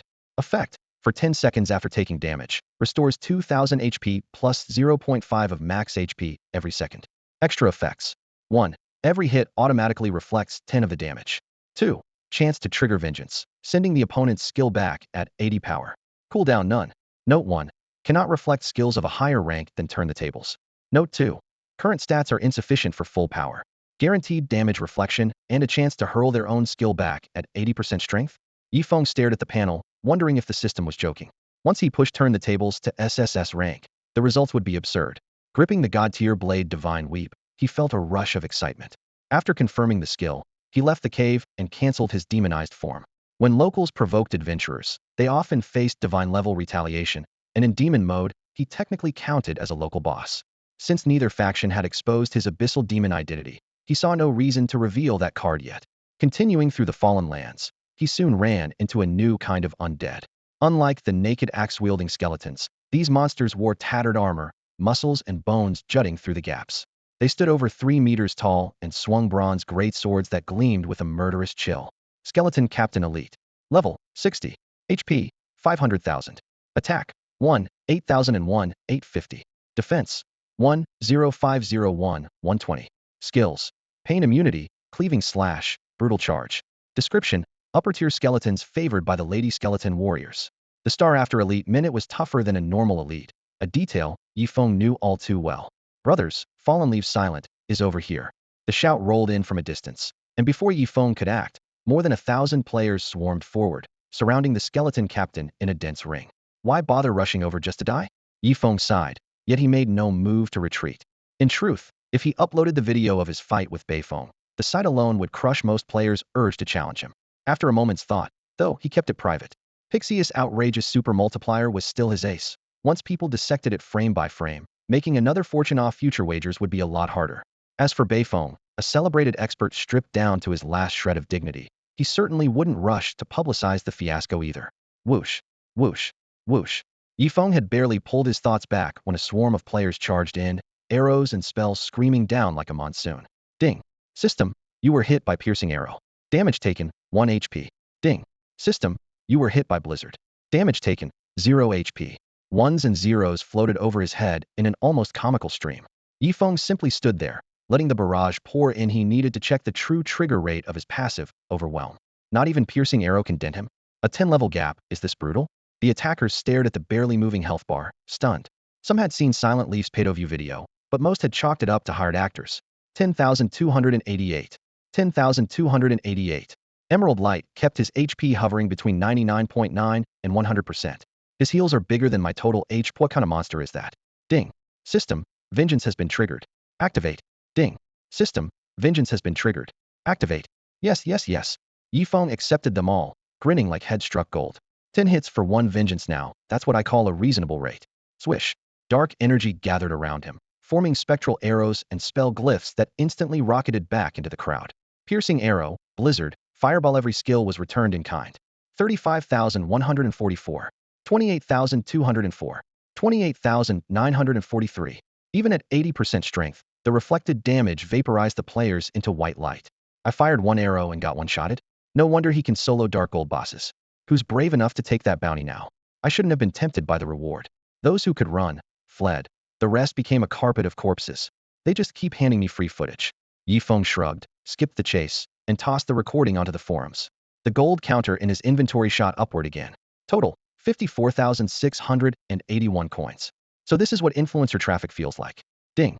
System, your pet auspicious beast Pichio has brought you 1,000 gold coins. The level 18 floating above Pichio glowed brilliantly. Looking at its cuddly face, Yifeng couldn't help but fantasize. 1,000 coins at level 18, imagine level 100. Saving Pixius Mother had brought more than a few perks. His mind drifted to the Mirror of Radiance. Bernie, the Eastern Region Emperor, had been quietly backing him. Never forget your roots. Mentor, thank you. The sincere thought had barely formed when a string of alerts exploded across the interface. Ding. System, World Boss the Hateful Dick will appear tomorrow at 10 o'clock. Eastern Region Adventurers, please prepare. Ding. System, World Boss Bearer of Light Augustus will appear tomorrow at 10 o'clock. Euro Region Adventurers, please prepare. Ding. System, World Boss Shadow of the Gale Eddie will appear tomorrow at 10 o'clock. Zar Region Adventurers, please prepare. The On-Siva Day's World Boss Hunt had officially begun. Finally, they're here. Yifeng's expression hardened. To ensure fairness, every region had to tackle the World Boss on its own before the borders reopened. The instant the boss appeared, each player was thrown into a personal instance, so there was no need to search for it. With God's Lament in hand, and the exclusive hidden class Demonic God of Wind, Yifeng was confident he'd clear the first phase, though that certainty belonged to him alone. He shed every distraction, flashed forward, and closed in on the skeleton captain. Meteor's swordplay flowed into an armor-shattering strike. Blades of light sliced the very air. 27,841. With the Blasphemer title adding 30 damage and God's Lament boosting final damage by another 50, Yifeng's basic attacks already rivaled some A or even strength skills. Human, you don't belong here. The skeleton captain roared, swinging its bronze saber. Leave your life behind. Miss. Yifeng slipped past like a gust of wind, reappearing behind it. His sword flashed again. 27,581. 54,560. Critical 26,785. Thanks to his explosive attack and movement speed, the skeleton captain's health bar evaporated in barely 10 seconds. Don't kill me. I'll reward you with the finest skeletal maidens in my legion. Oh, Yifeng arched a brow. Really? It's the truth. Shki's longsword pierced bone. Yifeng's tone was flat. Even if you lined up 10 of them, I wouldn't be interested. Clearly, the skeleton captain had underestimated his resolve. Ding. System message. Congratulations, you have slain the skeleton captain. EXP 4.06. Rather than dwell on tomorrow's world boss, Yifeng focused on the present. He pushed deeper into the fallen lands, cutting down every undead creature along the way. For him, the real hurdle was leveling up. Only with a higher level could he face the coming crises with confidence. Meanwhile, in the brightly lit royal palace, Your Majesty, reliable sources say the adventurers won't be able to stop Luo Yi Wuxing. Divine Guard Arvis reported respectfully. As a top-tier adventurer himself, he knew Luo Yi Wuxing's power. The man had offended the entire Eastern Light faction, something they understood all too well. Damn it. King Bernie's voice grew cold. Is there really no way to reclaim the super divine weapon? He knew Luo Yi Wuxing carried the potential of an abyssal demon. If he was allowed to grow, the consequences would be catastrophic. Your Majesty, I have a plan. The crimson-robed flame archmage stepped forward. Speak. Seize the fallen lands.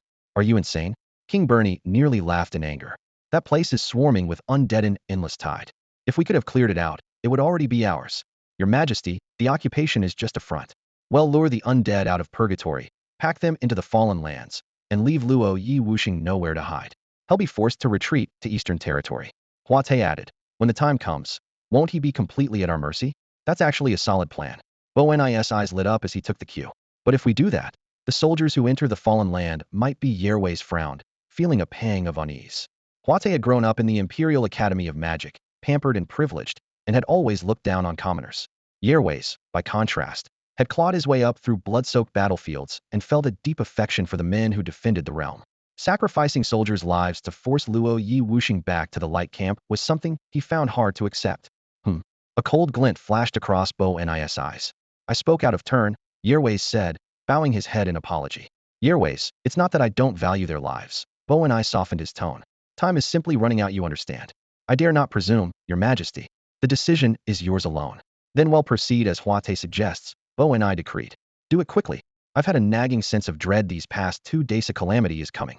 Yes, Your Majesty. Ding. Global announcement. The fallen land has stood outside imperial control for 10 millennia, long a haven for criminals. The enraged emperor now summons heroes from every corner of the realm to reclaim it. Ding. Global announcement. Registration opens tomorrow at 10 o'clock. 3 days from now, the emperor himself will lead the eastern forces to attack the fallen land. Ding. Global announcement. Main quest War of the Fallen has begun. A big event is coming. If the emperor's leading the charge, players are just along for the ride. Why does it feel like they're targeting Luo Yi Wuxing hiding in the fallen land? Late at night, the solemn announcements boomed in every adventurer's ear, stirring up a storm. After felling a skeleton captain with a few swift strikes, Yi Feng paused to listen, his thoughts churning. Luo Yi Wuxing might be the one who should be nervous, but the emperor was the one who couldn't sit still. War of the Fallen. Yi Feng savored the words, a chill tugging at his lips. An imperial expedition in 3 days? The cost will be enormous, you may not be able to bear it. With that, he went back to grinding. By dawn he had reached level 48, then slipped behind a jutting boulder, chewed some dry rations, and fell asleep. The next day dawned bright and clear. A world boss should drop great loot. There's only one, though. The top guilds will split it. We'll be lucky to grab some XP. Who knows? Maybe we'll snag something they miss. The global shift into this new world was a done deal. People had no choice but to accept it, and many players were starting to revel in a reality where the free revive counter still hadn't hit 0. Ding. System message. World boss the hateful one. Dick is about to descend. Teleport to the trial site? Yes. Eager for the Onsi Veritende spectacle, countless players accepted at once. Whoosh, whoosh, whoosh, trails of brilliant white light rose as adventurers vanished and reappeared in an isolated space. They stood on a barren, lifeless plain that stretched beyond sight. Above, a dim sky pulsed with relentless lightning and thunder. Ding. System message. You have entered the trial ground special instance. Tens of millions arrived simultaneously, their chatter flooding the wasteland. Where's the world boss? Eyes darted everywhere, but not a single monster was in sight. Crack. A bolt of lightning ripped the sky. Hundreds of meters up, a spinning vortex appeared, deep and terrifying as a black hole, widening by the second. The boss is coming. Every gaze locked on it as the crowd held its breath. 10 meters, 100, the vortex ballooned, finally halting at 500 meters across. Then an unimaginably colossal creature burst out of the abyss. Boom. Under the gaze of countless players, the world boss slammed into the earth. The impact sent rolling shockwaves across the field, whipping up dust as though the very heavens had cracked. Hundreds of players were blasted into crimson mist, their remains scattering while time itself seemed to freeze. No one had imagined that a boss with a 10-day respawn timer could be this enormous. The creature stood almost 400 meters tall. Its violet black hide looked like molten steel frozen in place, every line and ridge sharply defined. 2 blood-red eyes surveyed all living things from above, and a face that once hinted at humanity was now warped by boundless savagery. In its grip rested a purple greatsword dozens of meters long. When the tip dragged across the ground, sparks flew as if the earth might ignite. Ants, I will personally erase your civilization. The beast's deep, rasping voice rolled out, stabbing pain into every player's ears. Hater Dick World Boss. Level, 60. HP, 1 million. Attack, 3,0003, 200. Defense, 1, 2001, 400. Skills, Death Stomp, Infinite Hatred, Sea of Thunder. Profile, he spends his life hating the world, tireless in the destruction of civilizations. Therein lies his joy. A collective hiss rose as the crowd read the stat panel. Wham! The giant sword swept sideways, carving a trench tens of meters wide. Shattered rock flew everywhere, and more than 100 players were deleted in an instant. 30,144. 25,758. 62,150. Critical damage numbers popped up in torrents, Hits of 20 or 30,000 left everyone reeling. If I'd known, I'd never have stood so close. A cluster of soul-form players floated above their corpses, filled with regret. They had underestimated the first world boss, assuming even a monster had limits. The hater laughed like an invincible titan, blood dripping from his blade. So this world is weak, there isn't a single worthy foe. He had already wiped out several civilizations. Their slow growth had made them lambs to the slaughter. A dense barrage of spells and arrows converged from every direction. 1. 17. Miss. The damage was negligible. Attacks lacking power were simply ignored by the system. Spread out. Give the top players room. The commander, Feng Yutongzhou, shouted, though his tone was grim. He knew this boss was leagues beyond ordinary players. The system had once warned, fight to survive in this world, and you will gain power equal to gods and demons. The key word, however, was survive. Squelch. A silver spear ripped through the air, stabbing into the hater's instep and splashing dark purple blood. 5,570. The hater winced and fixed his gaze on the culprit, rookie Nanmin Chuanyu. Courting death. He raised a foot for a brutal stomp. Nanmin Chuanyu dropped low, rolled aside, and narrowly avoided the heart-stopping death stomp. His brow furrowed. We might need tens of millions of deaths to bring him down. Victory is possible, but the cost will be brutal. Let's see where you run. The hater gave chase, each step carving deep craters and flattening unlucky players. Take this. On the far side, Bifeng, piloted by Wang Deharo, aired, leaped up, and slashed at the boss Achilles. Blood sprayed. The blade bit through the hater's iron-hard flesh. 4,550. Only that much strength? The hater couldn't even be bothered to glance at Beifeng. He swung his colossal axe and kept charging at Nanmin Chuanyu. He'll finish him off first, then it's your turn. Damn. Bifeng's scalp tingled, yet his brain whirred. If he could make the hater bounce aggro between the two groups, casualties might stay low. Too bad the brute knew nothing about hate values and was clearly set on knocking them down one by one. Whip. An arrow tore through the air and lodged in the hater's left knee. The giant staggered, nearly dropping to one knee. Hold formation. Chip him down, slow and steady. In the crowd, a plain-looking young man knocked another arrow and shouted encouragement. He'll die eventually. He loosed again, his shot aimed at the world boss lower body. Newcomer Jing Yi Si Doomshot Archer. Brat, you dare shoot me here. The hater roared, gave up on Nanmin Chuanyu, and stormed toward Jing Yi Si. You've angered me. Somebody cover me. Jing Yi Si spun and bolted. Whoosh, whoosh, whoosh. Players threw every skill they had, yet the hater tanked the damage and powered on. In a heartbeat, he was on Jing Yi Si, stomping down hard. Die. Boom. Dust erupted, the ground shuddered. Pathetic. The hater sneered and lifted his foot, only empty ground beneath it. Where had the bug gone? A short distance away, he spotted his prey being dragged off by a black-robed youth in a dark purple mask. Tall and poised, the newcomer stood out like a crane amid chickens. Blasphemer Lia Wuxing, windborn heretic. Luoya Wuxing. Feng Yutongzhao's eyes lit up. You finally made it. 100 meters off, Yi Feng let go of Jing Yi Si's collar. You okay? Thanks, brother. Jing Yi Si nodded, grateful. Beifeng exhaled. Brother, what took you so long? Now that Luoya Wuxing's here, this boss is done for. Millions of people spawned at once. I landed on the outer ring. Yi Feng shrugged. I don't have wings, I couldn't reach the first wave. No small talk. Nanmin Chuanyu leveled his spear, on guard. Follow my calls, or you're just feeding him. Leave it to me. Yi Feng flipped his hand, producing a sword wreathed in ash-gray mist. The instant the edge flashed, Jing Yi Si felt ghost blades brush his skin and instinctively stepped back. Your opponent is me. Yi Feng advanced, blade raised. Party up? Too messy. Solo XP is sweeter. Idiot. Nanmin Chuanyu cursed. That's a level 60 world boss, how are you soloing it? Wuxie breeze slipped past. Yi Feng's blade swept behind the hater's ankle in a gray arc. Flash. Blood spattered as the boss stumbled back. 31,569. Worm, courting death. The hater howled, stomping. A shockwave howled downward, but Yi Feng drifted aside like a fallen leaf. The blast only ruffled his coat. Ding. System prompt. You've triggered revenge. Activate. Yes. Yi Feng lashed out, kicking the boss Achilles. The towering giant tripped head over heels, crashing to earth in a cloud of dust. Inside the trial grounds, nearby players felt their hearts leap. Ant tripping an elephant wasn't something you saw every day. Flat on his back, the hater's HP poured away like floodwater. Numbers rained down, while he couldn't even touch Leo Wuxing's hem. Beifeng, didn't you say he barely survived? Nanmin Chuanyu's face went rigid. Don't twist my words. Beifeng snapped.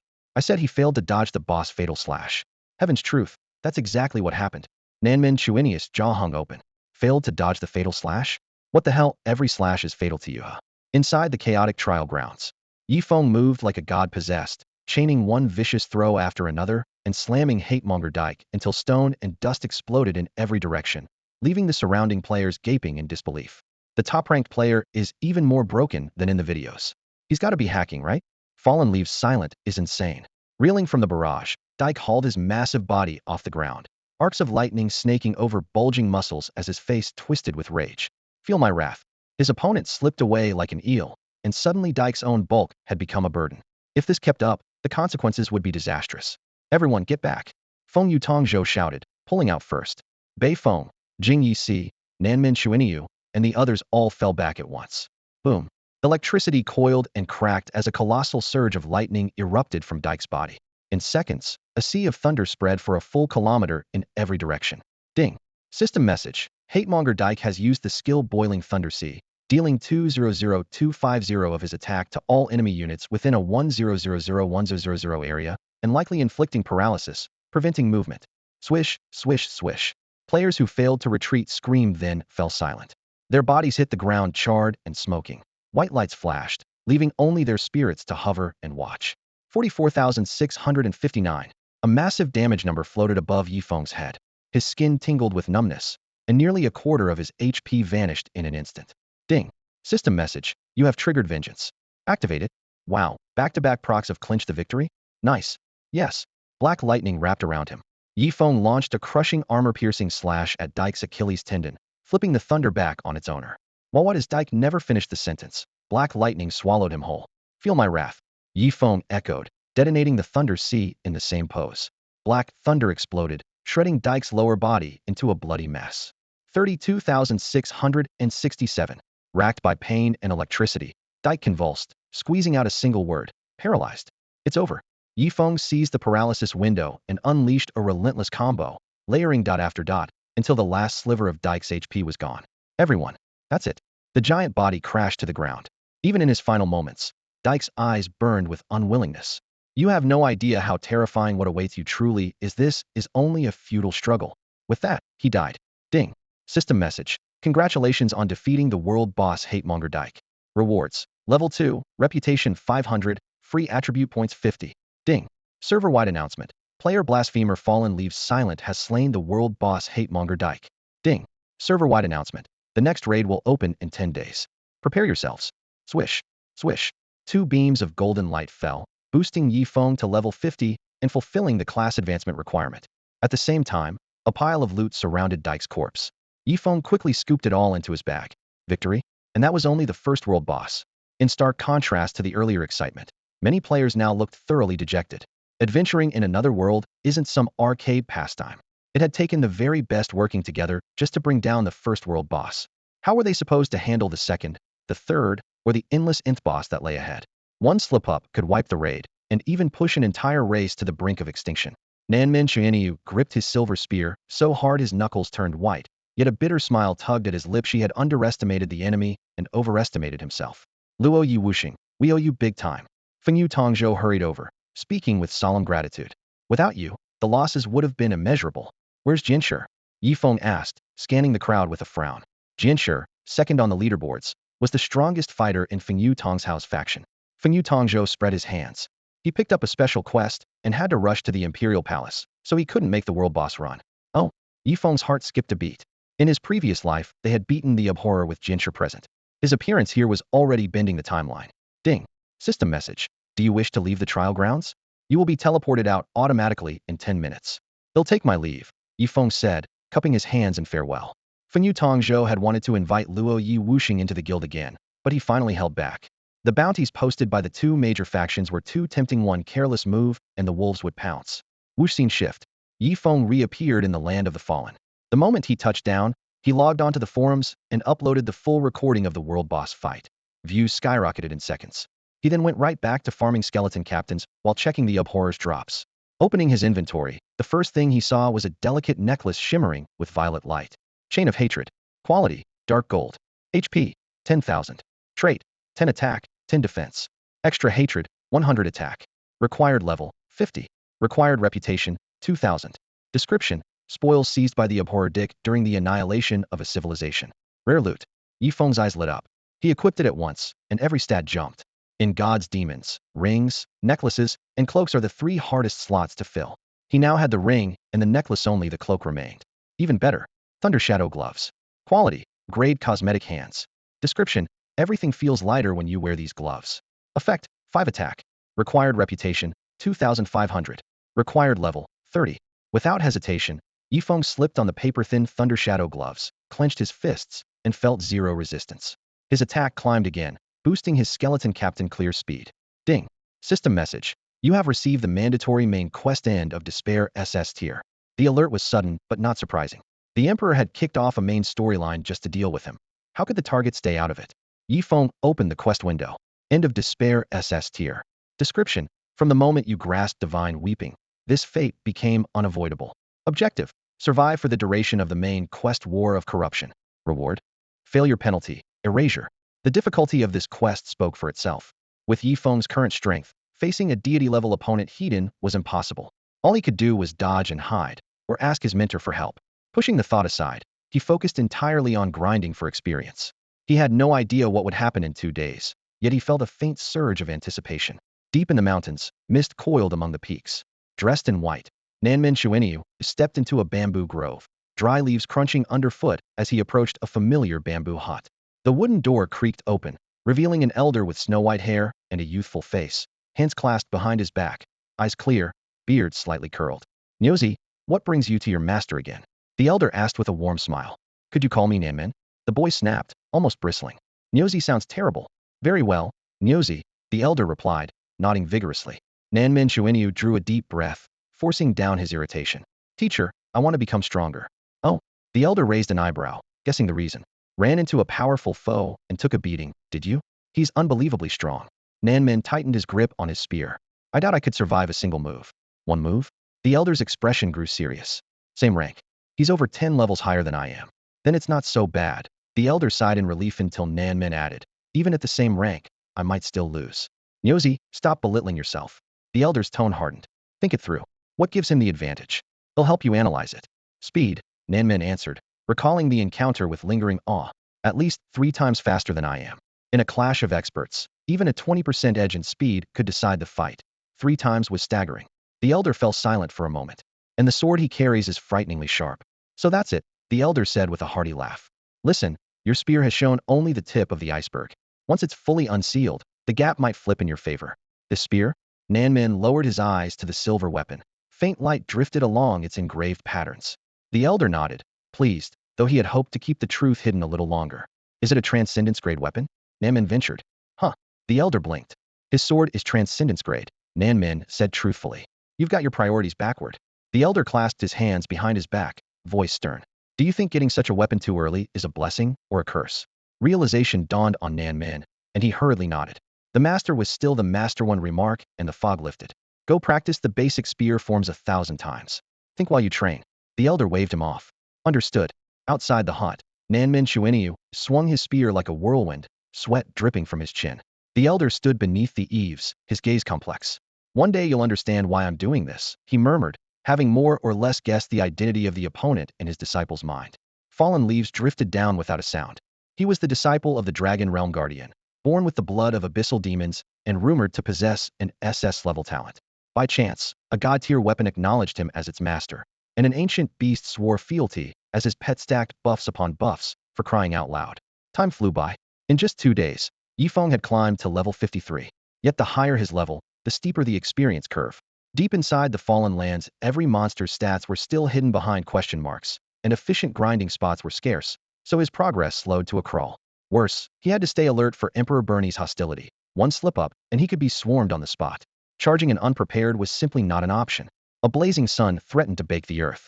Outside the Fallen Lands, a once-empty plain was now packed shoulder to shoulder with Imperial troops, their formation so rigid it seemed to squeeze the very air. On a nearby ridge, countless players had gathered in full gear, though their lines were far messier than the armies. At the very front, a chariot carved with golden dragons stood beneath fluttering banners. Bernie gripped his sword, scowling. Tension hung like a drawn bowstring. Your Majesty, must we really mobilize every elite from the capital, and all 4 primary cities? Yalvis finally mustered the courage to speak. Bernie's gaze cut like a blade. If Shadowless City had called in those 4 city lords last time, would it have ended the way it did? Yalvis fell silent.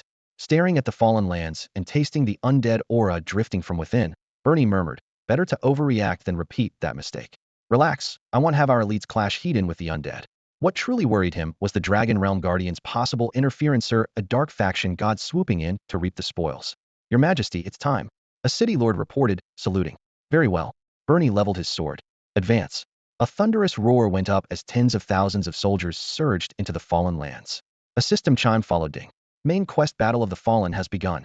Stick with the NPCs, boys. Falling Leaves will have to show himself, and that god-tier weapon might get confiscated. Players erupted with excitement and poured in behind the army. Some muttered, he just wins by stats. If I had the only hidden class, I'd do just as well against a world boss. Banners snapped overhead, dust roiled underfoot. Soldiers broke the first lines, players rushed after them, and undead axemen and skeleton captains were crushed before they could swing back, their bones trampled to powder. Awesome. Let's steamroll the whole zone in one push. Morale soared as players feasted on easy kills. Undead swordsmen, knights, mages, even necromancers fell in droves, still nightmare mobs on paper, but a single point of damage earned full XP and loot. A little over 20 minutes later, the host had swept aside every mob and boss, reaching the heart of the fallen lands unopposed. What was billed as a high-risk main quest now felt like a zero-pressure stomp, and cheers filled the air. Then, at the bottom of a valley piled high with bones, a dim green vortex flickered into view, drawing an NPC soldier's attention. Wheel of Purgatory. Description. Below the ninth nether, the Yellow Springs Inferno. Whoosh. The vortex ballooned, spilling black mist. 10 meters, 20 like a nightmare corridor forced open, its oppressive aura squeezing the breath from every chest. Players traded uneasy glances and swallowed hard.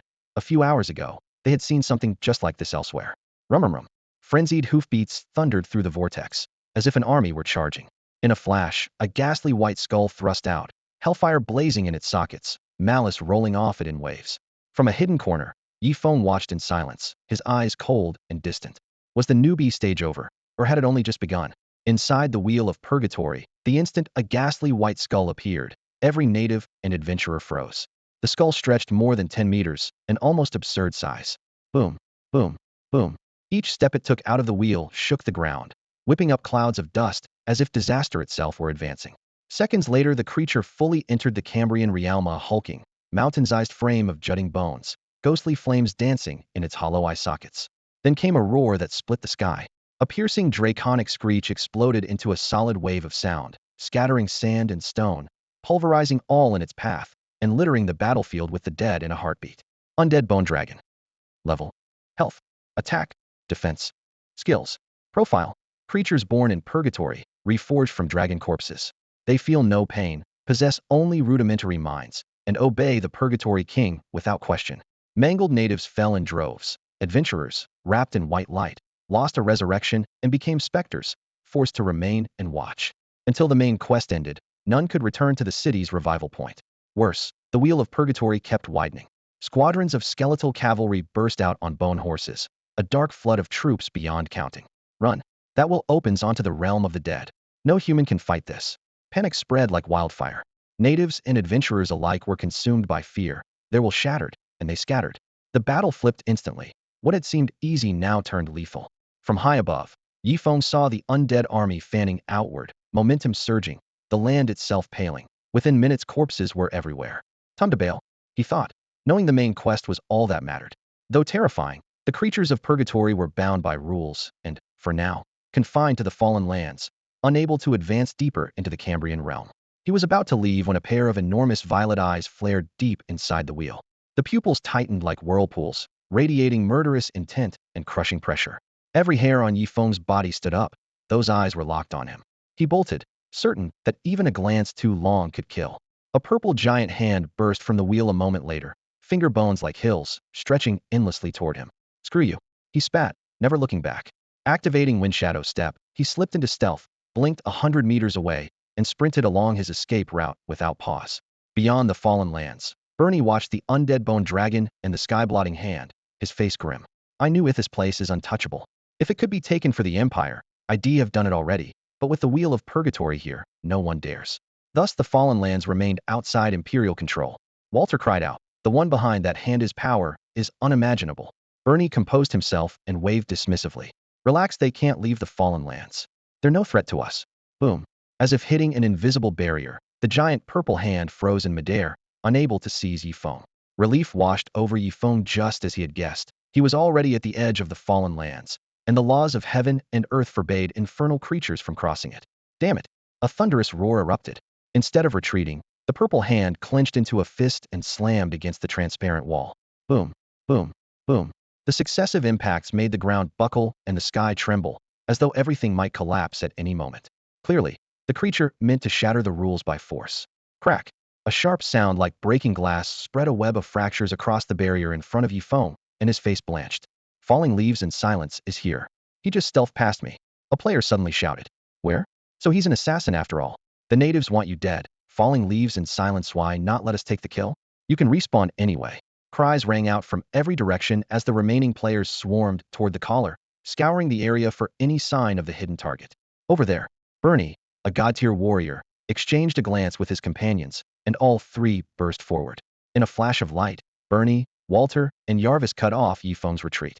It's true natives can't just attack adventurers, but blocking your way is perfectly acceptable, Bernie sneered. Whoosh, whoosh, whoosh. Three figures locked into place before Yifeng. Wanted adventurer, I have questions for you. Stay where you are? Bernie's voice was icy cold. He was certain Yifeng had no way out. A barrage of arrows rained from behind, forcing Yifeng out of stealth. Die! A player rushed in, elated, and swung his blade. Please, let me snag that unique hidden class. Clang. The weapon struck a silver barrier, and the rebound hurled the attacker away, leaving everyone stunned. All three god-tier experts looked up. A silver-haired, silver-armored girl descended lightly from the sky, bathed in sunlight. Her skin gleamed like crystal, and her stunning beauty stole the breath of countless players. Guardian of Dragon Realm, what's the meaning of this?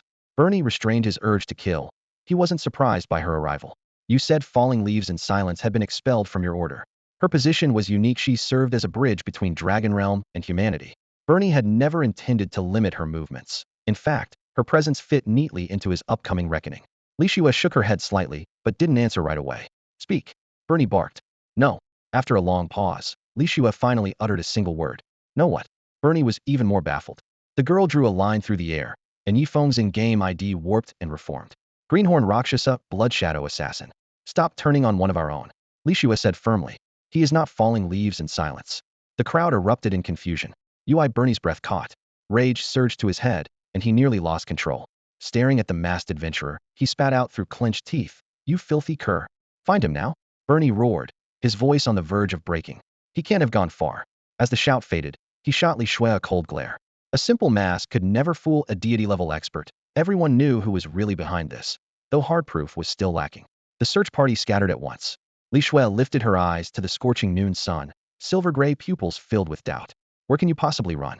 However strong she was, she could only buy Luo Yi whooshing a brief reprieve. Time would soon run out.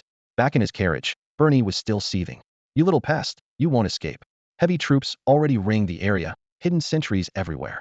Even with Li Shui's covert aid, breaking through this dragnet would be next to impossible. Roughly 5 minutes later, a guard sprinted over.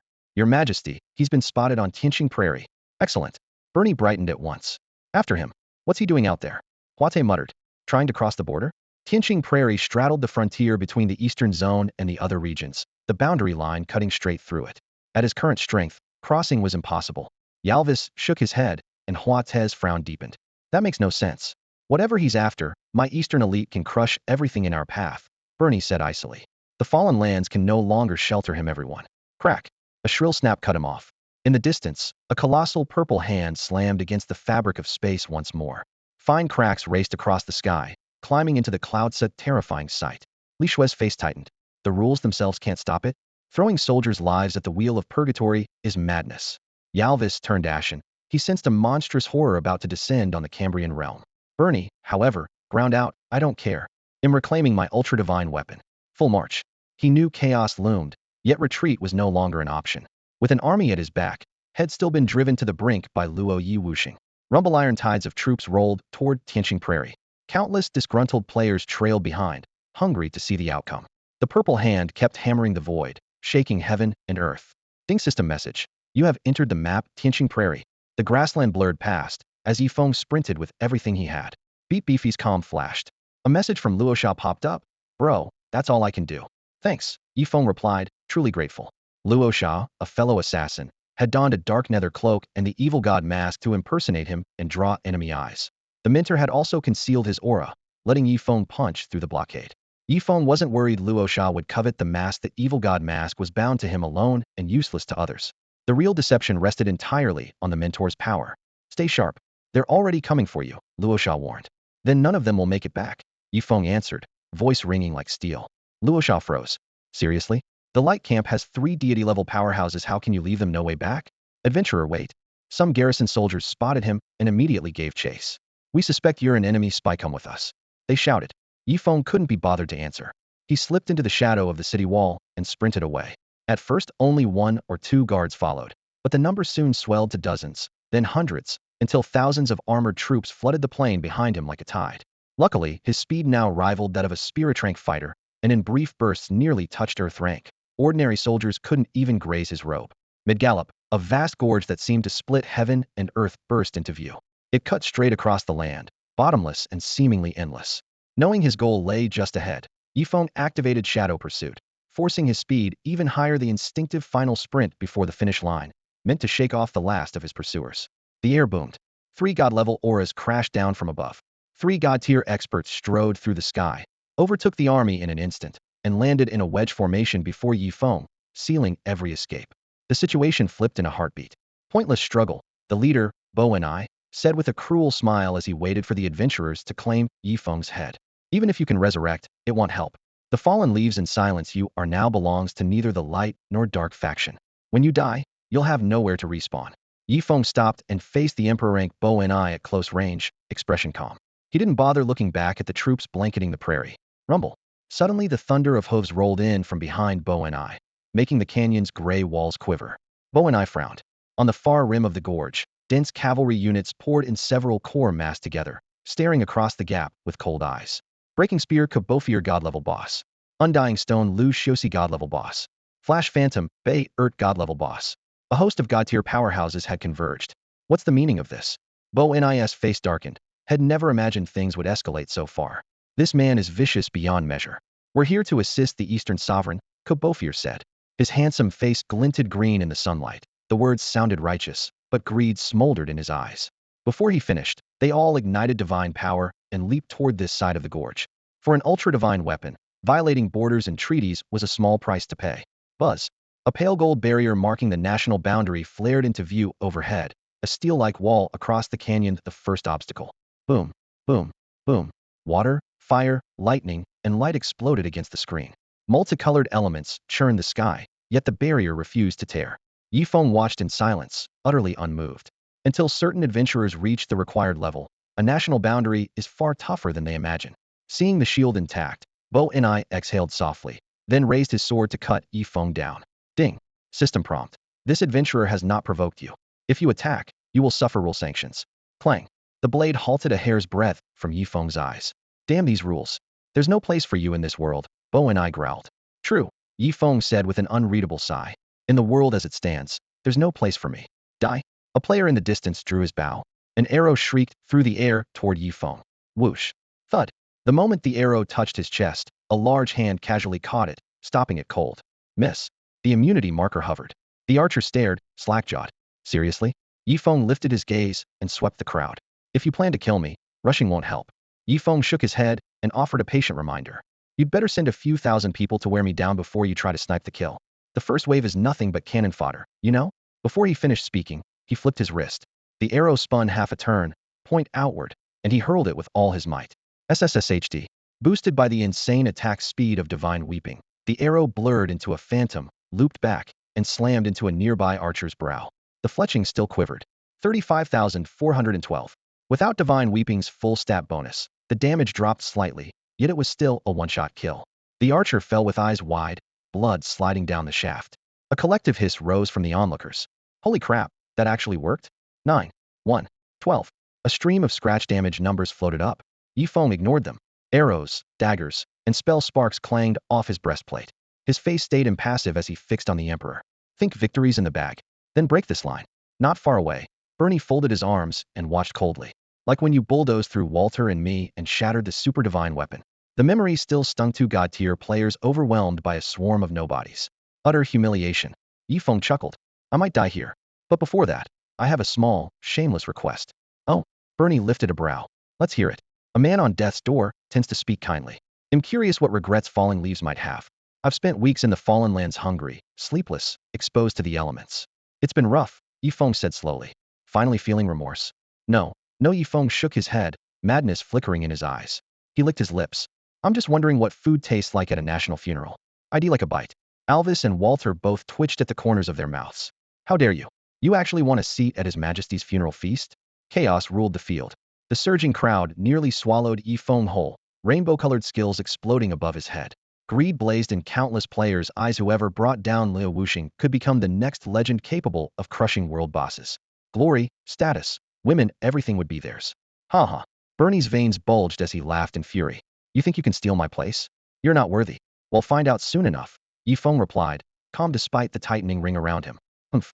Bernie snorted, murder gleaming in his eyes. They'll watch you die myself. The mythic weapon is mine, and that abyss-blooded adventurer is getting erased as well. Yifeng's lips curled into a knowing smile. You'd better worry about yourself first. He had broken through the lines to reach this spot because the celestial prairie was not only a border intersection, it was also, boom, a crushing aura slammed down, driving the air from everyone's lungs. The god-tier powerhouses poised to breach the frontier recoiled, sensing a lethal presence rushing out from the gorge. Thunder rumbled. Clouds as black as ink flooded the horizon, blotting out the sun and moon and plunging the land into gloom. Is it going to rain? Damn, I can't breathe. How is the main story this crazy? A gale howled, stinging every face. Yifeng looked up, eyes grave. At last they're here. Bernie, Walter, and Yalva's three god-tier fighters snapped their heads toward the ravine, hearts hammering. Even they felt their scalps crawl. Something monstrous lurked within. Crack. The breach another nation's experts had blasted into the border shattered into glittering moats, leaving only the gorge between the eastern region and the lands beyond. Swish, swish, swish. Spheres glowing with sinister crimson light rose from the canyon floor and hung in midair. Ding. Global announcement. Divine Demon Event Cambrian Realm Crisis has officially begun. What does that even mean? Players stared at one another. The system wasted no time. Ding. System alert. Warning. One of the Cambrian Realm's 10 demon lords, Star of Calamity, Molo, has descended upon the celestial prairie. All nearby inhabitants should evacuate immediately or accept full responsibility for the consequences. Ding. System alert. Warning. One of the Cambrian Realm's 10 demon lords, Abyssal I, Ted, has descended upon the celestial prairie. All nearby inhabitants should evacuate immediately or accept full responsibility for the consequences. Ding. System alert. Warning. One of the Cambrian Realm's 10 demon lords, Witch of Eternal Sin, Fae, has descended upon the celestial prairie. All nearby inhabitants should evacuate immediately or accept full responsibility for the consequences. The chimes overlapped endlessly as adventurers and natives alike received the grim news. Only disaster awaited. Those red orbs are actually the demon lords. Damn it, Loya Wuxing dragged us straight into their lair. 1, 2, 3, for why are there only 9? Panic spread like wildfire. Adventurers felt a chill down their spines, and the clear-headed ones sensed impending doom and began to retreat. Many prudent players, smelling catastrophe, had already started to pull out. Because there's still someone here. A defiant voice rang out. Boom. A deafening blast split the sky. At the very rear of the crowd, deep inside the packed ranks, a jet-black spark flared.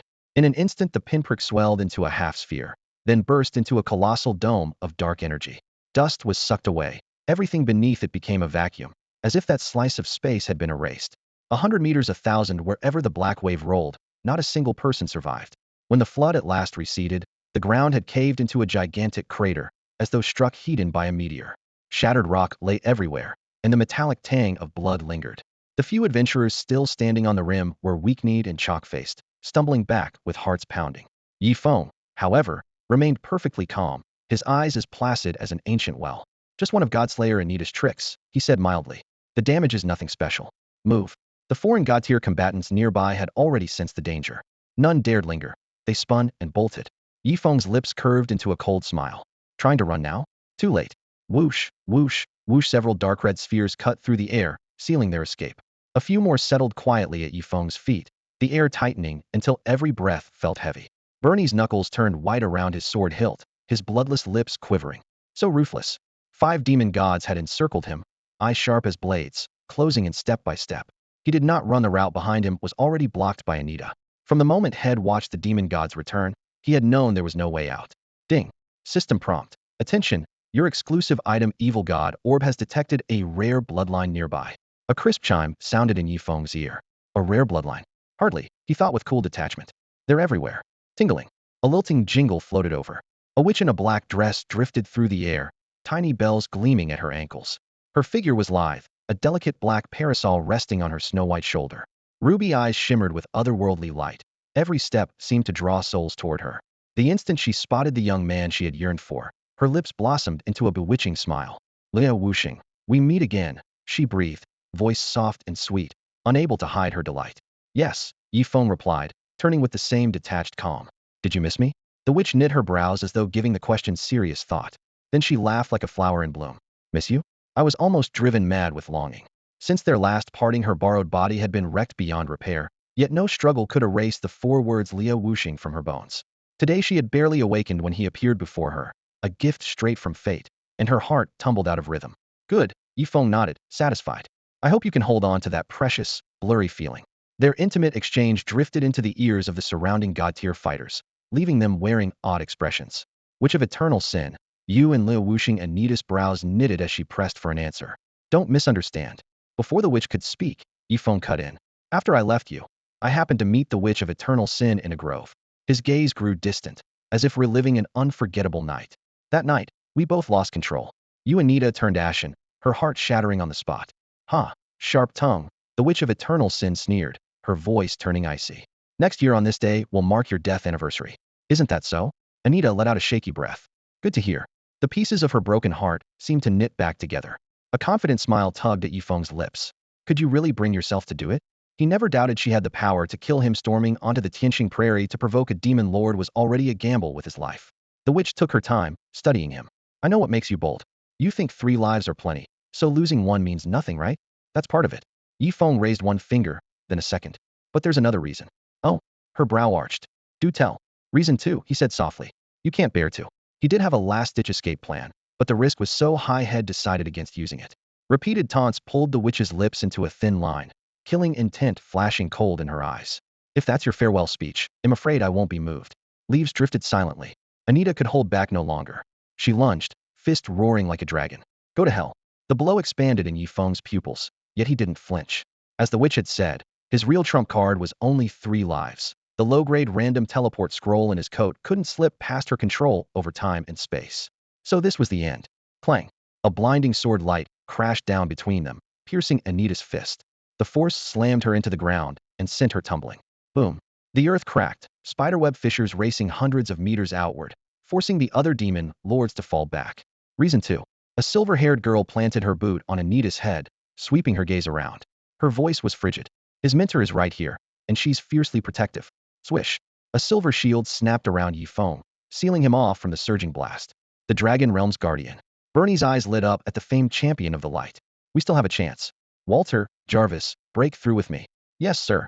The 2 answered, only to be intercepted by demon lords, plunging the field into chaos. Boom, boom, boom. Multicolored elements detonated overhead with deafening force. Ding system message. You have received a shield from Li Shui, guardian of the Dragon Realm. Durability equals 30 of the caster's HP. Duration, 60 seconds. Mentor. Yifeng's face tightened. I told you not to come. Facing 10 demon lords at once was nearly hopeless. Using their power to cut down an emperor had already been his Allen gambit, and Head begged Li Shui to stay hidden. Go now. I won't hold them off for long, she urged under her breath. Rip Yifeng didn't hesitate. He yanked out the random teleport scroll and tore it in half. Sentiment was useless. He wouldn't waste his teacher's sacrifice. Flash. In the next instant, his figure vanished completely. Get back here. The witch of eternal sin pressed a palm to the air. A mystical clock face reversed its hands. Everyone needn't hold back. In an instant, time snapped backward, depositing Yifeng back inside the encirclement. Die. The 5 demon gods roared, unleashing a barrage that split the air. Slaying a god-tier player promised glory, yet their primary target was still the ultra-divine weapon. As for the 3 adventurers of Liu Wuxing, no matter. Wherever they revived, they could be butchered again. The Calamity Star, Mo Luo, glared with scarlet eyes brimming with savagery. Dark lines crawled across his ashen skin, and bone wings snapped open like those of a fiend from the abyss. He raised his blade and brought it crashing down on Yifeng, only for Yifeng to vanish, replaced by Li Shui. Ding. System message. Dragon Domain Guardian Li Shui has activated Forbidden Spatial Swap, ignoring all restraints and exchanging positions with you. The scene world. Yifeng was flung high into the sky.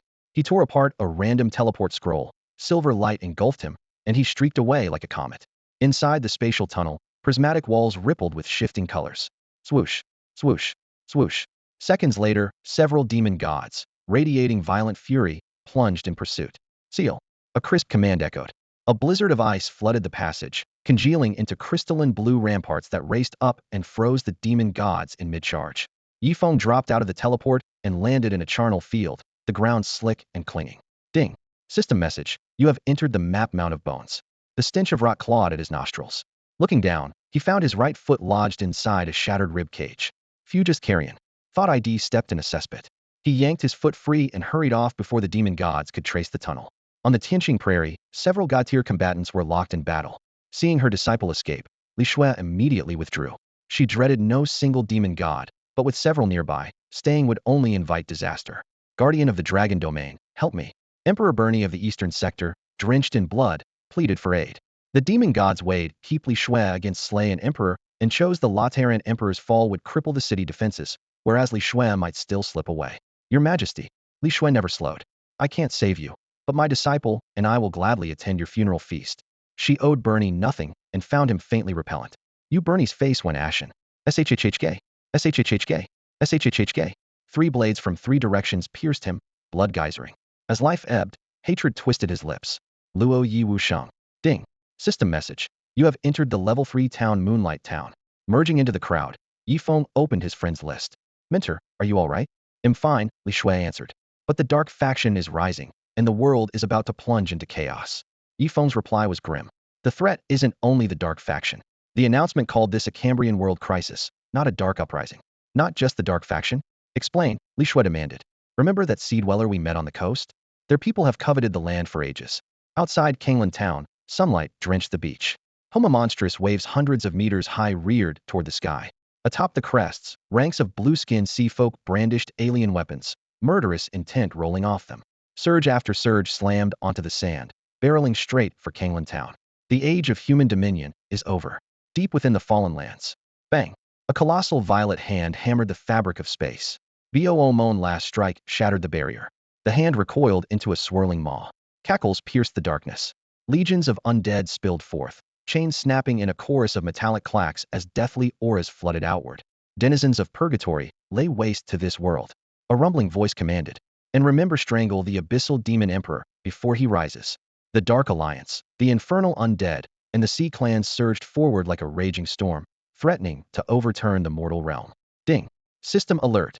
Emperor of the Eastern region, Mirror of Radiance Benny, has fallen to a demon god.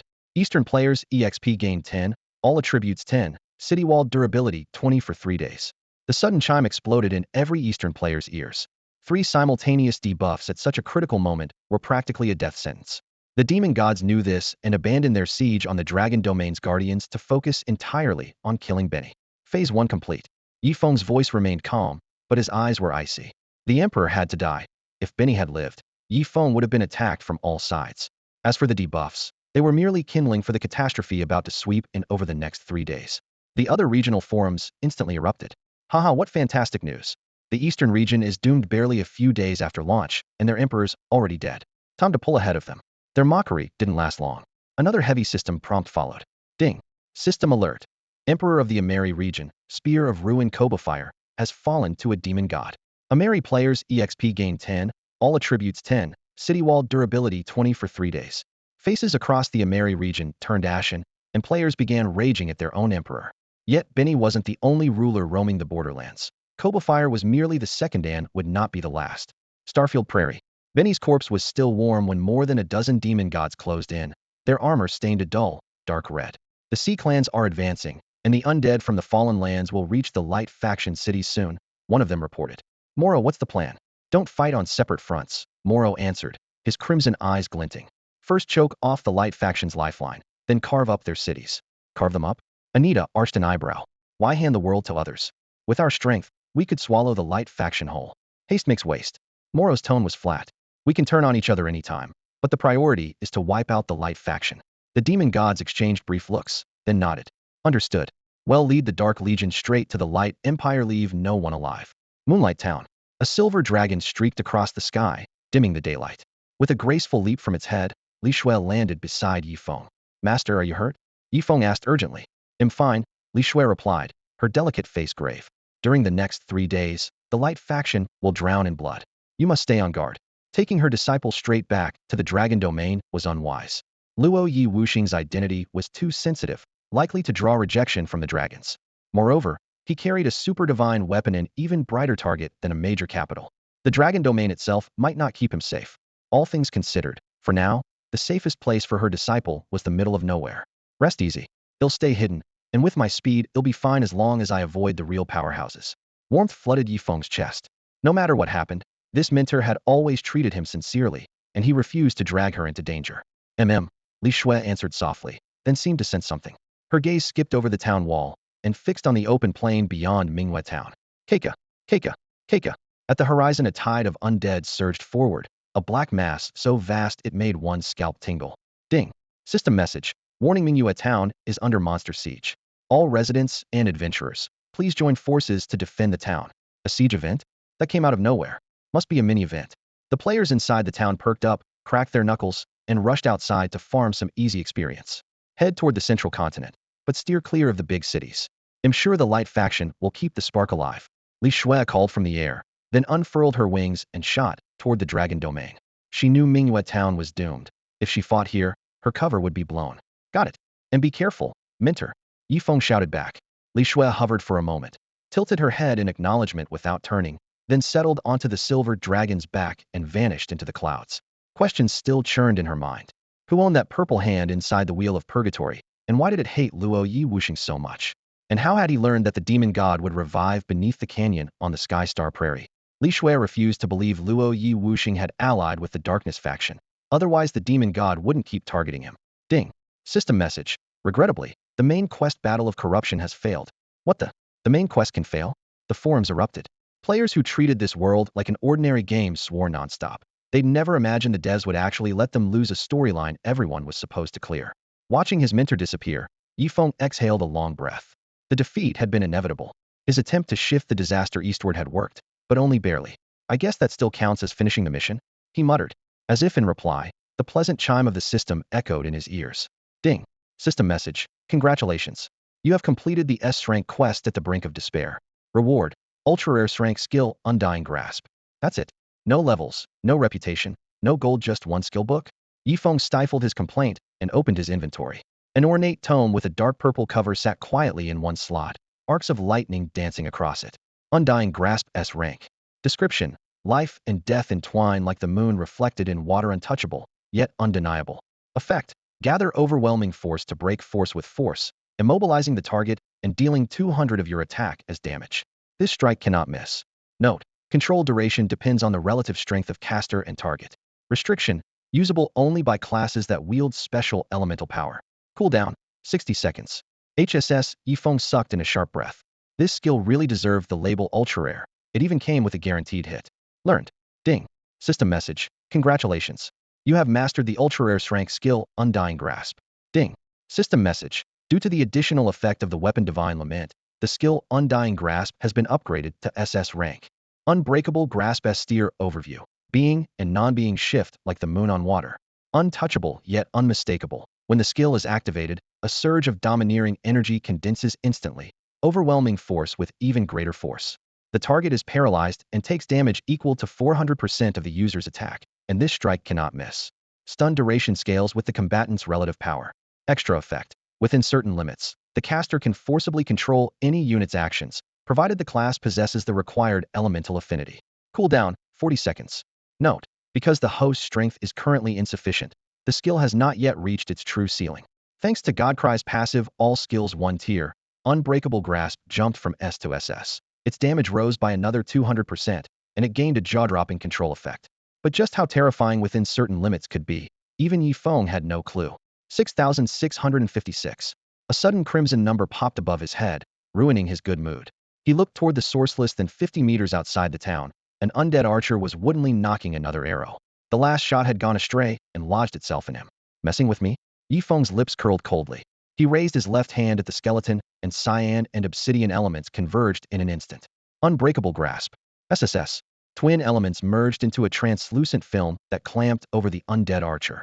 In a blink, the skeleton was yanked off the ground, frozen midair. Ding. System prompt. You have used Unbreakable Grasp. Undead archer immobilized for 10 seconds. 10 seconds. Yifeng's heart skipped a beat. They were about the same level, yet he could lock it down for a full 10 seconds. Unreal. Come. He closed his fingers slightly. The archer, dozens of meters away, was jerked forward, its neck caught in an invisible vice. With a gentle push, the skeleton stopped in midair, then, under his will, spun a full 360 degrees, even turning its arrows on its own kind. For ranged mobs, this was an out-and-out death sentence. Crowd control and puppetry rolled into one. What the hell kind of busted skill is that? A nearby player gasped as fallen leaves toyed with the undead archer like a marionette. Die. Yifeng snapped his hand shut. Boom. The undead archer exploded on the spot, bone fragments scattering. 215,574. The crit number was so big, even Yifeng paused for a heartbeat. A hiss swept through the players. Dude, you're a melee class, how is that even fair? What an outstanding warrior.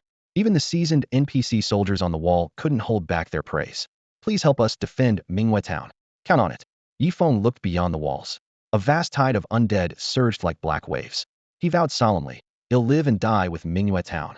He drew God Cry, its blade catching the night, and shouted like thunder, brothers, follow me. Charge. The local soldiers surged forward, brimming with pride, and rushed into the sea-like horde of undead.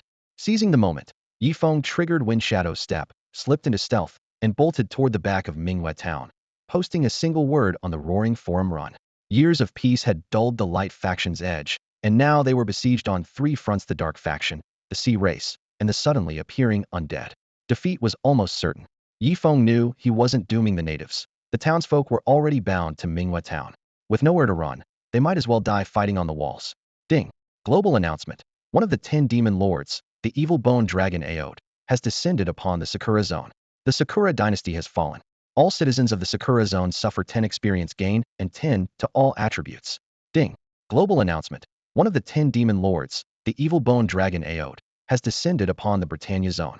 The imperial undying rock Lucius has been slain. The Britannia dynasty has fallen.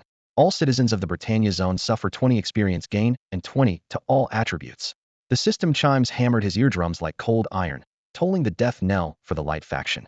Because players were deeply tied to their factions, most would pay the price of one death. As for those who had already burned through 2 lives like Wei and Duzuan, Yifeng could only light a candle for them in his heart. Russell. Night cloaked him as he raced along a tree-leaned path, deliberately avoiding every settlement. Whenever he spotted the shadow of a dark or sea army in the distance, he changed course at once, willing to detour dozens of miles rather than pick a fight. The forum was in an uproar. How do we stay alive? Need answers ASAP. These mobs are way beyond us. Every faction is steamrolling towns. The light faction's NPC champions are running around like headless chickens. Are we doomed? Yifeng scanned the posts while plotting his route, terrified of blundering into an enemy stronghold. Most light faction cities were doomed to fall. The only chance was to sprint into some remote corner and hide until the remnants regrouped. Yet he had no clear destination. In this timeline, the undead had joined the fray, so even the once safe land of the fallen could no longer be trusted. Within a few hours, dynasties across the world toppled in succession, their emperors slain, and the penalties stacked mercilessly on every player. Thinking of Brother Bernie, who was also on the run, Yifeng sighed. This was no personal crisis. It was a cataclysm sweeping the entire Cambrian realm. A possible history book title flashed through his mind, the day the server was served. Buzz. Something vibrated deep in his pack, and a prompt appeared. Ding. System prompt. Your Windblade orb can now be triggered. Activated. Note. Activation will transport you to a special zone, the land of the fallen. Outside a hidden cave, a pale, haggard man fell from the sky like a meteor. He landed gently despite the impact and hurried inside without a backward glance. The Windmaster Yaluan, a god-tier boss clad in teal armor, swept through several checkpoints like a gust of wind, slipping past every monster without a sound. He reached the secret chamber effortlessly, only to discover it empty. The turquoise pearl was gone, leaving him staring in shock. Where's the pearl? Where's my Windsward pearl? He pulled back his armored hand and surveyed the room. Every rocky surface had been planed smooth by razor-sharp gales, yet not a single trace of the pearl remained. Yaluan realized he had slept far too long. The water jiao guarding the entrance had fallen from celestial rank to a mere earthly level, allowing an intruder easy passage. Someone had dared to enter the fallen realm, follow the clues to this chamber, and steal the Windsward pearl. Murder flickered in Yaluan's eyes as he ground his teeth. Damn it! How can one person be so entangled with a demon god? Meanwhile, on a different path, Yifeng was hurrying along when a prompt appeared on his system panel, forcing him to stop. Activate it now? He suspected the Windsward pearl was tied to some powerful figure. Yes. After a brief hesitation, he nodded decisively. Activate inner special space. This might let him avoid the brawl that was about to erupt. Whoosh. The pearl flared with brilliant teal light and swallowed him whole. Ding. System message. You have entered a special space. The scene spun, and he landed on a brand new map. Birds sang, flowers perfumed the air, grass brushed his ankles, and a gentle breeze kissed his face. Sunlight danced on a nearby lake, creating a peaceful, idyllic paradise. Huh. Beside him materialized a translucent old man, a soul's outline with only the faintest features. The elder's eyes widened as he rasped, "Who are you? Where's Yalowin?" Yalowin? Yifeng froze for an instant, then understood the pearl's link to the Windmaster. Choosing his words carefully, he replied, "Greetings, sir. To be honest, Yalowin sent me to meet you." The old man narrowed his eyes. "Then Yalowin is your? A beloved friend, a brother in arms," Yifeng answered without hesitation. "Impossible," the old man blurted in response to Yifeng. "With the importance Yalowin places on my legacy, had never handed over so easily." Legacy? Yifeng instantly matched the identity Lu Xingqing, the sword's sovereign of the gentle breeze. Composing himself, he cupped his fists with a smile. "Elder, people change. Yalowin and I have faced life and death together. He values me highly, which is why he entrusted the Wind Sword Pearl to me." After speaking, Yifeng quietly observed. Lu Xingqing had been hiding in the Cambrian realm and clearly knew little of current affairs. It was a weakness Yifeng intended to exploit. "I don't believe it." Lu Xingqing raised his sword-shaped brows. "Did you steal the Wind Sword Pearl, brat?" Yifeng spread his hands helplessly. "You know better than anyone how strong its guardian is. If I'd really stolen it, would I still be standing here?" He pointed at his sleeve. As for proof, all he said was, "Once you meet me, everything will make sense." He left nothing tangible. "If you can't produce evidence, don't blame me for turning hostile." Lu Shengqing sneered, sword energy coiling around his palm like silken threads. Yifeng narrowed his eyes and murmured, "Then would the power to slay gods count as proof?" "The power to slay gods? Isn't that Anita's signature art?" Lu Xingqing froze. "Exactly. Anita and I hit it off right away." Yifeng improvised, demonstrating techniques unique to a Dark Fistmaster while chatting casually. "He also taught me several skills only a Dark Fistmaster can learn." Lu Xingqing watched, half convinced and half doubtful. Yifeng suddenly changed the subject. "Oh right, the Witch of Eternal Sin and I get along well too. We even slipped into the woods together once." "What?" Lu Xingqing's whiskers bristled and his eyes bulged. "Why would the Witch of Eternal Sin fancy you, let alone go frolicking in the bushes with you?" "It's true." Yifeng sighed theatrically at the lack of trust, then casually pulled up a treasured video. "How about right here?" The witch's melodious voice flowed from the light screen. "I can't wait any longer. Your body, your weapon, they drive me mad. Hand them over." Lu Shengqing looked as if a thunderbolt had struck him, his gaze completely blank. Yifeng thought, "The witch's allure is unbeatable. Another elder has fallen." Licking his lips meaningfully, he said aloud, "The witch tastes quite amazing." Silence. Lu Shengqing's face turned ashen, he gnashed his teeth. "What on earth makes you attractive to the Witch of Eternal Sin? What do you have going for you? Didn't she just say it herself?" Yifeng quipped, further unsettling him. While the old man was distracted, Yifeng straightened and bowed solemnly. "Senior Lu Xingqing, please entrust your legacy to me." Lu Xingqing gave a wry smile, disappointment filling his eyes. "You may have the legacy, but I have one condition." "What condition?" "Treat Fei well. She's a good woman." Yifeng understood the elder's complicated feelings and answered earnestly, "I will. Every night, I'll lavish her with my best." "You." Lu Shengqing was so furious that smoke seemed ready to pour from every orifice. "That's not the kind of treat I meant. My legacy is a technique so rare it would make Yalowin green with envy." Lu Shengqing swallowed the anger lodged in his chest.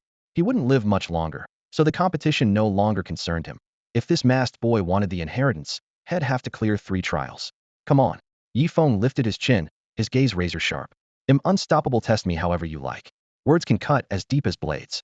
Lu Shengqing snorted inwardly. "Big talk. Can start bawling later." He secretly raised the difficulty, hoping his supposed rival whose stats were lower across the board would embarrass himself. He pointed to the sapphire lake in the distance. "See that lake? 10 laps in 2 minutes." The rules allowed some leeway in difficulty. 10 laps, Lu Xingqing reckoned, would force the boy to his knees. 10. Yifeng loosened his wrists and replied offhandedly, "Fine." The next instant he streaked forward like a bolt of white light. Wind shadows followed, carving ripples across the lake. Hugging the shoreline, he blurred into a trail of crimson afterimages. In under a minute he was back, breathing only a little harder. Time. 53. Lu Xingqing froze. Was that really the speed of a level 50 rookie? Not bad. Yifeng nodded. Acceptable. Lu Shengqing's mouth twitched. "Those were supposed to be my lines." Stuffing down his shock, he announced the second trial. "See that tree? Bring it down with one strike, and the cut must be perfectly smooth." "Got it." Yifeng stepped up, drew an ordinary silver longsword, and rested the tip at his hip. His aura collapsed, then burst outward. Meteor swordplay, armor-piercing overlay. SHHK the thick trunk snapped clean. Leaves rained down while the cut surface shone like glass. A system chime echoed in his head. Ding. You have felled a willow tree. Experience 10. Yifeng glanced at the cut and urged, next. Time was short. Ever since Head activated the Fengjian Pearl, he sensed Yaowen had noticed the theft and might take drastic action. Lu Xingqing inhaled, gathering wind essence. Third trial. Defeat this puppet. A howling gust condensed into a humanoid form. Its displayed level matched Yi Feng's level 50, but Lu Xingqing had secretly grafted level 100 speed onto it, invisible on the interface. Ready when you are. Yifeng saw through the trick and still smiled. Old man, let's begin. Third trial start. Whoosh, the energy body vanished, leaving only afterimages. Gale Step and Phantom Wind Shadow triggered in quick succession. Ding. Wind Construct used Gale Step, movement speed 50 for 1 minute. Ding. Wind Construct used Phantom Wind Shadow, movement speed 30 and creates afterimages. Watching a speed had achieved only in his prime, Lu Shengqing felt a flash of pride. Careful few can track that velocity, even you. It's fast, all right. Admiration flickered in Yifeng's eyes, but no panic. The construct whirled around him in near-invisible arcs. It's just a pity. A pity what? The rest of Lu Shengqing's words stuck in his throat. Yifeng suddenly raised his left hand. Twin streams of azure and obsidian energy intertwined. His fingers snapped shut. Boom. As if slamming into an invisible wall, the construct froze. A binding force yanked it forward, hurling it straight at Yifeng. Lu Shengqing's pupils contracted. From his vantage, the puppet seemed to offer up its own throat. Yifeng caught it one-handed, and it never broke free. Too bad it ran into me. Inside the isolated realm, Yifeng clamped a hand around the energy being's neck as easily as lifting a chick, barely exerting himself. Ding. A system prompt rang in his ear. You used the skill Grasp of the Undying, immobilizing the wind elemental for 8 seconds. Their levels were already close, and with Grasp of the Undying's guaranteed hit, Yifeng had absolute control. If he wanted to choke something, he could. The silver longsword spun in his palm, a storm of icy thrusts. Made of pure wind, the elemental ignored poison, burn, and bleed, but the god's layer's true damage struck hard. Its health plummeted, 80-50 down to roughly 40 in a blink. Die, Yifeng whispered, tightening his grip. With a pop, the elemental burst into countless filaments. 85,640. Critical hit. The silver blade wasn't a top-tier divine weapon, but its damage was more than enough for anything short of a boss. Yifeng marveled to himself. The steer's skill Grasp of the Undying, a main quest reward, really was flawless. Across the field, Lu Shengqing watched with mixed emotions. His younger self had died far too miserably. Senior, I've cleared the 3 trials, Yifeng said bluntly. Please teach me your ultimate technique. I'll make it shine. He sensed that the Wind Sword Pearl was crucial to his future. Even the 4th Demon Lord, the Windbringer Aaron, coveted it. Whatever sword master Lu Shengqing had left behind had to be extraordinary. Lu Shengqing sighed softly. I see why the eternal sin which favors you. Genius? Nominster. With a straight face, Yifeng said, we'll treat her well, I promise. After so many setbacks, Lu Shengqing waved off the banter. Fine. This move is called Wind Sword. Watch closely. An azure blade formed in his hand, and he shot toward a nearby willow like a gust of wind. He moved so fast it looked like teleportation. Yifeng couldn't even track him. 3 seconds 5, a faint hiss lingered. 10 seconds later the willow finally toppled. Branches rained down, leaves shredded. The thick trunk was sliced into dozens of mirror-smooth planks. Yifeng drew a sharp breath. Now he understood how terrifying the technique was. Reading his thoughts, Lu Shengqing smiled. With your current strength, you can't reach my level, let alone make it look this good. He calmed his aura. He'll slow it down and explain. Watch carefully and learn. Yifeng's expression turned solemn. In God's demons, not every skill could be handed over. Some had to be comprehended before the system acknowledged them. Wind Sword was one of those. Lu Shengqing slowed his movements, stretching the blade's arc through the air. Look, when the weapon enters here, don't just chase speed. Let it flow like water. Don't fixate on one point. Think of a dragonfly skimming the surface. The key is to engage your entire body. Relying on your arms alone won't do the trick. Xingqing demonstrated while he spoke, repeating every move over and over, even breaking down the breathing rhythm for Yifeng. Yifeng stared, transfixed. The depth of a true master was indeed overwhelming. Ugh huff. After the non-stop, high-intensity display, Xingqing's spectral form grew visibly fainter. He finally stopped and waved a shaky hand. That's all for now. Practice what I showed you. I am spent. Sir, are you all right? Yifeng's heart tightened, worried the old man might vanish then and there. Dry mouth, sore back, aching legs, dead tired. Nothing wrong with my kidneys, I just overdid the demo, the old man panted. As long as you're fine. Relieved, Yifeng tightened his grip on the weapon and began practicing on the nearby trees. Experience is the best teacher. To master wind sword quickly, he even activated an SS Steer's skill high efficiency learning. The sun set, the moon rose, and night settled in. In the lonely forest wind, Yifeng's blade moved with meticulous precision. All-nighters can kill, but he never feared them. Meanwhile, the outside world had become a living hell. War raged across the Cambrian realm, countless towns fell, and players scattered in panic. Boom.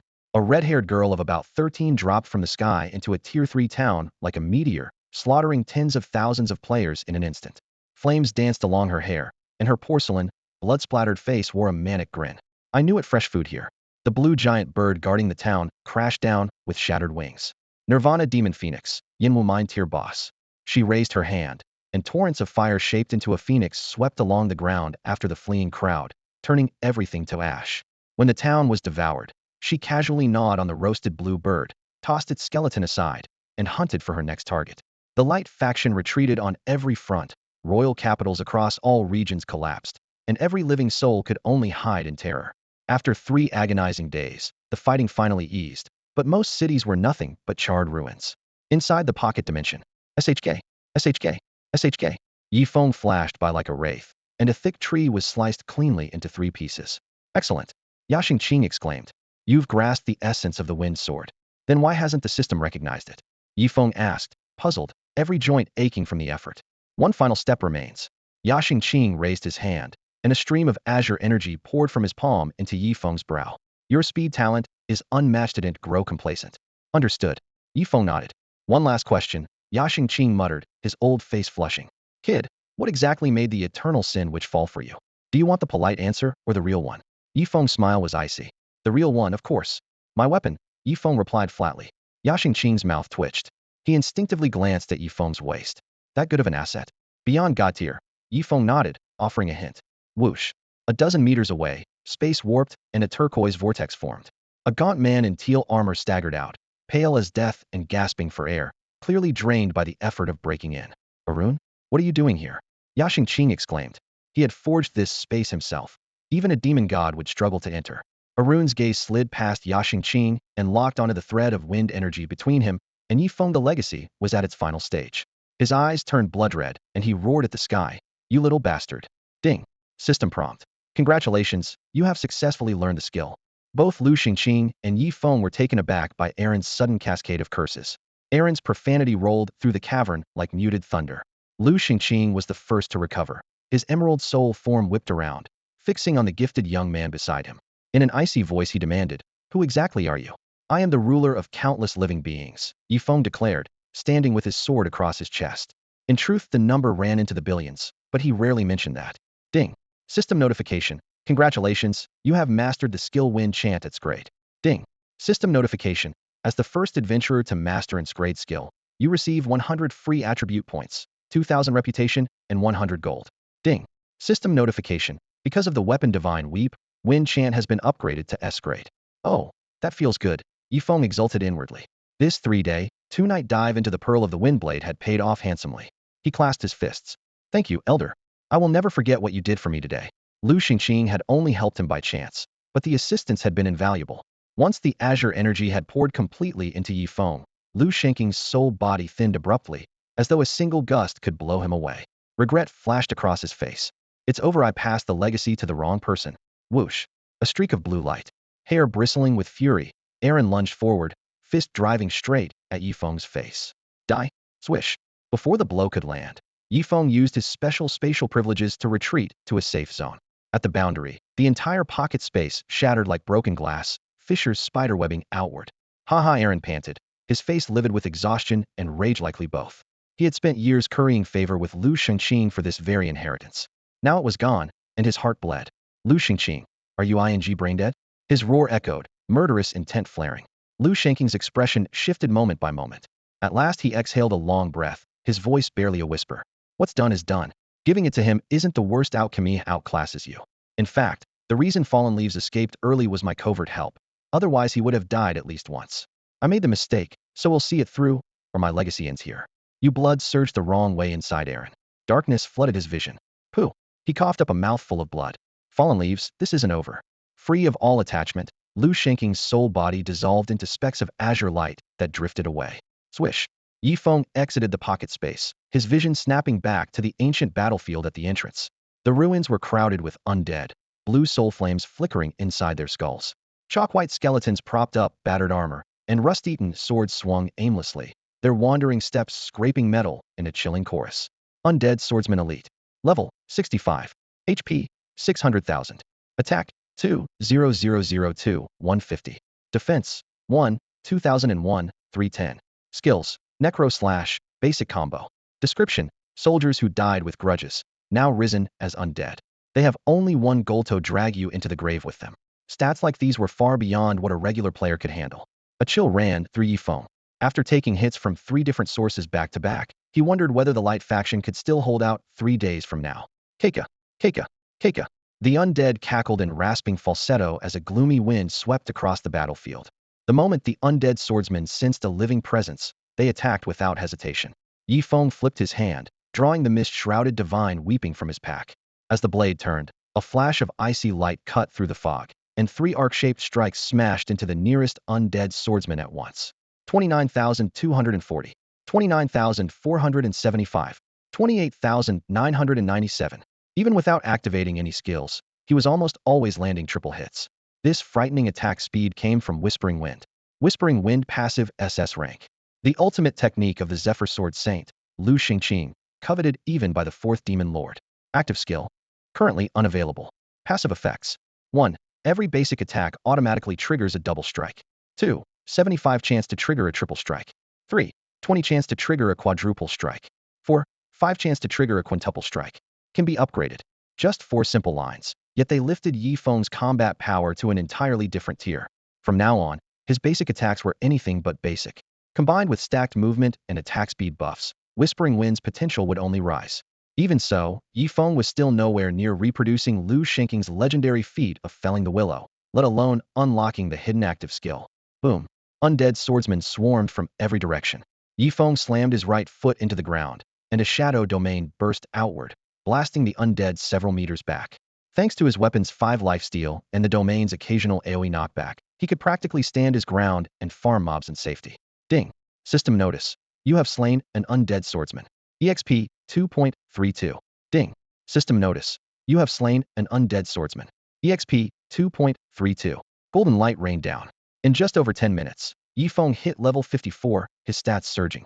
The undead still poured in like a tide. While swinging his sword, he used short dashes to reposition, minimizing the risk of being surrounded. Coupled with various debuffs, his EXP bar rocketed upward. After another 20 minutes, he was already halfway to the next level. This is what I call efficient leveling. Yifeng's sword moved like the wind, leaving layer upon layer of afterimages. Most players wouldn't have been able to tell which shadow was real. In under 2 hours, he had cleared the entire map, pushing his level to 55 and 67. Only then did he open the info panel to check the global announcements. Ding. Global announcement. The Light faction has fallen. All cities and resources have been divided among the Dark faction, the Infernal Undead, and the Sea Folk. Each regional server retains only one Sanctuary of Light. Your only option now is to cling to life in humiliation. Ding. System notice. The last Sanctuary of Light in the Eastern region is at Star Wasteland 4578, 1568. The current main story leaves players almost no chance to reverse the tide. The Light faction won't be wiped out entirely if the entire map turns black. Every player loses 1 resurrection. It's a stark warning to those who ignore their own survival. After the update, monthly active users will probably drop sharply. Ruhar. Just as Yifeng was planning his next move, the sky darkened. A silver dragon spread its wings, blotting out the sun. Atop its head stood a young woman, robes billowing, her sharp gaze sweeping the land. Yifeng's eyes lit up. My mentor's come to pick me up. The silver dragon paused just long enough for Yifeng to climb aboard, then shot skyward and vanished into the clouds. A torrent of wind slammed against them. Li Shui raised one hand, conjuring a pearly shield that blocked the freezing gusts, and asked, "Have you been all right these past few days?" "Never better." Yifeng pulled out a chunk of bread, took a huge bite, and grinned. "Eating well, drinking well, thanks for checking in, mentor." Li Shui sighed. For the Light faction, these days have been an unprecedented disaster. Luckily, the dragon domain is hidden deep in the snowfields and guarded by a grand array, or the consequences would be unthinkable. Where are we headed next? Yifeng leaned closer, curiosity sparking in his eyes. To the starlit wasteland. Li Shui glanced back and winked. "Didn't you say you wanted a taste of the Emperor's table?" Yifeng's mouth twitched. He couldn't tell whether she was serious. That's probably a bad idea. The natives of the light faction will tear me apart. A dying camel is still bigger than a Ori no matter how weak they seem. I can't handle them. The emperor's fate is tied to the dynasty, and he's doomed either way. Li Shui shook her head. With me here, their hatred for you may not be as deep as you think. So you want me to rejoin the light faction? Yi Feng frowned. Going back could put a fresh target on his back. Join or don't, I won't force it. Li Shui smiled. But on paper, the old grievances have to be erased. Otherwise, half the adventurer events will lock you out, right? Got it. Thanks, mentor. Realization dawned on Yi Feng. Without a truce, countless quests would bar him, and his leveling would grind to a halt. After a moment of thought, he opened the forum and was greeted by a flood of complaints. The main story's a mess, and now we have to fight a world boss every 10 days? How do we survive? This world is forcing everyone to get stronger. Fallen Leaves, you've been silent for days. Old Yi, say something. We're here. The silver dragon roared in dove, carrying them into the crowded wilds below. Ding. System message. You have entered the map Starlit Wasteland. Starlit Wasteland Safe Zone. The eastern region's only sanctuary. If it falls, the light faction is doomed. The setting sun turned the cloud sea crimson. Below, tents, campfires, and wounded soldiers were everywhere. Exhausted civilians hurried about, and the few structures standing were makeshift, as shabby as a starter village. Yi Feng jumped from the dragon's back, and the first thing he did upon landing was post an update. Thanks for the invite. Him in the wasteland just got off a dragon. He had landed in the true heart of the light faction, far from areas ordinary players could reach, so there was no danger of being swarmed. Boss, what do we do now? A player asked right away. We're out of options, nowhere left to grind. Can't even handle the weakest undead. The Sea Tribe is still far from the Starlit Wasteland, and there's no teleport array in between. The past few days had been pure agony for the players. You wanted to grind, but the entire map was off limits, so you had no choice but to lie low in the Star Wasteland. Relax. I'm heading straight to the Light Faction's high command. We'll know the plan soon enough. Yi Feng left this final message on the forum channel, then decisively closed the interface. Crunch, crunch, dry gravel scattered beneath heavy iron boots as Jarvis and a dozen silver-armored soldiers closed in from the flank. The instant the burly man spotted silent falling leaves, his expression hardened. Clang.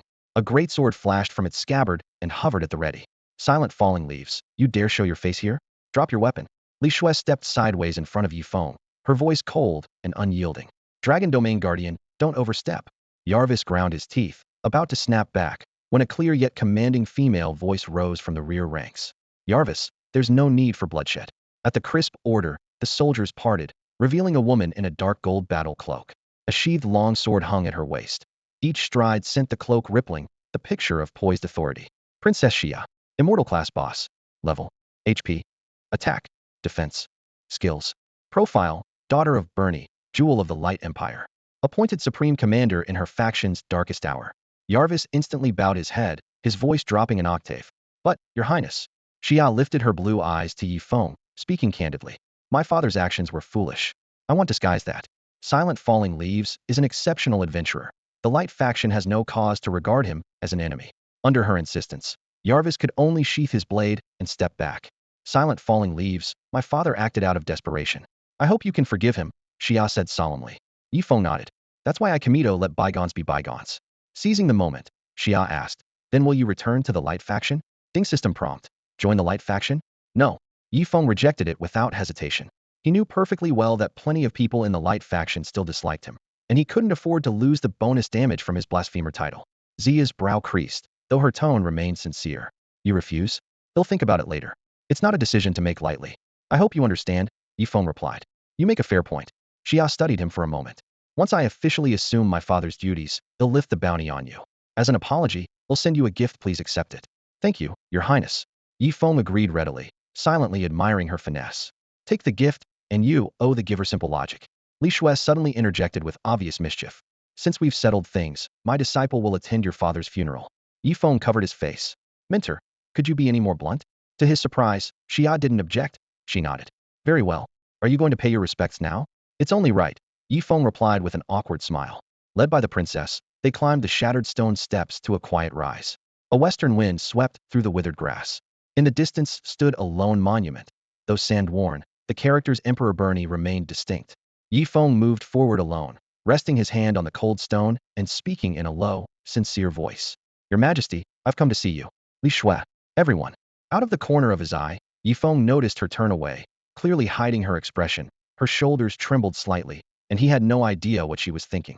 There was no doubt this was their mentor's twisted sense of humor, yet it also showed how displeased Li Shui was with Bernie's actions. Loya Wuxing. The light faction has been almost annihilated. The road ahead will be harsh. Do you have any suggestions? Xia put away her pride. Her voice was low but solemn, and conflicting emotions flickered in her eyes. Strictly speaking, the young man before her was her father's killer. In the smelting chamber, he had seized the transcendental weapon, and on the celestial grasslands he had another do the killing for him. Yet that very decisiveness and ruthlessness made her respect his audacity. Heaven only knew what earth-shaking deed he would attempt next. Advice. Yi Feng drew out the word, ready to decline, when a crisp system chime suddenly rang in his ears. Ding system message. Please note that your upcoming decision will affect the adventurer's living conditions and determine the future of the light faction. Choose your words carefully. Yi Feng cursed silently. Fantastic. Now I'm responsible for steering the storyline? If I slip up, every player is doomed. Sensing his hesitation, Xia placed a clenched fist over her heart and said solemnly, Liu Wuxing, you're an adventurer and know their ways best. Please, enlighten us. In that case, I'll make a few casual suggestions. Yi Feng nodded. He had caught the prince's unspoken meaning. The light faction's troops were in tatters, while adventurers could resurrect, and were legion. She needed a plan to forge that loose sand into a fighting force. Please speak. Zia's gaze was steady, and both Li Shui and Yerwizi leaned in to listen. Yi Feng took a deep breath and uttered two words. Special events. Events? The others blinked in surprise. The simplest and most effective way to rally adventurers is with bounties, Yi Feng said, spreading his hands. Offer enough rewards, and they'll throw themselves into the fray. I'm a player. I want shaft my own people. This is called giving players benefits. He rattled off examples. Hit a certain level or power rating, and you get a prize. Meet specific conditions, and you earn a rare reward. I see. Xia nodded thoughtfully. In other words, give adventurers a clear goal. Exactly. But her ears quickly reddened, and she spoke awkwardly. As you can see, our current situation makes it hard to provide enough resources for adventurers to train. It was no excuse after their crushing defeat. Most treasures had already been taken by the demon lord and the sea folk. Then set up a ranking, Yi Feng said bluntly, shaking his head. Only the top players get the grand prizes, so the pool won't be spread too thin. Whether the resources are enough is your problem. From the moment His Majesty forged a transcendental weapon, he must have prepared contingencies. You're telling me Bernie never imagined the light faction might fall this far? I don't buy it. You must still have reserves.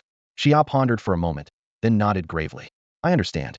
Zia's heart gave a small jolt. She pressed on, seeking guidance. What kind of event would not only appeal to adventurers, but also show them we're sincere? You're asking the right guy? Yi Feng, the game designer, couldn't hide a smirk. What do they like best? Easy, a kind of event where they're sure they can take first place. A moment ago, when he bargained for player benefits, that had been all for one. If the players now handed him first place of their own accord, that would be one for all. A win-win future was already taking shape in his mind. They began to hash out the details. Yi Feng poured out years of publishing experience, while Xia weighed in from the faction's perspective. The discussion was seamless, deep when it needed to be, straightforward when it didn't, and both of them walked away with fresh ideas. Ding! Server-wide announcement. The light faction is faltering. Princess Xia is rallying brave souls to strike back at the rebels. Adventurers, sign up now. Ding! System message. The special event 7-day tournament is live. Players who had been champing at the bit for days erupted in excitement. Finaline event. Been living too easy in this other world. Time to sweat a little. 7-day tournament? Don't tell me it's that starter event with a new coat of paint. Chat and forums instantly lit up. Everyone opened the freshly popped event panel. 7-day tournament overview. The light faction teeters on the brink. Adventurers hold the key to turning the tide. Event I, Extreme Challenge. Speed Trial. Damage Trial. Kill Trial. Healing Trial. Each leaderboard pays out bigger the higher you rank. Event 2, Dungeon Sprint. Domain of Divine Arms. Clear time rankings, the faster, the fatter the loot. Event 3, Level Rush. In 7 days, rewards go to the highest level characters. Event 4, Quest Master. Total quests completed, tallied when the event ends. 4 contests and total rewards generous enough to prove the devs mean business. With everything set, Yi Feng left the Stellar Wastelands NPC headquarters in high spirits. The rules looked fair and square, yet he held an 8 or 9 tenths edge in every category. He chuckled to himself, just taking a tiny advantage, really. Do your best, folks. He posted a selfie of his spirited duel of wits with the princess on the forum and raked in instant likes and follows. The situation was still shaky, so he wasn't about to roll out paid content, yet sustainable growth was his long-term creed. You look awfully pleased. A gentle female voice sounded behind him. Yi Feng's grin paused. He turned to find Mentor Li Shui, watching him quietly. His expression reset in a heartbeat, slipping into a polite smile. Mentor still here? Years of video work had perfected his poker face. Li Shui bit her lower lip, hesitant. There's something I'd like to discuss. Personal? Yi Feng's eyes narrowed slightly. Personal. Could we talk somewhere private? Of course. Yi Feng straightened, the picture of propriety. You pick the place, I'm good anywhere. Then let's talk on the dragon's back. What? Yi Feng blanched. That intense, huh? Late at night, high above the clouds, a silver dragon glided through the darkness. Moonlight washed over its armor-like scales, casting a cold metallic sheen. On the broad curve of its back, Yi Feng and Li Shui stood one behind the other, their toes digging into the rough plates to brace against the howling wind. Minter, what could be so secret that we have to discuss it up here? Yi Feng kept his voice low, his expression steady. Li Shui's clear silver eyes flickered with hesitation as she bit her lower lip. They'll tell you, but you mustn't breathe a word. The moon broke through a veil of cloud, and the wind brushed her snow-pale cheeks a delicate red, the flush all the more striking in the shifting light. You have my word. I'll always stand with you, Yi Feng promised solemnly. In the early days of the god Sandamon's war, his meteoric rise had owed everything to this mentor. He knew that better than anyone. For her, he would lie down in the dirt without a moment's pause. Li Shui drew a long breath, her words nearly swallowed by the wind. Well, do you know any quick ways to make money? Yi Feng paused, then sighed, half disappointed, half resigned, just as he had expected. Mentor, are you really that strapped for cash? Desperately, Li Shui pressed a hand to her forehead with a rueful smile. Feeding a dragon costs a fortune. The light faction has collapsed. I've lost my supply lines, you understand. Yi Feng nodded. The light faction was barely staying afloat, let alone bankrolling dragon domain. Her predicament made perfect sense. You have no reserves at all? He asked. I've been living hand-to-mouth for ages, Li Shui muttered, irritation edging into her voice. The damned former guardian chose me as successor and dumped everything on me. The title sounds glorious, but in reality I'm a glorified dragon sitter, running myself ragged. Why does a dragon behave? Simply no food, no obedience. A way to make money, Yi Feng narrowed his eyes and thought. Couldn't we raid the dark faction's supplies? If I cross the border, every realm will gang up on dragon domain, Li Shui said, shaking her head, then spread her pale palm. Unless you pay back part of what you owe me first? In barely 10 days, Yi Feng had stashed away more than 100,000 gold coins, a tidy sum. Crossing the border only matters if they know you're the dragon guardian, Yi Feng countered. If they don't, it doesn't count. Li Shui's eyes brightened. Good point, but there are only a handful of god-tier fighters. I'd be recognized in a heartbeat. What if you wear this? Yi Feng removed the evil god mask and handed it over. The mask was bound to him. A single thought could summon it back. Li Shui leaned in, studied Yi Feng's handsome face, then shook her head. Your mask is already your trademark black robe, dark purple mask. No one in the Cambrian realm would miss the connection. Mask plus a hood? Yi Feng coaxed. Li Shui blinked, pondered, then suddenly turned to the silver dragon. Turn around. We're heading to the dark faction's territory to admire the scenery. The silver dragon beat its wings, letting out a low, dubious rumble. Just sightseeing? Master, even I don't buy that. Yi Feng cleared his throat, an amused smile tugging at his lips. Mentor, if you think my idea is useful, about that loan. After all, if he supplied the plan, he deserved a share of the profit. Li Shui cocked an eyebrow. Mr. Luo Yi, you're one of the biggest land barons in the dragon realm. How could you be short on pocket change? The market's rough, sure, but surely the landlord still has some grain left.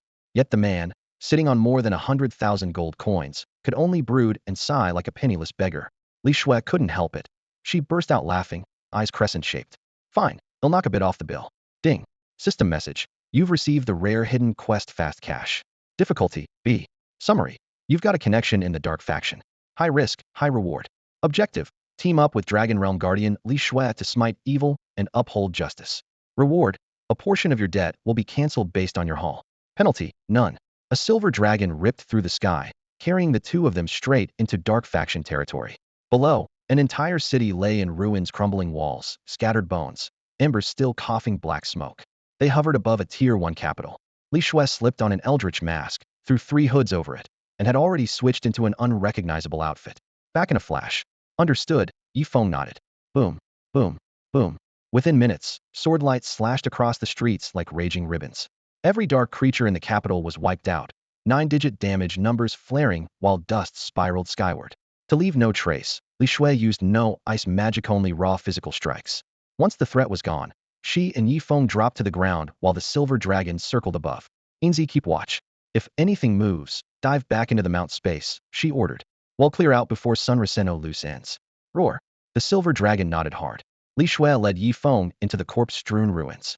The warehouse district should still be loaded, she reasoned. No way they evacuated all a Tier 1 capital supplies in time. Sound logic? Mentor, Yi Feng agreed. Cheap cheap. A gray-white creature scampered to Yi Feng's feet. Both pairs of eyes lit up, a treasure-sniffing Pichio perfect. Show us the way, Yi Feng urged. Once Mentor finds the loot, shall reward you generously. Li Shui. The Pichio nodded, sniffed the air, and bolted ahead. They followed through jagged rubble until it stopped on an unremarkable plank, tapping it with its paws. Catching on, Li Shui waved it aside and split the plank with one casual slash, exposing a dark passage. They followed it down, rounded a bend, and entered a vast chamber. A massive crimson beast-like and overgrown toad lay dozing, treasure piled so high behind it that it almost touched the ceiling. Immortal-grade fire toad, Li Shui muttered, gripping her sword. Battle lust flared in her eyes. Ill-handle Itone, less monster in the world. Hold up, Yifeng hissed. Mentor, it's asleep. And Li Shui blinked. If you kill it, the loot might not drop all at once for return on effort, Yifeng explained. Do you, have any stealing skills? If Mentor carved the whole roast, he at least wanted a slice. The rules forbade NPCs from gifting rare items, but if he could swipe them himself, that was different. With Li Shui here, he felt safe enough to try. Li Shui shook her head, meeting Yifeng's hopeful gaze. No. His shoulders slumped.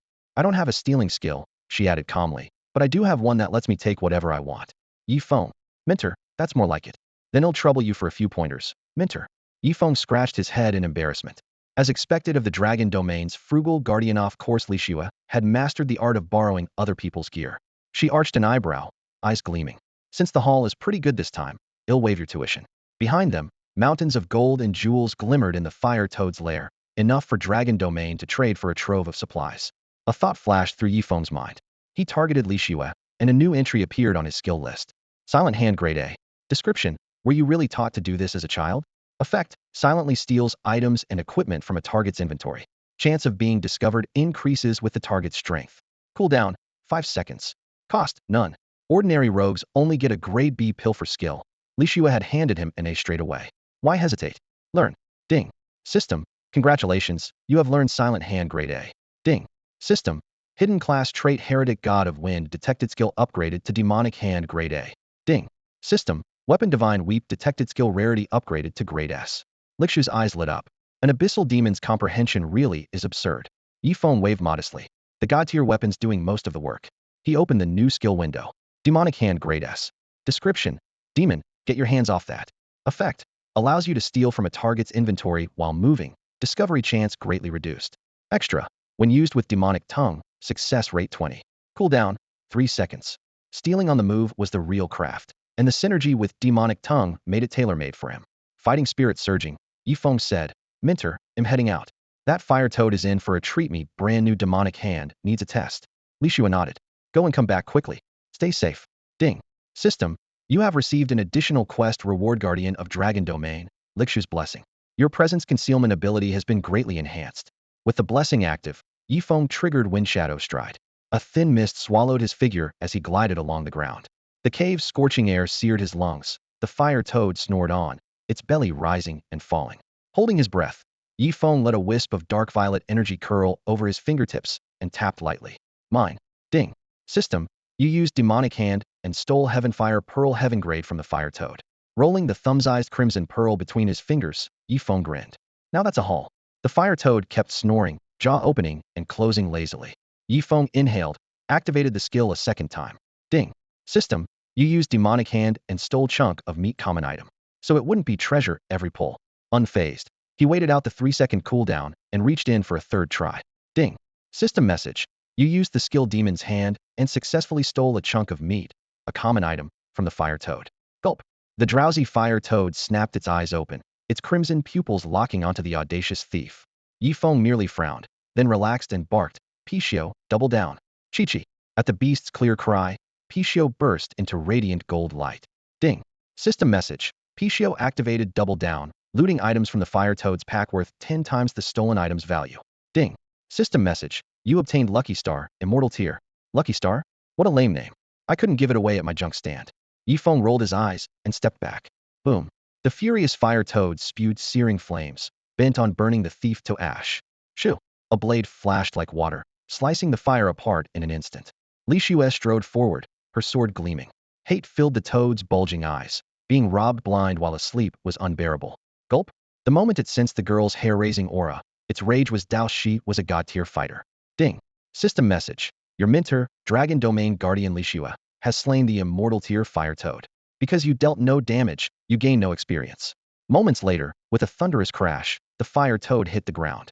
Once the area was secure, Yifeng crawled from the tunnel and saw that Li Shue had already cleared the treasures nearby. Handfuls of gold coins poured into her storage space. So bright they hurt the eyes. This was clearly the treasury of a level 1 capital. Excitement flushed Likshu's snowy cheeks, and she couldn't hide her smile. Yifeng also profited handsomely, but didn't push his luck, silently praising. Helping the helpless is its own reward. His spirit was full. After storing every last item, Li Shue eagerly suggested exploring a few more secret realms. Want to check somewhere else? Yifeng offered. Sure no, Li Shue cut herself off, face darkening. She seized Yifeng, and, before her silver dragon mount fully returned to its stable space, shot out of the tunnel at terrifying speed. A dozen seconds later, whoosh, a teal streak ripped across the sky, nearly too fast to see. The newcomer dived straight into the tunnel, entered the treasury, and found only the fire toad's corpse and an empty vault. Bang! A fist slammed into the wall, stone chips flying. The man in azure armor trembled, his face shifting from green to white. Windrider Aaron, God tier boss. Bloody hell. Aaron's expression soured as though head swallowed a fly. Why am I so cursed? I spent ages sweet-talking to win the Breeze Swordmaster's legacy, only for fallen leaves to steal it. Now my own capital's treasury gets looted by some unknown thief. One blow after another made him wonder if heaven itself had it in for him. Whoever you are, pray I don't find you, he snarled through gritted teeth. Because when I do, you're dead meat. That was close. High above the clouds the icy wind howled, and on the silver dragon's back Li Shue unclenched her stiff fingers with a long sigh. Moments earlier, she had almost flown straight into a Tier 1 capital, the Demon Lord's territory. If her identity were exposed, even the dragon domain hidden deep within the snowlands would be in danger. We can't take risks like that again, she warned over her shoulder.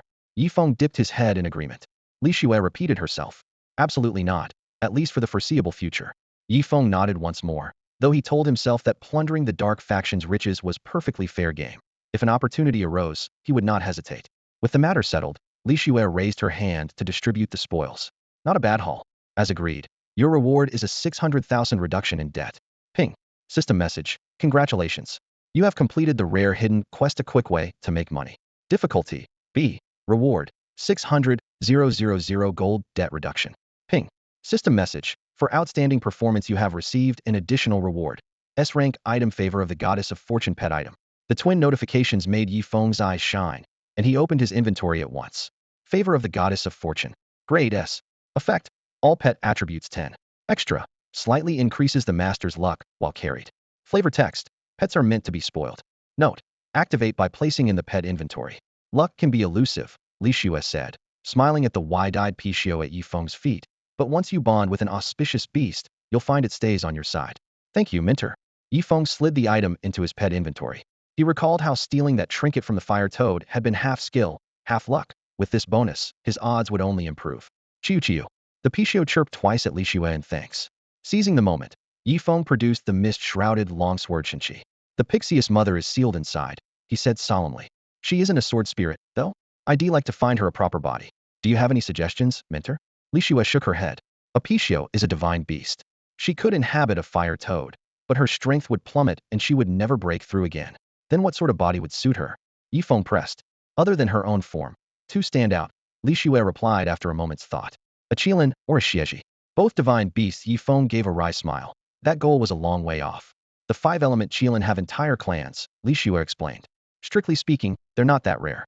You can even run into king rank or immortal rank Qilin in the wider world. I see, Yifeng murmured, enlightened.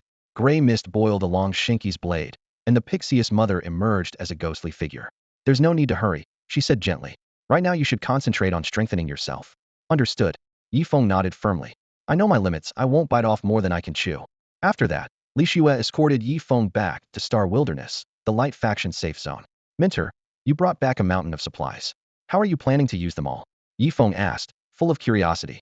If we split everything into 10 shares, we'll trade 8 with the outlying orc tribes for a huge stock of food, Li Shue replied matter-of-factly. One more share gets stored in the dragon realm as backup. That's it. That's it. Yifeng pulled a strange face, feeling something was missing. Li Shue nodded earnestly. That's it. Got it. The last share is the handling fee. Yifeng suddenly understood. After seeing Yifeng safely back to Star Wilderness, Li Shue hurried off. Watching his mentor disappear, Yifeng slipped on the evil god mask again and muttered, one more mission like that, and my debt should be cleared. He had planned to pay off a 1 million gold loan in 3 months, yet 2 missions in barely 10 days had already erased 800,000. The speed was staggering. Eagerly, he opened his pack and checked the loot: one heaven tier item and one immortal tier item. For a mere brank mission, the reward was richer than an S-rank storyline quest. Skyfire Orb Heaven tier. Description: holds the fiery essence of a flame toad, allowing the user to become wreathed in flames. Effect: adds a burn effect to the user's weapon. Cost: 1,000 reputation points. Adds burn. My sword already has burn. What happens then? Yifeng weighed the warm, crimson orb in his hand. After a brief hesitation, he chose to activate it. Ding. System prompt: use Skyfire Orb? Note: this weapon already has burn. Effect will change to greatly increases burn damage. Yes. Yifeng exhaled in relief. In the next instant, the orb dissolved into pure fire energy, a crimson mist that flowed into the crying god's sword. The blade glowed red hot. Then the light faded and it returned to its understated gray. Ding. System prompt: Skyfire Orb consumed. Burn effect on weapon greatly enhanced. Yifeng checked the new attribute. Burn. Attacks inflict burning, dealing 5,000 damage per second for 10 seconds, stackable twice. A tenfold boost. Double stack burn is on par with poison damage now. He nodded in satisfaction. His gaze moved to another golden, star-shaped item, but before he could study it, a friend list alert popped up. Beep. Message from Luosha. Bro, you busy? Not really, what's up? Need a hand. We're fighting a silver-grade boss, but a nearby group wants to steal the kill. On my way. Using the coordinates Luosha sent, Yifeng sprinted toward the scene. It was close to Star Wilderness. Lately, adventurers hadn't dared venture far. Ding. System prompt: you have entered Purple Cloud Valley. Inside the narrow gorge, a cluster of players had surrounded a violet saber-toothed tiger crackling with lightning. 3 or 4 corpses already littered the ground, and Luosha, bleeding badly, was barely holding on. Boss, Falling Leaves just showed up. A shifty-eyed player whispered. Huh. The player they called their leader was huge and heavy-set, his face all muscle and menace, a long-handled battle axe resting on one shoulder. He took a step forward, the axe blade flashing cold light. Rookie Knight, 7-time Knight Falling Leaves calls dibs on this silver boss. We saw it first. The tall, skinny player behind him, the one known as 7 times, tried to sound tough. I've already started recording, so don't even think about making a move. Whoosh. Air split like fabric as Yifeng appeared beside Luocha in a blur. His boot lifted, then crashed down. Darkness rippled from the point of impact. Boom. The ground caved half a meter deep, rubble and dust blooming outward in a gray shockwave that blasted 15 meters in every direction. Thud, thud, thud. A dozen players inside the radius were hit as if by an invisible sledgehammer. Bodies tore apart midair, blood and white system light exploding together. 1 second team wipe. Ding. System prompt: you used Shadow Domain, dealing 82, 13687, 544 damage to all enemy units in a 15-15 area, with a high chance to inflict corrosion, knockback, and prone effects. 86,254, 85,471, 82,147. A string of blood-red numbers danced in the air as dozens of white flashes vanished. 7 times stared, slack-jawed. One kick, and my whole squad's gone. What kind of monster is this guy? Yifeng raised his hand, fingers curling slightly. Grasp of the Undying. Invisible gravitational chains locked onto 7 times. Dragged helplessly toward Yifeng, he hung there like metal on a magnet. A steel-like hand clamped around his throat, cutting off his breath. His legs kicked uselessly. Roar. The Ziyun tiger beside them bristled and roared as its master was seized. Yifeng's eyes narrowed, killing intent leaking out. The Ziyun tiger's courage shattered in an instant. It staggered back, whirled, and bolted, paw prints scattered and frantic, never daring to look back. The Luocha NPCs hiding behind Yifeng were frozen. The boss got scared off? Yifeng didn't chase. He simply held 7 times like a chick, staring into those terror-filled eyes. His voice was calm. Talk. Who sent you? Inside Purple Cloud Valley, jagged rubble littered the ground while dust clouds rolled through the air. The bodies of more than a dozen players lay strewn across the ravine, blood seeping into the cracked earth and filling the valley with the reek of Irona scene of unmitigated carnage. Someone put you up to this. Luo Yi Wuxing real name Yifeng fixed his abyss dark eyes on Yi Chi Ci. The latter had turned deathly pale, shaking like a leaf. What? I don't know what you're talking about. Brother Luo Yi, what are you saying? Luo Sha stood nearby, completely confused. Luo Yi Wuxing's first words had left him at a total loss. The Light Faction's war effort had gone downhill fast. Forced back to the wilderness of stars, players had grown frustrated and violent, turning ganks and kill steals into everyday fare, and Luo Sha had already been one of the casualties. Everyone knew that if you stopped leveling, the next ambush would make you a lamb to the slaughter. Yifeng's voice chilled. In the Fallen Lands, with the crowd watching, you drew the natives aggro for me. Anyone could see we weren't strangers. Yet you still dared to pick a fight. And am supposed to believe no one sent you? When Yifeng arrived here, Iichi and his crew had clearly expected him. They just hadn't expected him so soon and hadn't had time to finish off Luosha. Iichi still tried to bluff. I really don't know what you mean. Yifeng's fingers tightened around the man's throat. Veins bulged, his face went bluish, and his legs scrabbled helplessly against the ground. 200, 500, 2000. HP drained away, yet Iichi gritted his teeth and stayed silent. You think the worst that can happen is one death? Yifeng's voice dropped another few degrees. Stay quiet, and it'll take 3 of your lives. The intent to kill was palpable.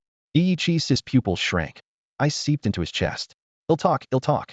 His health was a sliver, sweat soaking his back. No longer dared gamble that Luo Yi Wuxing would stop at 1 kill. You've got 1 minute. Leave out a single detail, and we'll have a very long chat. Yifeng released him. Iichi collapsed, gasping as though head just crawled out of the Reaper's grasp. It was Yifeng Fengshan.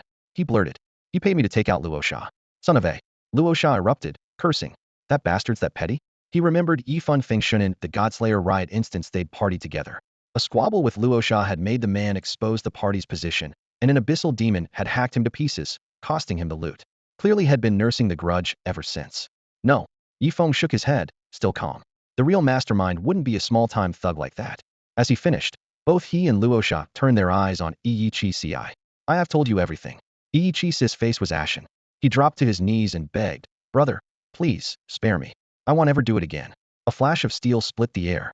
Iichi was decapitated, blood shooting skyward. Yifeng sheathed his sword, his tone indifferent. Don't cross me again. Iichi's soul projection didn't dare show the slightest dissatisfaction. Instead, he felt lucky to be alive. Until now he had only seen Luo Yi Wuxing in silly videos, and had assumed the streamer was gentle. Only after crossing him did he realize how high the price could be. Sorry, brother, I dragged you into this, he said guiltily, sending Luosha a party request. Luosha accepted without hesitation, his voice cool. Think nothing of it. I usually travel alone. These corpses were all theirs. Glad you're okay. Yifeng hoisted his silvery gray longsword and strode into the depths of Purple Cloud Valley. A roar split the night. At the end of the path, a purple cloud tiger sprang forward, fangs dripping crimson, its ferocity glinting in the darkness. Grip of the Undying. Yifeng raised his hand and clenched his fist. Dark light coiled into chain-like power that shot straight for the beast's throat. The tiger slammed into an invisible cage, frozen in midair and choking as if sharing Iichi's misery. Luosha clicked his tongue in disbelief. That skill is broken. Ding. The system chimed. Congratulations, you have slain the silver-grade boss, Purple Cloud Tiger. Current level EXP 5. Reputation 50. With the passive Yifeng, each of Yifeng's swings carried bonus strikes and lingering damage, topping 35,000 DPS. In under 10 seconds the tiger collapsed into bones. A few pieces of silver equipment rolled across the ground. Yifeng scooped them up, stuffed them into Luosha's pack, and headed back toward the Star Wastes alone. Who's really pulling the strings? He wondered, but no matter how he sifted through his clues, the culprit remained a faceless shadow. Late at night the marketplace in the Star Wastes blazed with lanterns while vendors hawked their wares. On a corner, Yifeng Fengshan had his arm around a woman's slender waist and was enjoying himself, when the edge of his vision caught a familiar and terrifying figure. Luo Yi Wuxing was striding toward him against the light. This is a safe zone, Luo Yi Wuxing. Yifeng Fengshan called, his voice cracking despite the warning. Yifeng didn't slow, gravel snapped under his boots. Stay back. Yifeng Fengshan stumbled away, face drained of color. Luo Yi Wuxing's reputation among players was sky high. No one dared provoke him. Yifeng Fengshan had subcontracted the job of dealing with Luosha to Iichi precisely to dodge that blade. Yet Iichi had spilled everything at once. Yifeng grabbed him by the collar and lifted him off the ground. Survivor be erased? Meanwhile, on the fringe of a remote wasteland, inside a spacious command tent, the true mastermind closed the chat window, listened to his subordinate's report, and sprang to his feet, pacing in nervous circles. Luo Yi Wuxing, how did you trace this back to me? He muttered through clenched teeth. His plan had been to resolve the Luosha problem as a simple player dispute, but Luo Yi Wuxing's counterattack had come almost simultaneously, so fast it defied belief. Still, dragging me into the open won't be easy, he hissed, though a secret thrill at the unfolding drama coursed through him. Just wait, the fun is only beginning. My plan is airtight. Even if you're nearly unbeatable, you won't. Whoosh. A gray longsword tore through the tent wall, wreathed in ash-colored mist. The man's pupils shrank to pinpoints. Riot canvas split as the sword flicked down. Night wind whipped the flaps aside, and a figure in black stepped through the fog, a dark purple mass catching the moonlight, teal eyes burning with murderous intent. Hide and seek is over. It was a moonless night made for murder, the rising wind eager to feed the flames. Compared with the noisy marketplace, the tent camp where travelers rested was now so quiet that only the wind could be heard. Yifeng lifted the flap and stepped inside, eyes locked on the man before him who looked ready for a fight. He gave a chilly laugh. Pretty slippery, aren't you? Dragging this man out had taken him considerable effort. The job had been subcontracted again and again. 1. Yifan Fengshun took the contract for 200 gold, lost his nerve, and immediately resold the task of dealing with the Rakshasa for 100 gold to 7 times a night. 2. 7 times a night also had someone above him. 3. And so it went, layer after layer, 7 or 8 people in total like opening Russian dolls. Yifeng knocked on every door along the chain, and while tracking down the mastermind, he confiscated every kickback they had skimmed regardless of any belated confessions. Mercy outside the law was the only lifeline he offered. All told, he pocketed at least 10,000 gold coins. The man's face was grim. I never thought you'd find me this fast. Yifeng strolled around the tent as if it were a courtyard and asked mildly, "You're ranked 10th on the leaderboard, Sui. Are you so determined to come after me?" The system interface unfolded in his mind. Newbie Demon King. Level 48. HP 135,470. Attack 860,893. Defense 466,487. Skills: Flurry, Wicked Slash, Corrupted Heart, Despair, Assassination, Abyssal Gaze. Hidden class: Evil Eye. This Demon King was indeed ranked 10th, and he even possessed a hidden class. Yet in Yifeng's previous life, he had never heard of the man. The Demon King was of average build, about 30, clad in purple armor that caught the lamplight with a cold sheen. A long, jagged scar slashed across his face like a ripped seam. Why? He bared his teeth in a sinister grin. Because when I unlocked my hidden class, I triggered a special main quest with only one requirement. To take me out? Yifeng frowned. He had already guessed for the demons of the dark faction. Killing him had to be the main objective. Smart. The Demon King drew a sword pulsing with violet light, its edge icy sharp. I was planning to toy with you for a while, but since you've spoiled the fun, let's make this quick. Clang. The purple blade lunged. Behind the Demon King, a pair of massive, deep violet eyes materialized, vertical pupils as cold as the abyss itself. Master, grant me your power. Kill him, the owner of those eyes hissed, its voice grating, its gaze locked onto Yifeng. In the next instant, the Demon King's aura exploded. Ding. System message. Demon King has received the blessing of Abyssal Eye Ted. All attributes 100. All attacks gain corrosion. Duration, 5 minutes. Ding. System message. Demon King used skill Despair Assassination. Next strike damage increased to 300. Duration, 10 seconds. Ding. System message. Demon King used skill Abyssal Gaze. Target is immobilized for 0.75 seconds. A slash of icy light tore through the air like a ribbon. The Demon King's eyes never left Yifeng, excitement flickering within them. Fighting alone, he was no match for Falling Leaves, so he kept his head down and stayed hidden. Mid-sentence, however, a message from his mentor arrived, filling him with fresh resolve. He couldn't see Falling Leaves' stats, but he trusted that his own unique hidden class was every bit as strong. With his attributes doubled, all he needed was patience to win. Yifeng stood unmoving, eyes as calm as still water, while the Demon King hurtled toward him on a raging wind, every move laid bare in his mind. Behind the Demon King flickered the violet phantom of the second demon god, Ted, Eye of the Abyss, its dreadful aura clearly boosting its host. Yifeng's lips curved in a brief, mocking smile. Is that all? You're nowhere close. He lifted his left palm, darkness and azure energy twisting together. Grasp of the Undying. Boom. A colossal hand formed in midair and slammed down. The Demon King's charge stopped as though he had smashed into an iron wall, the hand squeezing him tight. Ding. System prompt. You have been hit by the Defiler Falling Leaves skill Grasp of the Undying and are immobilized for 3 seconds.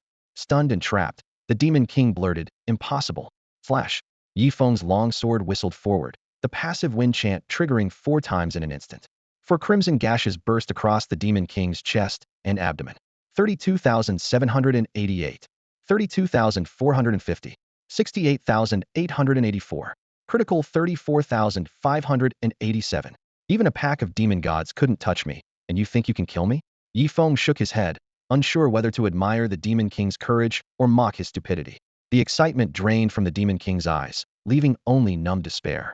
A burst of 170,000 damage per second plus a 30,000 plus bleed without the earlier 100% stat boost had already be dead. Kill him. Ted's phantom roared, its enormous eye spewing an even darker violet light. A level 50-something insect dares posture before a demon god.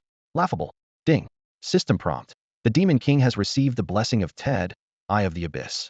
HP fully restored. All negative effects removed. All attributes 200. Attacks gain corrosion. Duration 5 minutes. Bang. grasp of the undying shattered. The Demon King's near-empty health bar filled in an instant, and he lunged with his sword, half-grazed. So what if you're strong? A demon god backs me. Swish. Despair strike pierced Yifeng's shoulder. Ding. System prompt. You have been hit by the Demon King's skill despair strike and lost 56,142 HP. Yifeng's health fell by nearly 1/5. 14,949. 14,949. Close combat mastery activated. The wound knitting visibly. Set to heal fully in 4 seconds. Another prompt popped up. Ding. System prompt. Vengeance effect triggered successfully. Activate now. Yifeng's expression stayed flat. That's it. Feel free to hit harder. Had he wanted a quick kill, the Demon King would have died the moment the hand closed. A move called Despair Strike should make the target taste despair first. Damn it. Even 200% to all stats won't break him? Cold fear crawled through the Demon King's heart. Gurgle. Yifeng's blood suddenly roared, his metabolism surging. Brilliant azure light burst from every pore, eerie and flamboyant, as though something wicked had possessed him. Hold on, he said, blocking the Demon King's next swing. I need to advance first. The 7-day time limit was up. It was time for his second-class upgrade. The Demon King. Ted, Eye of the Abyss. Unbelievable. You're leveling up in the middle of a fight? Power vast and domineering echoed in Yifeng's chest and swept through his limbs. His stats climbed higher and higher, his whole being radiant, his aura skyrocketing. Ding. System prompt. Congratulations, you have completed the quest Life Comes First, difficulty A. Reward. Class advancement. Ding. System prompt. Congratulations, you have completed your class advancement. All attributes, 300. Ding. System prompt.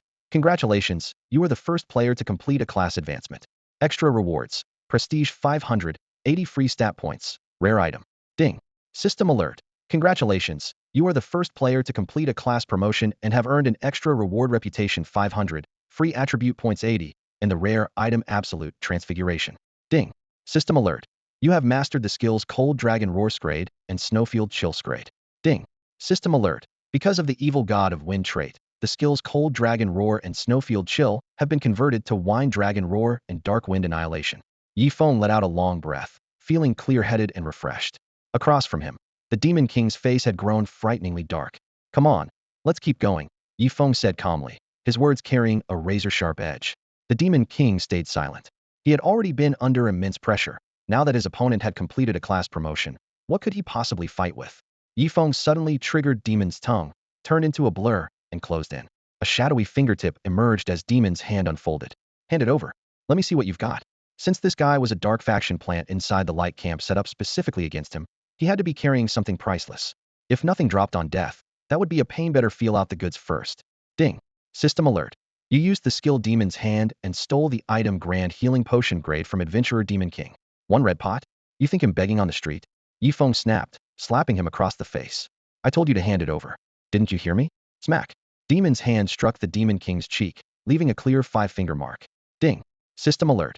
You used the skill Demon's Hand and stole the item Grand Healing Potion grade from Adventurer Demon King. Outrageous. The Demon King exploded with rage, drawing a purple longsword and slashing down. Yifeng slipped aside like a fish through water. Where is he? The Demon King blinked, then sensed movement behind him and whirled around. Smack. 7,597. Ding. System alert. You used the skill Demon's Hand and stole the item Grand Healing Potion grade from Adventurer Demon King. 3 pots in a row. Yifeng's brow twitched. That's your entire stash? If you want, cough it up. Neither of us is walking away happy. The Demon King's eyes practically spat fire, yet even with all his stats tripled, he was still being toyed with. Just how strong was this guy? Enough. The pair of purple eyes behind him finally spoke up, voice low and tense. Watch out's picking your. Ding. System alert. You used the skill Demon's Hand and stole the item Xianxing Iron Immortal grade, or from Adventurer Demon King. The thunderous notification left the Demon King frozen on the spot. What just happened? Yifeng took half a step back, secretly relieved. Almost missed the jackpot. Immortal grade, or exactly what I need to upgrade Divine Lament. So the Demon King really had ulterior motives for showing up. Luoya Wuxing, give back my immortal grade, or? The Demon King roared, charging at him in a frenzy. Without a flicker of emotion, Yifeng extended his left hand. Streams of azure and shadow intertwined, forming the opening stance of Undying Grip. Swish. As a top 10 player on the rankings, Mo Wang reacted instantly. He twisted aside and dove to the flank, hoping to escape the soul-binding force. Bang. A heartbeat later, crushing weight slammed onto his shoulder. The elemental chains of Undying Grip coiled around him again, yanking him back and squeezing his chest until he could barely breathe. Pichio, does he have any other treasure on him? Yifeng's gaze was steady, but his voice sounded like a verdict. Chi-cheek. Pichio leapt from the pet space, circled Mo Wang once, bared its teeth, and shook its head. Nothing. Yifeng raised his brows in mild disappointment. Then die. Shing. A gray sword sliced through the air, but it halted beside Mo Wang's throat an instant before impact. An overwhelming force surged from the void, freezing the blade in place. Remember the humiliation you suffered today, and repay it tenfold. With that cold, low voice, the second demon god, Taida, stepped from a spatial rift, purple hair whipping in the surge of killing intent. Taida conceded that he had underestimated Liu Wuxianjevin with his legacy. Mo Wang was still no match. Snatching back his life as if reborn, Mo Wang drew in a ragged breath. Mentor, I will remember. Good.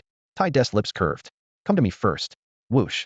Purple energy wrapped around Mo Wang. Ding. System prompt. Eye of the Abyss. Taida has used the skill forbidden, spatial transfer. In 10 seconds, the target will be teleported directly before him. Mo Wang's eyes burned with hatred as he glared at Yifeng. Liu Wuxing, next time we meet, they'll see that you're left without even a grave. This entire operation had cost him a fortune in gold and an immortal grade ore, now in the enemy's hands. His composure was in tatters. Yifeng sheathed his sword and raised his palm, twin elements still flickering between his fingers. Forget next time, see me in your next life. He closed his fingers. Undying grip was still active. Mo Wang's fate hung on Yifeng's whim. Splurt. A cloud of blood erupted. Mo Wang's body was crushed to pulp by the violent pressure. 285,668. The massive critical hit number floated across the combat interface. Yifeng took note though the move was only labeled guaranteed hit. It clearly carried an extraordinary crit rate. Eastern region, Imperial City. Eye of the Abyss. Taida, clad in crimson armor, stood atop a tower. His purple eyes were hollow, as though only an empty shell remained. Suddenly his expression sharpened. Violet light flashed as his soul snapped back into place. Whoosh. A heap of still bleeding flesh appeared at his feet, the corpse of Mo Wang. Liu Wuxing. Taida's knuckles cracked as fury surged. You're even harder to deal with than I imagined. Fwoosh. A streak of cyan energy dropped from the sky and coalesced into a towering figure. Oh, Taida, what's got you so irritable? The newcomer was the fourth demon god, Yilun, twirling a pale blue energy whip and speaking with lazy amusement. Using adventurers to hunt adventurers hit a snag, Taida answered, tone recovering its calm. No matter, everything is still within my grasp. Yilun nodded. He knew the second demon god's strength was unfathomable. With Taida involved, Liu Wuxing wouldn't last many more days. By the way, I heard someone tried to rob you. Any truth to that? Taida asked suddenly. Of course not. A fleeting shadow crossed Yilun's face before he shrugged and smiled. A petty thief crept onto my turf, got a mild lesson, and bolted. Lose something? Impossible. Everything is firmly in my control. As expected, Taida wasn't surprised. He understood better than anyone how terrifying the fourth demon god could be before Yilun. A thief could do nothing but surrender. Inside a tent in the residential zone.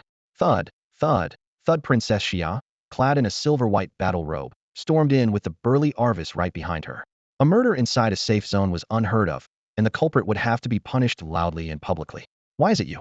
Zia's eyes settled on the culprit, surprise flickering in her bright gaze. It's nothing, Yifeng replied, flicking blood from his hands. I just killed an adventurer who defected to the dark faction. He was a disciple of the second demon lord, Ted the Abyssal Eye. The demon lord's rankings were common knowledge, and every adventurer could recite them by heart. 1. Moro, Star of Cataclysm. 2. Ted the Abyssal Eye. 3. Ot, the Malefic Bone Dragon. 4. Yaren, the Wind Tamer. 5. Gale, Wrath of Thunder. 6. Fei, Witch of Eternal Sin. 7. Yin Wuxin, Phoenix of Nirvana. 8. Meyer, Count of Darkness. 9. Anita, Godslayer. 10. Anna, Soul Puppeteer. Anyone in the top 10 was a god-tier boss far beyond what current adventurers could handle. Arvis frowned, raised his hand, and sensed the lingering aura of a demon lord. So they're meddling with adventurers now? Silent Leaves wasn't lying. Yes, Yifeng confirmed. Damn that dark faction. Xia clenched her teeth, fury flashing across her fair face. They'll do anything to push the light faction to the brink. Yifeng hesitated, then declared, Your Highness, we can't let this slide. We need to make an example of him. What do you propose? Xia asked politely. An adventurer wielding an over-tier weapon had limitless potential, and she genuinely wanted to bring Silent Leaves back to the light. Post a bounty. Rally every adventurer to hunt him down. If it takes offering the only hidden class, ultra-rare items, top-tier skills, god-grade gear, or mountains of gold, so be it. Isn't that overkill? Arvis muttered, imagining the treasury being bled dry.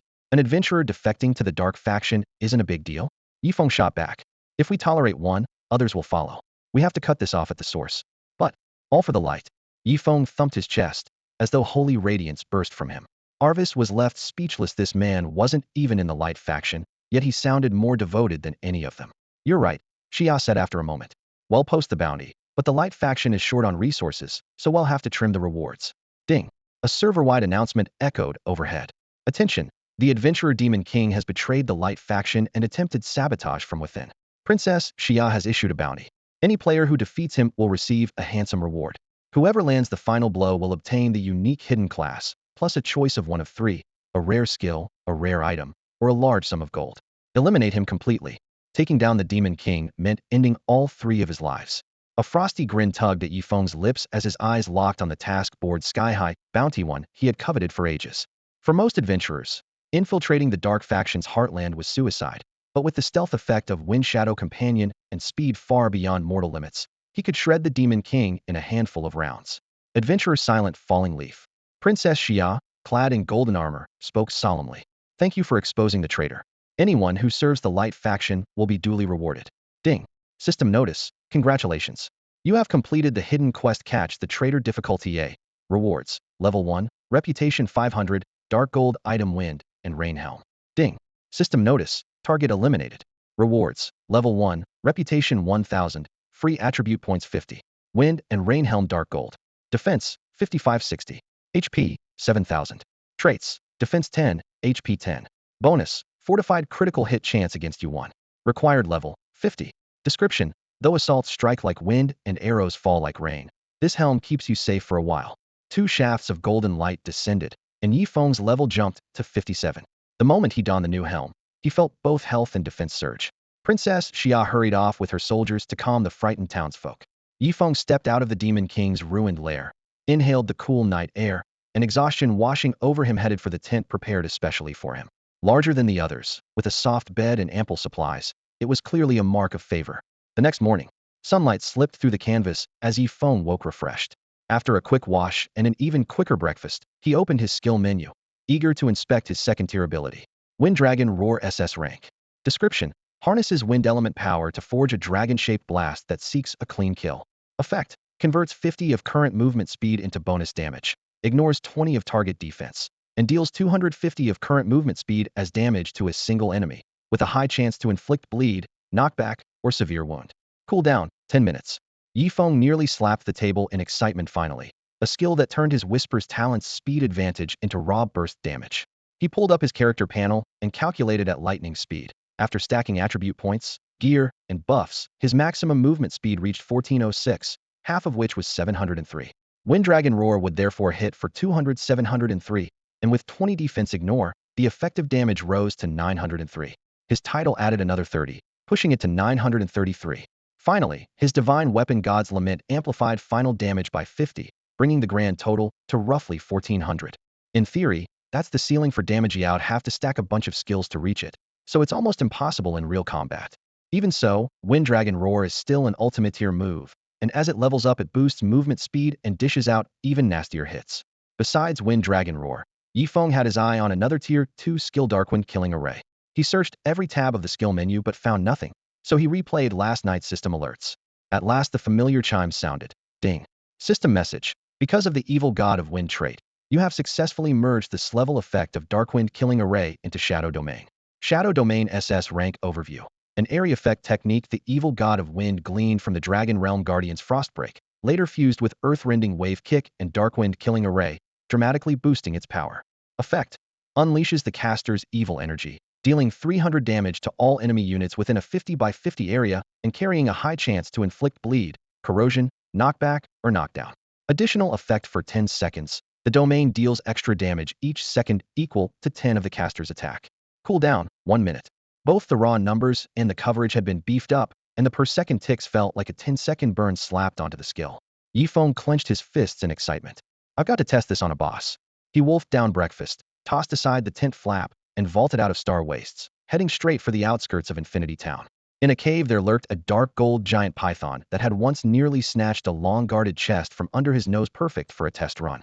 Even on the road he stayed busy, opening his inventory to admire the haul. The loot from the fire toad and the rare items from his first-class change lay in neat rows, their cold glint making his eyes burn. By sheer volume of treasure, Even an immortal rank veteran would have to admit defeat. Lucky Star, Immortal Grade, Absolute Morph, SS Level. Lucky Star, Immortal Grade. Description: for a fleeting moment, the goddess of fortune falls madly in love with you. Sadly, the affair is brief, so make every second count. Effect: for 10 seconds, your luck soars to unprecedented heights, turning every chance-based event into a guaranteed success. Absolute Morph, S Grade. Description: a flawless transformation. Become anything or anyone you have ever seen. Effect: after activation, you may assume the form of any creature or object you have laid eyes on.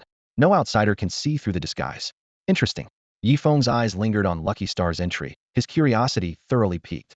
10 seconds of perfect odds could yield unimaginable benefits, if used well. More importantly, he knew the first pet event in God's Demons would launch in just over 10 days. Unlike other games that simply let players capture pets, God's Demons would open a limited-time map. Everyone who entered would receive a random pet egg, which would hatch into a temporary companion. By devouring wild monsters or even other players' pets, the creature could grow stronger, evolving through rebirth and fusion, and might ultimately ascend into a divine beast. In his previous life, someone's girlfriend had tapped his phone while he was in the restroom and accidentally bred a terrifying corpse coon, stealing the spotlight for weeks. Yifeng figured that with Lucky Star's boost, he might forge an equally jaw-dropping pet of his own.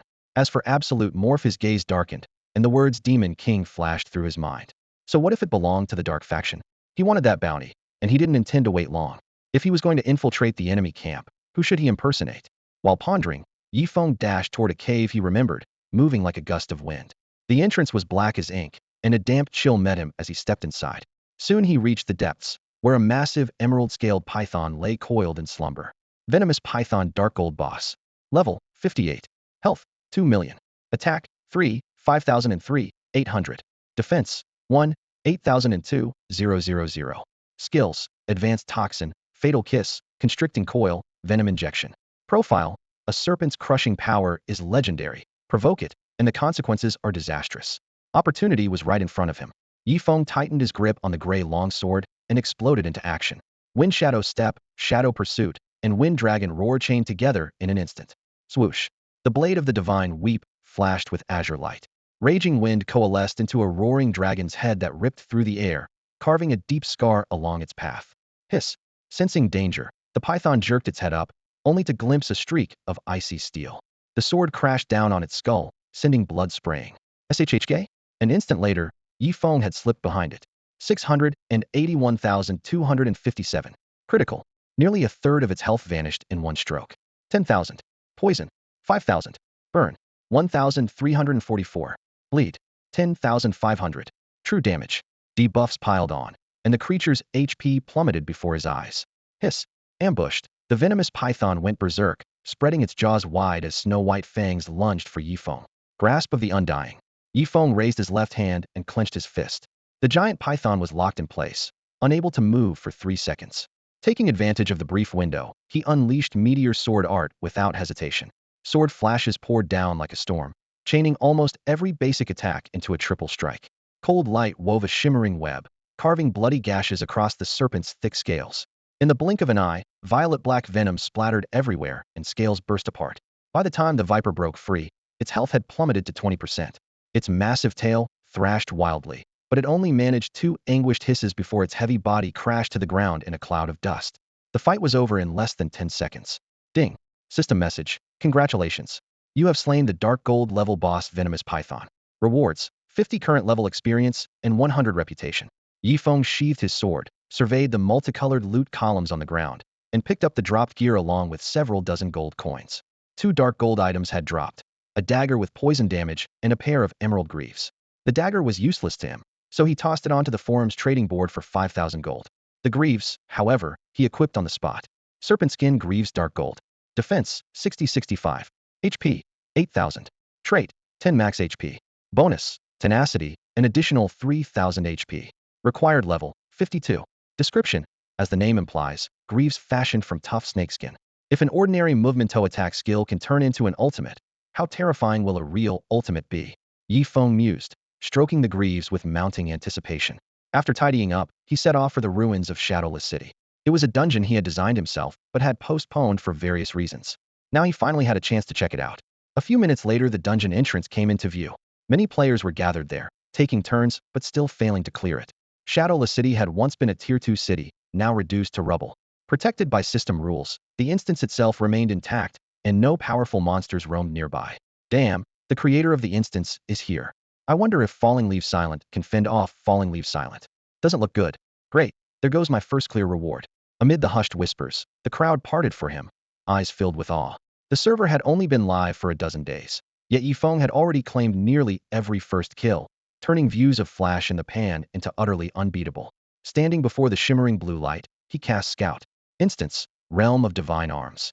Objective, assist Mirror of Radiance Bernie and Flame Archmage what in defending the smelting chamber against the ferocious assault of the blasphemer, Falling Leaves Silent, until the divine weapons are forged. Clear reward, equipment enhancement materials. First clear reward, 80 free attribute points. Requirements, solo, level 30 or higher. Note, death inside the instance is penalty free. So the boss this time is me? Yifeng blinked. The Eastern region's 2 weekly dungeons both ended with bosses tied to him, Abyssal Demon Yi and Blasphemer Falling Leaves Silent. Flattering, in a way. Ding. System prompt. Enter weekly instance Realm of Divine Arms? Yes. With a flash, his vision shifted, and he found himself in a sweltering, arid smelting chamber.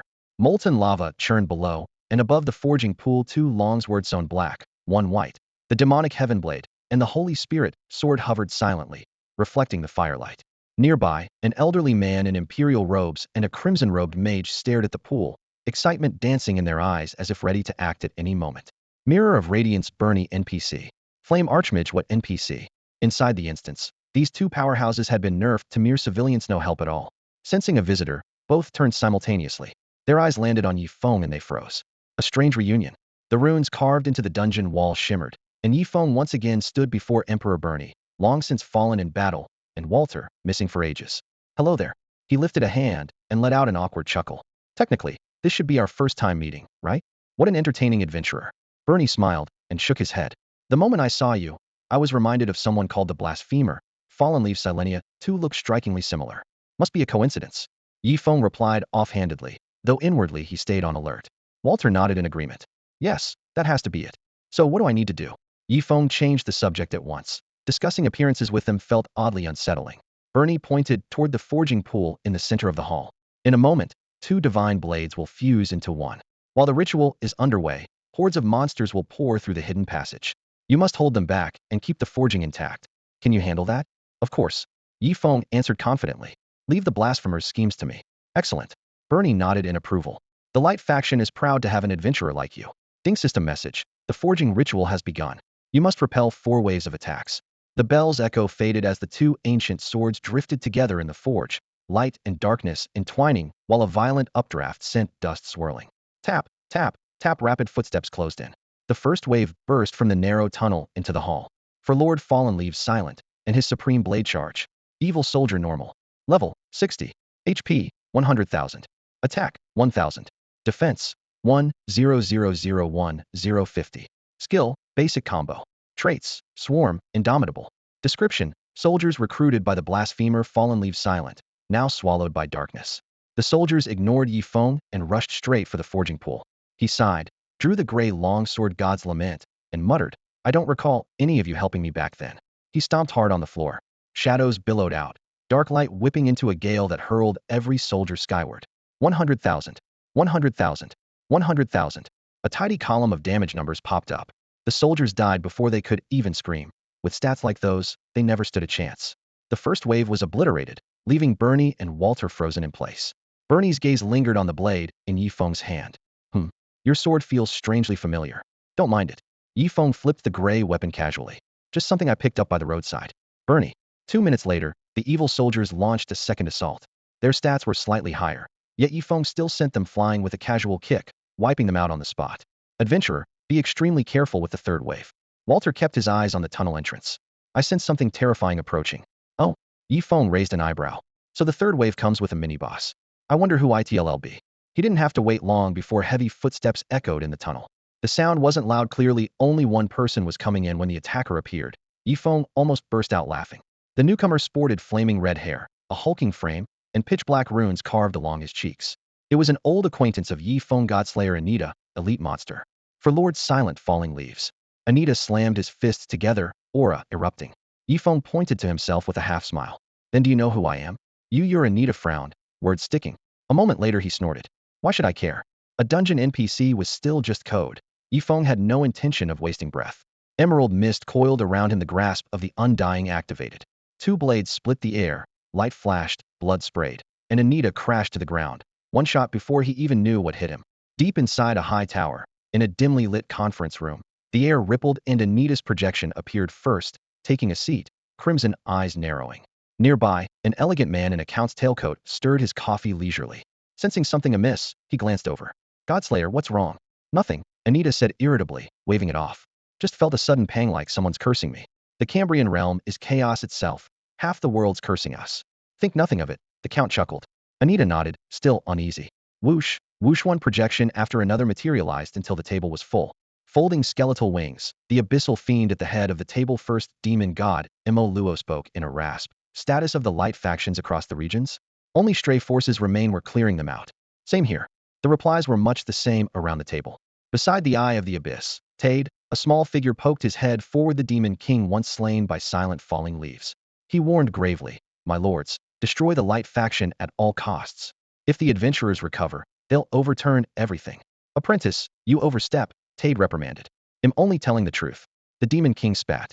Unless the light faction is wiped out, those earthborn adventurers remain a mortal threat. If this were a game, they'd become the saviors sooner or later. Foolish, Tade cut him off coldly. The Cambrian realm won't belong solely to the dark faction. Sea clans and infernal undead are waiting to strike. If we bleed ourselves dry, they'll pounce. And the light faction still fields divine rank powerhouses. A reckless purge could spark a backlash and cost us demon gods. If it were simple, the light faction would be long gone. The demon king fell silent. He had thought the dark faction was a step from domination. Reality was far more tangled.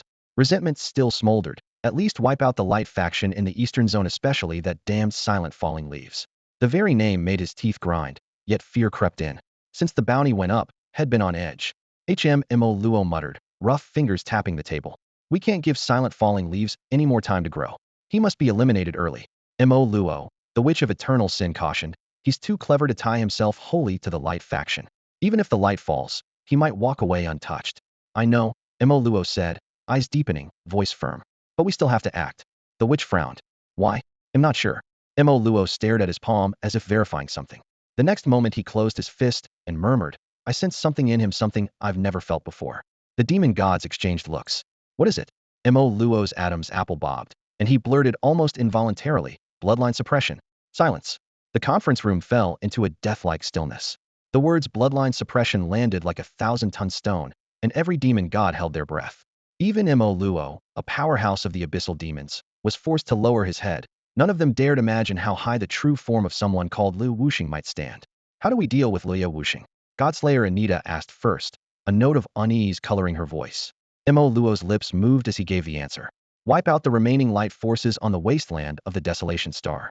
His tone was icy and brooked no argument. The Yangzui witch added, Liu Wuxing doesn't belong to the light camp, so he won't go down with them. The light camp won't sit and wait to die. Imo Luo's eyes flashed. They'll throw every resource they have into surviving, which means he'll probably be forced into that scramble too. You mean, a demon god muttered. If a native attacks an adventurer for no reason, it breaks the rules, Imo Luo explained calmly. Those rules exist to protect newcomers who are still weak. Then his voice turned sharp, and he let out a cold laugh. But adventurers hunting other adventurers, that's not restricted. Let Liu Wuxing grow unchecked? No chance. We already tore up the truce over the supersoul weapon. There's no room for peace. Adventurer versus adventurer?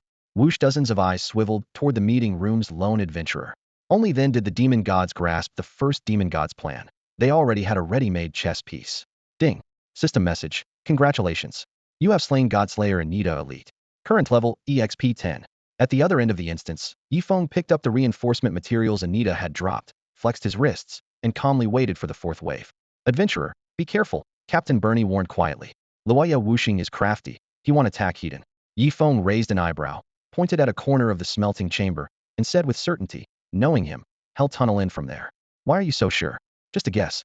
Yifeng shrugged, but he was already moving toward the wall, sword at the ready. Boom. Dirt sprayed everywhere as a young man in a dark violet mask burst from the tunnel. Fourth wave boss blasphemer, Liu Wuxing gasped in shock. You spotted me ahead of time? I knew you'd come from here millennia ago. Yifeng snorted, and before the words faded he struck like lightning, blades flashing like a torrential downpour. In this instance, Luoya Wuxing was only a dark gold boss. His stats were tough, yet Yifeng still kept him firmly suppressed. Later, when the level cap rose, the fight might be brutal, but right now the boss posed no threat. Thud. His HP hit 0. The boss dropped to one knee, mask shattering, disbelief etched across his face. Such a flawless plan, where did it go wrong? Ding. System message. Congratulations. You have slain Blasphemer Luoya Wuxing Dark Gold Boss. Rewards. Current level EXP 60, gold 50. Whoosh. Golden light flared beneath Yifeng, and his level jumped to 58. Adventurer, thank you for your help. Bernie clenched his fist in excitement, eyes blazing. Now the divine weapon has finally fused completely. Ding. System message. Congratulations. You have cleared the weekly instance domain of the divine weapon. Ding.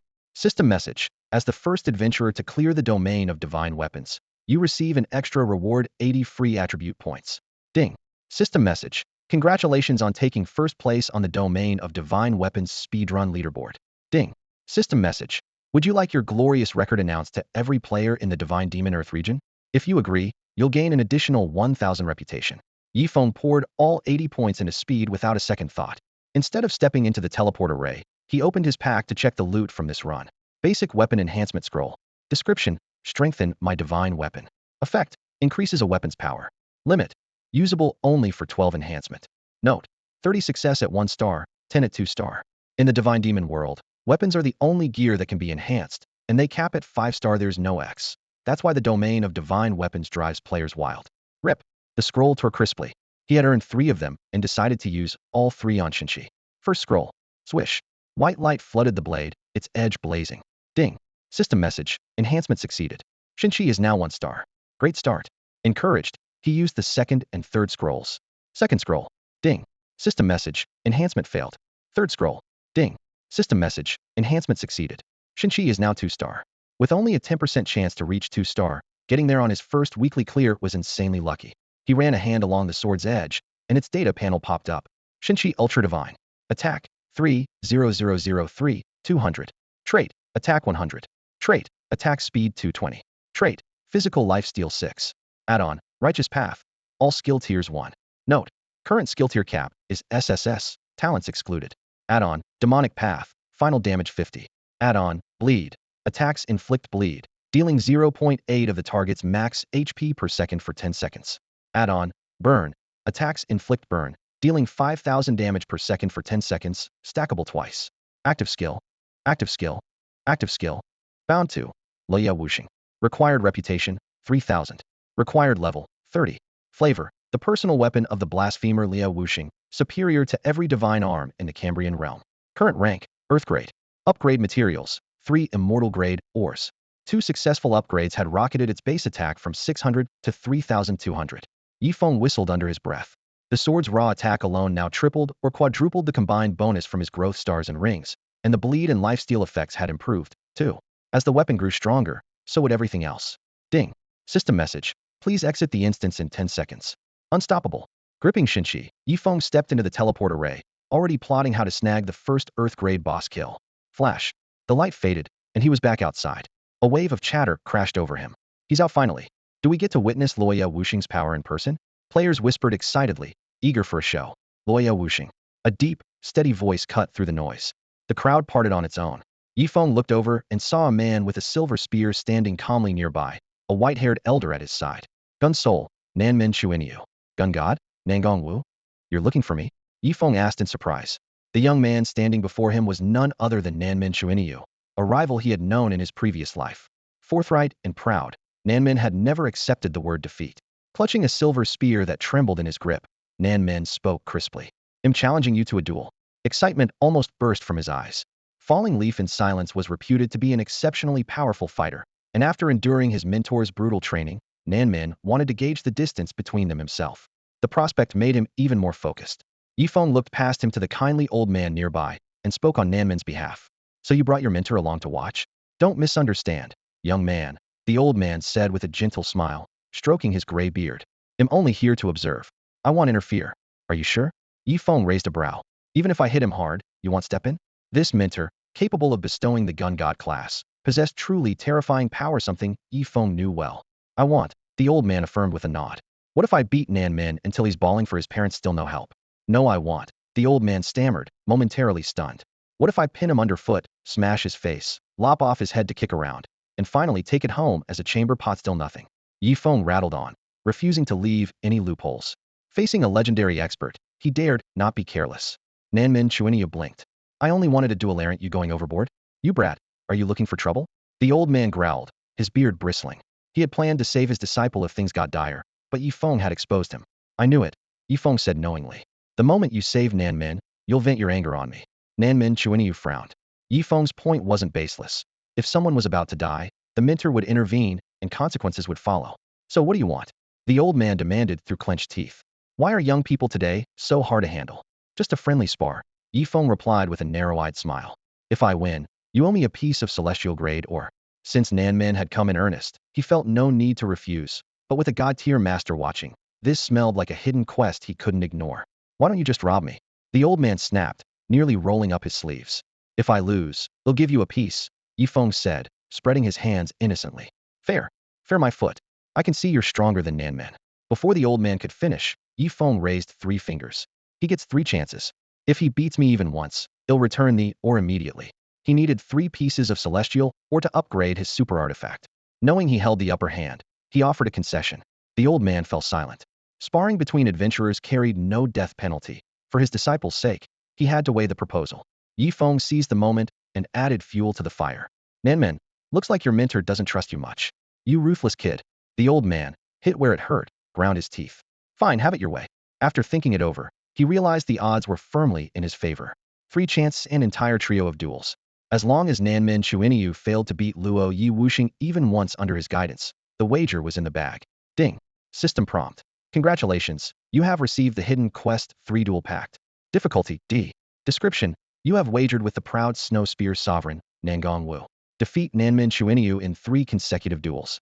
Requirement, accept all of Nanmin Chuinyu's challenges and win. Reward, Celestial Grade Ore. Failure, lose the Celestial Grade Ore. Not exactly easy. Yifeng grinned at the screen, then drew Shinchi. Start now? Wait. Nangong Wu hurriedly stopped his disciple. Run the domain of divine arms first, it'll boost your power. Got it. Nanmin Chuinyu nodded and pushed open the instance gate. A curtain of light swallowed him. Yifeng clasped his hands behind his back, waiting calmly for the ore to arrive. Seeing this, the elder tried to rattle him. Kid, you're too relaxed. Chuinyu isn't that simple, or I wouldn't have set this up. He might even grab the first clear of the domain of divine arms. Pride shone on his face. His disciple was a unseen century prodigy. Yifeng glanced at him, opened the info panel, and hit accept. Ding. Server announcement. Player Luo Yi Wuxing has cleared the instance domain of divine arms. Ding. Server announcement. Player Luo Yi Wuxing has cleared the instance domain of divine arms. 2 announcements later, Nangong Wu's smile froze. A few minutes on, Nanmin Chuinyu stumbled out of the portal, eyes sparkling. Let's go? You cleared it? Nangong Wu asked. Chuinyu shook his head. No. The elder sighed. Then we're in trouble. But at the end I happened to grasp that move, Chuinyu added. That move. Nangong Wu lit up. Brilliant. Your insight is unmatched. Yifeng cut them off. Save it. Whatever move it is, the quest hasn't changed. Begin. Ding. System prompt. Spear Soul Nanmin Chuinyu, Spear God challenges you to a duel. Accept? Yes. Yifeng confirmed after 3 days in the Windblade Orb. He needed to hurry. The level gap was closing. More players gathered, shouting. Finally, a real fight. Place your bets. Luo Yi Wuxing versus Nanmin Chuinyu. Don't count Chuinyu out. Plot twist incoming. They formed a ring and held their breath. 10 meters apart, Yifeng asked, ready? Bring it. Chuinyu leveled his spear, aura surging. Whoosh. Yifeng shot forward like lightning. The gap vanished in a blink, his blade carving a vicious arc. Still as stone, sudden as a hair. Damn. Nangong Wu's eyes bulged. So fast. Even at divine tier, he was shaken. Yifeng was barely level 50-something. Chuinyu stayed calm. A cold flash flared at his spear tip. A silver dragon phantom coiled as the weapon fell like a meteor. Ding. System prompt. Spear Soul Nanmin Chuinyu used Mountain Breaker. Next strike, 50 attack, 200 speed, 200 damage, high pierce chance. The spear screamed through the air, locked onto Luo Yi Wuxing. Miss. Yifeng slipped past by a hair and kept charging. Wind gathered on his sword, forming a snarling dragon head that lunged with a thunderous roar. Ding. System prompt. Blasphemer Luo Yi Wuxing used Shadow Pursuit. Move speed 80 for 1 minute. Ding. System prompt. Blasphemer Luo Yi Wuxing used Wind Dragon's Roar. Ignores 20 defense, deals 10/50 attack, high chance to inflict bleed, knockback, and severe wound. Estimated damage only, actual may vary. The Wind Dragon filled Chuinius' sight nowhere to run. His mind went blank, but for one thought. This makes no sense. A wind dragon roared past. Flash. A flash of cold steel grazed the neck, and with a single strike the head flew off. Nanmin Chuinia's skull arced through the air before thudding to the ground, his body pitching forward and going limp in an instant. A moment later, the scarlet damage number 1574-300 popped up, the 7-digit hit shocking every onlooker. The surrounding players stared in stunned silence. One shot, more than 1,000,000 damage. Everyone knew Luo Yi Wuxing was famous for stacking dot effects, yet this time Nanmin never even got to move. Ding. System message. Congratulations, you have defeated Spear's Soul Nanmin Chuiniu in a duel. Yifeng wasn't surprised by the outcome. His trip to the domain of divine arms had boosted him absurdly. With the star level bonuses on his Shinshui setup, a single crit could delete a slightly lower tier dark gold boss. Desecrator Luo Yi Wuxing. Evil God of Wind. Level 58. HP 334,880. Attack 9, 93810 for 22. Defense 1, 9211, 962. Skills: Chasing Meteor Swordplay, Source of Venom, Armor Shatter Strike, Wind Dragon Roar, Shadow of the Gale, Devil's Word, Devil's Hand, Shadow Realm, Godslayer Power, Turn the Tide, Undying Grasp. Reputation 7,870. Revives remaining 2. A sudden thought made Yifeng stumble and plop onto the ground, patting his chest in lingering fear. Man, that was close. Another second and I'd have lost. The crowd blinked. You? Lose. How's that possible? One savvy player caught on. They both used their finishers. If neither dodged, they'd probably have dropped together. If Luo Yi Wuxing had eaten Nanman's fragmenting mountain, it would have been a draw at best. No way, that sword strike was insane. I wish I had that kind of burst, but my supreme bone got dug out when I was a kid. Sigh. The chatter rolled on. When the duel ended, Nanmin Chuiniu resurrected, still rubbing his neck, face pale. The cut might have been virtual, but the pain felt painfully real. That last spear was terrific, Yifeng said with a thumbs up. Nanmin blinked. Really? Don't downplay your skill because of one loss. Yifeng replied earnestly. The real gap was in our stats. Players my level? I one-shot them all. Thinking of that ridiculous million-plus crit, Nanmin nodded, confidence rekindled. Next time, I won't go down so hard. No one stays at the top forever, Yifeng said, clapping him on the shoulder. Keep grinding, one day, I might be the one struggling. With that, he walked over to Nangong Wu. He was honestly worried that steamrolling the task might diminish the reward. Nangong Wu's face was dark. He regretted letting pride goad him. The gap between his disciple and Yifeng was far beyond a little. Winning? Not likely. Kid, that looked awfully easy for you, the old man growled. Easy? Not at all. Yifeng put on a solemn face. My butt almost split in two when I fell. Your butt split in two. Nangong Wu's mustache quivered. How is that even an injury? Yifeng chuckled. Sir, a kind and generous man like you won't mind coughing up one celestial grade, or for your disciple, right? A god-tier expert's magnanimity, I've always admired it. You read people pretty well, the old man muttered. Hearing this, the old man's demeanor shifted. He stroked his beard, his eyes kind and serene, the very image of an immortal sage. A chime sounded. System notification. Congratulations, you've received the quest reward, Immortal Grade Purple Thunder Crystal. Dazzling violet lightning solidified in Yifeng's palm, cold and crackling. He smiled, slipped the stone into his pack, and counted his progress. With this piece, he was only one step away from the materials God cry needed to ascend one more bit of loot, and head be ready. He was about to take his leave when a crisp bell suddenly rang. Ding. Global announcement. Light endures, yet darkness will not yield. In 5 days the Dark Faction will attack Star Wasteland, aiming to wipe out the remaining forces of light in the eastern sector. Ding. System message. Main story quest Judgment Hour has begun. Yifeng's eyes narrowed. This life was unfolding far faster than his previous one. After only a few days the Dark Faction was on the move again, pressing in relentlessly. There would be no peaceful ending. Nangong Wu frowned and looked at the still-shaken Nanmin Chuiniu. Come on back to special training. Yes. Nanmin Chuiniu answered, face grim. If Star Wasteland fell, no adventurer would escape the fallout. When the two great factions clashed, players were little more than cannon fodder. He wondered how far the gods and demons meant to push them. Suddenly Nangong Wu turned to Yifeng with a meaningful look. You'd better hurry back, too. Plenty of people are waiting for you. Understood. Yifeng nodded and slipped away like the wind. If the Dark Faction was striking Star Wasteland first, he was surely part of the reason. Watching him disappear, Nangong Wu sighed. Who would have thought the center of the world's turmoil would be an adventurer? Master, you mean the Dark Faction is coming for him? Nanmin Chuiniu asked in shock. If not for him, then who? Nangong Wu said firmly. He wields a transcendent weapon and carries abyssal demon blood. If I were the enemy, I wouldn't let him keep growing either. Back in Star Wasteland, Yifeng felt the tension the moment he stepped into camp. Between battered tents, people hurried past, patrols paced with knitted brows. It was as if a boulder weighed on every chest. What now? Is this the end of the world? The 7-day newbie event just ended, and we're already fighting demon lords. How are we supposed to play? On a street corner, ragged refugees and players sat together, gloom thick in the air. They vented their fear with curses and complaints. Under the shadow of war, the natives suffered even more than the adventurers. When Yifeng reached his quarters, his bodyguard Yalvis hurried over. Silent Leaf, Her Highness requests your presence. Lead the way, Yifeng said. He had expected this. The princess would certainly call a high-level meeting after such bad news, and he would never be left out. The cabin door creaked open, releasing the scent of fresh timber mixed with torch smoke. Inside, familiar faces had gathered. Princess Xia, Immortal Tier Boss. Flame Archmage Wait, Divine Tier Boss. Dragon Domain Guardian Li Xue, Divine Tier Boss. Landlady Wang Xiaoyan, Immortal Tier Boss. Yifeng and Yalvis sat side by side. His gaze swept the room and settled on Wait, who stared right back. Yifeng raised an eyebrow, a faint smile on his lips. Brother Wait, surviving disaster means better days ahead. Silent Leaf, Yu Huit's eyes flared with anger, but the warning looks from Xia, Li Xue, and Wang Xiaoyan froze him. He forced a stiff smile. Hello? Huate had no choice but to back down. The young man before him looked mild, yet a ring of goddess-level supporters swirled around him like a vortex. Outmatched, Huate dared not press the issue. Ahem. Princess Xia, the meeting's host, cleared her throat and tapped the table with a slender finger, drawing every eye back to the round conference table. The smile left her face in an instant. You all know why we're here. The Star Wasteland is no longer safe. What's our next move? Your Highness, Huate rose, far graver than a moment ago.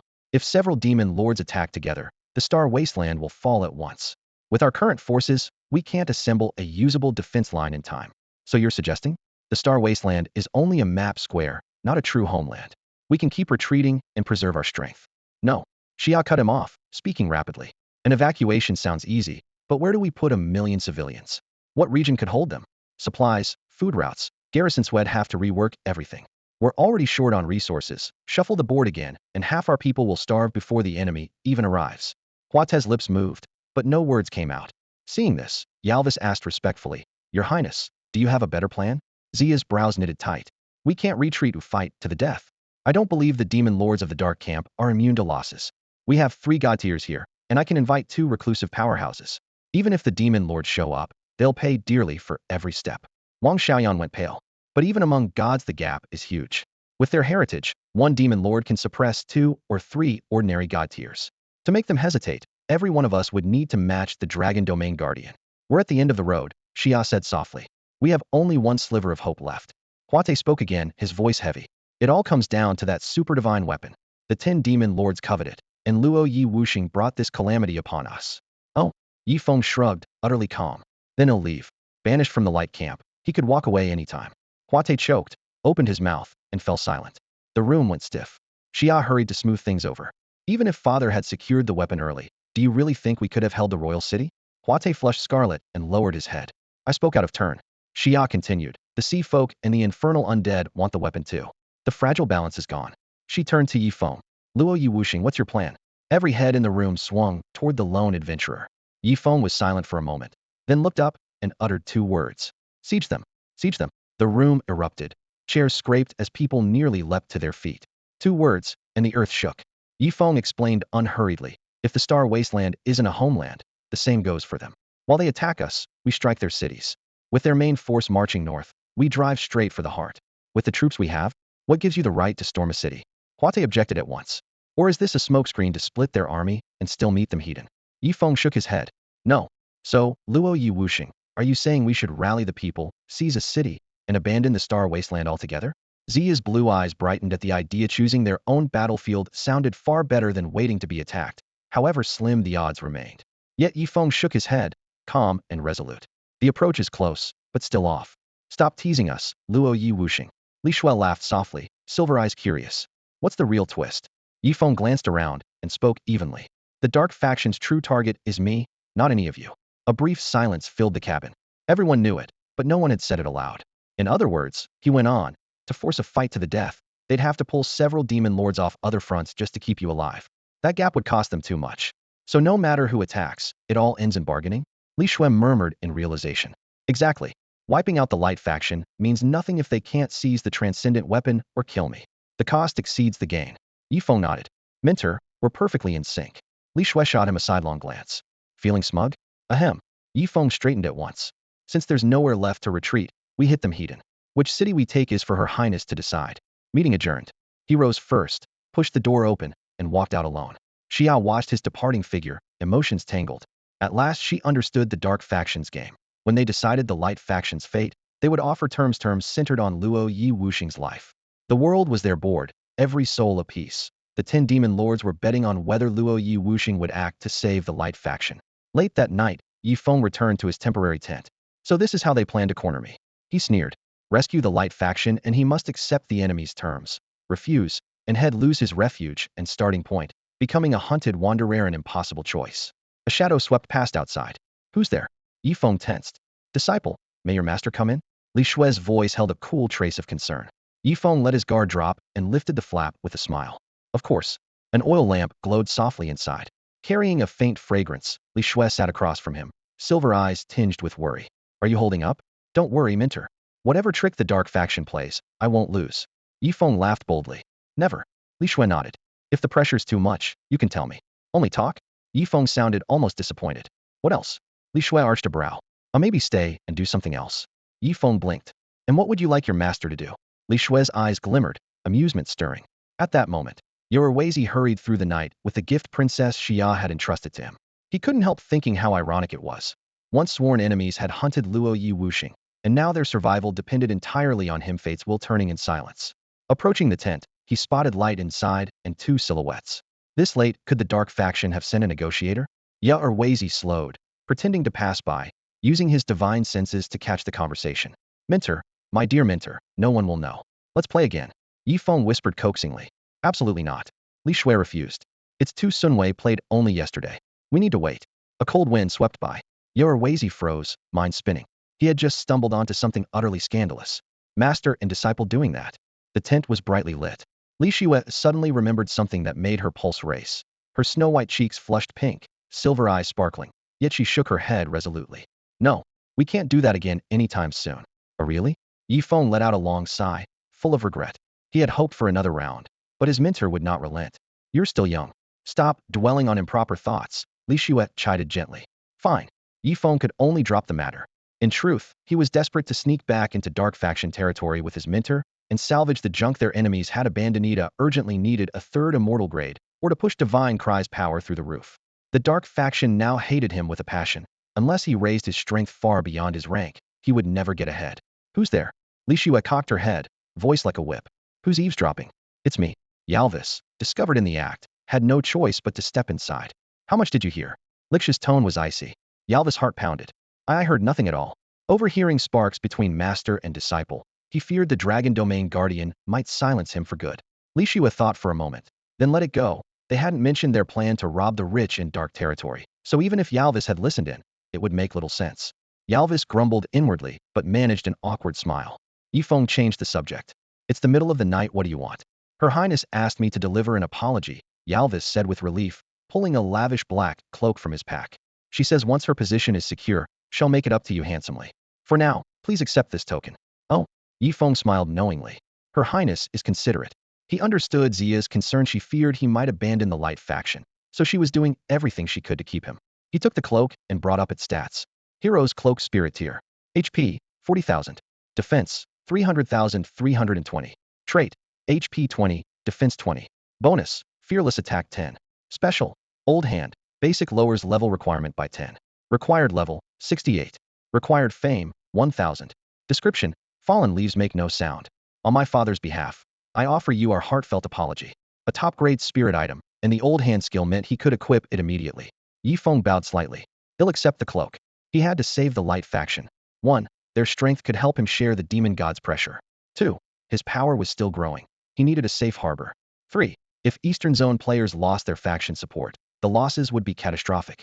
He would never sit by and watch. Every reason mattered, and most of all, his mentor Li Shui belonged to the light faction. Ding. System message. Congratulations on completing the hidden quest, the final decision. Difficulty A.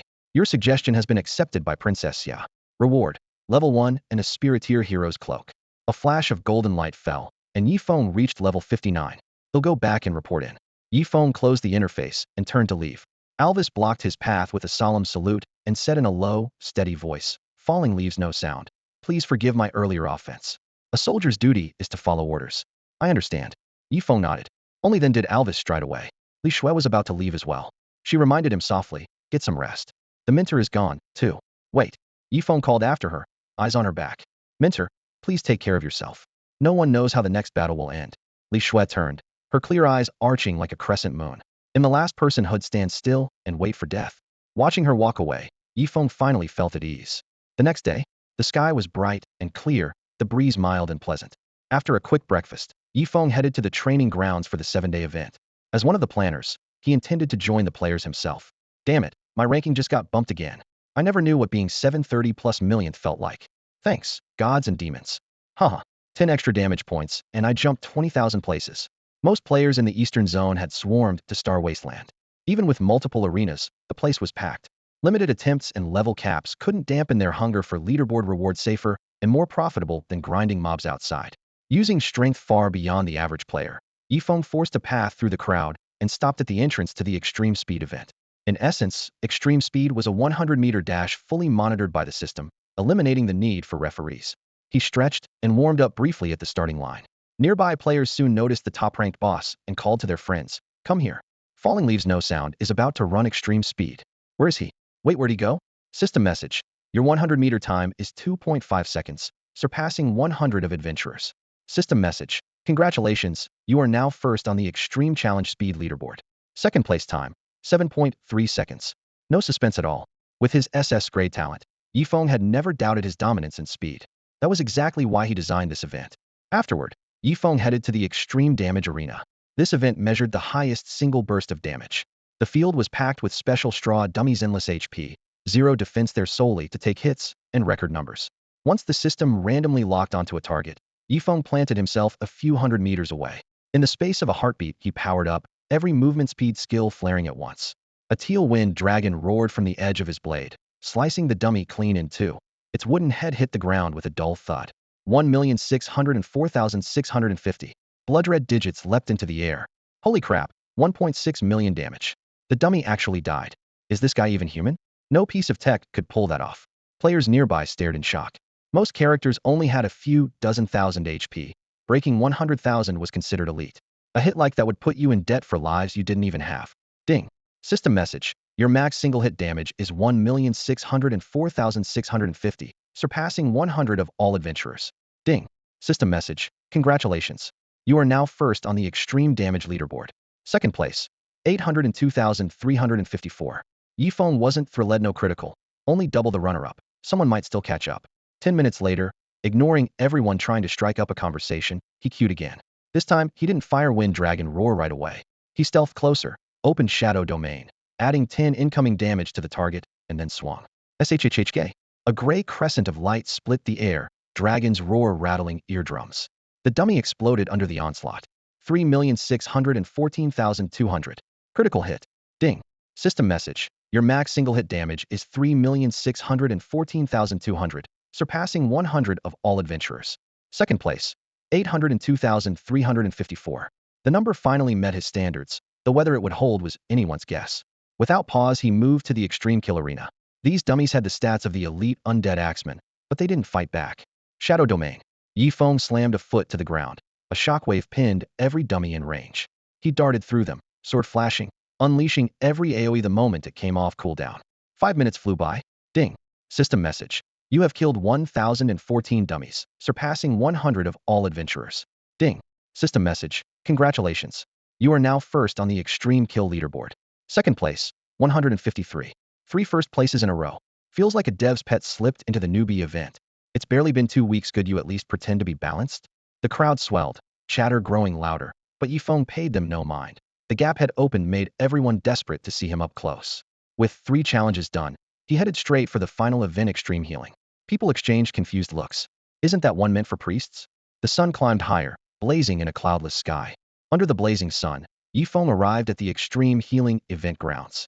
He looked around and saw priests everywhere, still busily casting heals on themselves while clusters of male players watched from the sidelines.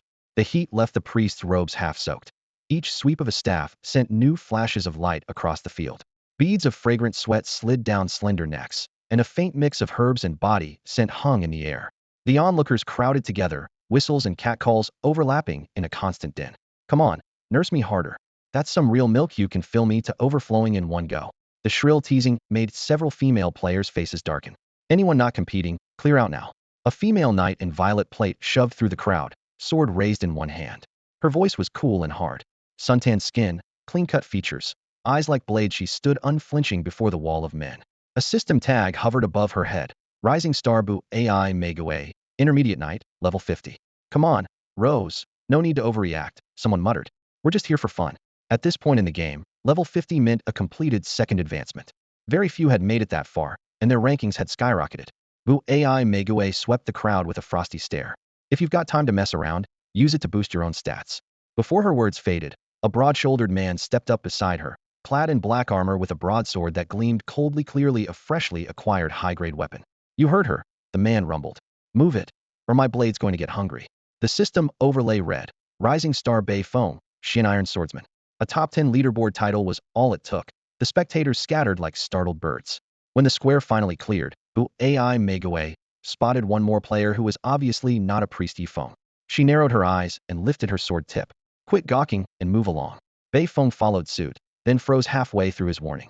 The eyes beneath the stranger's mask were calm, and distant recognition choked off his words. Wholly he broke into an awkward laugh. Big bro, what brings you here? Yifeng glanced at the pair and guessed they were close, but he didn't mind. Smiling slightly, he said, I'm not a priest, but I do have healing skills, so I came to join the event. Of course, right this way. Bei Feng waved hastily, still haunted by the lethal shadow Liu Wuxing had once cast over him. Touch him, and you die who would dare. Bu AI Megawa looked Yifeng up and down in surprise. Moments earlier she had used Scout on him and received nothing but a string of question marks, not even an ID. 12th on the leaderboard, and unable to read him, this was a first. You know him? She whispered to Bei Feng. Bei Feng forced a grin. Luoya Wuxia #1 on the rankings. Don't tell me you've never heard of him. Realization dawned. Bu AI Maggie's gaze lingered on the young man's dark violet mask and sharp profiliso. This was the legendary top player. Luoya Wuxing, wait a second. She called, hurrying after him and stopping in his path. Yifeng raised an eyebrow. Something you need? Would you spar with me? Her eyes burned with determination. Ding. System prompt. Rising Star Bu AI Megawa has challenged you to a duel. Accept? Standing to one side, Bei Feng's face drained of color. He reached out quickly to stop her. Megawa, don't be reckless. Didn't you watch the video I posted on the forum? Yifeng asked curiously. He had already posted his high-profile duel with Nanmin Blowhorn to the official forum. The moment the video went live, it drew more than 10 million views and converted into tens of thousands of gleaming gold coins. In theory, that was enough to repay his mentor's debt, but Yifeng knew the coins would soon serve an even greater purpose, so he kept them untouched for now. I hardly ever visit the forum. Love Not Roses shook her head, though excitement colored her voice. Her eyes blazed as she locked onto Yifeng. I want a head-to-head comparison to see where I'm lacking. Sparring with the top player is the fastest way to improve. Calm down. Bei Feng stepped forward, frowning. Your competitiveness is a strength, but there are some opponents you just shouldn't provoke. Why? Love Not Roses stared at Yifeng. Fallen Leaf No Sound doesn't look like some fearsome brute to me. A friendly match is fine. Yifeng couldn't be bothered to explain. He nodded slightly. 3,000 gold is the stake. Can you cover it? She thought he cared only about money, and the words stuck in her throat. Then she lifted her chin. Fine. Call it tuition. Deal. Yifeng confirmed the duel, and the system approved it. Bei Feng sighed when his warning went ignored. He stepped back a few paces, shaking his head inwardly. Anyone else would be fine, just not him. The countdown appeared. 3, 2, 1. A chime sounded. Duel began. The bell had barely faded when Love Not Roses charged with her sword. The next instant, a gust of wind swept past. Yifeng was already standing right before her. Her pupils shrank. So fast. Slash, slash, slash. With a casual flick of his wrist, Wind-Chant Triple Strike sliced the air. Then his figure blurred as he stepped into the safe zone of extreme heal. 172,740. 175,641. 345,888. Critical. 3 crimson numbers burst forth. Love Not Roses crashed to the ground, and 3,000 gold coins slipped into Yifeng's pocket. Ding system message. Congratulations, you have won the duel. Roses, dueling experts really does speed up growth, Bei Feng said, watching Yifeng walk away without a word, a helpless smile tugging at his lips. But only if the gap isn't this wide. The fearless often know nothing. Yifeng barely registered Bwai Maggie's challenge. She meant no harm, and he couldn't be bothered to argue about it. After a brief clash, Bwai Megawa was down, revived, and staggered to her feet, her eyes blank with disbelief. Was that real? 1 second she had gone down in barely a heartbeat. Could the gap be that huge? Remembering North Peak's earlier warning, she finally understood. If this hadn't been a friendly spar, she would already be a wandering spirit waiting out the cooldown. Roji, are you alright? Several priests hurried over, worried. Loya Wuxing is so ungentlemanly, way too rough. But isn't he kind of cool? I really want to see the face under that mask. He's not that great. If I went up, I'd at least manage a grunt before dying. The girls twittered, eyeing the mysterious Liu Wuxing, torn between admiration, annoyance, and curiosity. Stepping into the center of the arena, Yifeng shook off stray thoughts and drew God's Lament. He sliced lightly across his palm. 5 damage flashed. A heartbeat later, the passive crushing victory fired, emerald light flaring around him. 4,506. 4,506. 4,506. The spirit-grade cloak head equipped yesterday had pushed his base HP past 500,000, boosting crushing victory's heal. A group of priests sucked in their breath. Over 4,500 per second, for 10 full seconds, numbers even top healers could only dream of. This is absurd. A few male priests went pale and forced a smile. First on speed, damage, and kills was bad enough. Bro, you want the healing board too? 30 seconds later, once the cut had closed, Yifeng reopened the wound to retrigger the passive. Unlike ultimate damage, which tracked peak burst, ultimate healing measured total recovery in 60 seconds. A design choice he still didn't understand. Ding system, your ultimate healing total is 90,120, surpassing 100 of adventurers. Ding system, congratulations. You are now first on the ultimate healing leaderboard. Runner-up score, 72,354. The margin here was the narrowest of the 4 events, making it the one others might overturn. Still, claiming top spot on all 4 lists was in the bag. Amid stunned gazes, Yifeng turned and left. Away from the noise, he headed straight for the quest board. Each first place in the 7-day tournament awarded a piece of spirit-grade gear. Most of his equipment was still gold, with a few dark gold items. A full spirit set would multiply his future edge. Hey, Luoya Wuxing? A familiar voice called. Yifeng looked up to see a woman around 60 approaching. Her clothes were plain, her stride steady, and the tough aura she carried warned people not to cross her. Annie Xiaoyan, why are you here? Yifeng asked, surprised. Wang Xiaoyan waved half-heartedly and sighed. Don't get me started. Adventurers fight over every quest, so I have to keep watch. The light faction is short-handed. Even my regular job's on hold. May I ask what your regular job is? Playing mahjong. She pulled a face. The world's in chaos. Towns are on the brink. Even the mahjong tables are gone. What kind of landlady can't collect rent? The territory will be ours again sooner or later, Yifeng said to comfort her. Whether life gets better depends on you, kid. She gave him a meaningful glance. Since you're here for a quest, how about one for me? Ding. System message. Hidden side quest discovered. Yifeng's eyes lit up. I'm listening. He hadn't expected a hidden quest from a casual remark. Big shots always meant big chances. There's a traitor among you adventurers, Wang Xiaoyan said bluntly. Go kill him. He'll count it as 10 completed quests and double the reward. Ding. System message. Accept hidden side quest. The price of betrayal difficulty A? Yes. Yifeng agreed at once. The bounty on Demon King was fat already. Stacking quest rewards was perfect. Ding. System message. You have accepted the hidden side quest. The price of betrayal difficulty A. Quest description. A traitor must be punished. Objective. Eliminate the adventurer Demon King. Penalty. None. Rewards. Massive EXP. Quest tally 10. Random spirit grade gear. That's the most I can offer, Wang Xiaoyan added, then hurried off to break up a quarrel between players. Quest secured. Yifeng left the Star Wasteland. The challenge wouldn't be the kill, but finding the target. Most eastern territories were under the Dark faction. Tracking Demon King was like searching the ocean for a needle. Out of leads, Yifeng opened the forum and searched Demon King, newest posts first. For straight number 1, no wonder Demon King got stomped by Loya Wuxing. Demon King, I'm your dad. Live dealer with a devilish figure cards on demand. He skimmed until a rage post caught his eye. A rogue scouting for treasure had bumped into Demon King grinding mobs and was one-shot in 3 swings. Coordinates attached Moonlight Meadow. Only a few hours ago. Excited, Yifeng triggered Wind Shadow Step, slipped into stealth, and dashed toward Moonlight Meadow. With luck, he might even share a drink with his old friend. Moonlight Meadow. SSHHK. A long sword split the air, a swift cheetah dropped with a wail, and Demon King glowed gold level 51. The second Demon God's legacy is insane. He exhaled in triumph and pulled up the rankings. 1. Loya Wuxing 59. 2. Jinshi 52. 3. Nanmin Chuiniu 51. 4. Chaoji Shao Qi 51. 5. Hidden ID 51. 6. Demon King 51. 7. Luosha 50. 8. Jing Yesi 50. 9. Fengyu Tongzhou 50. 10. Beifeng 50. In just days had climbed from 10th to 6th and felt sure he could go higher. But the name at the top Loya Wuxing made his face darken. That man's leveling speed was ridiculous. The main quest War of Corruption had raged for 3 days. While most players scrambled to survive, the top ranks still inched upward. Yet Luoya Wuxing didn't move at all during those 3 days. Everyone assumed had gone quiet. On day 4 he shot up 4 levels, then kept climbing. Level gains mirror strength. If he keeps this up, where will that leave the rest of us? Demon King didn't dare imagine. Go ahead, bask in it while you can. Mo Wang paced the grass with a violet long sword in hand, hatred thick in his voice. Once the 10 demon gods recognize me, your era ends. Rustle. Something stirred deep in the weeds. Who's there? His heart lurched. He whirled, sword raised, only to spot a freshly spawned swift cheetah, crouched in the grass. Its golden eyes showed zero interest in him. It shot away like a gust, and he exhaled, cursing his own nerves. Luo Yi Wuxing's shadow ran so deep that even trash talk required caution.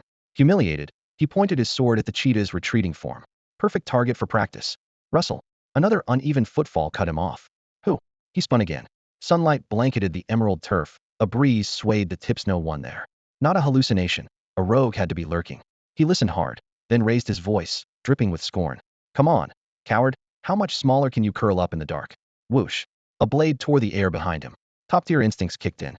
Heel planted, waist twisted, sword slashed. Found why. The words died. A black-robed figure filled his vision. Cloak snapping, a young man in a wicked mask held a mist-shrouded sword half a foot from Mo Wang's chest. A jade-green dragon had formed at the tip, wind howling like thunder. Wind dragon roar. I shot up his spine. He couldn't even raise his sword before the roar locked him in place. You're a demon. Despair burst in his eyes. Even hiding deep in the dark faction couldn't save him from Luo Yi Wuxing. Grass whipped as the gale hit. Mo Wang's body was shredded into bloody scraps that thudded into the dirt. Ding. System message. Congratulations, you have slain adventurer Mo Wang. Ding. System message. Justice served. Rewards. Level 2, Reputation 1000, free attribute points 50. Ding. System message. Rare side quest. The price of betrayal difficulty. A completed. Claim your reward from NPC landlady Wang Xiaoyan. Effortless. Instant kill. Swish. Swish. 2 golden beams shot skyward. Yifeng hit level 61, widening the gap from second place once more. He let out a long breath and eyed the mangled remains. His brows knit. Looks like he'll have to kill you again. Only a true final kill yielded the massive payout. Today's attribute points were nice, but not enough. Nearby, Mo Wang's soul hovered, eyes blood-red with hatred. Luo Yi Wuxing, just you wait. He hissed. Yifeng stayed calm, as if hearing only the breeze. Why wait? Drop your coordinates, and he'll come now. Mo Wang froze. Give his location? That would be certain to find. A sudden idea flashed through the Overlord's mind. Fine, he'll stay right here in Tianlin City, he muttered. If Silent Falling Leaves has the guts, let him come for me. Impractically begging him. With only 1 life left, he dared not venture out to grind monsters again. If he had to cling to a demon lord for protection, he might as well broadcast his location. Surely Silent Falling Leaves wouldn't risk attacking within a demon lord's line of sight. Emboldened by the thought, he laughed wildly. Huh, quit pretending. If you don't show up, you're nothing but a dog. A flash of white light burst, and the Overlord hurled one last threat before reviving back in the city. On the moonlit meadow, Yifeng paused in thought, eyes sharp as blades. A gentleman never leaves a grudge overnight? Tianlin City, is it? Then that's where I'm headed. The bounty on the Overlord is many an exclusive hidden class, and rare loot are too valuable to pass up. He knew full well that even if his target hid beneath a demon lord's feet all day, he could still strike and escape alive. Switching to stealth, Yifeng sped over mountains toward Tianlin City while opening his friend list to contact Guardian of Dragon Realm. Mentor, which demon lords are stationed in Tianlin City? There are 3, Li Shui answered frankly. The Eye of the Abyss, Ted, the Eternal Sin Witch, Fei, and the Godslayer, Anita. Thanks, Mentor, that's all I needed. Yifeng replied. Li Shui sounded curious. Why do you want to know? Life's too dull. I'm going to Tianlin City to play with them. Yifeng's tone was casual. After assuring her repeatedly that he would be fine, he slipped through dangerous zones, using memories of his past life to pinpoint the royal city's location with precision. At the same time, deep inside Tianlin's royal palace, the Eye of the Abyss sat on his throne, an icy aura surrounding him. After hearing his disciple's complaint, he raised an eyebrow. You mean Silent Falling Leaves is hunting you, and may even enter Tianlin City? That's right, the Overlord answered, still shaken. Mentor, please stay by my side these next few days, or I won't feel safe.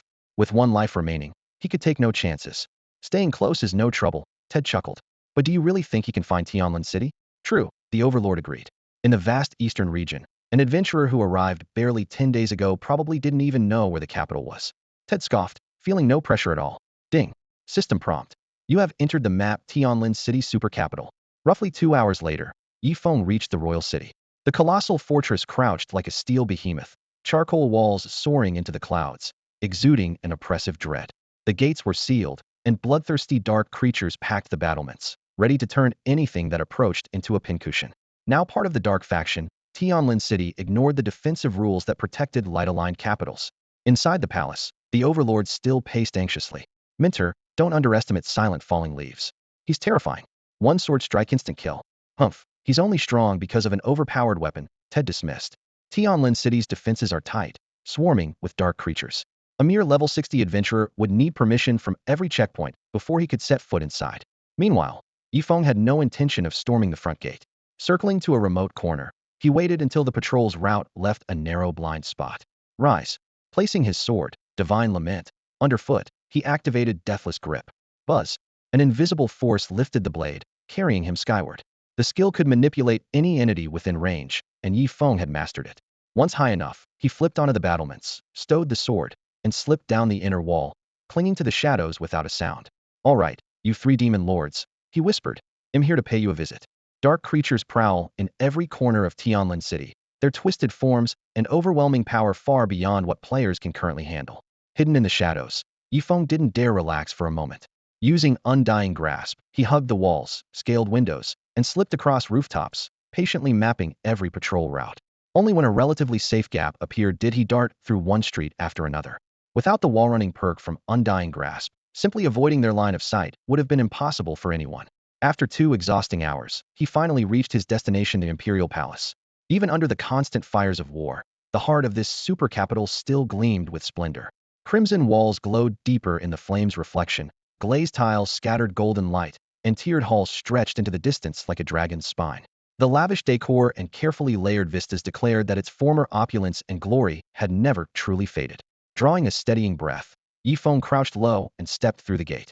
Guessed from afar, those 3 demon lords must be thrilled, he muttered to himself. Ding. System message. You have entered the map Tianlin City Imperial Palace. Ding. System message. As the first non-darkness faction adventurer to enter the palace, you gained 500 reputation. Nice, 500 free rep? Yifeng chuckled, then melted back into the sprawling complex. There were fewer dark creatures inside than outside, giving him more room to maneuver. But if a demon lord wandered into view, his presence would be exposed almost instantly. The pressure felt like a blade against his throat. Fortunately, he still had a trump card, the first clear reward for his second class change, the S-rank item Absolute Transmogrification. Item description, a flawless disguise. Become whatever you wish. Effect, transform into any creature or object you've seen. Cannot be seen through. Lasts up to 24 hours. S-rank. Even a demon lord shouldn't pierce this. He pulled out the iridescent card and activated it without hesitation. Ding. System message. You have used Absolute Transmogrification.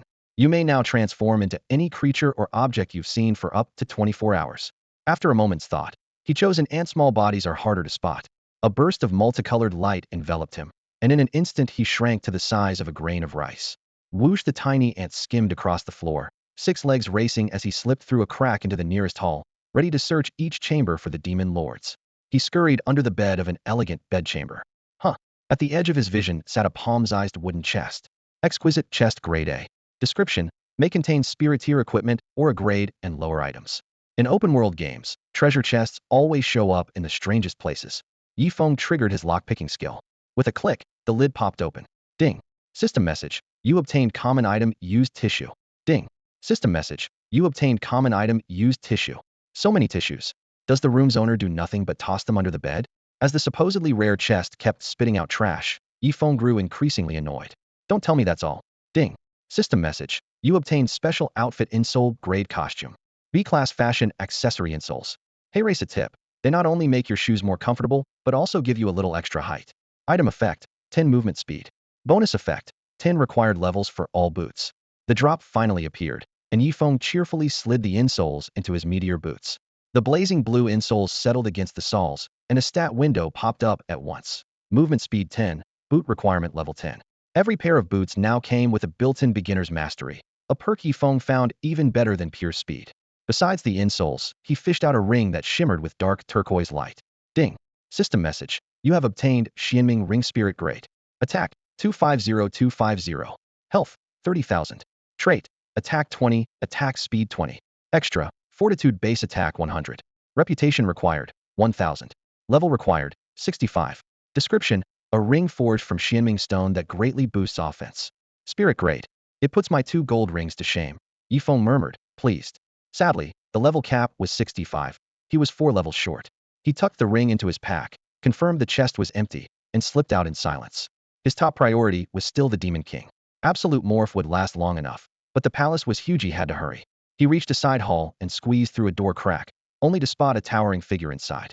Crimson armor glinted like fresh blood in the candlelight. Black serpentine markings coiled along both cheeks, oozing malice. Godslayer Anita. Divine grade boss. Great Anita's room. Yifeng wiped sweat from his brow. Thank goodness the Demon King wasn't here. Crouching low, he started to back out. Who's there? Anita's eyes snapped open, sensing an intruder. Yifeng had barely stepped into the doorway when his heart leaped. Busted. Footsteps moved closer, and panic sparked in his mind. A flash of inspiration struck. He pulled up the info panel. Ding. System message. You have used absolute morph. You may transform into any creature or object you have seen. Duration, 24 hours. The notes never said it was singlus, meaning he could change forms as often as he wished. Clack. The door swung wide. Anita stopped cold. A pallid, slender man stood on the threshold, turquoise armor swaying lightly, calm as though he had come by invitation. Windrider Aaron. Divine grade boss. Why are you here? Anita frowned. Word is the Eastern Zone supplies were stolen. Didn't Moloch send you to another region? The sudden arrival of the 4th Demon General made him wary. I have been thinking. Yifeng now, Aaron answered slowly, his eyes locked on Anita. What do you mean? Anita asked, puzzled.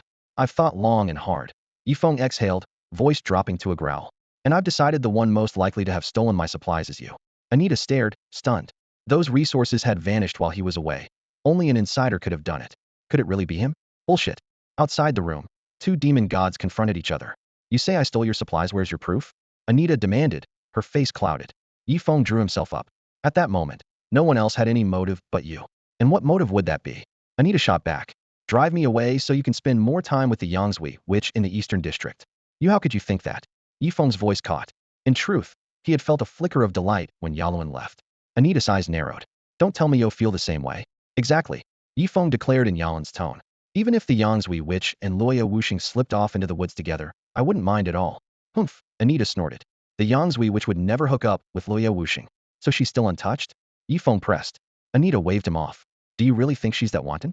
I'm done with this. If you claim I stole your supplies, bring evidence. With that, he slammed the door, leaving Yifeng outside.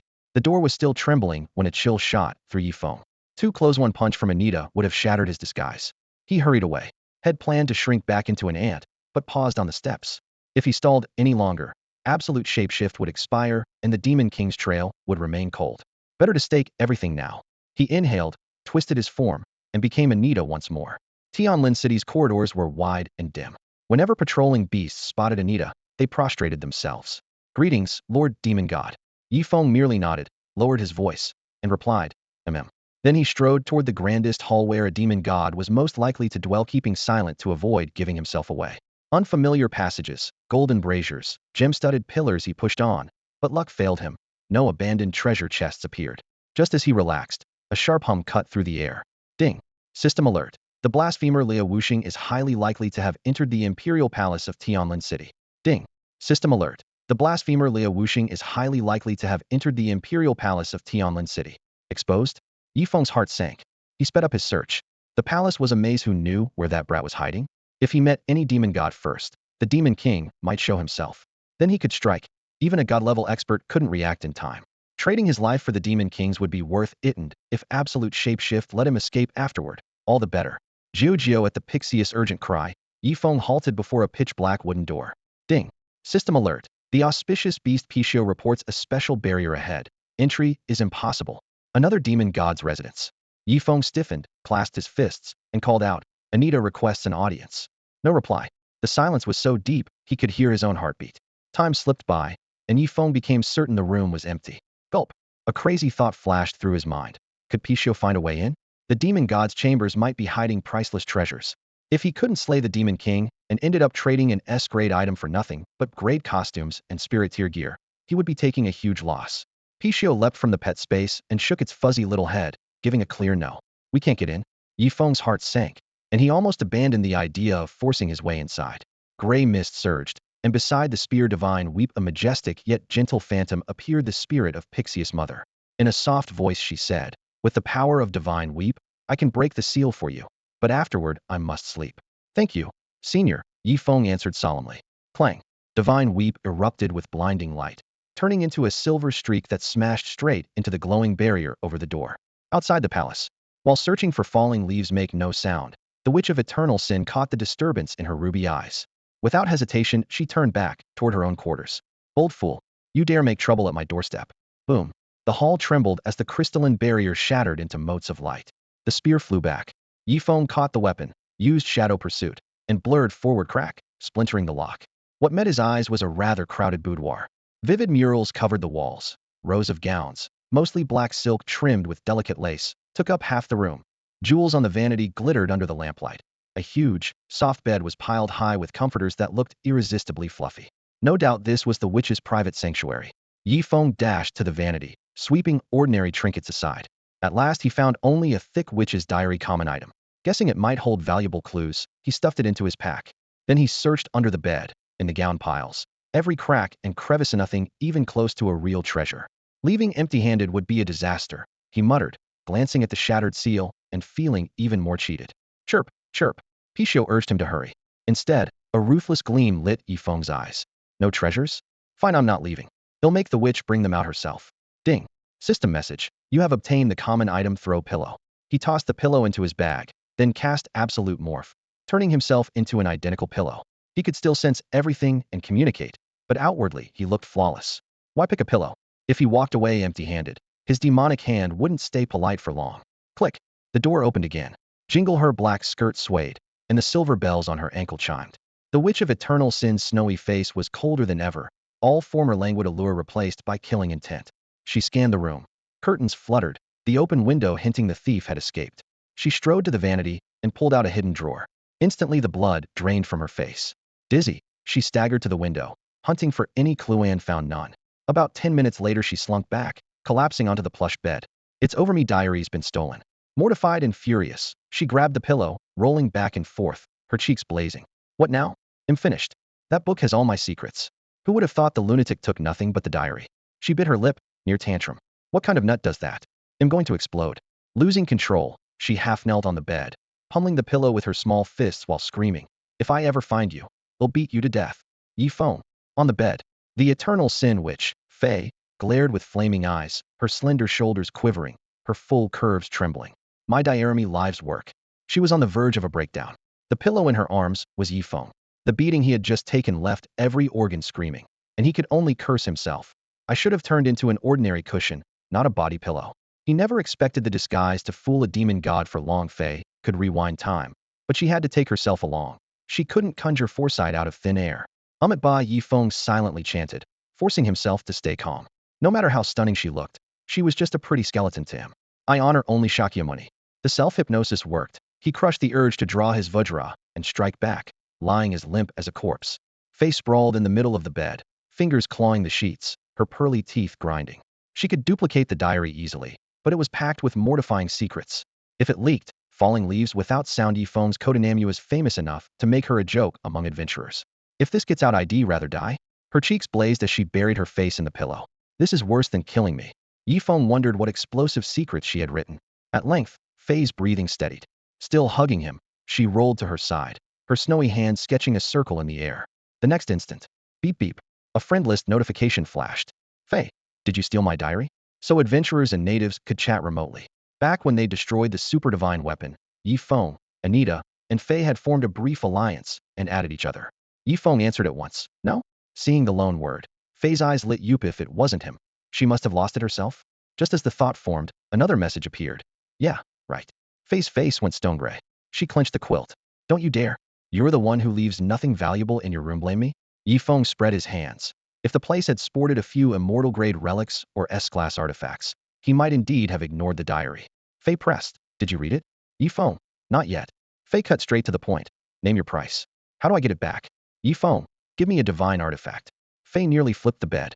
Why not just rob me? The most you'll get is one S-class item, and he'll call it even. Minutes crawled by in silence. Fei. Hey, still there? Yifeng. Sorry, bad signal on my end. Fei ground her teeth.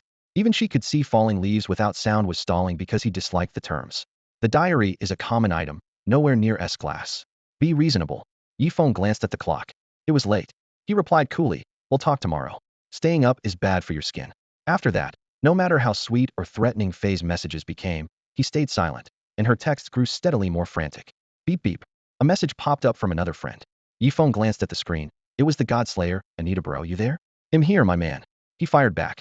Anita's next text followed at once. Where are you right now? Yifeng looked down at the witch beside him, who was hugging him tight and fuming. He typed honestly, I'm in the witch of eternal sin's arms. She's got me in a death grip, can't break free. Anita flipped in an instant.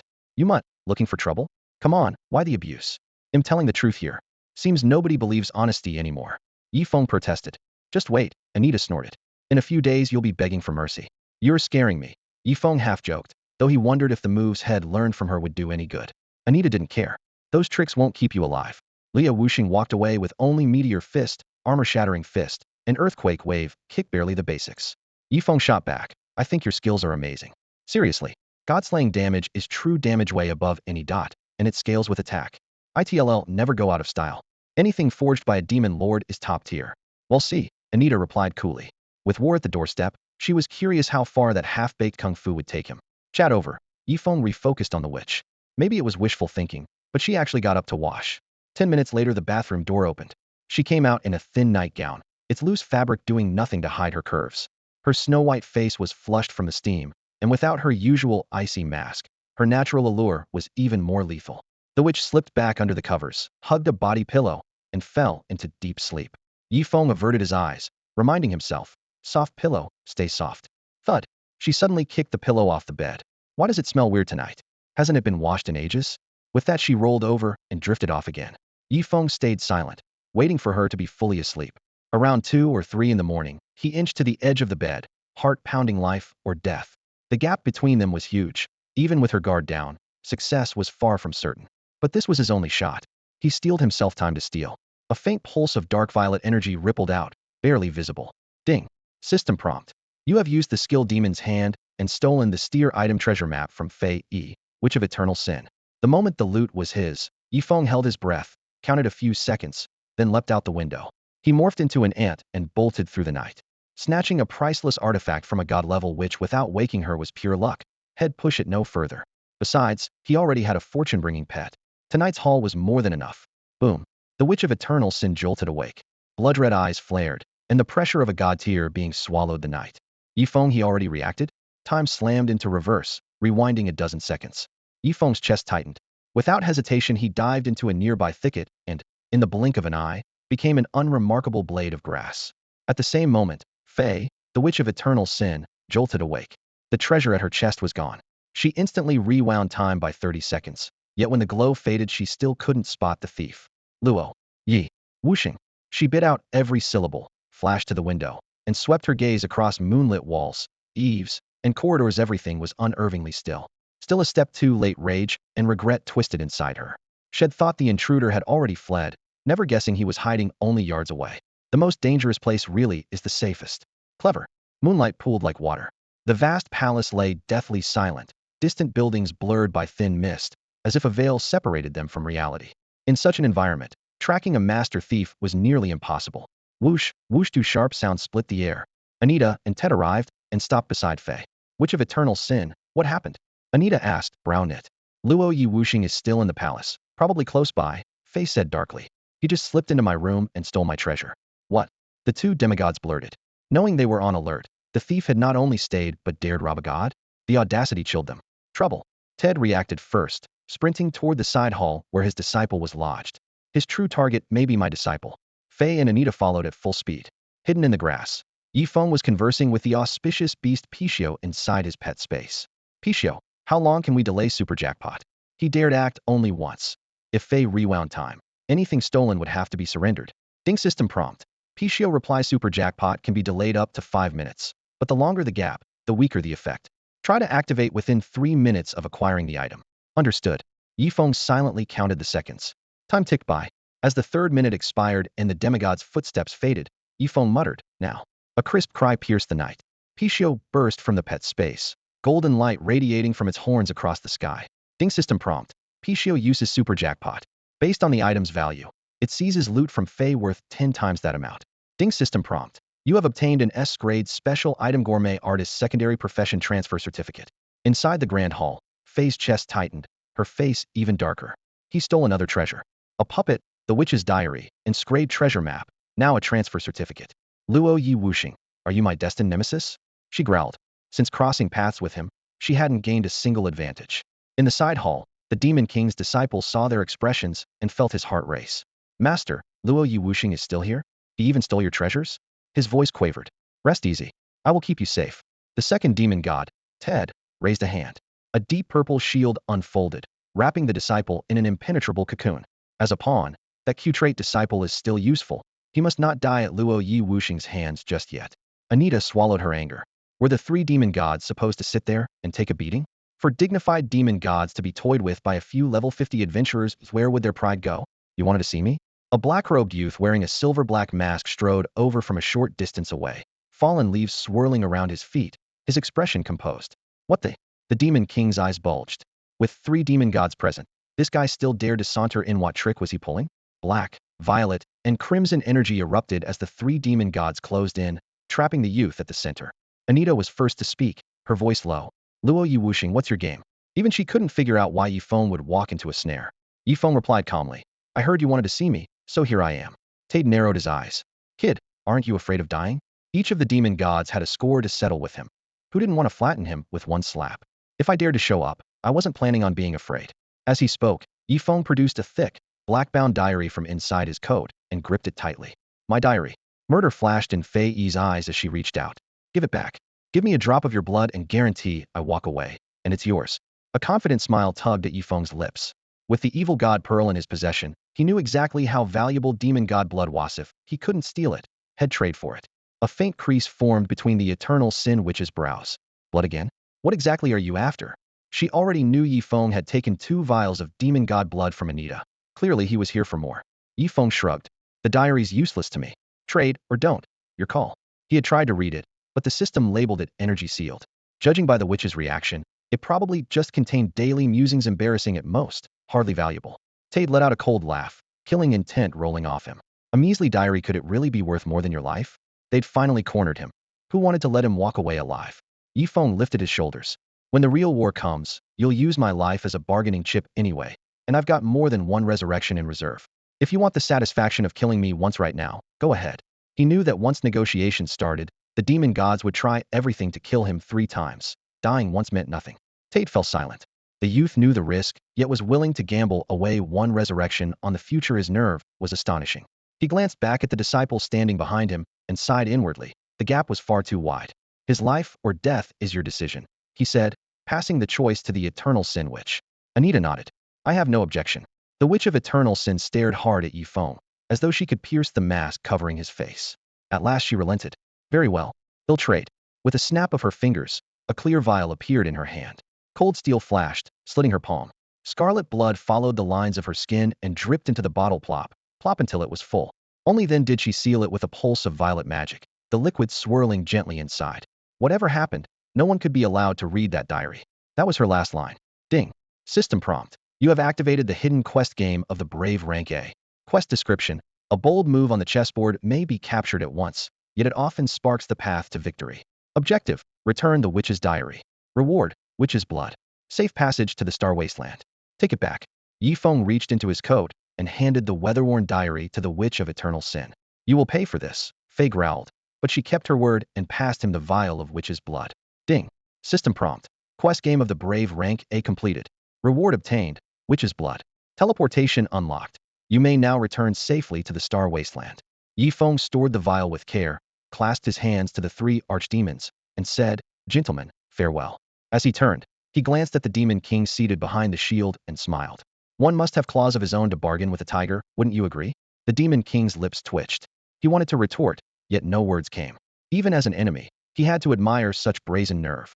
Pale moonlight washed over the palace courtyard. Yifeng's slender figure slipped down the gravel path and vanished into the night, leaving the 4 watchers awash in mixed emotions. Leaves fell without a sound. The witch of eternal sin caressed the diary she had recovered and murmured, Why can't I summon the will to kill him? Moments ago she had craved his blood. Damn it, Anita spat. That blasted nerve of his again. Striding confidently out of the Imperial Palace, Yifeng crossed streets crawling with dark creatures and left Tianlin City unscathed. The quest's return protection had activated, wrapping him in an invisible shield. Rules were rules, and even a demon god dared not break them, so the enemy forces could only watch him go. Without slowing down, he raced back to the territory of the light faction. Once there, he slipped into his tent and opened his inventory at once. A row of glittering rewards filled the interface. 1. Witch's blood. Scrape the blood of the eternal sin witch, Fae. Used correctly, it can yield great benefits. 2. Treasure map. Scrape follow the map to its destination and you might uncover something valuable. 3. Certificate of transfer. Culinary artist. Good food and love are never to be betrayed. Only when you remove most of an ingredient's odor, yet preserve a hint of its natural flavor, can you call yourself a true culinary artist. Effect. Allows transfer to the unique hidden subclass, culinary artist. He had missed the chance to finish off the Demon King's final life, yet the haul was still impressive. Grinning, Yifeng tucked the other spoils deep into his pack and drew out the one item no one else knew about the chthonic orb. By the flickering lantern light, he brought the witch's blood close to the orb and joked, "Time for your medicine." The orb vibrated with a low hum, jet black light flaring as it swallowed the blood in an instant. Scalding power surged through his body. Azure light swept across Yifeng's pupils, his long hair lifting in an unseen wind, and his stats soared. Ding. System message. Congratulations. The chthonic orb has absorbed the rare bloodline of the eternal sin, witch, Fae. Your evil god of wind class has been enhanced, and you have learned the skill Sinful Power. When the rush of strength subsided, he opened his skill panel. A crimson icon blazed. Sinful Power S-grade, passive. Description. The unique force of the eternal sin, witch, Fae. On the battlefield, every death becomes its source of strength. Effect. Each time you kill a living being, all attributes increase by 0.1, stacking up to 1,000 times. Duration, 5 hours. A full stack means a 100 boost to every stat. Grinding speed doubled. Yifeng muttered, satisfied. With 3 more stars added to his class rating, his stats now dwarf those of ordinary players. Next, he produced the ornate scroll, the certificate of transfer, culinary artist. At its center, a man savored a dish, eyes closed in bliss. Ding. System message. Do you wish to transfer to culinary artist unique hidden subclass? Yes, Yifeng answered without hesitation. Subclasses existed outside combat roles, and each player could hold at most 3. Common picks included cooking, fishing, alchemy, and forging, but culinary artist was clearly something special worthy of the title unique hidden. Whoosh. The scroll dissolved into tricolor energy that sank between Yifeng's brows. An instant later, a flood of culinary knowledge poured into his mind. Seasoning ratios, heat control, deodorizing techniques, everything a master chef could ask for. System notification. Congratulations. You have unlocked the only hidden subclass gourmet artist. Extra reward. Base HP 30,000. Base attack 300. Base defense 300. Exclusive skill art infusion upgraded to rank. Ding. System notification. Thanks to the bonus on Divine Lament, art infusion has been elevated to S rank. Yifeng hadn't expected such an outrageous stat boost. Delight surged through him. In his previous life had played plenty of side professions, yet none had granted permanent attributes. A Wanio-Faken hidden class truly earned its title as combat power was about to skyrocket. He drew a deep breath, opened the subclass panel, and examined the gourmet artist traits. Art infusion S rank. Description. Dinner is served. Effect. Increases a dish's tastiness and grants it a special function. Note. The rarer the ingredients, the stronger the bonus. Cooldown, 10 minutes. He whistled softly. The wording looked plain, but the potential was staggering. Leaving the tent, he hurried to a general store and snapped up a stack of cheap bread. Perfect test material. Bread. Quality, common food. Tastiness, 10. Description. Fills an empty stomach. Yifeng clutched a loaf and activated art infusion. Ding. System notification. Art infusion applied. Item modified. He inspected it again. Bread. Quality, common food. Tastiness, 15. Effect. Restores 100 HP per second for 10 seconds. Cooldown, 1 minute. Description. A trending loaf personally endorsed by a gourmet artist. It looked the same, yet it had turned into a mini healing potion. If plain bread could do this, what would rare ingredients yield? Yifeng's blood raced as it struck gold. Quelling his excitement, he restocked on the tastiest food he could buy, then headed to a leveling zone, farming monsters while each cooldown ticked away and turning meals into potions on the side. Snow fungus lotus soup. Tastiness, 30. Effect. Fire resistance 10 for 1 minute. Cooldown, 5 minutes. Spicy chicken.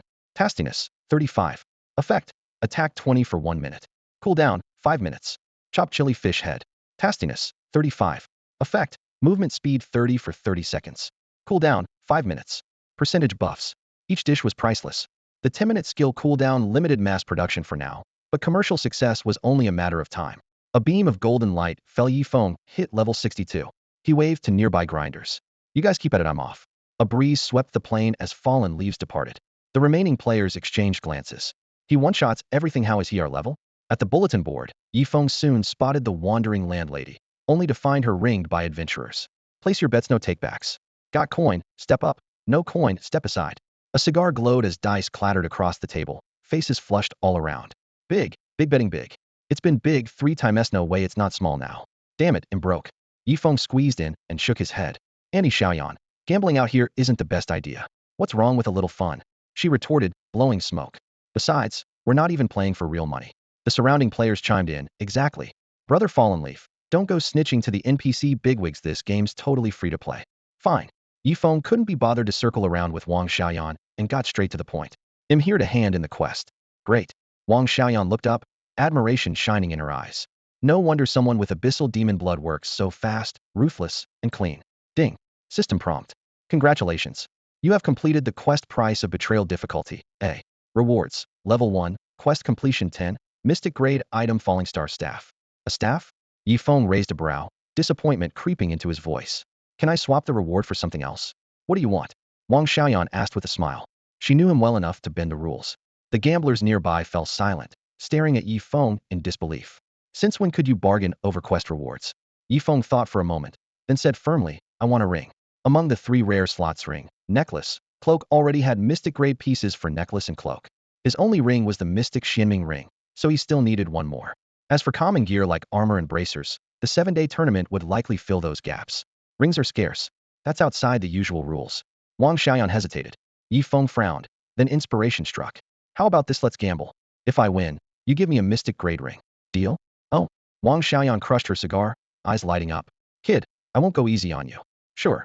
Simple rules, highest roll wins. Yifeng spoke casually. What the hell? Someone in the crowd cried. The top player's silent falling leaves was about to dice against a celestial tier N peak. This was a show worth watching. Betting everything on the landlady. Players crowded around, abandoning their own quests for the spectacle. Ding. System prompt. You have received the side quest high roll difficulty, A. Description. Think you can win? Objective. Defeat landlady Wang Xiaoyan in a dice roll.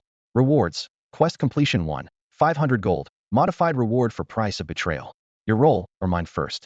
Wang Xiaoyan shook the dice cup. You first. Yifeng sat opposite her, wanting to observe her technique. Fine. Wang Xiaoyan gave him a meaningful look. Clatter. She clamped the cup over 3 dice and shook it hard. The crisp collisions rang out. Bang. The cup hit the table, every eye fixed on the dark wooden lid. You can still back out, Wang Xiaoyan said smugly. Last chance to reconsider. No need. Yifeng stayed calm. Open it. Wang Xiaoyan flipped her wrist, the lid lifted. 3 dice. All 6s, lay neatly on the table. Dead already. How do you beat that? Unreal opening, with perfect 6s. Voices erupted. Triple 6s was the max. What could top it? Wang Xiaoyan lit another cigar, exhaling a lazy plume. Yifeng studied the 3 6s, eyes glinting. Andy Xiaoyan, you didn't cheat, did you? Of course not, Wang Xiaoyan said crisply. I never cheat. Don't slander me. All right then. Yifeng picked up the dice cup, gave it a casual shake, lifted the lid, and feigned surprise. Would you look at that? 3 6s, same as you. Looks like we're tied. If he rolled anything beyond a normal 3 6s, the landlady would never concede, and the spectators would suspect him of cheating. That path was a dead end. To win, he had only one option: expose her trick on the spot. Cheater versus cheater? Kid, you aren't playing dirty, are you? Landlady Wang Xiaoyan stared him down, her gaze suddenly cold. She could sense an energy ripple but hadn't seen how he did it. Of course not. I never cheat, Annie Xiaoyan. Don't slander an honest man. Yifeng denied it outright, though a chill ran through him. If you're caught, it's cheating. If you're not, you're a gambling king. Wang Xiaoyan grabbed the cup again and flashed a frosty grin. Azure pupil. A faint teal glow flitted across Yifeng's eyes as he locked onto her hand, catching only the faintest wave of power. Open. The lid lifted 3 6s again. Yifeng's turn. He shook for a moment, opened to 3 6s as well. The crowd gasped in unison. Were these two not even pretending anymore? 6 after 6 kept landing, the odds crushed to dust while miracles stacked up like cards. Both gamblers knew the real victory lay in catching the other's sleight of hand first. After a dozen rounds, Yifeng's azure pupil bestowed by the pixie grew sharper. Teal light flared like a god's gaze. He saw it. The instant Wang Xiaoyan gripped the dice, a thread of fire element nudged the pips. There was the proof. Wang Xiaoyan's hand hesitated. Not good, his perception is unreal. Ding. System notice. Your skill Azure pupil has been refined into grade A skill, Azure Gale Eye. Ding. System notice. Thanks to the weapon Divine Weep, Azure Gale Eye has advanced to grade. Ding. System notice. You're the first adventurer to master in a great skill. Reward: 100 free attribute points and 1000 reputation. Azure Gale Ice Grade. Description: an abyssal demon ocular art. Only a hint of its true power revealed. Effect: reveals full stats of units up to 50 levels above your own. Bonus: detects subtle elemental fluctuations, letting you avoid impending danger. Growth. Ding. System notice. Using Azure Gale Eye, you've discovered that landlady Wang Xiaoyan is employing the skill Pyro Control. Pyro Control Ring, any bells? Yifeng said lightly. Your insight is almost unmatched, Wang Xiaoyan sighed. I've faced abyssal demons before, but never one like you. I concede. She opened her inventory, took out a ring set with a crimson gem, and passed it over. Ding. System notice. Quest high stakes, a difficulty completed. Rewards: 1 quest count, 500 gold. Updated rewards for price of betrayal. Ding. System notice. You've obtained Spiritier Equipment Ring of Formlessness. Ring of Formlessness Spiritier. Attack: 230,230. HP: 30,000. Trait: 20 attack, 20 HP. Bonus: Focus 5 critical chance. Required reputation: 1000. Required level: 60. Description: forged from formless crystal of great value. Nice Optier ring with crit chance. Yifeng returned the meteor staff on the spot, slipped on the ring of formlessness, and sighed. Andy Xiaoyan, I'm disappointed in you. I relied purely on skill, just barely rolled a dozen sets of triple sixes. Wang Xiaoyan. After winning that lopsided match, Yifeng felt completely drained. Noting how late it was, he decided to head back and rest. Over the past few days he had been racing through quests non-stop, and with a subtle nudge from the landlady, he now sat atop the 7-day combat Quest Master leaderboard. The live rankings on the notice board were crystal clear. 1. Luoya Wuxing 15 quests completed. 2. Swordsman 5 quests completed. 3. Luosha 4 quests completed. Most of the listed quests involved tedious gathering or monster-killing chores. If it were only about quantity, his high attack and speed would let him knock out a dozen a day, but that would slow his leveling far too much to be worthwhile. Hold on. Wang Xiaoyan hurried over and blocked his path. What is it? Yifeng turned, surprised. A bet's a bet you can't go back on your word, she said, unusually serious. Do you think we have a real chance? I have no idea, he answered bluntly. I don't even know what terms the dark faction will demand, so talking about odds is pointless. What if they force the light faction to hand you over? Would you agree to that? She voiced the most practical fear. He shrugged. Sacrificing myself for the light faction? That'd be plain stupid. Wang Xiaoyan was momentarily speechless. The dark faction's target is me, he explained. If their price is outrageous, we'll just have to tear up the deal, and they don't want it to come to that. So whatever they ask has to be something I can accept. The fate of the light faction is just the stake on the table.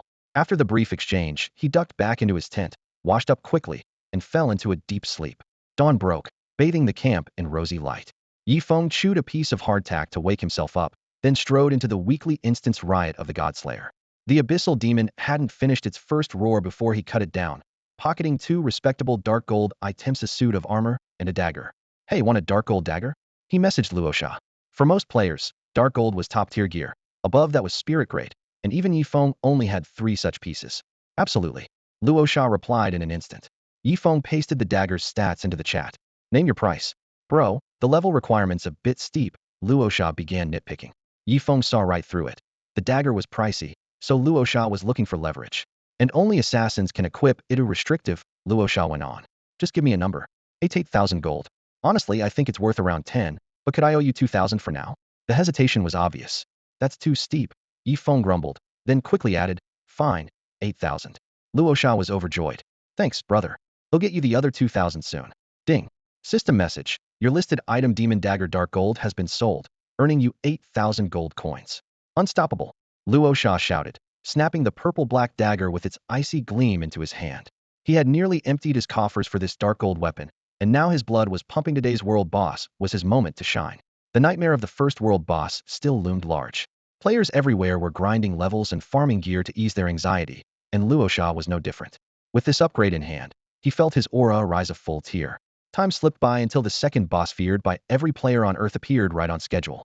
There was no early announcement this time. It felt as if the system and the players had silently accepted a single rule: kill it, or be killed. Ding. System message. The world boss Blooddrinker Demon Leiden is about to descend. Do you wish to travel to the designated location and accept the trial? Note: if the world boss is not defeated, a random group of players will be teleported into the arena. The eastern zone fell silent. After the last bloodbath, who still dared to rush in and die? A cautious consensus spread. The top elites must claim positions near the center first, and everyone else would move only when the time was right. Survival came before glory. The trial ground was desolate and dead, the sky dim, lightning ripping the clouds.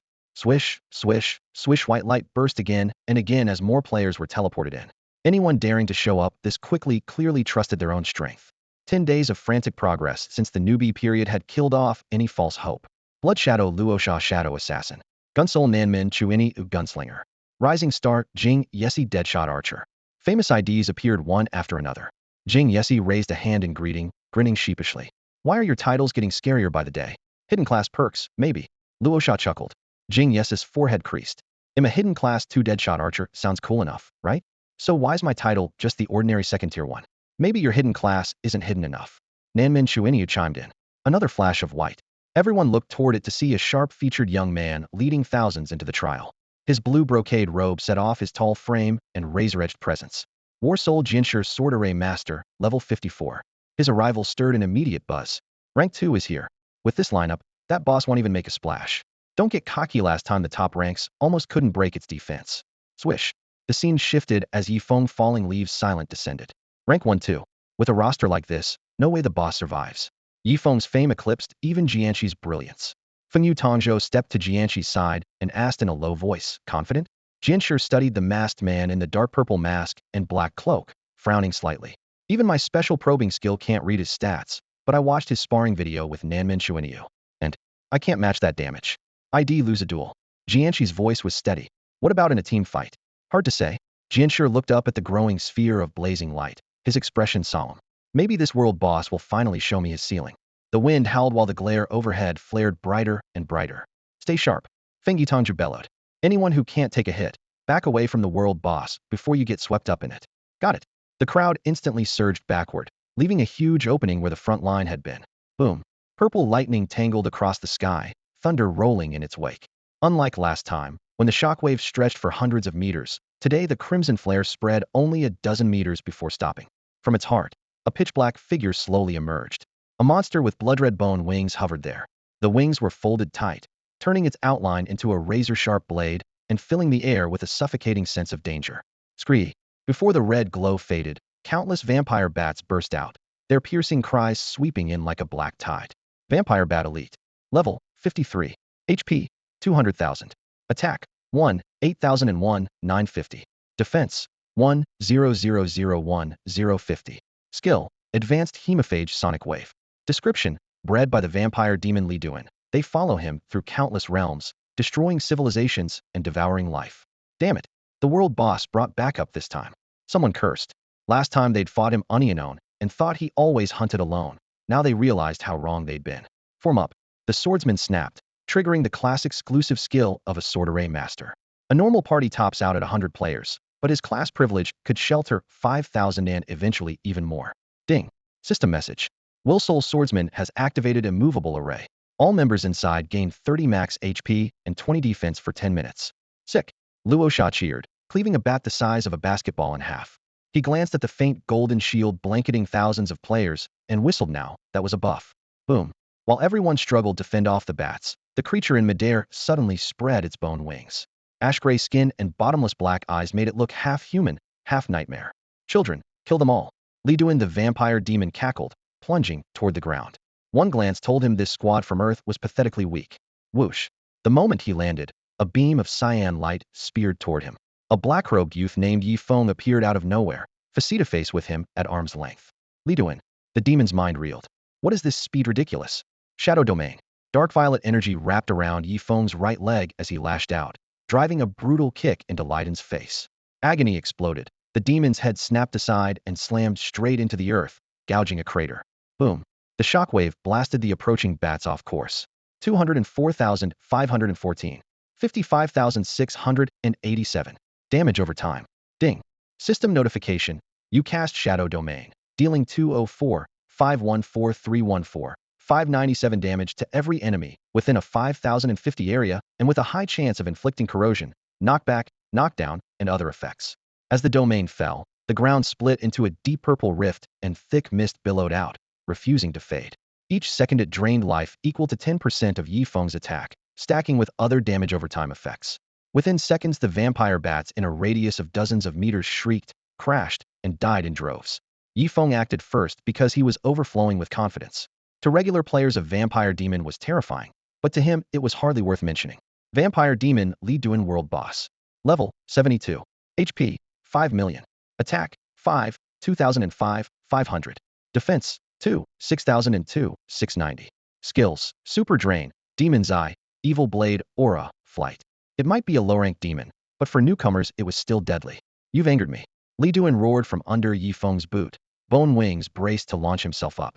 Before he could strike, an invisible hand seemed to crush his strength, and his power plummeted. Staring into Yi Feng's dark green eyes, the demon's face twisted in shock. Bloodline suppression. Ding. System notification. Your high-grade abyssal demon bloodline suppresses the vampire demon, reducing all of its attributes by 30. Oh. Yi Feng's lips curved. His figure blurred, and with extreme attack speed, he unleashed Whistling Wind combo. Sword light flashed like a silk ribbon, punching a dozen bloody holes in the boss. With another 30% shaved off its already average stats, the world boss became a lamb for slaughter. Get away.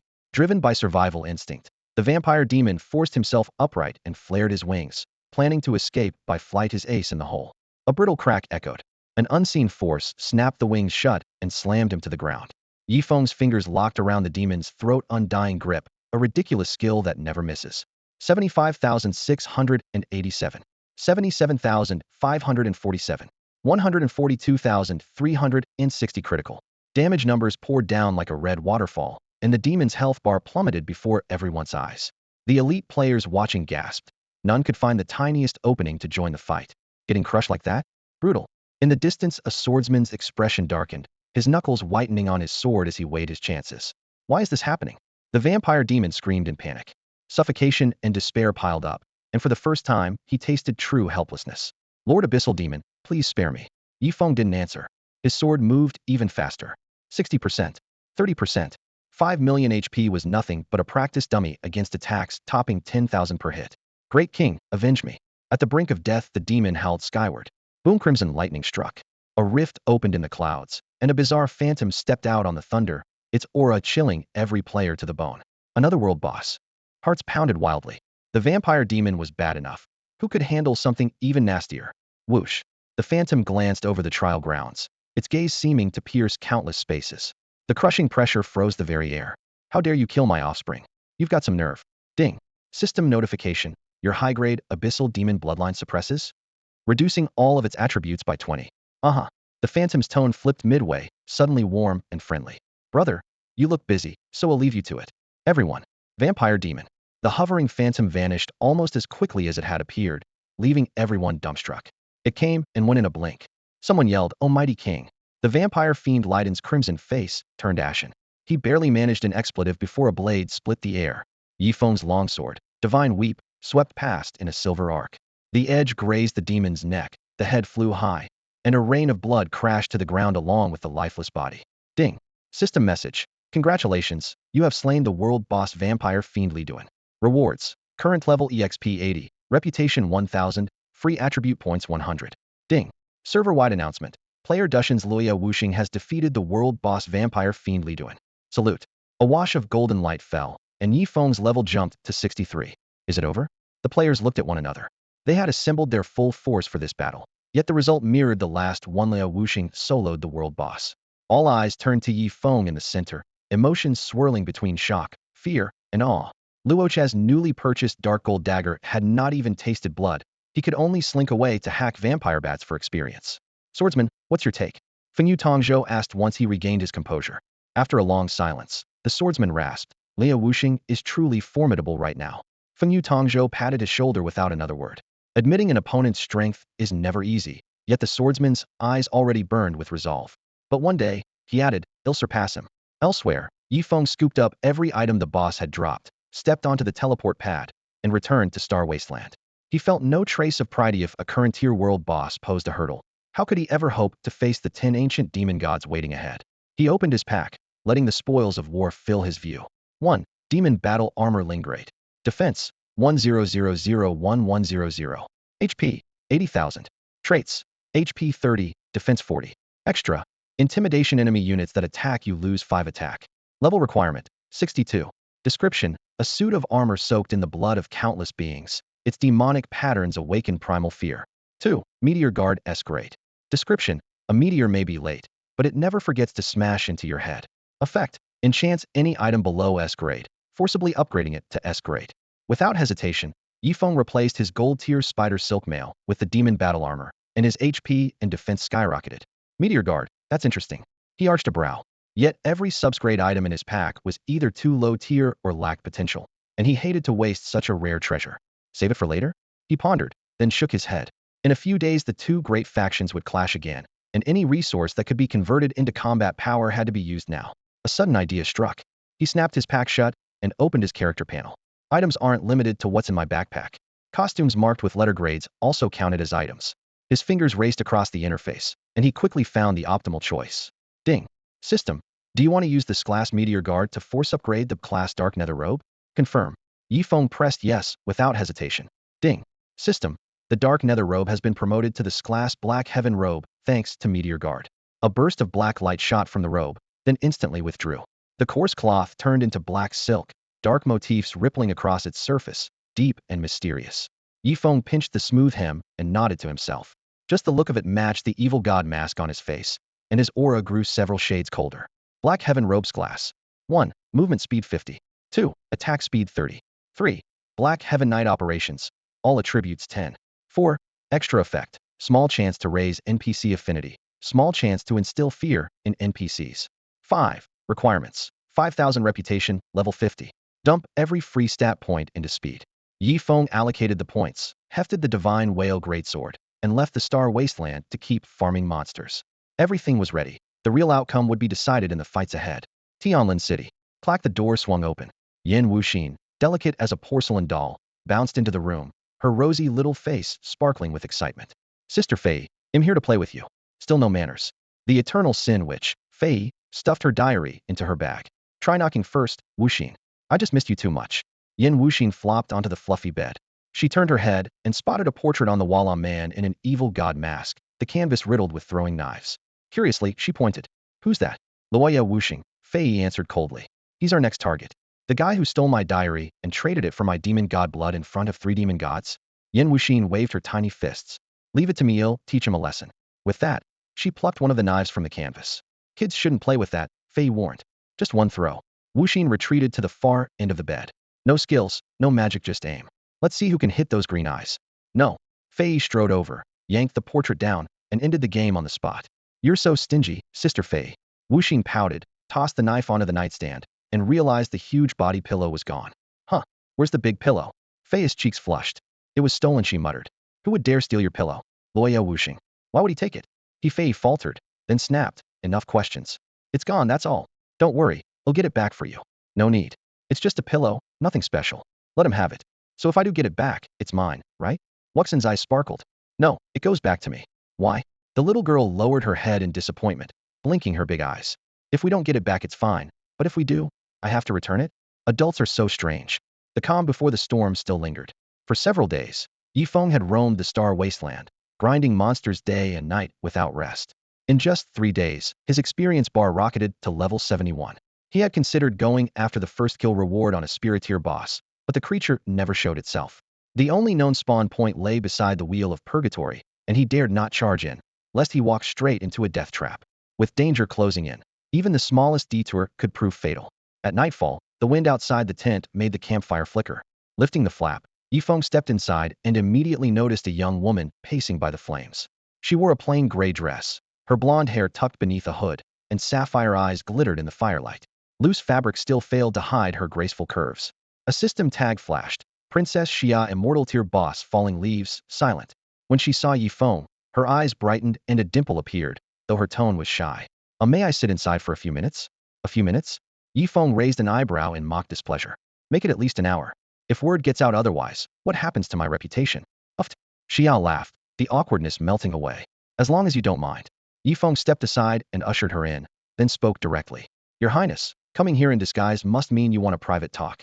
Xia settled into a folding chair and lowered her voice. If I started with you must help the Light faction, you'd only be annoyed. But the entire Eastern region's Light faction depends on your choice. How could I stay calm? So what are you offering?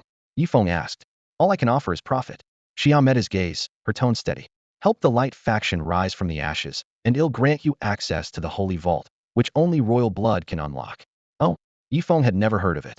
What's inside? The treasures collected by every monarch. Xia didn't hesitate. Whether you can take anything out depends on your own fortune, and each person may enter only once. Has anyone ever walked out with something worthwhile? Yifeng's interest sharpened. My father took out the demonic windblade, Xia replied after a pause. Yifeng's heart skipped a beat. The demonic windblade was the signature weapon of the Wind Fiend. If it came from the vault, other exclusive gear might be in there too. That's the greatest benefit I can offer, Xia said solemnly. Please don't refuse, and don't doubt me. Ding. System prompt. You have received an exclusive main quest, Glory difficulty, SS tier. Quest description. Destruction or salvation it rests in your hands. Quest objective. Successfully help the Light faction escape annihilation. Quest reward. An opportunity to enter the Holy Vault. Quest penalty. None. An exclusive main quest. Yifeng glanced at the panel. The system hadn't even asked his opinion, but with no penalty attached, having the quest was better than nothing. With business settled, Xia exhaled softly, scanned the Spartan tent, and shifted the topic.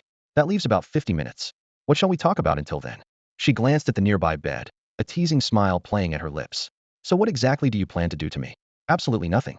Yifeng waved her off with righteous indignation. My self-control is far stronger than you think. He knew full well that even in disguise, the princess, the supreme commander of the Eastern Light faction, would never be without guards. He couldn't risk the slightest misstep. You're quite amusing. Xia laughed softly, studying the masked young man. I can tell you're no womanizer. Of course. My personal code would never allow that. Yifeng answered solemnly. And what exactly is your code? Xia asked. Make love when it's time, and only with the right partner. Yifeng replied earnestly. Color rushed to Zia's cheeks as she caught his implication. She covered her mouth, laughing. Just as I thought, you're a very principled knight. Your Highness, I'm an assassin known for explosive strikes and a swordsman with flawless technique, Yifeng said proudly. Now you're calling me a knight with excellent riding skills? My resume just keeps getting better. Thank you for the compliment. Outside the tent came a dry cough ahem from Yalvis. Your Highness, it's time to leave. Clearly, had heard enough talk about professions. Xia pressed her lips together, stood, and moved toward the entrance. Very well. Wait. Yifeng suddenly remembered the real reason Head called her. He reached out to stop her, his expression turning grave. Your Highness, the 7-day trial is almost over. And Xia blinked, caught off guard by his sudden seriousness. I need spirit-grade helmet, bracers, necklace, greaves, and boots, the best you can find, Yifeng said bluntly. If you can also get skill books that boost movement speed or convert speed into damage, even better, bring as many as you can. Xia nodded, fully understanding. All right, leave it to me. For the Light faction, Yifeng declared, determination hardening his voice. The decisive battle was tomorrow, and he had to reach peak form. You have my admiration, Xia said sincerely. Outside, Yalvis could only stare, speechless. Even the boldest reapers didn't harvest so directly. Lifting the tent flap, Xia paused to look back at Yifeng. May fortune favor your blade tomorrow. With that, she slipped into the night. 10 p.m. While browsing the forums, Yifeng heard the familiar chime. The 7-day trial rewards were being tallied. Ding. System message. The 7-day trial has concluded. Thank you, adventurers, for your enthusiastic participation. Ding. System message. Congratulations to Adventurer Dushians of Wuxing for placing first in the Extreme Challenge Damage category. Rewards. 1 level, 30 free attribute points, spirit grade equipment, thunder bracers. Ding. System message. Congratulations to Adventurer Dushians of Wuxing for placing first in the Extreme Challenge Speed category. Rewards. 1 level, 30 free attribute points, spirit grade equipment, thunder boots. More notices rolled in for first place in Extreme Healing, Extreme Kills, and the God Weapon Domain Speedrun, awarding Thunder Necklace, Thunder Greaves, and Thunder Helmet respectively. By sheer luck, every one of these spirit grade items was exactly what he needed. Yes, perfect rolls. Yifeng pumped his fist. What else will they give me? He murmured, both eager and anxious. If the system throws in a few powerful skills, that would be perfect. Let's see if I'm that lucky. Ding. System alert. Congratulations, first place on the level leaderboard.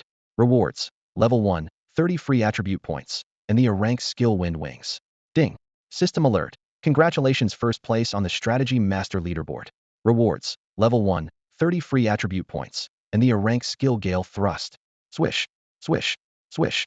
7 brilliant shafts of golden light rained down on Yifeng. His experience bar shot up, his level rocketing to 78, and his free attribute points climbed to 210.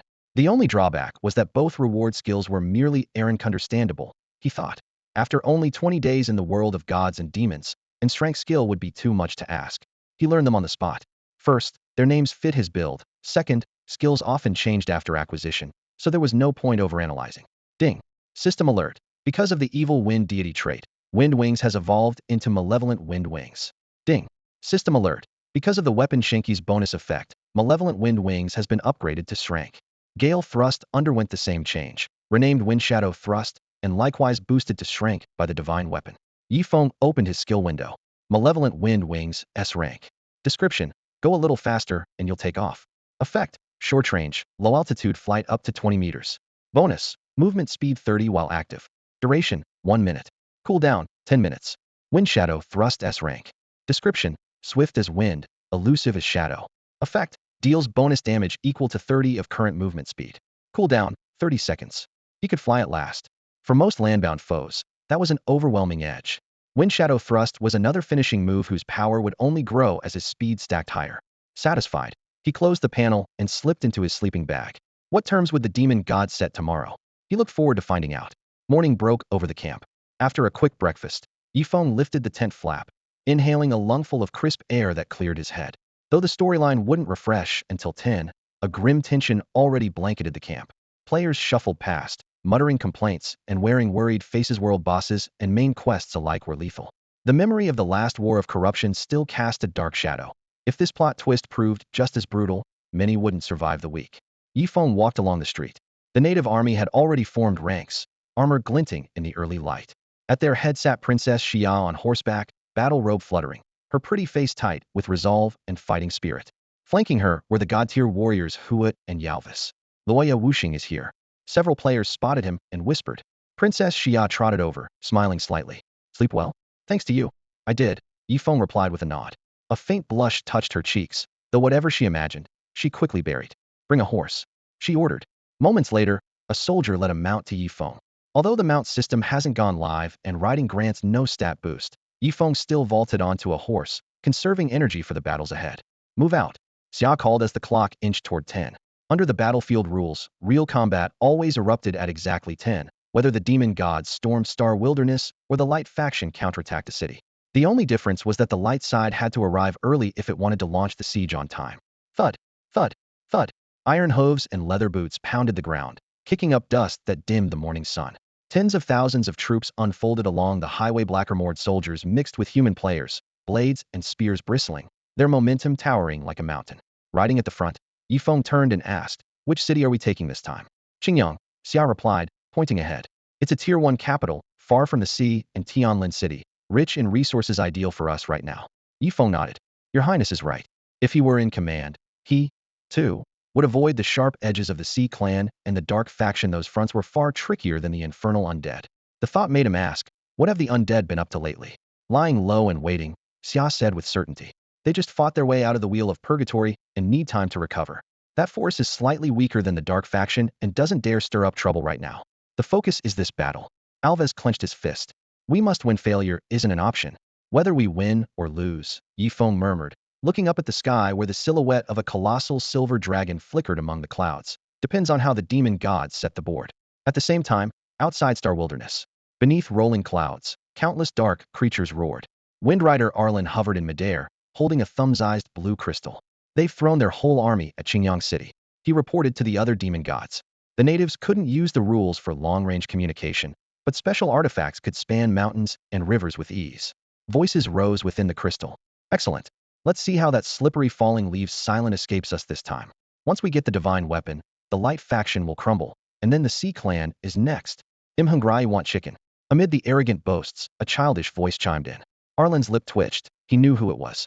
Nirvana Phoenix, Yin Wuxin, barely 13 or 14 in mind, had clawed her way into the 10 demon gods through sheer power. He pocketed the crystal, stood on the cloud bank, and looked down at the empty Star Wilderness with a cold smile. Falling leaves silent. You stole my chance, and you'll pay for it. Even though the light faction had abandoned this zone, he still had to seize Star Wilderness before rushing to the main front. Cut off the enemy's retreat, and the scales would tip. A little after 9, the Eastern Light faction reached the walls of Qingyang City. Their dark mass clogged every gate, banners snapping in the wind, steel gleaming. On the ramparts, dark creatures packed shoulder to shoulder, crossbows raised, ready to pour out death. Killing intent blanketed the field. The air between the two armies felt as if it were being sliced by a white-hot blade. Damn, what do we do? I'm nervous. A player muttered, gripping his spear, face pale as his heart hammered. You think you're the only one? I've been constipated for a week, and now it feels like everything's about to burst. The last time I felt like this was when the starter pistol fired at the school sports meet. We've got a few dozen minutes. Let's play an idiom chain to distract ourselves. He'll start stunned as a wooden chicken. Whoosh, whoosh, whoosh. Just as everyone was trying to ease the tension, several multicolored streaks of light plummeted from the sky above Qingyang City and crashed into the center of the battlements. Leading the charge was a figure with ashen skin, bony wings, and violet eyes blazing with menace, the legendary first demon god, the Star of Calamity, Mo Luo. To his left stood a burly red-haired giant, arms folded and dripping with arrogance. To his right waited the gaunt third demon god, shrouded in a black cloak, so thin the wind looked ready to carry him away. Gulp. Many players swallowed hard. 9 of the 10 demon gods were here. Were they seriously throwing the final bosses at them now? They had been in divine demons for barely a few weeks, and were already expected to fight demon god show. Did that make sense? The demon god's oppressive aura spread like wildfire, sapping morale from players and natives alike. This is our make-or-break moment. Princess Sia drew her sword and, amplifying her voice with celestial power, cried out to every corner of the battlefield. Brave adventurers, for our future and the tomorrow we share, do not take a single step back.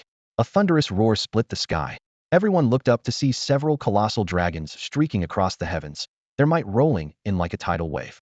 They landed in the open square and bowed their heads for orders.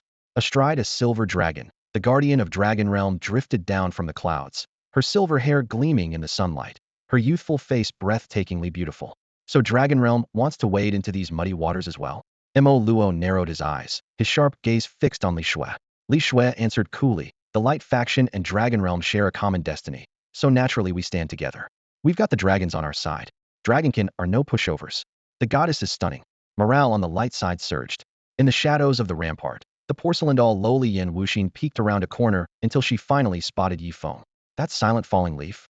On her screen, the masked young man sat astride a warhorse at the very front, the target of countless divine rank experts' covetous stares. Quit fooling around. The eternal sin which yanked Yin Wuxin back, her complicated gaze never leaving Yi Feng. Anita bared her teeth. That guy? He knows we're here for him, and he's still that calm? I respect it, but an enemy is an enemy, no mercy. The two sides faced off as time slipped away. In a flash the clock's hands crept toward 10. Ding. Global announcement. Main quest Judgment Hour has officially begun. Ding. System notice. Warning: the first wave of the siege will be led by the level 50 gold rank boss, Spirit of Resentment and Enkiluo. Clang iron chains rattled as the massive city gate creaked open. A swarm of short, violet-skinned creatures surged forward in a fan formation, blocking the entrance to keep the Light faction from reaching the walls in the very first wave. Ho! As the first siege boss, the mindless wraith of resentment, Enkiluo, let out a shrill scream and charged straight for Princess Xia. Clang! A flash of cold steel cut through the air. Wearing a grim expression, Xia drew her longsword and leveled it at the enemy. Attack! Ding! System alert. The Justice Legion, led by level 60 gold boss Vanguard of Justice, Leia, is launching the first assault. Brothers, fight for our tomorrow. Leia, clad in a commander's uniform, was a mountain of muscle that strained his armor. Hoisting a massive war hammer in one hand, he plunged into the wraiths. Each swing sent spirits flying like rag dolls. The first wave's easy grabbed the siege points. A player shouted the reminder. Without the event's rules, the battlefield outside the walls would have belonged to the level 100 powerhouses, not to mid-tier players like them. The players, outnumbering the garrison, surged forward. Melee fighters formed the front line, ranged classes followed close behind, and battles erupted simultaneously at every gate. Whoosh! Teal wind energy spiraled into a drill that pierced straight through Enkiluo's chest. Wind Shadow thrustingly, a 30-second cooldown skill exploded with terrifying power in Yi Feng's hands. Even unbuffed, his base movement speed was 1,715. With the skill's extra 30, his damage soared to a staggering 515.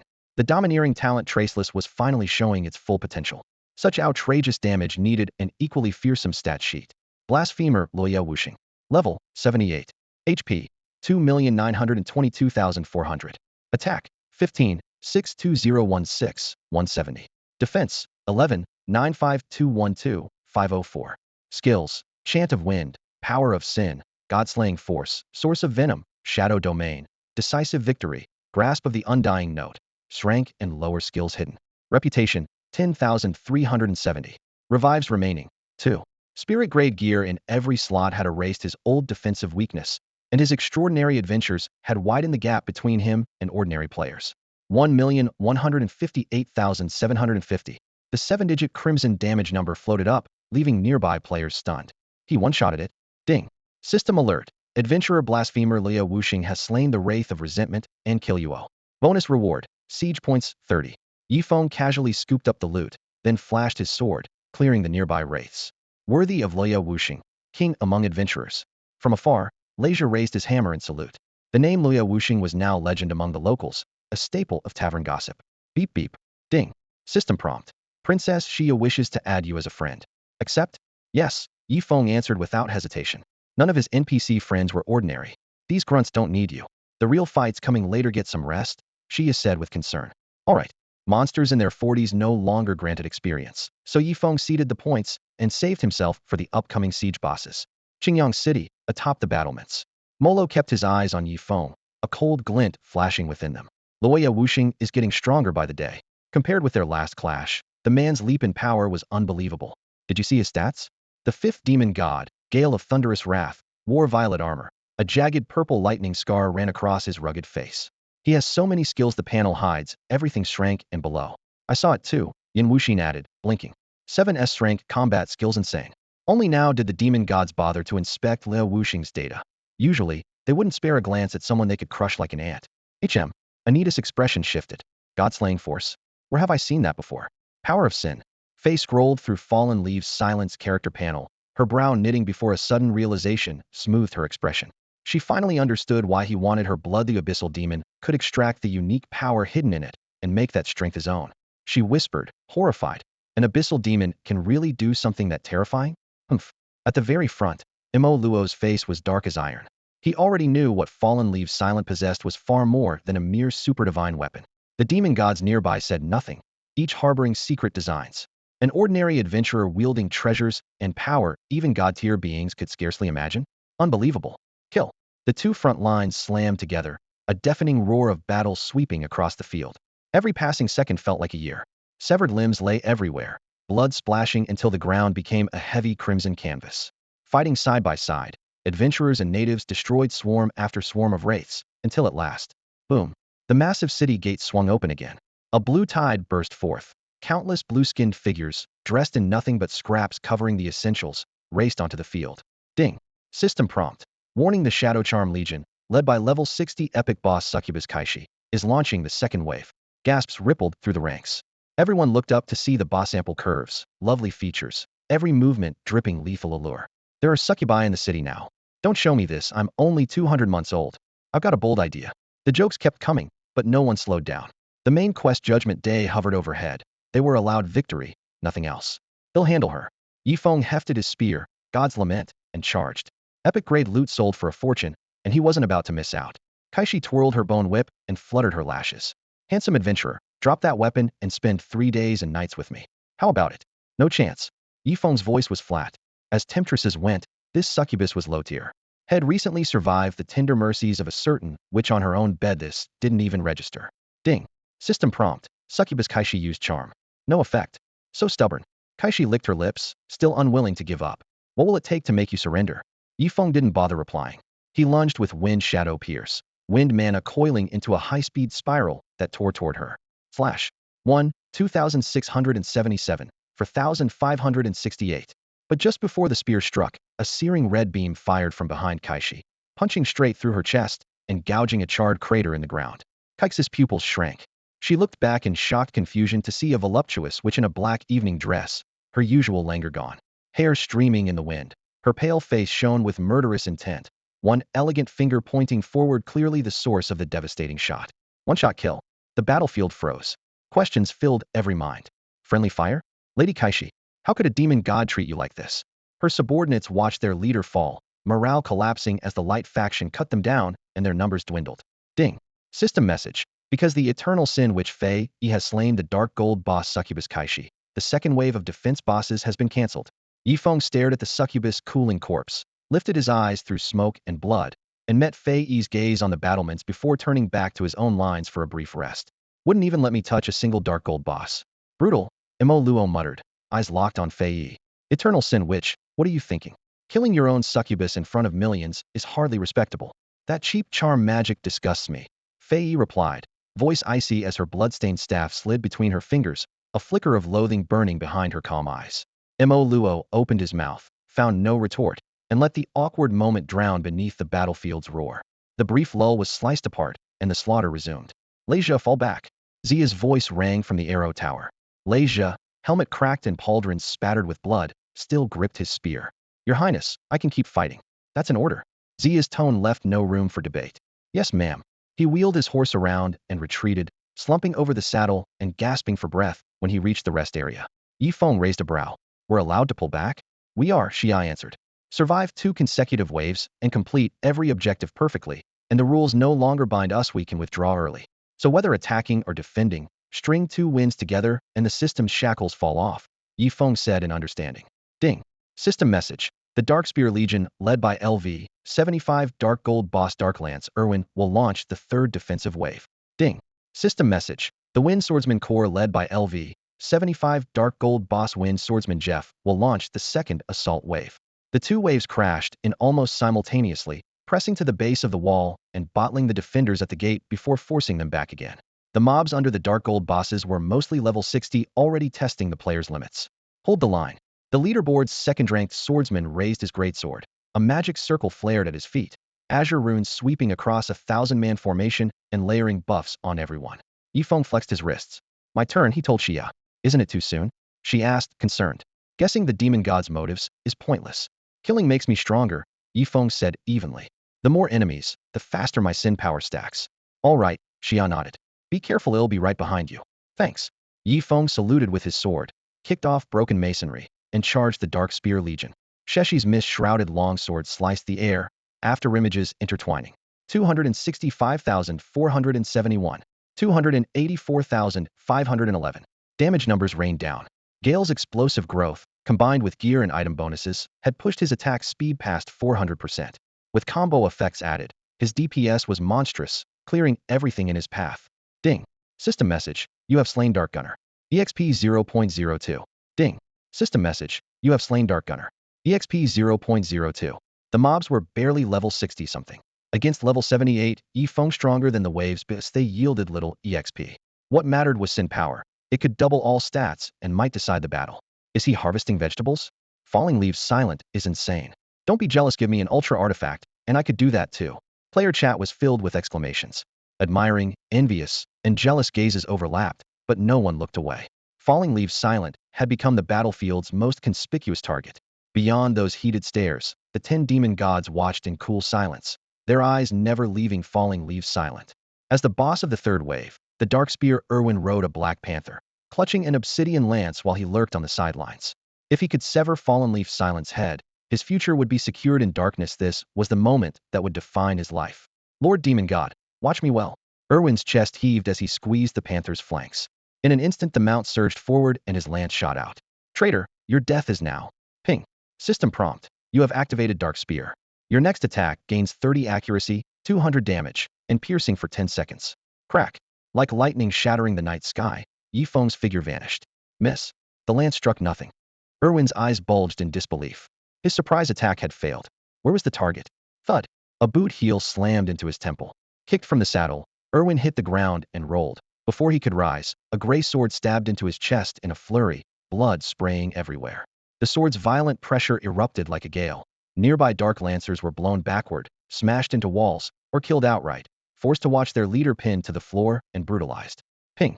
System prompt. You have activated Shadow Domain, dealing 496, 560864, 587 damage to all enemies in a 50-50 area with high chances of corrosion, knockback, and knockdown. Is he even an adventurer? The onlookers muttered in confusion.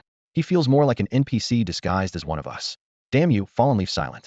Irwin scrambled up, bellowing as he charged again. Die. Grasp of the Undying. Yifeng caught him by the throat, lifting him like a chick while the gray sword kept piercing his body, Irwin's HP collapsing. Hell. Anita cursed, turning away. I can't keep watching. The crowd was stunned. With strange skills and artifacts, Fallen Leaf Silent's displayed level might be dark gold, but his true strength was far beyond. He could probably crush a spirit grade boss with ease. At this rate, first place on the siege leaderboard was his for sure. Not if I can help it. An archer snarled, drawing his bow. A nearby player asked, you have a plan? He'll try. He pulled the string to its limit, aiming at Mara atop the wall. Different targets gave wildly different points. Even shaving 1 HP off the first demon could mean tens of thousands of points. Armor-piercing arrow. Whistle. The arrow sliced through the air. Mara calmly raised a hand, caught the shot between 2 fingers, and crushed it to powder. He cast a chilling glance at the fool who dared challenge him. Boom. The archer exploded into a mist of blood. 20, 5,677, 5,687. Horrified, the surrounding players scattered, choosing instead to clear Dark Lancers and abandon any reckless dreams. Ping. System prompt. Congratulations. You have slain level 75 Dark Gold Boss Darkspear Irwin. Rewards. 20 current level EXP, 200 reputation, 100 gold. Ping. System prompt. Adventurer Blasphemer Fallen Leaf Silent has defeated Darkspear Irwin and gained an additional 1,000 siege points. He dispatched the third wave's gatekeeper boss with ease, scooped up the loot, and kept farming the trash mobs to stack every attribute he had. The fallen Dark Lancers were still warm, black mist coiling over the battlefield while the numbers on Yifeng's stat panel shot upward. So that's how it works. The Witch of Eternal Sin clenched her staff. Watching Yifeng's aura surge each time a Lancer dropped confirmed her worst suspicion. What kind of freak is this? Anita ground his teeth, face grim. He had never truly cared about the tricks Liu Wuxing possessed, yet somehow the man had copied Anita's signature Godslayer are the move that let him run rampant across the Cambrian realm. Monsters like that need to be smothered early. Even Alt, the third demon Godin evil bone dragon wreathed in ghost blue fire was forced to speak. He had thought Yifeng relied only on an overpowered weapon. Clearly there was far more to it. Relax, Alt. He'll be finished soon, Anita said with certainty. It had better be so. Alt's ribs vibrated like a low drum. Half an hour later the tide of Dark Lancers finally petered out. Yifeng maxed his sin stacks, broke every previous attribute cap, and pushed his level to 79. Are we really starting a fourth wave? Ted the Abyssal Eye frowned. More fodder won't help. The next batch is spirit grade. That would just fatten him up. No need, Moro replied, scarlet eyes blazing. Aaron is on his way back. The moment he said it, every demon god's eyes lit up. Ding. Global announcement. The Storm Legion, led by Windrider Aaron, has captured Star Wasteland. The Eastern Light faction has lost its final refuge. Repeated 3 times. The triple broadcast slammed into every heart like a hammer. The Light faction had no retreat left. Damn it, Arch. We can still take Qingyang City. A player bellowed. Even if they have 9 demon gods. Boom. The sky split apart. A teal comet of wind blasted across the field, and a pallid man descended onto the wall. The pressure he exuded outstripped any demon god who'd appeared before him. Not late, am I? Aaron asked, eyes icy despite the smile. He intended to watch Liu Wuxing fall with his own eyes. Right on time, Moro answered calmly, murder gleaming in his gaze. The real show is about to start. Silence blanketed the field. They were the besiegers, yet they also had nowhere to retreat. 10 demon gods together who could face that heathen? The adventurer's hour is over, Xiao whispered, tightening her grip on her sword. She knew the natives' true offensive would dwarf everything that had come before. At the gate, Yifeng flipped his sword and hurled it. The blade lodged between stones in the wall. He vaulted up, stepped on the hilt, and landed atop the ramparts, alone against the 10 demon gods. A razor-edge standoff. Evening, everyone, Yifeng said with an easy smile, catching his returning super sword. You've been spectating long enough feel like stepping in? Humph. Moro's sneer was ice cold.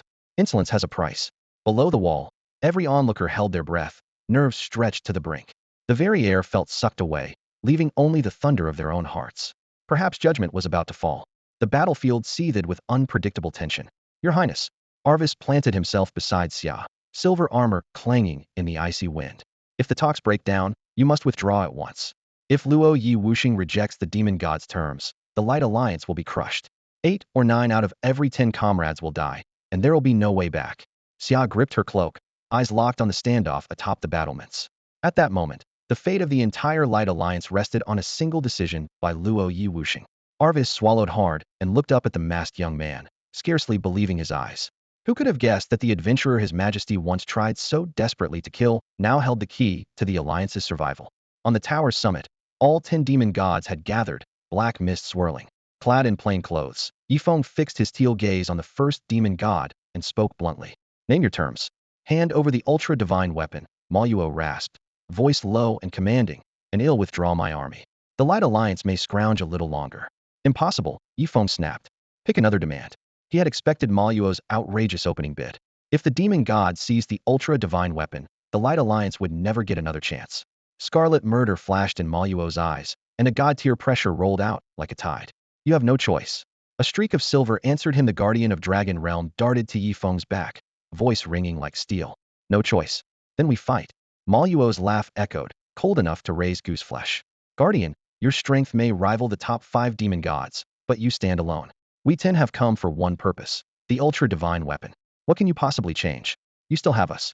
Arvis and Wait swept in, wings beating as they landed behind Yifeng. Ma Yuo smirked. You? I alone am enough. Demonic energy pulsed from his hand. The gulf between god tiers was an abyss. The guardian barely touched the summit. Arvis and Wait were second-rate at best. Don't leave me behind. Landlady Wang Xiaoyan shattered the parapet with a single kick and strode into the circle. An immortal dares posture before us? Sneered the second demon god. Eye of the Abyss Ted. Why not forget the weapon and wipe out the Light Alliance's Eastern Division right now? Negotiations were dead. The adventurers listening below felt despair crash over them. The power gap looked like doomsday all over again. The landlady shouted, "Your wife's being mocked, and you still want back her up? Get out here." A long sigh cut through the uproar. From deep within the crowd, a middle-aged man leapt skyward, gray hair streaming in the wind, his lean frame radiating an unfettered god-tier aura. We agreed never to meddle in mortal wars. The 10 demon gods' expressions shifted. Another formidable god-tier warrior had arrived. Landlord Lu Bowen, a god-tier boss, appeared. Yifeng was surprised, yet somehow it felt only natural. He still remembered the day he first arrived in Kanglan Town. By sheer chance he overheard the landlady playing cards and grumbling that her husband acted like a rent collector. From that clue Head guessed there had to be a landlord lurking in the background. Now it seemed clear. Among the two reclusive god-tier experts the princess had mentioned, one was that very man and the other he had also met once, even receiving a piece of celestial grade or from him. Today I'll stake my life and walk this road with you. The white-haired, child-faced elder stepped from the crowd, a silver spear resting in the crook of his arm, murderous intent surging like a tide. He stamped the ground, shot into the air, and landed atop the battlements. A system tag flickered above him. Proud Snow Spear Venerable Nangong Wu God-level boss, masterclass. Nanmin Chuini broke into a cold sweat in the crowd and shouted, "I'm deeply worried, be extremely careful." The light faction's trump cards were appearing one by one, yet they still looked thin compared with the 10 demon gods. The depth of the Eastern District's reserves was on full display yet again. The third demon god, Ut, let out a shrill screech that split the sky. His bone-white staff glimmered with a cold phosphorescence that chilled the air. In mere moments 5 god-tier combatants had gathered. The problem wasn't that the enemy was unbeatable, it was that victory would demand a price. Who would die, and how many? No one could say. Worse still, the dark faction's foes weren't limited to the light faction standing before them. If a real fight broke out, the Sea Tribe and the Purgatory Undead might swoop in for the spoils. That threat of third-party interference was the main reason full-scale war had not yet erupted. Earlier, the light faction had been driven to the verge of collapse precisely because all 3 dark forces had quietly worked together. Yifeng's gaze was as deep as a still pond as he swept it over the 10 demon gods. Ma Yuo, can we talk terms now? The supremely divine weapon is non-negotiable. We will have it. Ma Yuo stared at the calm young man and felt a chill. Everyone on the wall was at least immortal level, yet Fallen Leaf Silent, who looked so frail on the surface, was standing up to god-tier pressure as if it were nothing. Unnerving. The eternal sin which watched Yifeng from the side, her eyes flickering, as if weighing something. Yifeng spoke again, face unreadable. I have to admire the dark faction's readiness to grab whatever it wants. He wasn't in a hurry to strike. Ma Yuo still hadn't named real terms. Very well, Ma Yuo said, his tone shifting. I'll give you a chance to prove yourself if you're willing to accept my conditions for the light faction. What conditions? Yifeng asked, a cold glint in his eyes. The native soldiers and the adventurers alike held their breath. The air seemed to freeze. Open the gates, Ma Yuo ordered. With a groan of chains the city gate rose. Every eye fixed on the opening. No army streamed inanely. A lone youth strode out, a violet longsword in hand. His face was written with unrestrained arrogance. Basking in the crowd's shock, he cackled, "Sorry, folks, but I'm your 4th wave boss. The name's Demon King." A system chime rang out. Ding. System notice. Level 80 Spiritier boss, Dark Sword Demon King, will initiate the 4th siege wave. Damn it, what the hell? You traitorous bastard. Demon King, I'm your dad. A storm of curses erupted among the players. With only 3 lives apiece, they couldn't revive indefinitely. Demon King's betrayal could doom countless adventurers. Demon King dug at his ear and snorted. Noisy. Yifeng frowned. Ma Yuo, what are you playing at? Had already guessed the outline, but there had to be a trap. I'm offering you a chance to be the savior, Ma Yuo replied, a cold curve at his lips. Defeat this adventurer who's joined the dark faction, and he'll deem the battle yours. Ding. System prompt. Accept exclusive main quest. Only the victor is king. Difficulty SS? The god-tier champions of the light faction looked grim. Mo Luo's proposal was anything but harmless. Pitting one adventurer against another reeked of conspiracy. Everyone at their level knew that in a fair duel, the Demon King could never match Liao Wuxing's current power. The terms are on the table, Mo Luo said, folding his arms with a sneer. Do you dare accept? Yifeng gazed down from the ramparts, realization dawning. No wonder 3 archfiends had shielded the Demon King during the battle for the Imperial Citithade, meant to use the adventurer identity as a weapon against him. Mo Luo pressed on with a snort. Either the god tiers brawl, or you duel the Demon King. Choose. Countless eyes swung toward Liu Wuxing, and the air seemed to freeze. Liu Wuxing, haven't you always wanted my head? The Demon King shouted from outside the gate, resting his sword on his shoulder. If you're so eager, get down here and fight me. On the wall, Li Shui frowned and whispered, the demon gods are clearly up to something. That adventurer's status is off. The Demon King kept fanning the flames. Coward, weren't you just acting tough? Show me again. His taunt set the players off. Chat exploded into a brawl of trash talk. You're not the only one who came prepared, Yifeng said coolly, surveying the scene. If you're so sure of victory, we'll play along to the end. Ping. System notification. You have received the personal main quest only the Victor Reigns difficulty, SS. Brief. No one admits defeat, prove it on the field. Objective. Defeat Sword of Darkness Demon King in a solo duel. Reward. The Dark Faction withdraws its troops and surrenders Qingyang City. Penalty. The Divine Arm God's Lament will be handed over to Star of Calamity Mo Luo. With a thud, Yifeng leapt from the wall, landing before the Demon King in a cloud of dust. You chose this dead end, he said icily. Don't regret it now. Save the boasting, the Demon King sneered. We'll see who ends up on top. Yifeng tightened his grip on the gray blade as power pulsed along its edge. The Demon King took his stance, their auras colliding and ready to tear the field apart. Hold it. A man in blue brocade stepped from the crowd to stand beside Yifeng. Demon King, you've stared at Liu Wuxing so hard you've forgotten me. Care to test yourself against me first? Soul of the General, a sword master, level 70? Scram, the Demon King scoffed. You're not worthy. Backing down. The swordsman chuckled, unfazed. Ridiculous. The Demon King barked. Fine. They'll start by cutting down the second-rank player.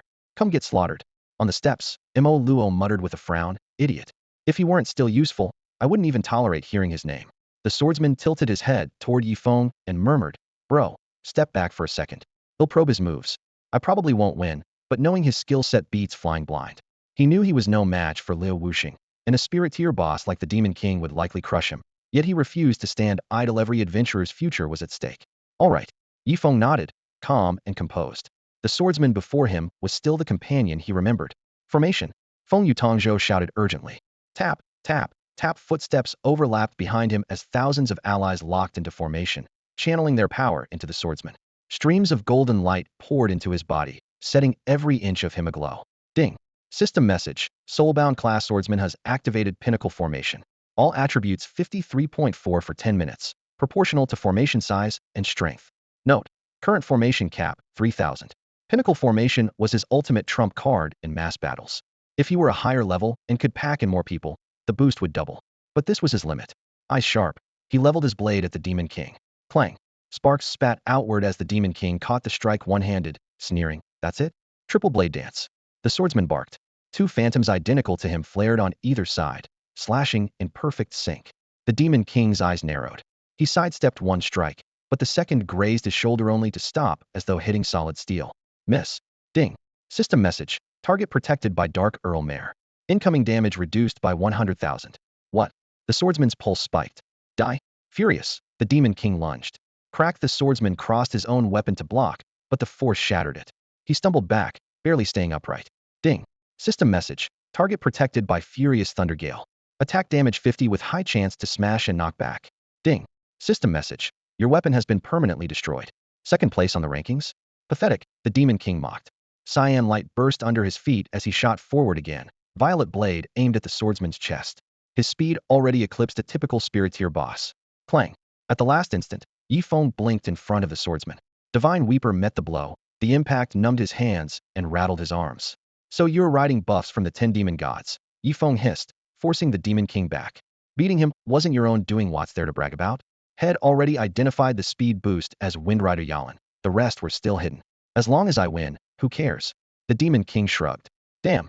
Nanmen Chuiniu gripped his spear, seething. The entire fight felt rigged. Careful, the swordsman warned, face drawn. Every demon god buff is broken. He's only shown 3. Taking him down now is nearly impossible. I know, Yifeng said. Head scanned the Demon King's stats. Even if he maxed his sin to 100, he would still come up short. Darkblade Demon King. Spirit tier boss. Level 80. HP 35,730,000. Attack 36, 85037, 410. Defense 25, 64026, 090. Skills: Despair Assassination, Abyssal Gaze, Endless Exile, Dark Blade Aura, Phoenix Rebirth, Soul Rend, Forbidden Extinguish the Darkness. Bio: Craving ever greater power, His ambition grows with every gain. None of it surprised Yifeng. The Demon King currently enjoyed the Eye of the Abyss TED buff doubling all stats, something Yifeng had already felt firsthand. The swordsman retreated, leaving Yifeng alone against the Demon King once more. "This is the state you plan to fight me in?" The Demon King asked casually. Yifeng drew a pitch-black orb. Of course not. With his foe in spirit tier form, he had no reason to hold back. Winning meant playing his last card. Ding. System message. Use demonic orb to awaken your bloodline? Yes, Yifeng answered without hesitation. Ding. System message. Warning, level 79 spirit tier boss Abyssal Demon, Yi will launch the third wave of the siege.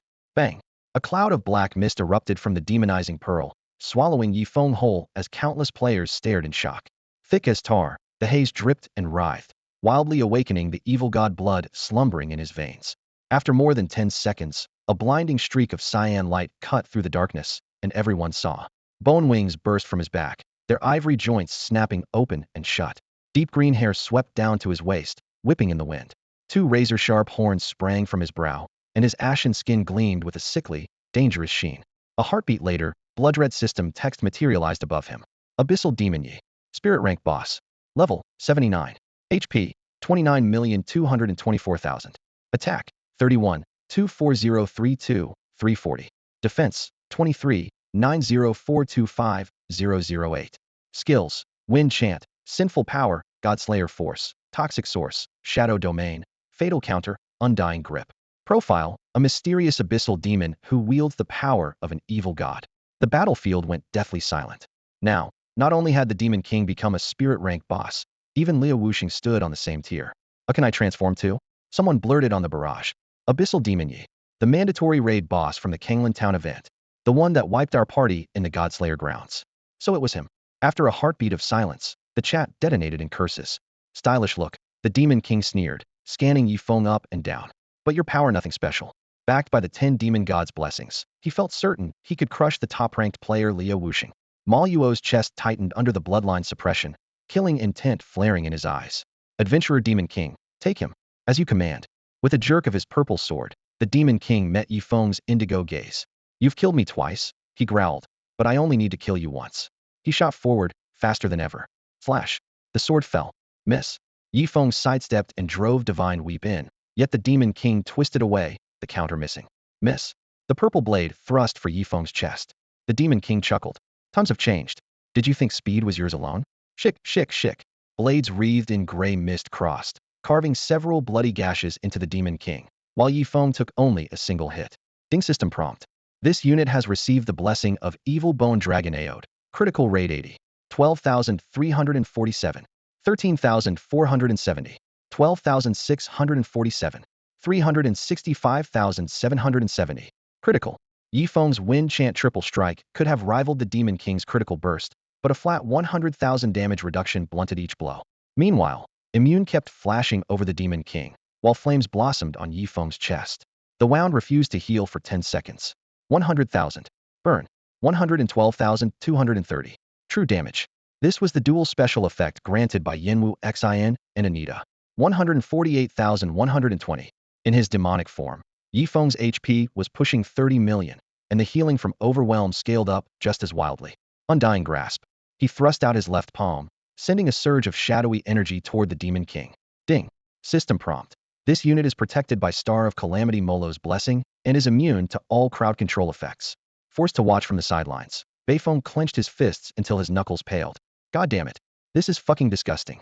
In his eyes, every one of those demon god buffs was utterly broken. This wasn't a duel, it was the 10 demon gods ganging up on Yifeng from afar. Boom. Seizing the opening, the Demon King drove his dark longsword at Yifeng's chest, purple eyes flashing with lethal light. Wind Shadow thrust. Yifeng snapped his eyes shut and countered with a flash of his blade. Ding. System prompt.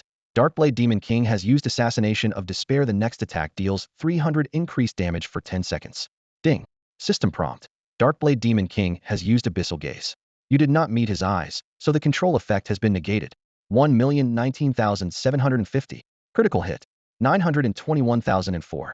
Critical hit.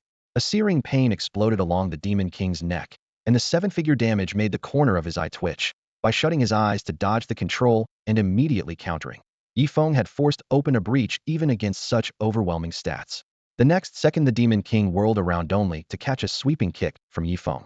If not for the super armor granted by the first demon god, head have been launched into the air. 10,066. He seized Yifeng's calf with a backhand grip, voice dripping with malice. Let's see where you run now. Since he couldn't win in a straight fight, he planned to smother his opponent with raw stats. Yifeng said nothing. Black skeletal wings unfurled from his back with a whoosh, kicking up a whirlwind of dust and sand. The Demon King's pupils contracted sharply. Ding. System prompt. Blasphemer Silent Leaves has activated Wings of Wicked Wind S rank, granting low-altitude flight for 60 seconds. His skeletal wings beat once, yanking both of them off the ground. Looking down at the opponent still clamped onto his ankle, Yifeng let out a chilly laugh. You that fond of my leg? Shadow energy churned beneath his foot, the prelude to Shadow Domain. Feeling the overwhelming pressure, the Demon King instantly let go and lashed out in a backhand sweep, black sword energy tearing through the air.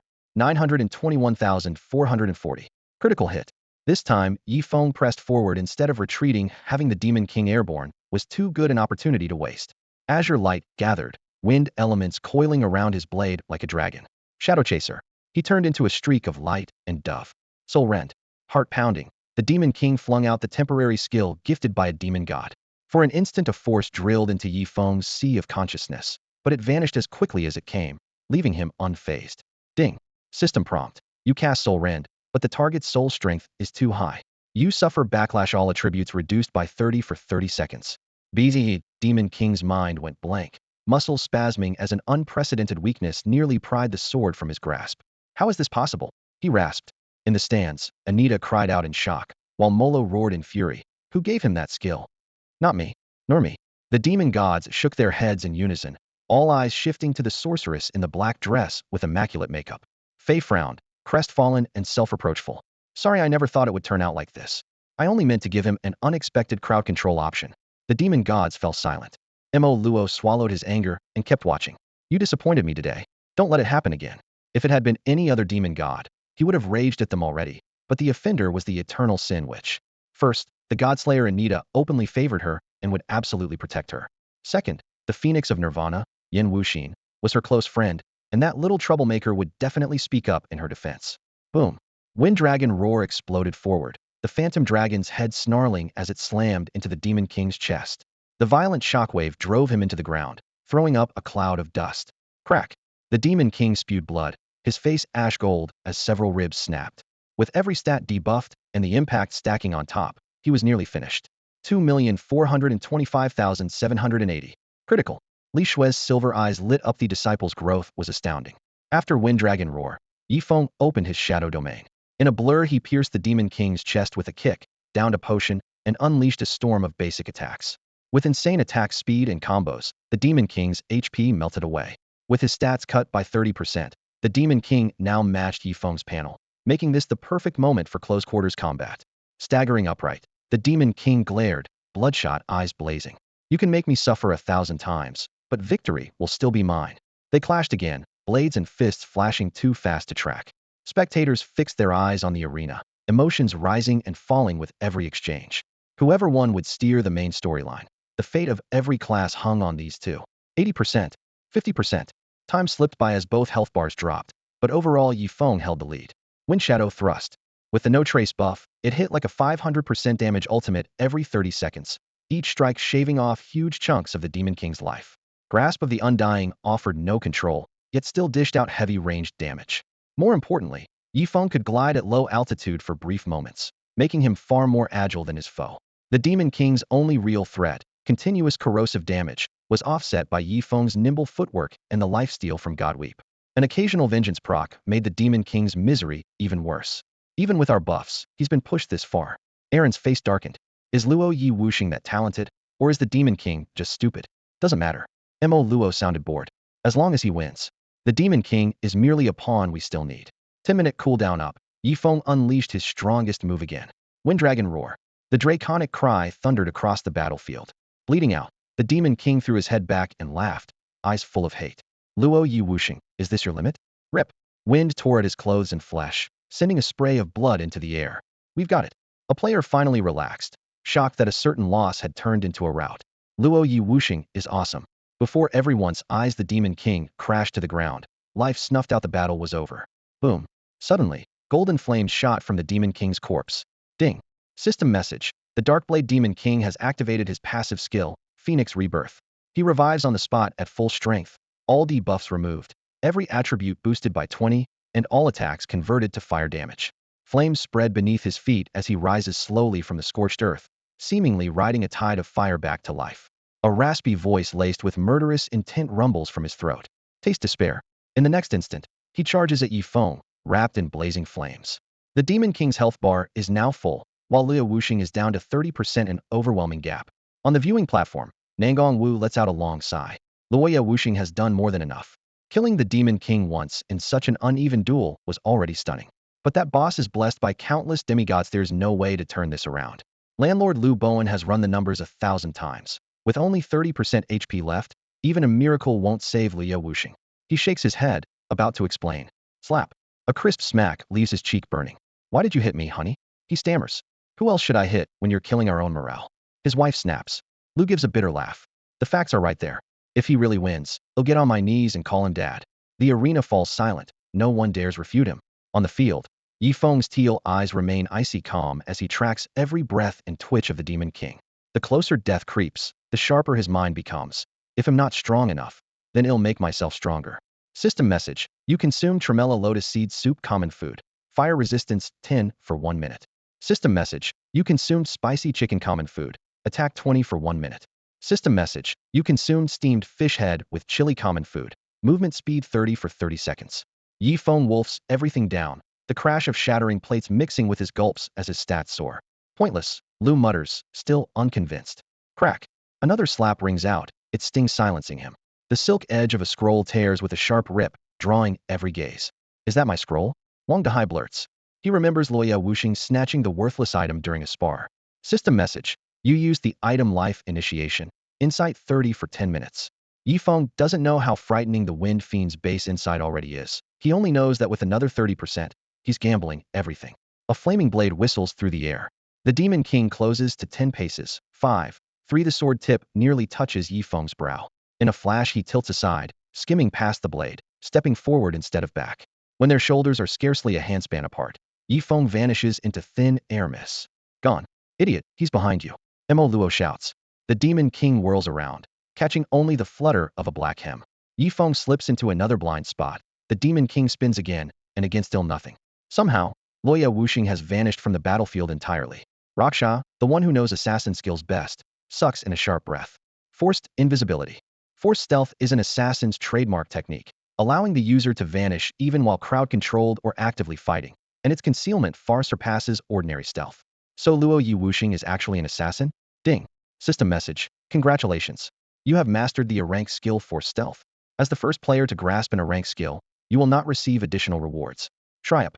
A ripping sound tore through the air. The Demon King looked everywhere, yet found no target, and a curved flash of icy light slashed across his neck, scattering blood. 204,888. Critical hit. The strike also triggered the Shranked Wind Shadow passive. The first attack, while undetected, deals 80 extra damage. Ding. System message. Congratulations. You have mastered the A-rank skill Throat Cut. As the first player to grasp an A-rank skill, you will not receive additional rewards. Enraged, the Demon King swung back. Yi Feng spread his bone wings, vaulted skyward, and let more silver light rain down. Clang. Sparks burst out. The Demon King barely blocked, his palms sizzling with pain. As he prepared to counter, darkness condensed. 2 phantoms lunged from left and right, their blades ripping twin bloody grooves before fading away. Holy crap. Luo Cha's face went pale. That's not an assassin skill, it's a swordsman move. What the hell are you? The Demon King bellowed. Yi Feng dove wordlessly, sword leveled. Its mirror-bright edge reflected the chill arc of his mask. Gray mist boiled while a shadowy black dragon coiled along the blade, the pressure mounting by the second. SHHK?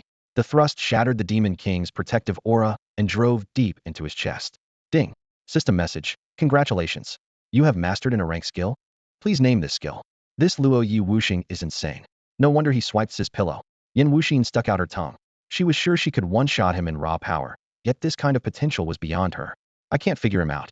Fei stared at the cold, masked youth, her thoughts adrift. After swordsman and assassin, which class does this new skill belong to? Yalvis was full of doubts. He couldn't remember any swordsman technique like that. That little brat Nangong Wu nearly yanked out his white beard, cursing. A gun god signature move isn't something you just pick up. That thrust was imitating Mountain Splitter. The move Luo Yi Wuxing unleashed did resemble Mountain Splitter. Though slightly weaker, the execution was flawless. Has Luo Yi Wuxing lost his mind? Watching the Demon King stagger back, wounds multiplying, every spectator was stunned. Who masters a whole stack of skills at such a critical moment? Silence, absolute silence.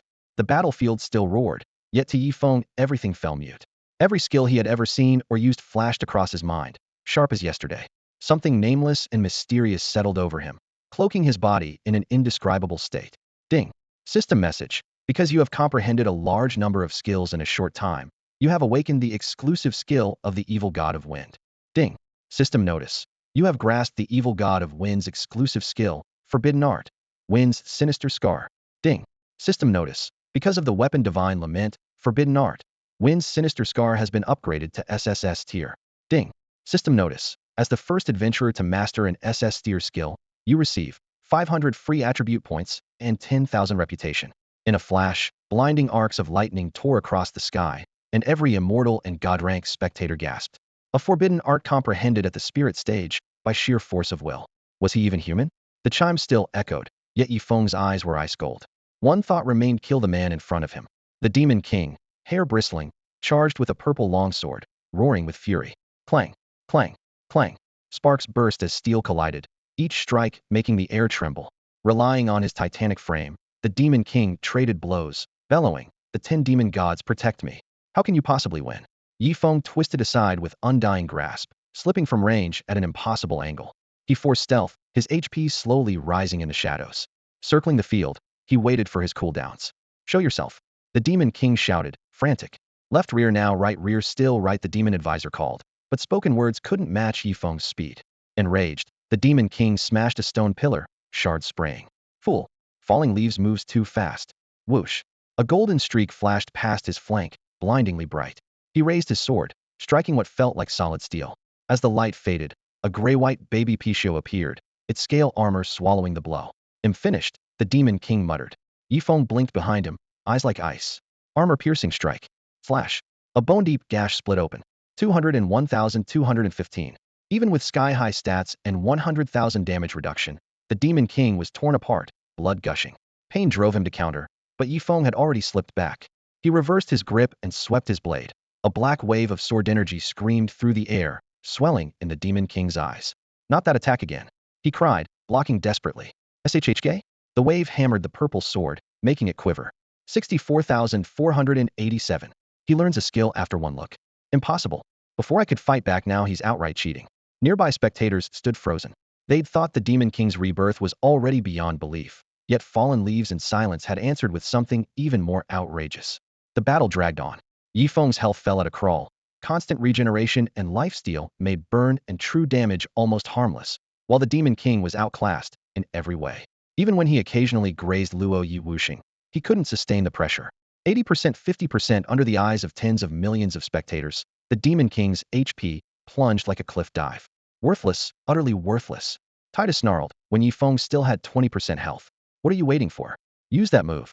For insurance, Mo Luo had already forced his inept disciple to carry a one-time forbidden art as a last resort spell with a brutal price. Yet now the Demon King had no path of retreat. "The Super Soul weapon must be ours. Even if we both perish, Luo Yi Wuxing has to die." Mo Luo's death order still echoed in his ears. The Demon King's voice was hoarse, but he lifted his head and locked a venomous stare on Yifeng, a twisted grin spreading across his face. "You left me no choice." Yifeng's heart sank. He knew a killing blow was still in play.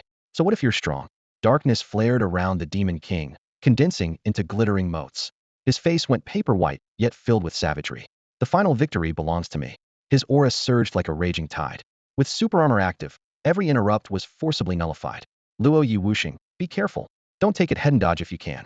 Li Shui screamed from the ramparts, her voice raw with worry. Ryup the Demon King yanked out a scroll and tore it apart. "You're not the only one with a trump card." Ding. System prompt. Darksword Demon King has activated Forbidden Oblivion Darkness. Attack 100. Releases a devastating dark shockwave ahead, dealing 1,000 damage. Cost. Permanent 300 to all attributes. 10 levels, 20 lifespan, and 3 days of weakness. Ding. System prompt. Darksword Demon King has used the class item Hand of Fate. The next strike is guaranteed to hit, guaranteed to crit, and deals an additional 300 damage for 20 seconds. An invisible weight slammed down like a mountain, locking onto Yifeng. Guaranteed hit meant there was literally nowhere to run. The crisis rushed toward him, yet no fear flickered in Yifeng's eyes. Since he couldn't evade, he would meet it heat-in. Every god-tier powerhouse held their breath. If Yifeng survived this blow, he won. If he failed, the super soul weapon would fall to the dark camp, and the light side would be annihilated. She stayed silent, knuckles whitening around her sword as breathing itself became difficult. Bang, bang, bang, thunderous heartbeats echoed in Yifeng's ears, blood surging. The insight from life enlightenment had long ended, yet his mind still lingered in that uncanny realm, perhaps the power gifted by forbidden winds, evil scar. How do I block this? Somewhere in my memory, there has to be a way. Boom. After a brief pause, his teal hair lifted in an unfelt wind, blood boiling to the limit. Gripping divine weep, he felt an indescribable pressure race from his limbs to his mind. Wind and darkness manifested around him, twisting into raging streams that made him look almost demonic. Yifeng sought to recreate that fleeting state he once reached. This and Nita's face flickered through countless shades, every breath heavy. The eternal Sin Witch, who had witnessed the same omen, parted her crimson lips in shock. Futile struggle. The Demon King roared.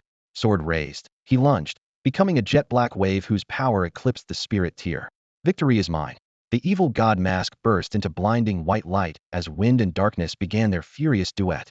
Yifeng's face remained impassive. His longsword thrust forward, azure, obsidian, and ash-gray arcs coiled and tumbled, rushing out with unstoppable ferocity. All who stand in my way shall die. Boom. The shining blade collided with the onyx shockwave, triggering an earth-shaking blast as energy burst forth like a tide, hurling nearby adventurers through the air. The deafening roar echoed on, the sky itself seeming to tear apart. After only seconds of deadlock, the black wave shattered, scattering like ink before a storm. Clang's clear cry of steel split the battlefield. The Shinshi longsword pierced the Demon King's chest and drove him back, one step, two steps, until his spine slammed against the city wall. SHLK. Cold steel ripped flesh, pinning him to the stone, the hilt still quivering. Blood gushed from his mouth. Veins bulged on his pale face, disbelief blazing in his eyes. Defeated? Even with every forbidden art unleashed and the protection of the 10 demon gods. The truth was too cruel.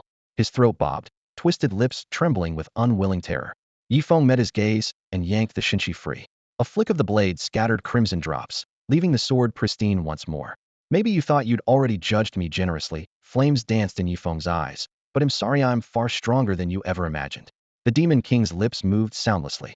Light faded from his pupils, and his body slumped to the ground. Ding. System notice. Congratulations, you have comprehended its level skill. Please name this skill. Ding. System notice. The power you wielded exceeded your limits. You are now weakened. All attributes 80 for 10 hours. A crushing fatigue hit Yifeng, draining his strength at once. He staggered, only to be steadied by a firm, supple arm. Turning, he saw his mentor, Lishua. Are you all right? Lishua frowned. I'm fine. Yifeng forced a wry smile. Honestly, I'd love to collapse, but for my mentor's sake, I can still stand. For me? Lishua blinked. Yeah. Yifeng nodded. For the light faction, for myself, and for my mentor. With his teacher on the side of light, he would never stand idle. Understanding dawned in Likshu's eyes. Her god-tier power lifted him back to the battlements, where they faced Mo Luo across the field. A heavy silence fell. None of the demon gods had expected their painstaking scheme to end like this. Thanks for the opening, Yifeng said to Mo Luo, a fellow lord of the abyss. Without that deal from the dark faction, I wouldn't have known how to finish this fight. Mo Luo's knuckles cracked, fury surging at the single word thanks. Withdraw, he growled, swallowing his rage. Ding. System notice. Exclusive main quest King of the Hill completed, difficulty SS. Reward. The dark faction retreats and relinquishes Qingyang City. Light faction NPC favor 2000. Ding. System notice. Exclusive main quest glory completed, difficulty SS. Please collect your reward from Princess Ya. Don't celebrate too soon, Mo Luo hissed. Lady Luck won't favor you forever. Yifeng ignored him and turned to the red-haired giant. Anita, thanks for the Godslayer power. Don't get cocky, kid. Anita glared, furious yet helpless at the deliberate jab. And Yalin's chance encounter the Whisperwind skill is a new favorite. Yifeng laughed, then looked back at Lishua. Mentor, I wasn't late, was I? Not at all, she answered. Lishua pressed her lips together, happy to play along. The real show was only just beginning now that he had arrived. Damn it. The Windrider's face turned livid, his chest heaving as though it might explode. The humiliation of being trampled in public nearly made him burst. Go. The surviving demon gods could stand no more. Wearing grim expressions, they slunk away. Heaven's rules were absolute, and even demon gods had to honor their terms. High overhead, Dark silhouettes retreated until they disappeared into the clouds. Only then did Yi Feng let out a long breath. Lowering his gaze, he fixed on the lithe, bewitching eternal sin witch and raised a brow. Still here? Nothing you'd like to say to me? Amusement flickered in her violet eyes. Looking to suffer? Yi Feng blinked, stunned, had never heard such an absurd request before. His expression grew odd, while he let his eyes roam over her, blatantly appraising. Great figure. It was no empty flattery. Back in her chambers had seen everything clearly, her slender waist, smooth, jade-like legs, every curve utterly entrancing. Is that so? The witch laughed softly, purple hair swirling as she turned and drifted away. Thanks for the compliment. Jingle, jingle. The silver bell at her ankle chimed with each step, its crisp notes echoing her delight. Yi Feng rubbed his nose, baffled she actually enjoyed the teasing instead of taking offense. Women were impossible to read. Once the dark creatures withdrew, civilians of the light faction flooded into Qingyang City. Craftsmen, soldiers, and players all pitched in, repairing ruins and reinforcing walls. A Tier 1 main city beat sleeping in the wild any day. Ding. System message. Congratulations to the light faction for capturing the Tier 1 main city, Qingyang City. Ding. System message. Congratulations to the light faction's eastern region for reclaiming Qingyang City. All eastern adventurers gained 20 experience and 5 to all attributes for 3 days. Ding. System message. You ranked first on the siege leaderboard. Rewards. 2 levels, scrayed item pet fusion stone. Swish, swish. 2 beams of golden light rained down, and Yi Feng's level jumped to 82. The experience from slaying the Demon King had already raised him once. Now, 2 more levels stacked on Topan Absolute Windfall. Ding. System message. With 30 of players now level 50, the pet system and mount system have officially opened. With pets and mounts unlocked, player levels had surged during the battle. The gap between them and Yi Feng narrowed from over 20 levels to just over 30. Looking over the bustling city, Yi Feng felt a surge of satisfaction. Hope the sacred treasury holds the wind evil god's exclusive gear, he murmured. The demonic wind sword had come from that vault. If the sword was there, even if the set wasn't, countless divine artifacts had to be. The thought alone made his blood race. The city was in utter chaos right now, so he wasn't in a rush to find the princess. Instead, he opened his skill panel to check his new ability. Exclusive skill, Forbidden Evil Scar of Wind. Yi Feng already had a hunch before opening it. Forbidden Evil Scar of Wind exclusive passive, SSS rank. Description, signature skill of the Wind Evil God. Your peerless insight places you above all living beings, letting you master most techniques with ease. Effect, by tracing elemental fluctuations, you can copy any skill you witness. Mastery depends on skill difficulty and learning conditions. Restriction, only skills using wind or darkness elements can be mimicked. He stared blankly at Forbidden Wind's demonic scar for a long moment before snapping back to reality. Pale gold system characters still floated in the air, each word hammering at his nerves. The potential of this skill was staggering. If the description held true, any ability he witnessed could be copied in full and made his own. Li Feng weighed the possibilities. The higher the grade, the harder it would be to replicate, yet that did nothing to diminish the value of Forbidden Wind's demonic scar. Returning to his senses, he opened his skill panel at once. Techniques like Stealth Mastery, Throat Slash, and Blade Mirage, which had once been scattered across the list, now sat in a subdirectory under Forbidden Wind's demonic scar. Only 2 abilities, copied from Shattered Peak and Divine Grace Assault, remained at the very bottom with the tag awaiting name. What should I call them? Li Feng muttered, his chronic naming block kicking in. He glanced at the small Pichio at his feet. Pichio, any ideas? Cheap cheap. Cheap cheap. That's way too random, he sighed at the spirit beast's boundless imagination. After a moment's thought, he decided to name them himself. Shattered Peak Grade S. Description, a technique the demonic god of wind grasped on his own after studying the original Shattered Peak. Its lethality is extreme. Effect, upon activation, the next strike gains 40 attack, 160 attack speed, 180 damage, and has a very high chance to pierce. Duration, 10 seconds.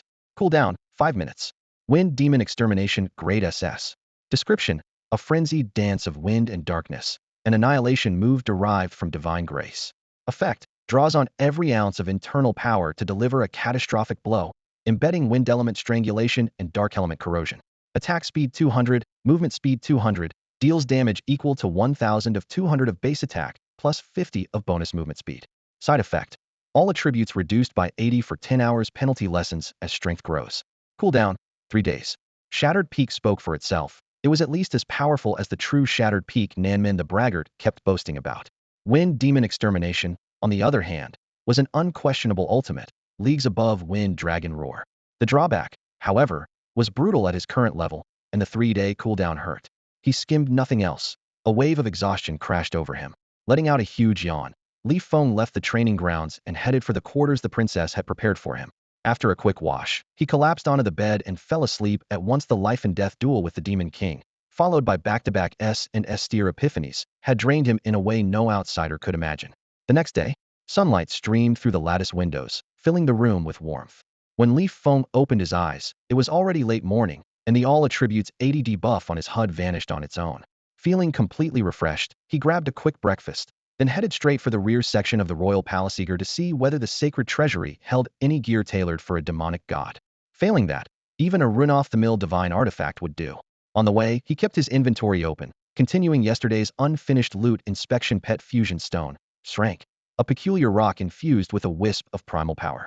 Effect: merge any 2 pets you own to create a brand new companion. Final strength unknown.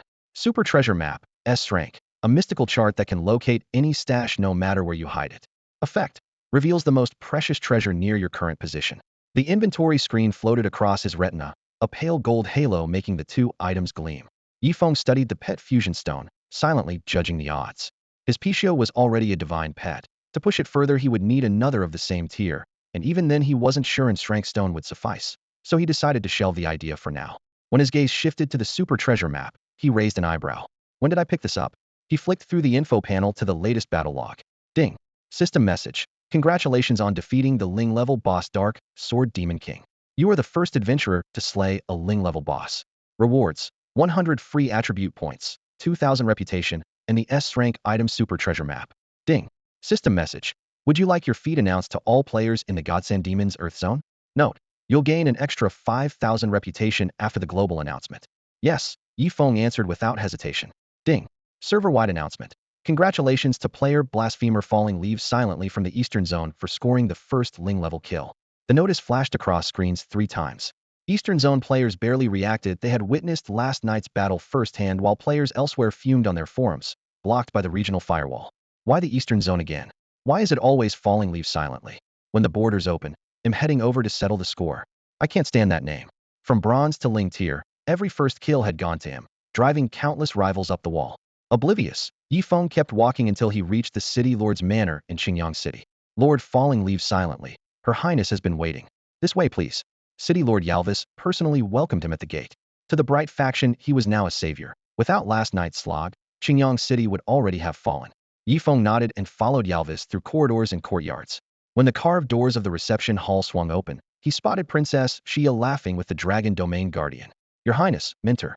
He strode forward and saluted. Falling leaves silently. You're here. Xia's blue eyes lit up as she stepped forward and bowed. Thank you for aiding the Bright faction. Just doing my part, Yifeng said with a casual wave. Oh, Xia arched an eyebrow playfully. Does that mean you're ready to return to the Bright faction? Fine. Maybe it was a little beyond the call, Yifeng replied, spreading his hands. Xia chuckled, then drew her sword and traced a bright silver arc in the air. As leader of the Bright faction in the Eastern Zone, I hereby lift the bounty on Blasphemer Falling leaves silently. Yesterday, she had been only an acting leader, but after the capture of Qingyang City, the system had confirmed her authority, and she was keeping her word. Ding. Server-wide announcement. The Bright faction has lifted the bounty on Blasphemer Falling leaves silently. Killing him will no longer yield any reward. No more bounty. We couldn't beat him anyway, so what changes? Well, there are still private bounties, if you know where to look. Chat channels buzzed with speculation. Yifeng was about to speak when a shrill chime assaulted his ears. Ding. Server-wide announcement. The threat posed by Blasphemer Falling leaves silently to the Dark faction has grown. The 10 demon gods' killing intent intensifies. To all citizens and adventurers, earn their respect by taking his head. Power and status await. Ding. System message. Anyone who kills Blasphemer Falling leaves silently and hands his super divine weapon to the demon gods will receive entry into the Dark faction, inheritance from any 2 random demon gods, an ultra-rare S-rank skill, and the special S-rank title Demon Lord. That's all for today. Thank you so much for watching. I hope you guys enjoyed. If you wish to have another part of this recap, please give us at least 1,000 likes. Please don't forget to comment and subscribe to our channel for more content like this. Until next time.